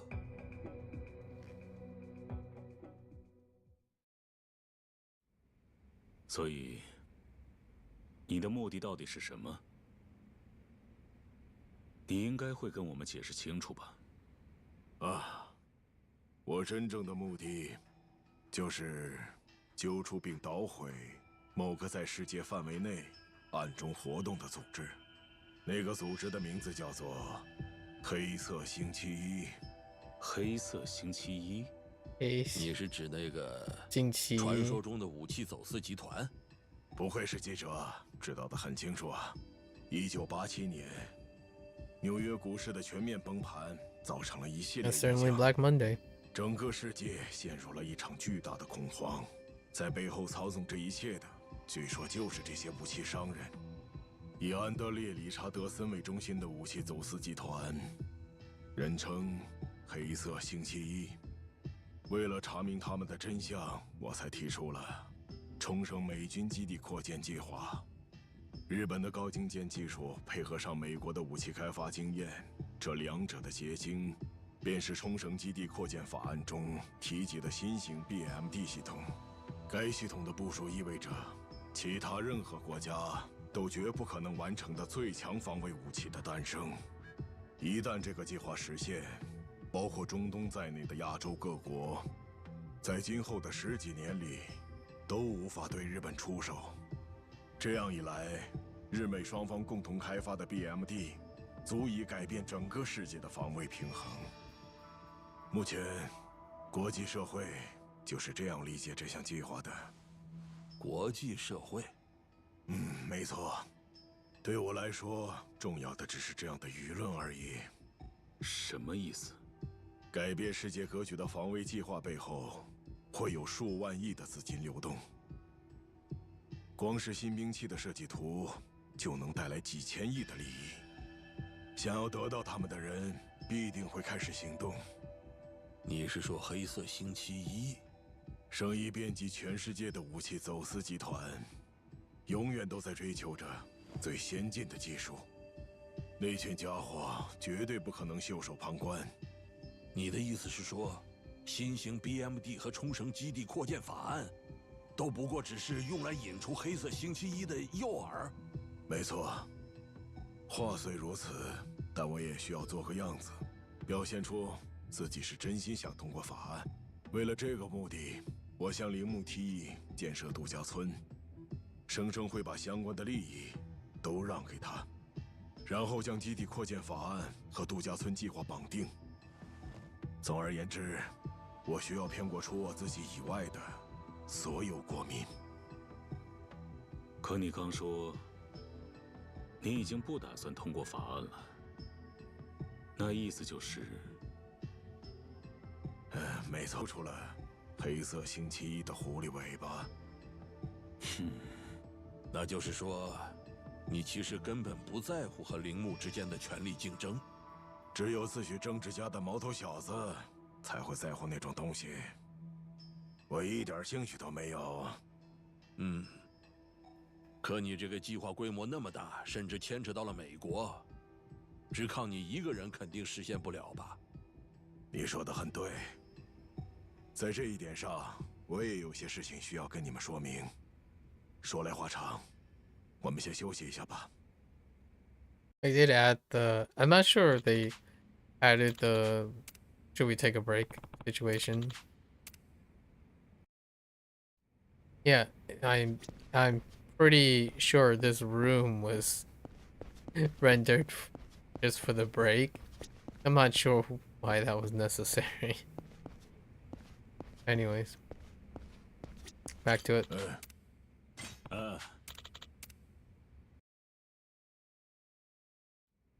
现在我们已经知道，你为了引出黑色星期一，在推进一项惊人的计划，但只靠你一个人不可能实施。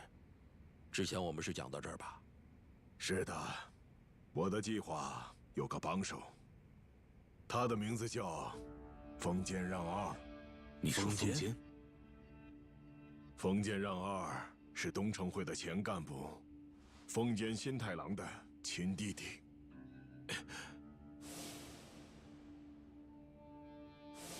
你说这个人，他是老爹的亲弟弟？他就是那个和丰间长得很像的人吧？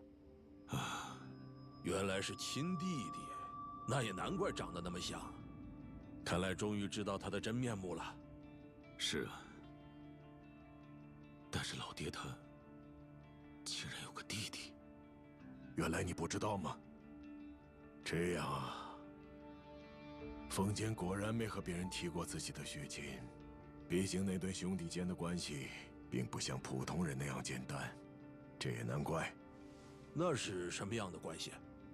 丰间年纪轻轻便父母双亡，对他来说，弟弟让二是唯一的骨肉至亲，也是丰间生命中最重要的人。然而，他们两个人却彼此走上了水火不容的道路。难道说丰间他弟从事的 Would have been interesting to have like a small cutscene or something. 之前在警察厅掌管官方国际部国际科 explaining Joji 现在 and Shintaro Kazuma's 外事 relationship. 科，那不是精英中的精英吗？哼，精英吗？也对，你以前也是警察，会这么想很正常。可惜世事难料啊，曾经同吃一锅饭，一起为日本这个国家的未来奋斗的两个人，如今却一个大白天就在议事堂里给自己灌酒，另一个则为了美国出生入死。听你的口气，你和那个丰间让二……没错，我和让二以前在警察厅是同辈，他是我唯一的挚友。这次和冲绳相关的一系列事件，都是我和让二两个人一起策划的。你们两个策划的，什么意思？我负责制定计划，让二负责动用组织，将计划实施。这么说，老爹的弟弟开枪打伤大武，他这么做也是为了所谓的计划吗？恐怕是的。丰间他弟是什么组织的？那他现在还在为警察做事吗？不，现在他已经不是日本警察的成员了。那他现在是哪里的？他现在是美国 CIA， 也就是美国中央情报局，负责远东地区的特工。他是 CIA？ 嗯。我们再休息一下吧，现在连一半都还没讲完呢。Stretch our legs. He just randomly gets up. It would, you know, this would be an opportune moment to hide an Easter egg here.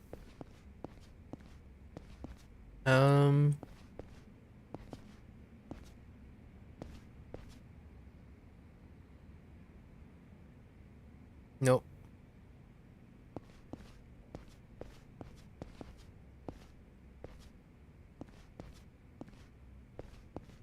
Dang.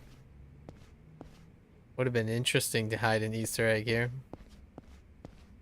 Like maybe in a particular... No. Alright, let's continue. 刚才你说到，丰间老爹的亲生弟弟，丰间让二，现在是 CIA 的特工。没错 ，CIA 也在追踪黑色星期一，所以对让二来说，这次的行动计划，同时也是 CIA 对他下达的命令。可是像那样的一个人，为什么会莫名其妙的到处对人开枪呢？袭击大武和明家园的，真的是老爹的弟弟吗？我不知道，但他做出这些事的可能性很高。他为什么要这样做？针对这次的事 ，CAA 给特工下达了这样的命令：第一，在推进冲绳基地扩建法案的同时，刺探黑色星期一的动向；第二，将中途遇到的所有障碍悉数清除，一个不留。悉数清除？想要调除黑色星期一这条大鱼，就必须保证基地扩建法案的顺利推进。所以，凡是妨碍地产收购的人，都被视作了障碍，对吗？没错，不过 CIA 的特工也不止让二一个，你应该也已经不止一次受到过他们的攻击了。难道你说的是那些穿黑西装的人？是的，袭击你的那些外国人都是 CIA 派来的特工，因为你一直在试图阻止冲绳度假村开发。那难道袭击百慕的人也是？是 CIA。老爹的弟弟为什么要这样做？他明明也是日本人，为什么要做到这种地步？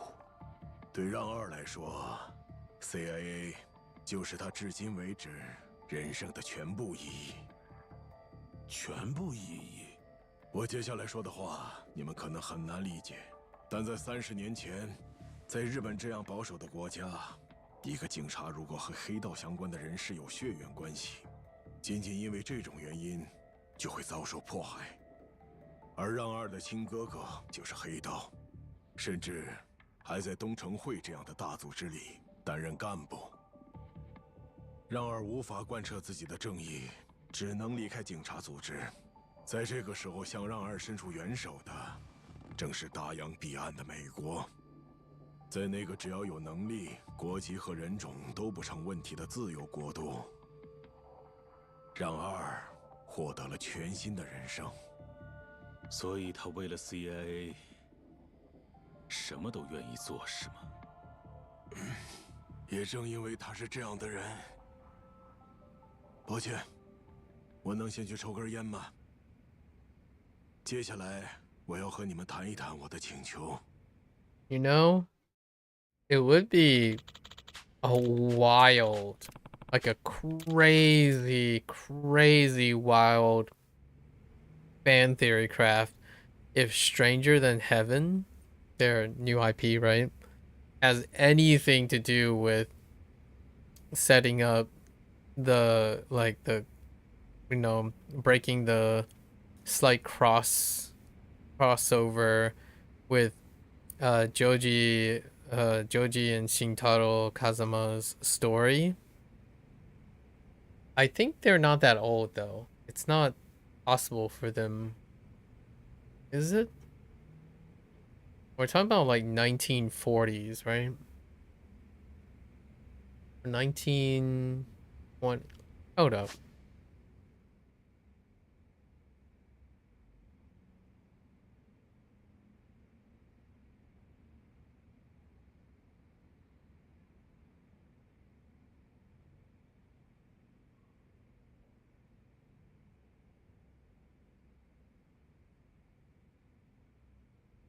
(1915, 1929, and 1943).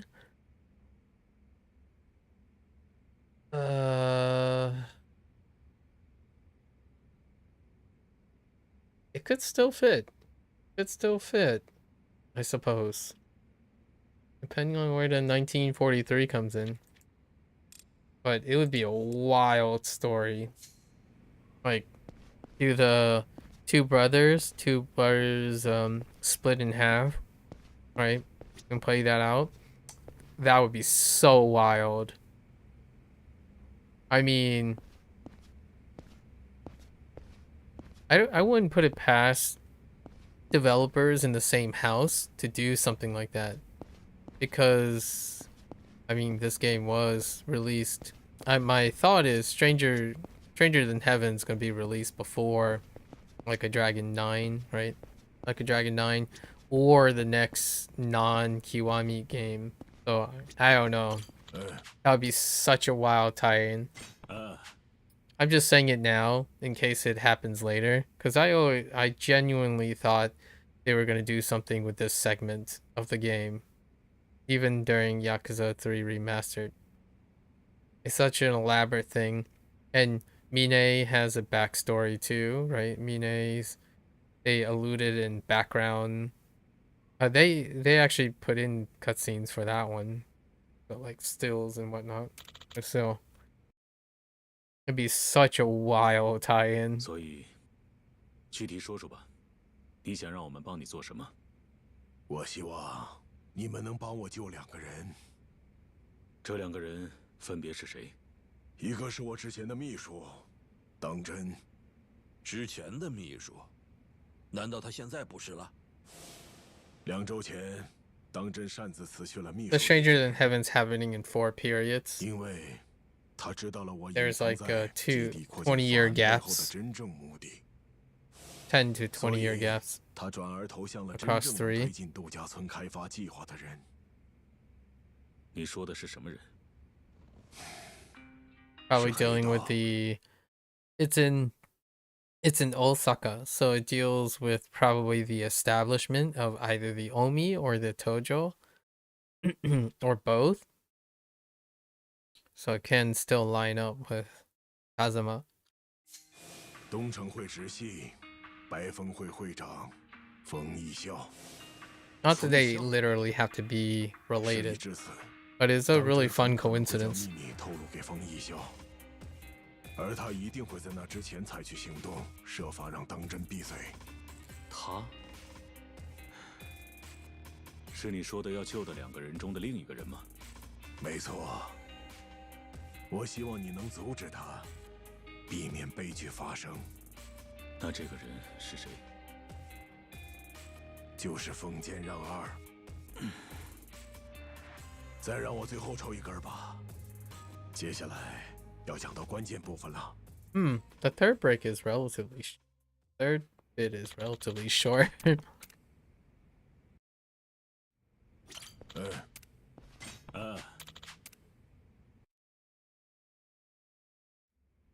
好了，接着讲吧。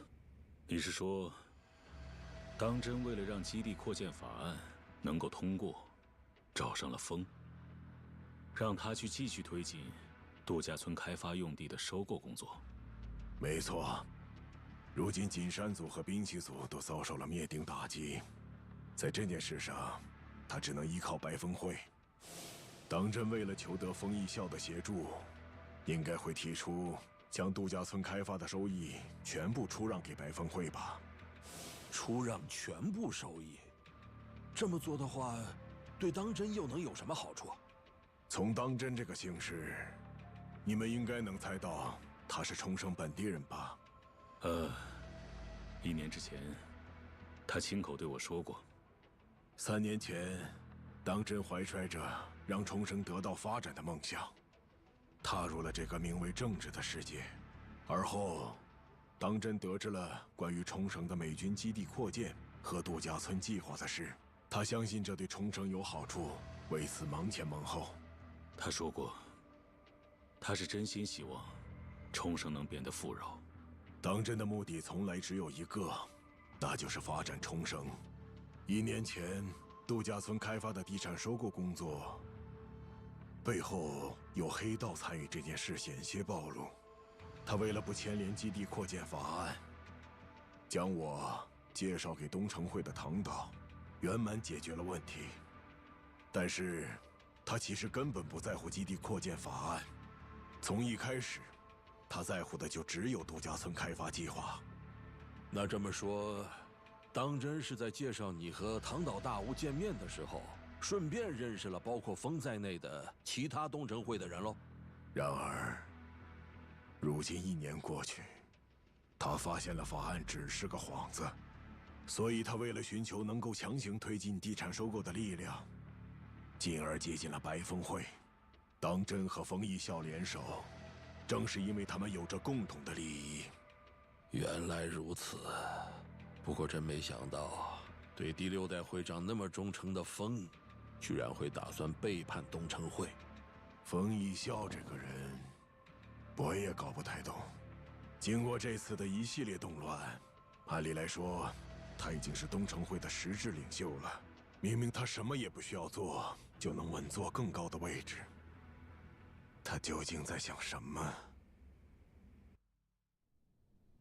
企图推进冲绳度假村计划的当真和风，还有你和 CIA 的目的。总算知道策划这一切的人是谁了呀。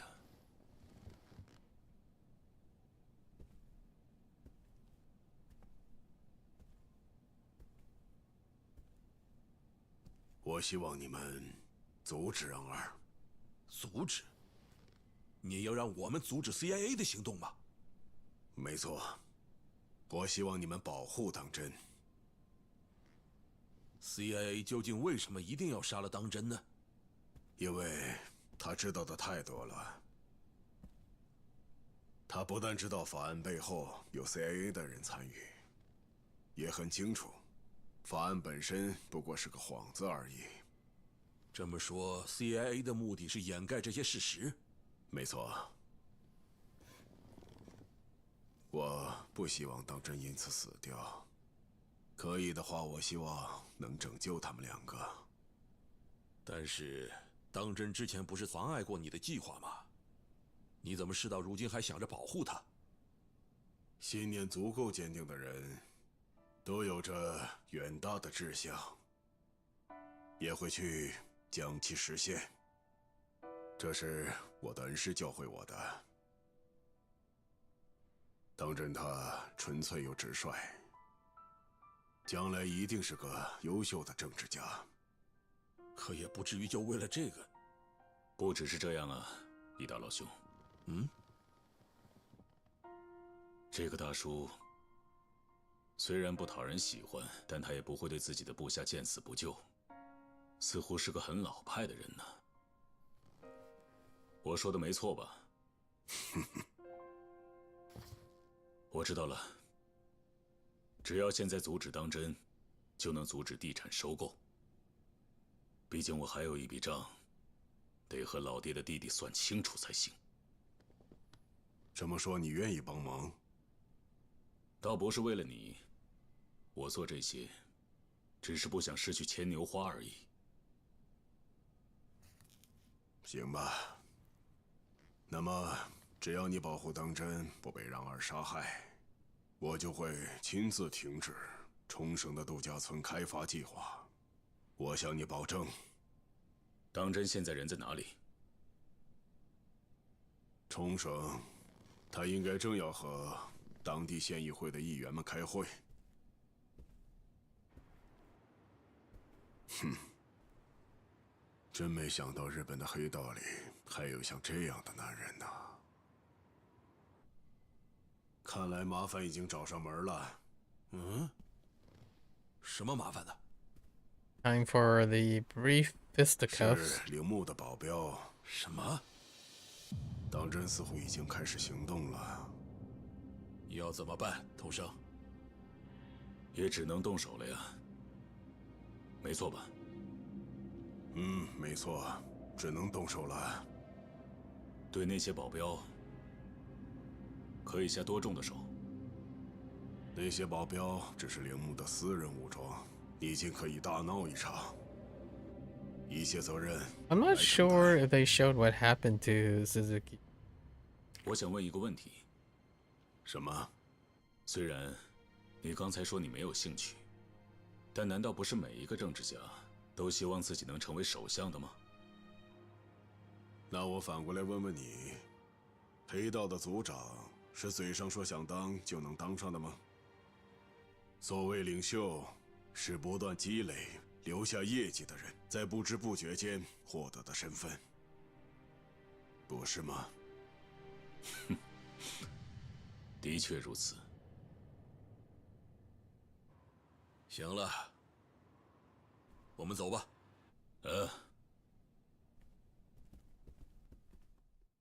Oh boy. 哇 He didn't say that. 这阵仗还真是不小啊！一大老兄，这里就交给我解决，你先从后门离开吧。你说什么呢？你是记者，只要出示名片，应该能从后门出去。可这样的话，万一我被抓住了，你就把刚才听到的一切都告诉真岛大哥。统生，交给你了。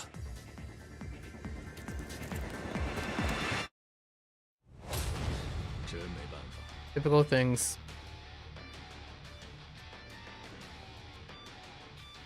This could have been so toxic, but it wasn't.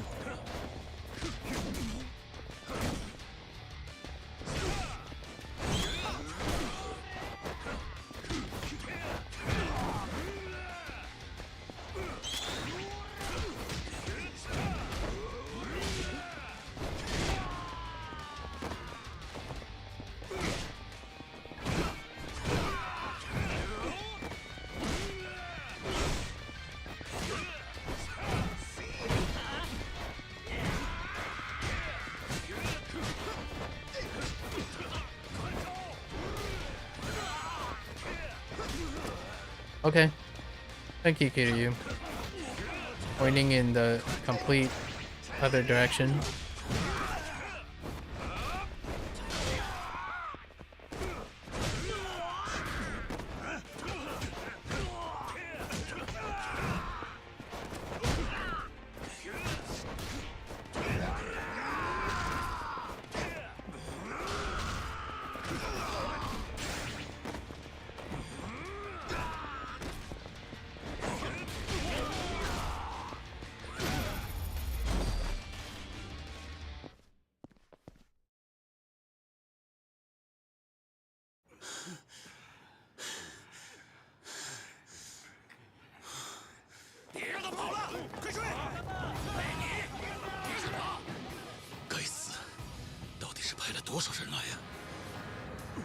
Pink truck.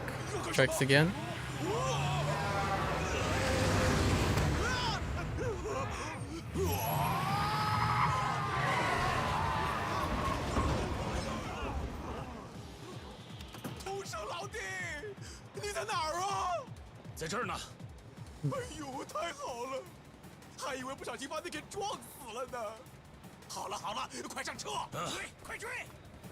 It's as comical as the other ones.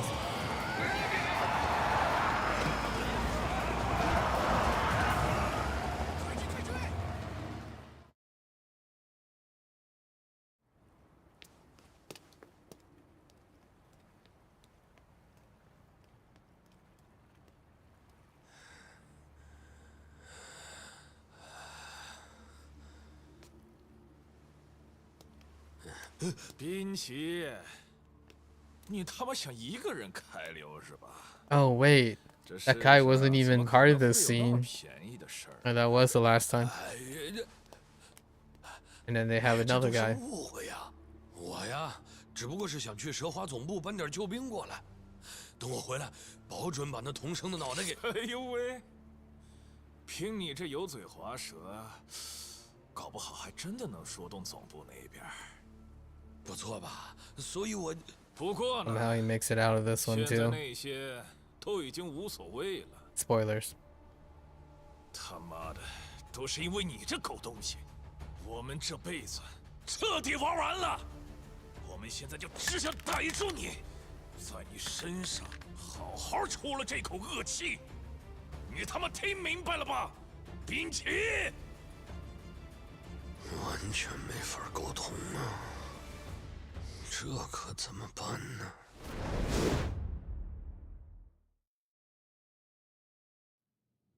啊，这样啊， Right. 知道了。 Here's Suzuki.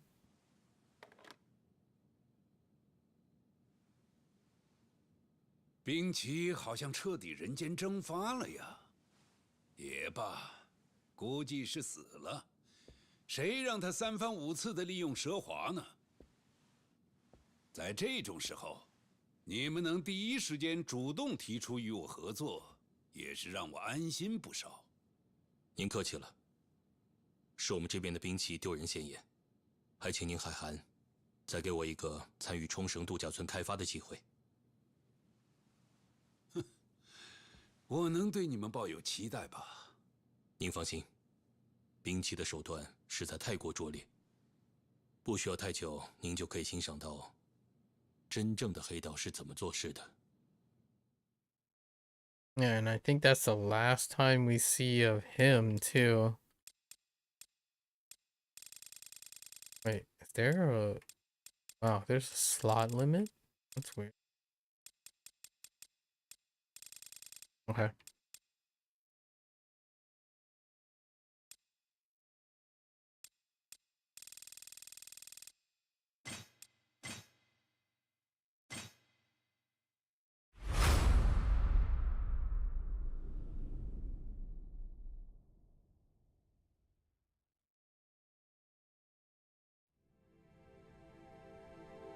And then we have his backstory to some extent. This was in the original. Or in the remastered. 叔叔，一笑，都这么晚了，你到哪里去了？那个，我和朋友们一起打棒球去了。搞什么呀？原来是这样，看你一直不回来，害我担心坏了。别说这个了，叔叔，听我说，今天考试我考了第1名哦。是吗？哦，一笑真聪明啊。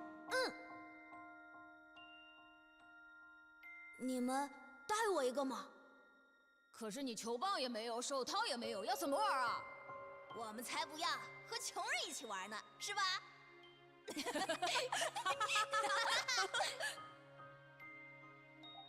叔叔，喂，醒一醒，不要死啊！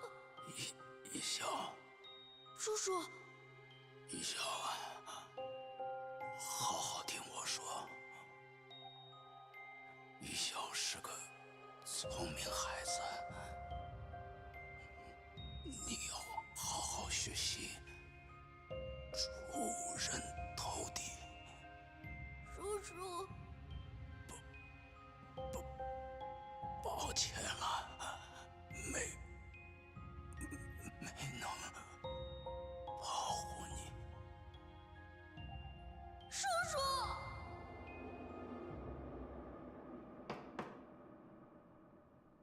是哪位？是我，天籁。进来。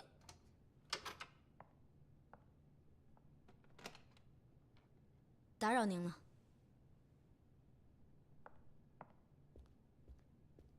去冲绳的飞机已经帮你安排好了，1个半小时后从羽田机场起飞。我知道了。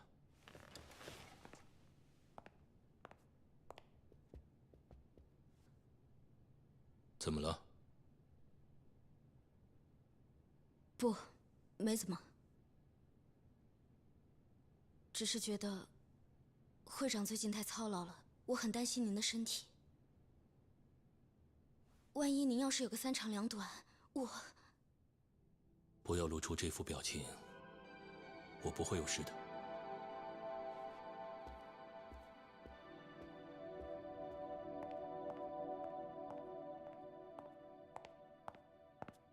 They didn't ever include anything between them two either. The Dark Tides thing was well before. 关于昨天在国会议事堂前发生的一系列骚乱，警方一致认为这是某些对冲绳基地扩建法案持反对态度的团体所为。据悉，目前尚未掌握主谋的行踪，搜查工作仍在继续进行。关了吧。警方今后将加强国会议事堂周边的警备工作。同时，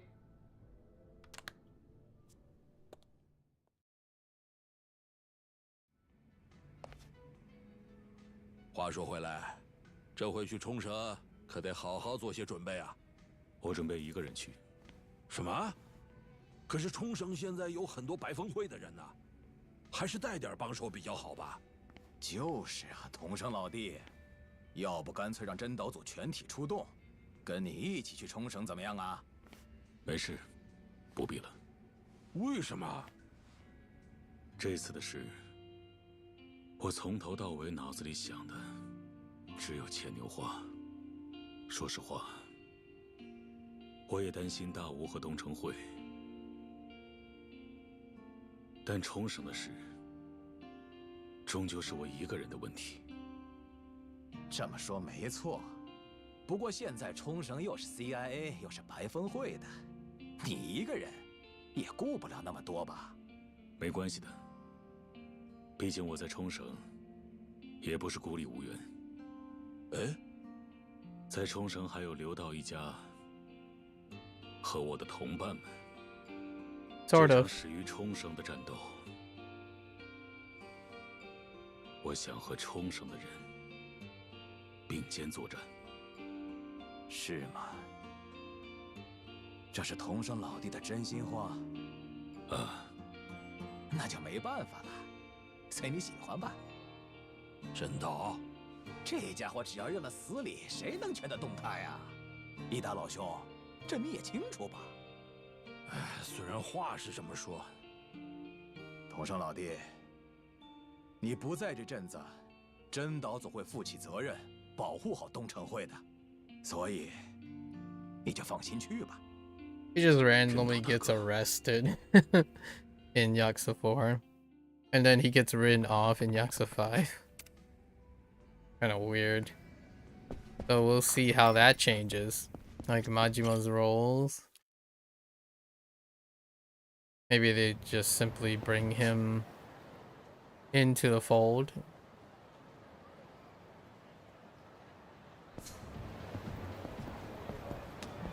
Let's at least get back to Okinawa.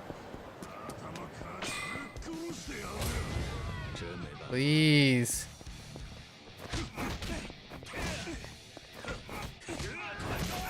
Okay, buddy.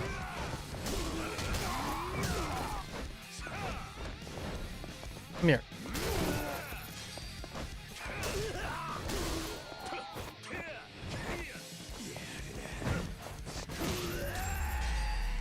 I don't know where you were punching.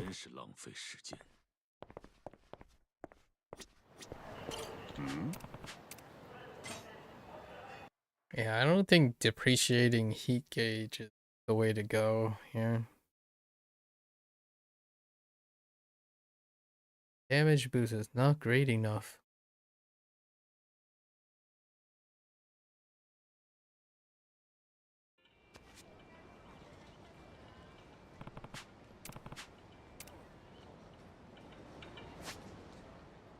Alright. Okay. I see a bunch of sub-stories. Alright. That's a good place to stop for today.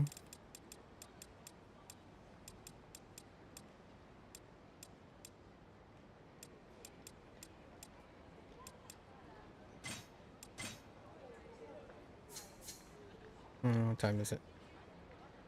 Alright. So, we didn't quite get to the sub-stories, but that's okay.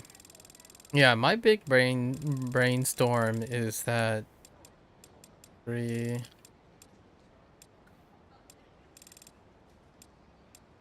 Okay, we got 11. Yeah. I feel like it would be a wild Hail Mary to think that they're playing a con game where like Stranger Than Heaven, because it does take place in the fictional Sotenbori. You can see it in a lot of the footage, right? Currently, it would be incredibly wild that maybe like the 1915 and then the jump to the 1920s and then the jump to the 1930s have some tether to like when you see 1940s setting up with something else. Pretty wild if they go about doing that. It is still in the same quote-unquote universe because they're not using the Dotonbori name for the game. What a wild way it would go about it. I'm still thinking I'm gonna peddle these two ideas still, right? Like a Dragon 9. Like a Dragon 9 is gonna have something to do with all 9 of the kids from the orphanage. That's the one thing. And then it's an odd timing. It's an odd time to have Kiwami 3. So curious why that is the case. They could, in my opinion, this is purely coincidence, right? There's a chance it's pure coincidence. The idea of Kiwami 3 was kind of tenuous, really, whether it will exist or not. So here we are. Oh no, well, that's kind of the thought. Anyways, that's a wrap for today. I'll be back again. If you're gonna watch this later, arigatou gozaimasu, right? 谢谢. Feel free to follow along. Pick up Kiwami 3 Dark Tides maybe at a later time. I know of all the divisiveness, but honestly, tentatively, it is really much your everything works as intended game, right? Tread through memory lane, so anywhere between like middle of the road 7 to 8 area, and I think that pretty much reflects what it is, despite all the divisiveness that is outside of the game's merits. It's a workhorse title, and again, I appreciate far more, in my opinion, the diminished return that they go through by dubbing the game, triply doubling the game. And I know about the whole delisting thing. Again, I concede that the delisting thing is such a bummer, but someone told me that they were playing Yakuza 0, and Yakuza 0 also got the triple dub experience, to the chagrin of the classical monolingual person who comes by and say like, oh, but there's only one dub, and all the other dubs don't exist. That's perfectly fine. Dubs exist for others. That's how it goes. And anyways, so feel free to follow along or pick up the game for yourself. Obviously there's I guess 2 spoilers technically in the game that isn't already done, unless you haven't played Yakuza 3 Remastered. Right. So until then, you're more than welcome to come on by and yap, brainstorm, set the seeds, sow the seeds in for like 2 or 3 years down the line. I hope I live another 2 or 3 years, right? I think the chances are fairly good, to see if they really did play the long game. I feel like having a group that has the legacy of well over 20 years of investing in a timeline, I feel like another 2 or 3 year setup seems reasonable. A lot of the events in Yakuza 3, or at least Kiwami 3, makes me think of all the all the things that are happening in Yakuza 4 and Yakuza 5 Remastered. Man, all those things, there's so many optional alternatives to them. I am kind of looking forward to that. So until next time, 大家下次见。はい、感謝观看。皆さんまたね。見てくれてありがとう。Thanks for watching. I'll catch you guys on the next one. Bye bye.